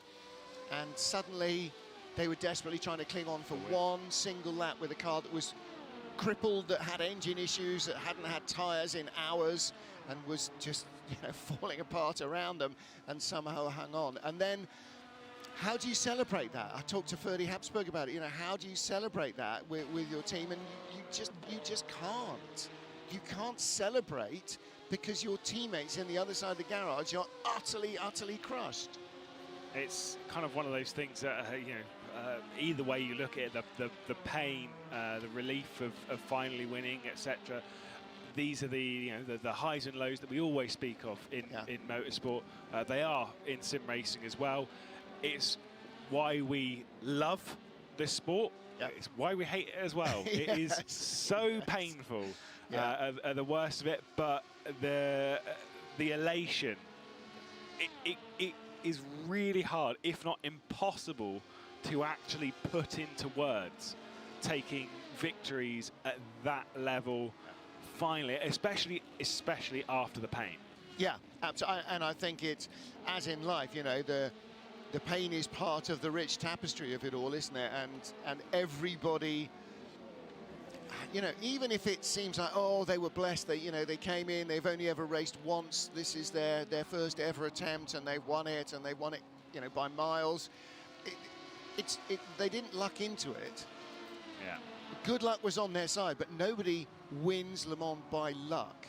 You win Le Mans by beating yourself against it relentlessly and painfully, and if Lady Luck is on your side, it might come your way. But, you know, for every car that it does come to, there's 50 others that it didn't come to. You know, the odds are not great. All right, slightly better than winning the lottery, but not a great deal better than winning the lottery, you know. And the pain of buying a losing lottery ticket is not quite as high as the pain of not winning Le Mans on the final lap. So, yeah, there's so much. And again, that, you know, that was one of the real takeaways, I think, for everybody from Le Mans Virtual in 2020, was that the intensity, the dedication, the relentlessness of it, the brutality mentally of the entire thing was exactly the same as the real world. The fact that you don't have the physical battering and the physical jeopardy that real race drivers are used to at Le Mans was a sort of minor insignificance, because the rest of it, the pressure, the relentless pace of it, was all exactly as we expect from the real world. So it's very much a parallel. Yeah, absolutely. Like you say, the highs and lows are here as well. Yeah. By the way, again, you can get involved, hashtag Le Mans Virtual. One of the teams, Seb Hawkins, the esports executive of Williams Racing, you know, basically their team boss, is saying obviously a bit of a disappointment, you know, so on Twitter. Great shame for the number 5 car that is out of the race, but they are pushing on strong with their other entries, and I think that's got to be the mentality that Coanda, that Porsche have to bring to the table. It is a tragic shame that the 92 is out, but they still have the 91 in the race. They still have the 88 and the 77 Proton competition cars. They are also involved deeply in running. That's the mentality you need to have. Right, that's gone badly. Let's refocus and go forward. Until you pull the garage doors on everything that you've got in the race, you've still got a race, and you've still got a race to win as well, because, you know, we've got 9 hours left. That's longer than any other race in the series so far. So, you know, you're an hour away from the start of Nürburgring at this stage, and we've still got, you know, it's still nighttime. We haven't even got into morning yet. We haven't even got to dawn. Never mind getting to breakfast time. Never mind getting to lunchtime. You know, it's a phenomenal amount of racing left to go. It's longer than any other FIA World Endurance Championship race by an hour and 5 minutes. and already the cars are battered and bruised, and the drivers are fatigued and punished, and yeah, so anything can and very likely still will happen. Now, sometimes it won't happen to one car, and that's the difference. And there's absolutely no earthly reason why it can't be your car that nothing untoward happens to. And if that is the case, if that is the car that is sort of blessed by Lady Luck, then good on you, that's the way it goes. Looking at this little battle here, this is the yeah, it is, isn't it? Number 11 car, so this is Rasmussen and Baldwin right behind Veloce Esports, and it's just been creeping closer and closer and closer and closer, and is now in a position where he's going to sell it. Oh, squeezing. Yeah, the Red Bull car with the inside line there, under braking, and unfortunately for Baldwin, that GT car wasn't quite close enough to impede. No, I mean, not deliberately, but just by being in the wrong place at the wrong time. Yeah, no, not even getting involved, but just by playing his own race, he was actually through the chicane and out before the Red Bull car got to him. And I think, you know, Baldwin was maybe hoping that the Red Bull car would not be able to pick up the throttle where he needed to get out of the chicane in front and stay in front down to Mulsanne corner. So now we go on, to my mind, always one of the sort of unsung parts of this Le Mans circuit, from Mulsanne corner through the Peter Dumbreck Memorial Flying Kink and down towards Indianapolis. One of the most breathtaking places to watch a racing car anywhere. And when I first went to Le Mans, before baby Brundle was born, down at Indianapolis there was a single guardrail in front of the trees. So you would stand with a tree behind you, or in my case, because I'm slightly chicken, with a tree beside me, just in case, because then I genuinely thought that a tree that was sort of half the width of me would probably stop a racing car, with guardrail not even reaching up to your knees, and Group C cars tanking down there at 195 miles an hour. It's just breathtakingly, bludgeoningly fast. Yes. The run down to Indianapolis is properly for the brave, and yet it is such an acknowledged passing place. Yeah, I mean, it's I'd argue genuinely that Indianapolis, at least for me, I found it when racing this in the simulator, I actually found it the hardest corner on the track. Not necessarily the hardest to get the speed out of, because, you know, once you figure it out, you figure it out. It's not as hard. You know, Porsche curves have always so much time in them. But Indianapolis, to nail every single time safely, is so incredibly difficult, because, you know, yes, in the Porsche curves, yes, if it bites, it bites, but you've still got a little bit of run-up, a little bit to play with. Yeah. Indianapolis, if you get it wrong, you're done. It's going to be a big crash. You know it will be, and it'll probably be the end of your race. And every single time, you know, for the last 15 hours, every single time you've gone through it, you've been pushing it to its limit. You've been asking the question, can I get through this corner safely? And thankfully, for the most part, it's gone, yeah, all right. One time it'll say no. Yes, absolutely. And you have so long to think about it as well. Yeah. You know, when you come out of Mulsanne corner, second gear, and then you're just pulling more gears with your foot welded to the floor and your knee locked out, and then you get to Indianapolis, you know, sort of 20-odd seconds later, and all of that time you've been thinking, don't brake too late, don't brake too late, don't brake too late. But as you get there, it's don't brake too early, suddenly is the overriding thought. You know, don't make a mess of it, just hit the braking marker. And at the speed you're carrying there, real world or virtual world, the speed will have the same time associated with it, that if you are a 1/10 of a second too late, you're off. Yeah. And if you're a 1/10 of a second too early, you're off the pace. Yeah. Or, to be honest, if you're a 1/10 of a second too early, you're out of your rhythm. You turn in too early. You take that enormous curb on the right-hand side, and you're off. Yeah. It's such a fine line. Where you run through the Porsche curves, honestly, when you're around it down the N138, which is the road from Le Mans to Tours, down towards the Loire Valley, but it has sort of made Indianapolis not a big stop, hard right turn in the way that sort of Arnage is still, as we're getting down to Arnage here. This is what Mulsanne corner used to look like, but now it's a sort of a long slip road, if you like, that you sort of gradually turn through and bring the speed down in before you get to the sort of the off ramp at the end of it. which then leads you down to Indianapolis. And again here, overhead, just ahead of you there, that road going off to the left that doesn't lead into the Porsche curves, that's the old road circuit. That goes down through the famous Maison Blanche, what the White House section that nearly claimed Bentley, that nearly claimed so many cars races. The White House, the Maison Blanche, is still there. It's a farmhouse building right on the side of the road. And in fact, that's old road now and looks old road. And you think, okay, how can they possibly have raced on this? No. That's not how it looked in the Le Mans film. It's much wider, and the big ditches and the stone kilometre markers, they're not there that you see in the movie Le Mans when they are still racing on that part of the track, because the Porsche curves didn't exist there. And then you came in on the road past the pits, which get their name because they were dug into the ground by the side of the road, and that's where tyres and fuel and stuff was stored, because that was really hygienic and safe.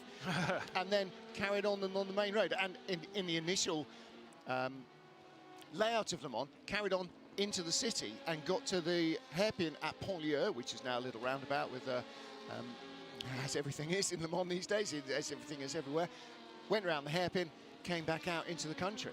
So you actually drove into the town, which obviously you can't do nowadays, but would just be so fabulous to and again, you know, of all the things that are going to happen in 2023, and we've talked about the convergence of rules between IMSA series and the ACO rules racing, and bringing in hypercar to bring the top classes together across the globe, and all of that is significantly going to arrive in 2023, and all the cars that come with it.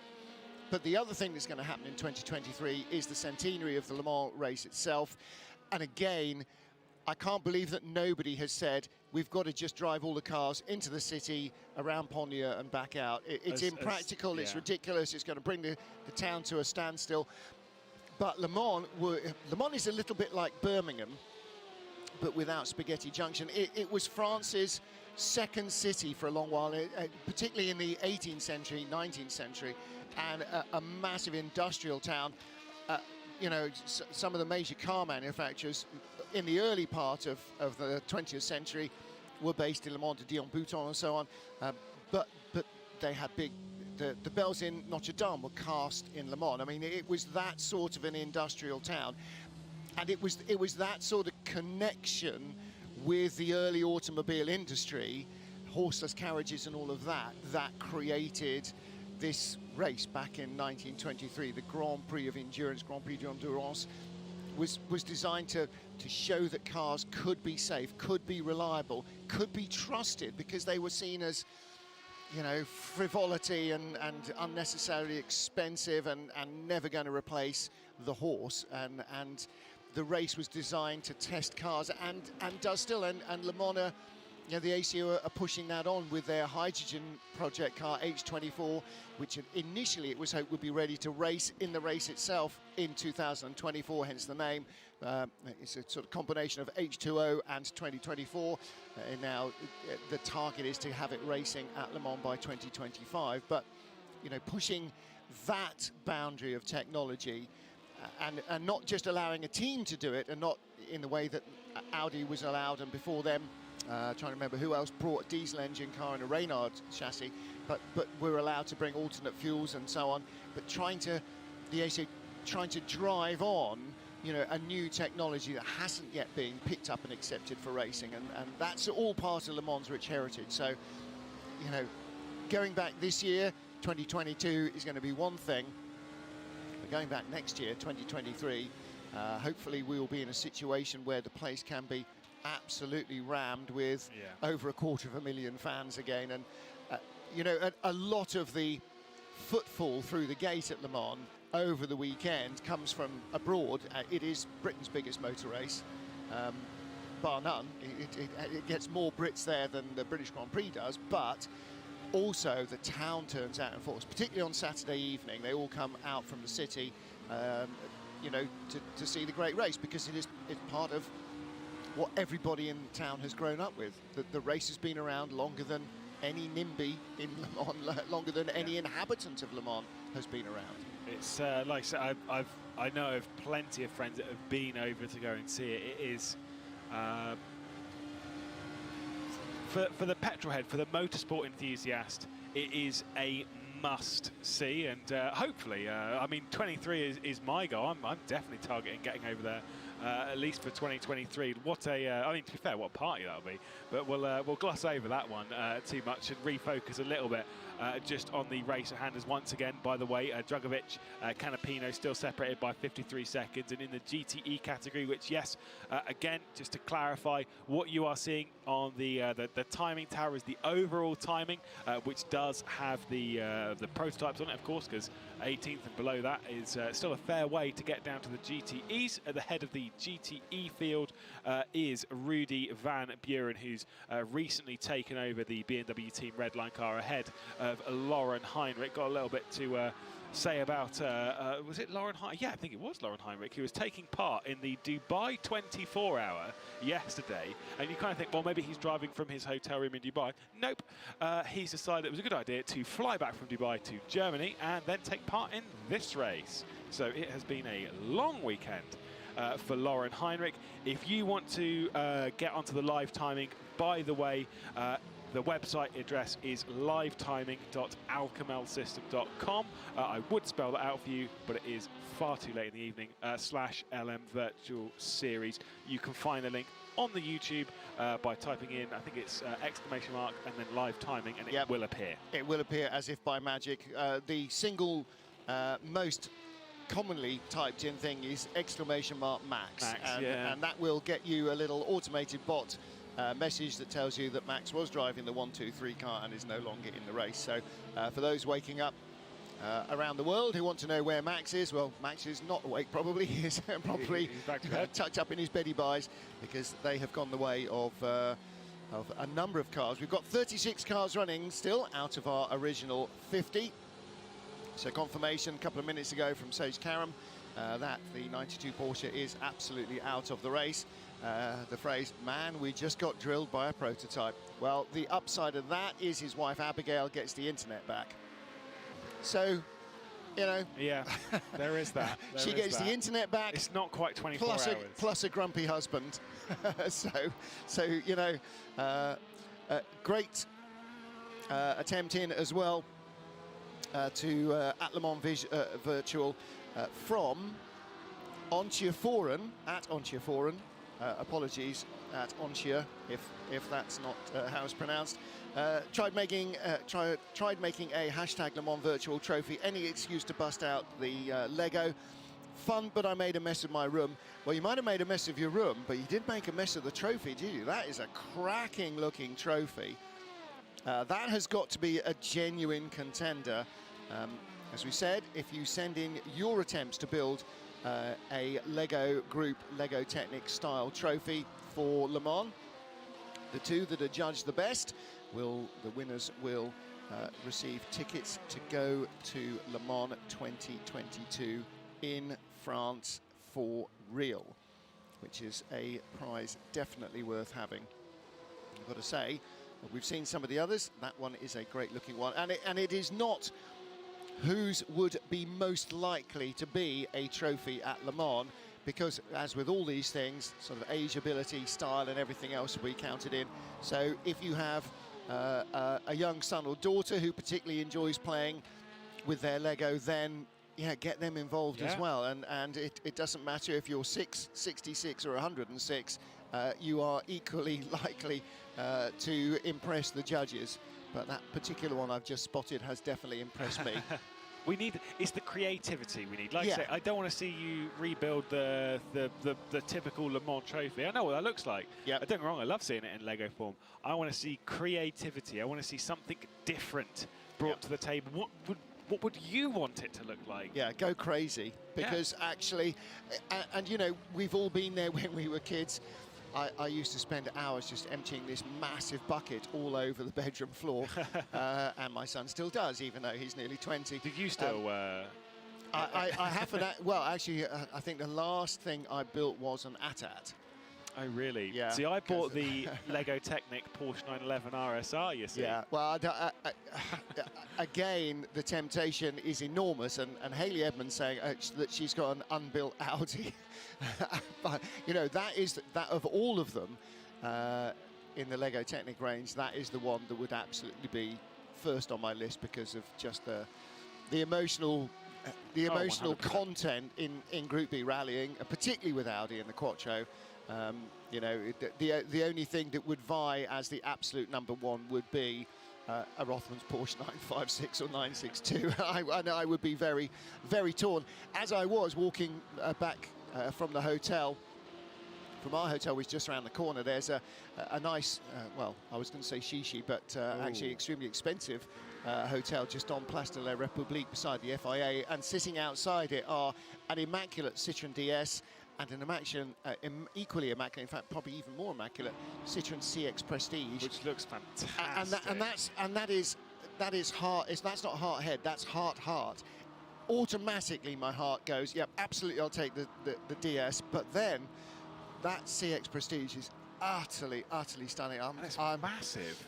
And it is, man. Well, it's you know, yeah, of course. It is for conveying presidents and film stars. But could I honestly walk away from the DS, no matter how gorgeous the CX is? And actually, I think I possibly could. Yeah. And that's not for another day, because of course it'll never be my choice to make. Because first of all, because I don't have the money for either, and secondly, because I don't fancy being divorced again. So you know, that would be that's definitely for the dream garage. But that's exactly the sort of cars.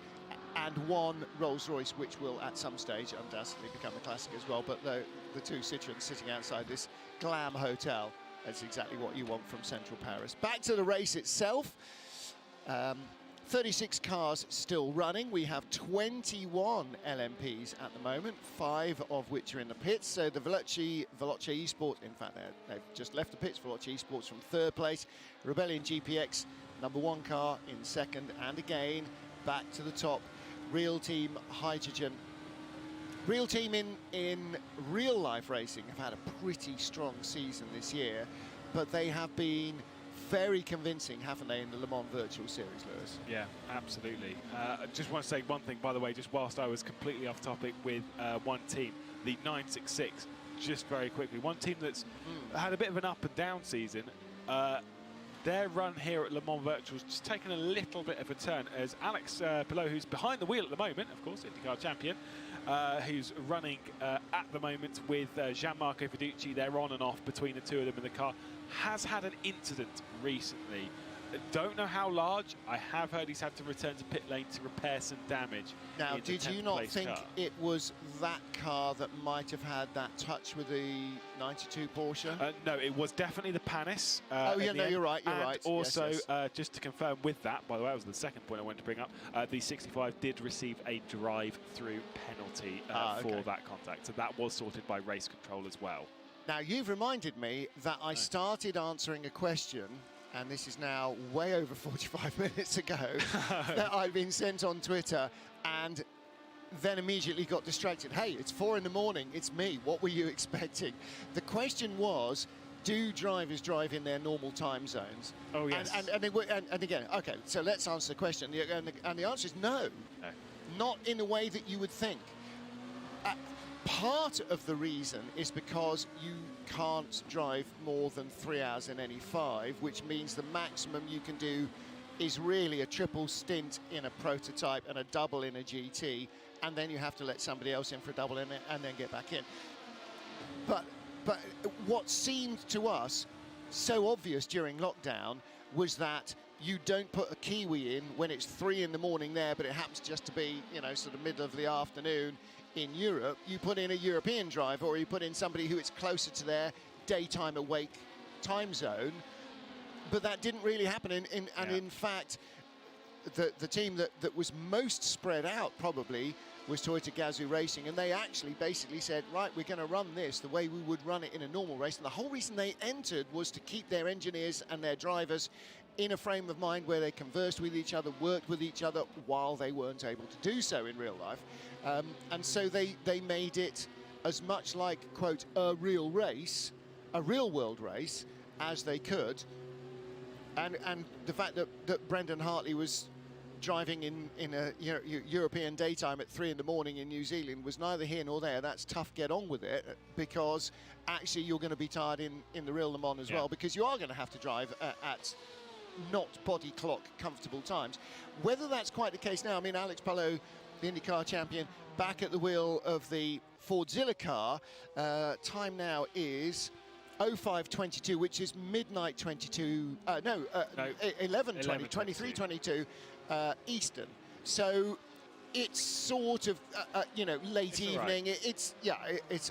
I'm watching the football, or I'm watching a movie or whatever. You're not necessarily going to be dying on your feet by midnight. I don't know what his normal sleep pattern is, but I imagine that not too many grown adults are going to bed at 8:30 every evening, every day of the year, whether they're athletes or not. So that's not too bad.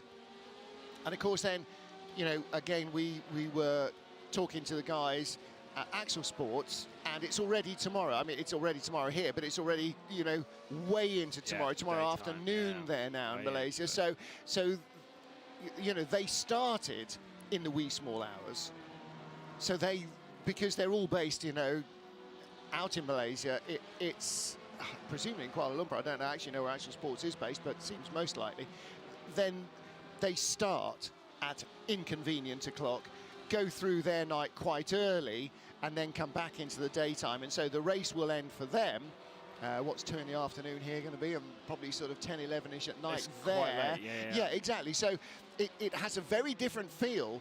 What they're seeing now through the monitor is it's dark. What they're seeing outside the window is everybody's out for lunch. Yeah.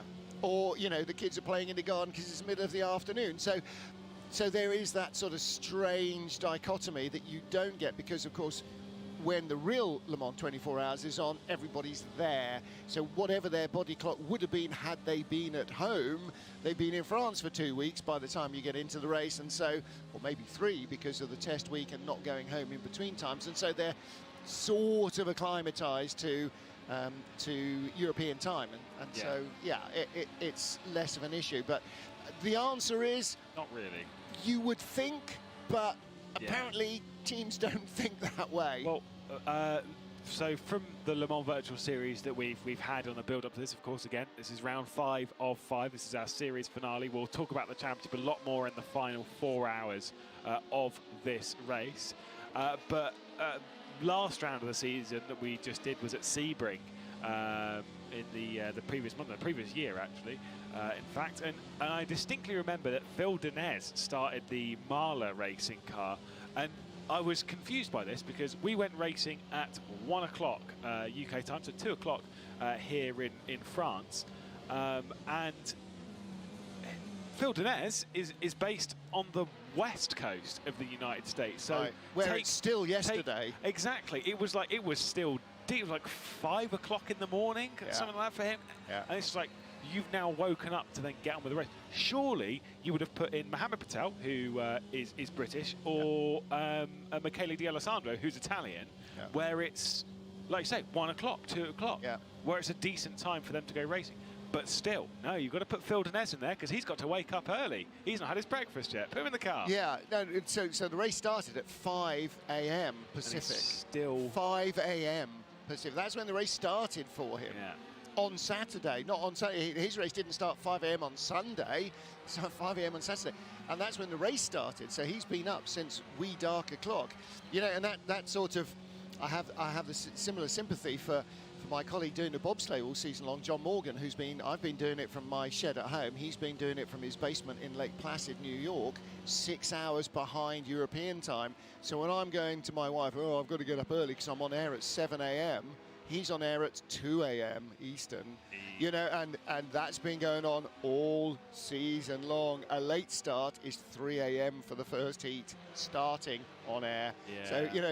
So he goes to bed at 8:30, 9 o'clock, and on his birthday on New Year's Eve, 8:30, 9 o'clock, in bed, wakes up again at midnight, tries not to wake his wife as she's going to bed, and then gets on with the day, So, there's time zones aren't the friend, it would seem, of the sim racer in the way that you would rather hope they should be. I'm commentating on a championship that's being run by Shane van Gisbergen and Nick Voss. They're running a championship. Obviously, Shane van Gisbergen, slightly on the other side of the planet, and so the series starts and finishes for them at great times. He's like, do you want to come along and commentate on it? And I'm like, goodness. Yeah, sake. well, It's like, what time's the race start? Well, it'll be this time. No, you type it and you think, oh, that won't be too bad. And you think, oh, it's 3 a.m. Oh, damn. Oh, dark 100. That's when it starts, which yeah. means you know you're going to be at the desk for a couple of hours before that. So it's yeah. It's going to be a long slog. Yeah, it's just going to make the Ashes seem like a breeze. Mark Wood has just claimed the wicket of Steve Smith. For those of you who are awake in the Wellingborough region who wanted to know that sort of stuff. You'd probably find that anyway. So, leader in the pits as we watch this battle for position. Is this battle for position? It is, isn't it? That's Ferrari and Red Bull, the 111 Red Bull Racing Esports. That's a car that has been a disappointment, I'm sure, to its team as much as to I'm disappointed that a car that qualified on pace. I'm also disappointed that a Corvette is not doing well at Le Mans, because actually I love to see a Corvette doing well at Le Mans, and it's as simple as that. I wanted this car. It looks great, and I wanted it to go well. Obviously, they had the 6-minute penalty at the start of the race, but yes, they've not been able to recover it, which is a hard feat. Again, obviously, everyone's at their tippy top. I would say the fact that they have recovered inside the top 10 is actually pretty impressive when you compare them to the other teams that had the 6-minute penalty as well, which was the number 5 who unfortunately out of the race, and the number 56. The 56 is dead last at the moment. Sorry, Jimmy, Jimmy Broadbent is in that car. They had a 6-minute penalty, dead last. The 111 though is moving up constantly, gaining a position, gaining a position. Next one up the road for them is the 888, and they're catching. And actually, they have driven a really hard as nails race. I was going to say hard nailed, and that's, I thought, no, that's not the phrase I'm looking for. Hard as nails. They have only made 15 pit stops, the same as the lead BMW. The second place Porsche has made 17 pit stops, the 91 car. The third place car, FDA, they've made 15. So these guys have been on the money, on the pace, but it cost them their driver lineup. Not having 2 professional race drivers in it cost them 2 laps at the start. They remain 2 laps back, don't they? Yeah. Or do they? I think this thing is quite hard to tell on the live timing at the moment. It's not I quite believe 2 laps, is it? So they went back, obviously 6 minutes, about 1.5 laps. I think they are still around that target. But what they're doing is, on pace, they are actually pretty much slap bang on where the 70 is running, if not, to be honest, a little bit faster. I think they gained about a minute. They are, well, they're shown the leader in GTE, which is now Rudy Van Buren and 71 BMW Team Redline, shown as 25 laps behind. Yes. 26 laps behind the leader, Kevin Stoltz in the FDA Esports Ferrari, which is in 3rd, and 27 laps behind the leader is the 5th place car, which is Team BS in Competition, then Team GB, then Tesla R8G, then Red Bull, all on that lap. But they are, the Red Bull car is 3 minutes 13 they still might get a good result. Team BS Competition. So they're nearly a full lap behind the car that is the best place car, that is 2 laps behind the leader in the class. So, yeah, getting on for 3 laps back. It's a struggle. And they knew it right from the moment the entry list went in, never mind right from the start of the race. It was always going to be a struggle. And we sort of talked about this a little bit earlier, Chris and I said, you know, the premise then is that 6 minutes in 24 hours is the penalty that you incur by having a professional race driver instead of a sim racer. That's the basis of what they're trying to say with the rule. Yeah, they want to make it. They want to dissuade teams from going, oh, we can't find a real world racer, so we have to check in one of the sim guys, and then creaming everybody who has got 2 real world racers. But so you want to dissuade teams from doing that, but you also want to make it possible that actually, if they are stuck in a position, and it could easily be the case, as we've seen with a couple of teams, that within 24 hours of the start, for reasons beyond anybody's control, you lose a driver. Now, in both the cases I'm thinking of, one was a real-world driver that could no longer partake, one was a sim race pro that could no longer partake. So you know, that can happen, but you don't want it then to be so utterly unclimbable a punishment mountain that the team just goes, okay, forget it. Yeah. There's no point. 6 minutes is an enormous amount of time to lose at any stage at Le Mans, but if you know you've lost it from lap 1, then you complete lap 1 and you go in and you then spend 23 hours and 55 minutes trying to claw that time back. So and you think hope it's too that, harsh? Well, it's a hard one. We've got Personally, we've got 8.5 hours to find out just how harsh it is, and then you need to look back also at what delayed the car, and if everything. nothing delayed the car, and they still end up the 2 laps that they were deducted at the beginning of the race, then yes. But you can. But it is trial and error. You know, it's a little bit like handicapping different cars or BOPing different cars. The proof is in the pudding, and you make, I was going to say educated guess, you make as close a calculation as is possible. We're 2/3 of the way through the race, very nearly, and they haven't got a lap back on the leaders in their class. So right now, it is looking too harsh. For me personally, I think 6 minutes is a bit too harsh for me, but again, we've got a lot of time to figure that out, and also they're going to make it, like you say, it's the time that you would lose by having a pro. They're going to give it that time, or you know what roughly they think, and then add extra to it because it's a penalty. Yes, you know, it's not as if it's just all like, oh, you couldn't have it, so well, here's your deficit. You know, it doesn't work like that. You know, it's like I say, it's designed to be a penalty. Well, what are they lapping? They're lapping a little shy of 4 minutes in race pace. Race leaders, last lap, 3 minutes 51, 3 minutes 50, 3:51, 3:50. What's the Red Bull car doing? 3:52 and a half.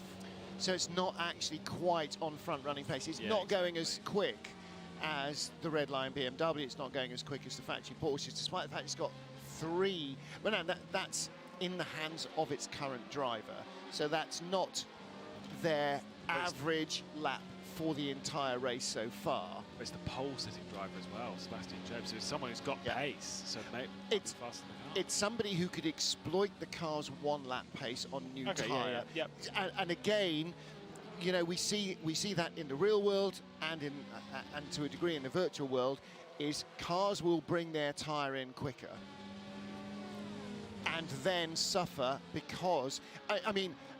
Again, going back to the very final race of the Formula 1 World Championship, the Red Bull brought its tyres, works its tyres harder.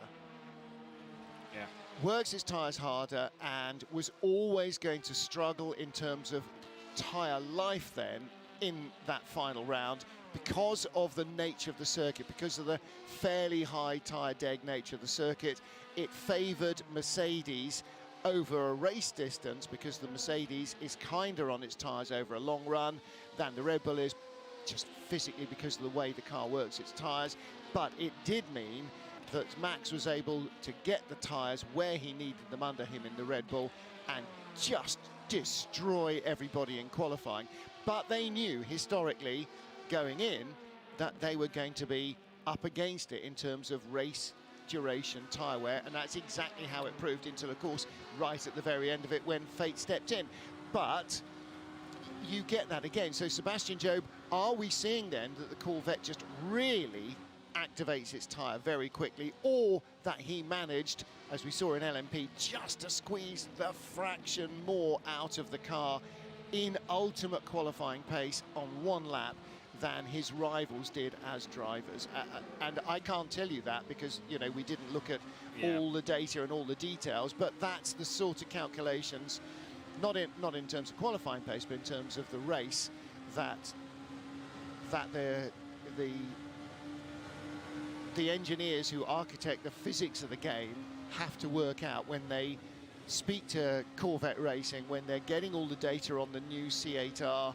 They need to know what that means, how it behaves, what this change and that change makes the car, because that's got to be replicated in the sim itself. And so there's an enormous depth of information that goes in. I mean, an enormous trust from the teams as well that that data goes in and never leaks out anywhere else, because were that to ever happen, that would be the end of the Magic coach. You know, that would definitely be the end of that.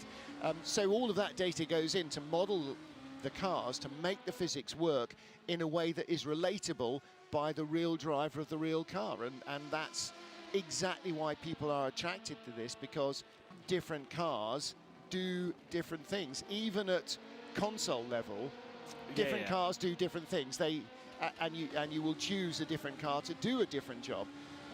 You know, you don't do that so much in the real world. You tend to end up with the car that you've bought. It tends to be less expensive in the sim world to go out and buy the cars. Yeah, exactly. You can try everything with everything. It's like I say, with the Corvette, typically it's a little bit friendlier on its tyres. I think they just built a qualifying setup that works and just switched it on quite quickly. Where they are at the moment, we do not know. Where we are at the moment, though, is enthralled in this battle between the Jota car. Ferris Stanley is behind the wheel. Oh, no way. Is he being attacked by Devin Browner, who's directly on his rear end? I do believe so. It certainly is. Now, these two, yes, Jota, Rocket, not really two things that are associated typically outside of sim racing, but both are run by the same sim racing team. And so they will be communicating. Zansho Sim Sport running that one. I'm sure Ed Torellian Johnson and Mike Yao keep an eye on it. And that is exactly what's happened. And no fights from Ferris Stanley.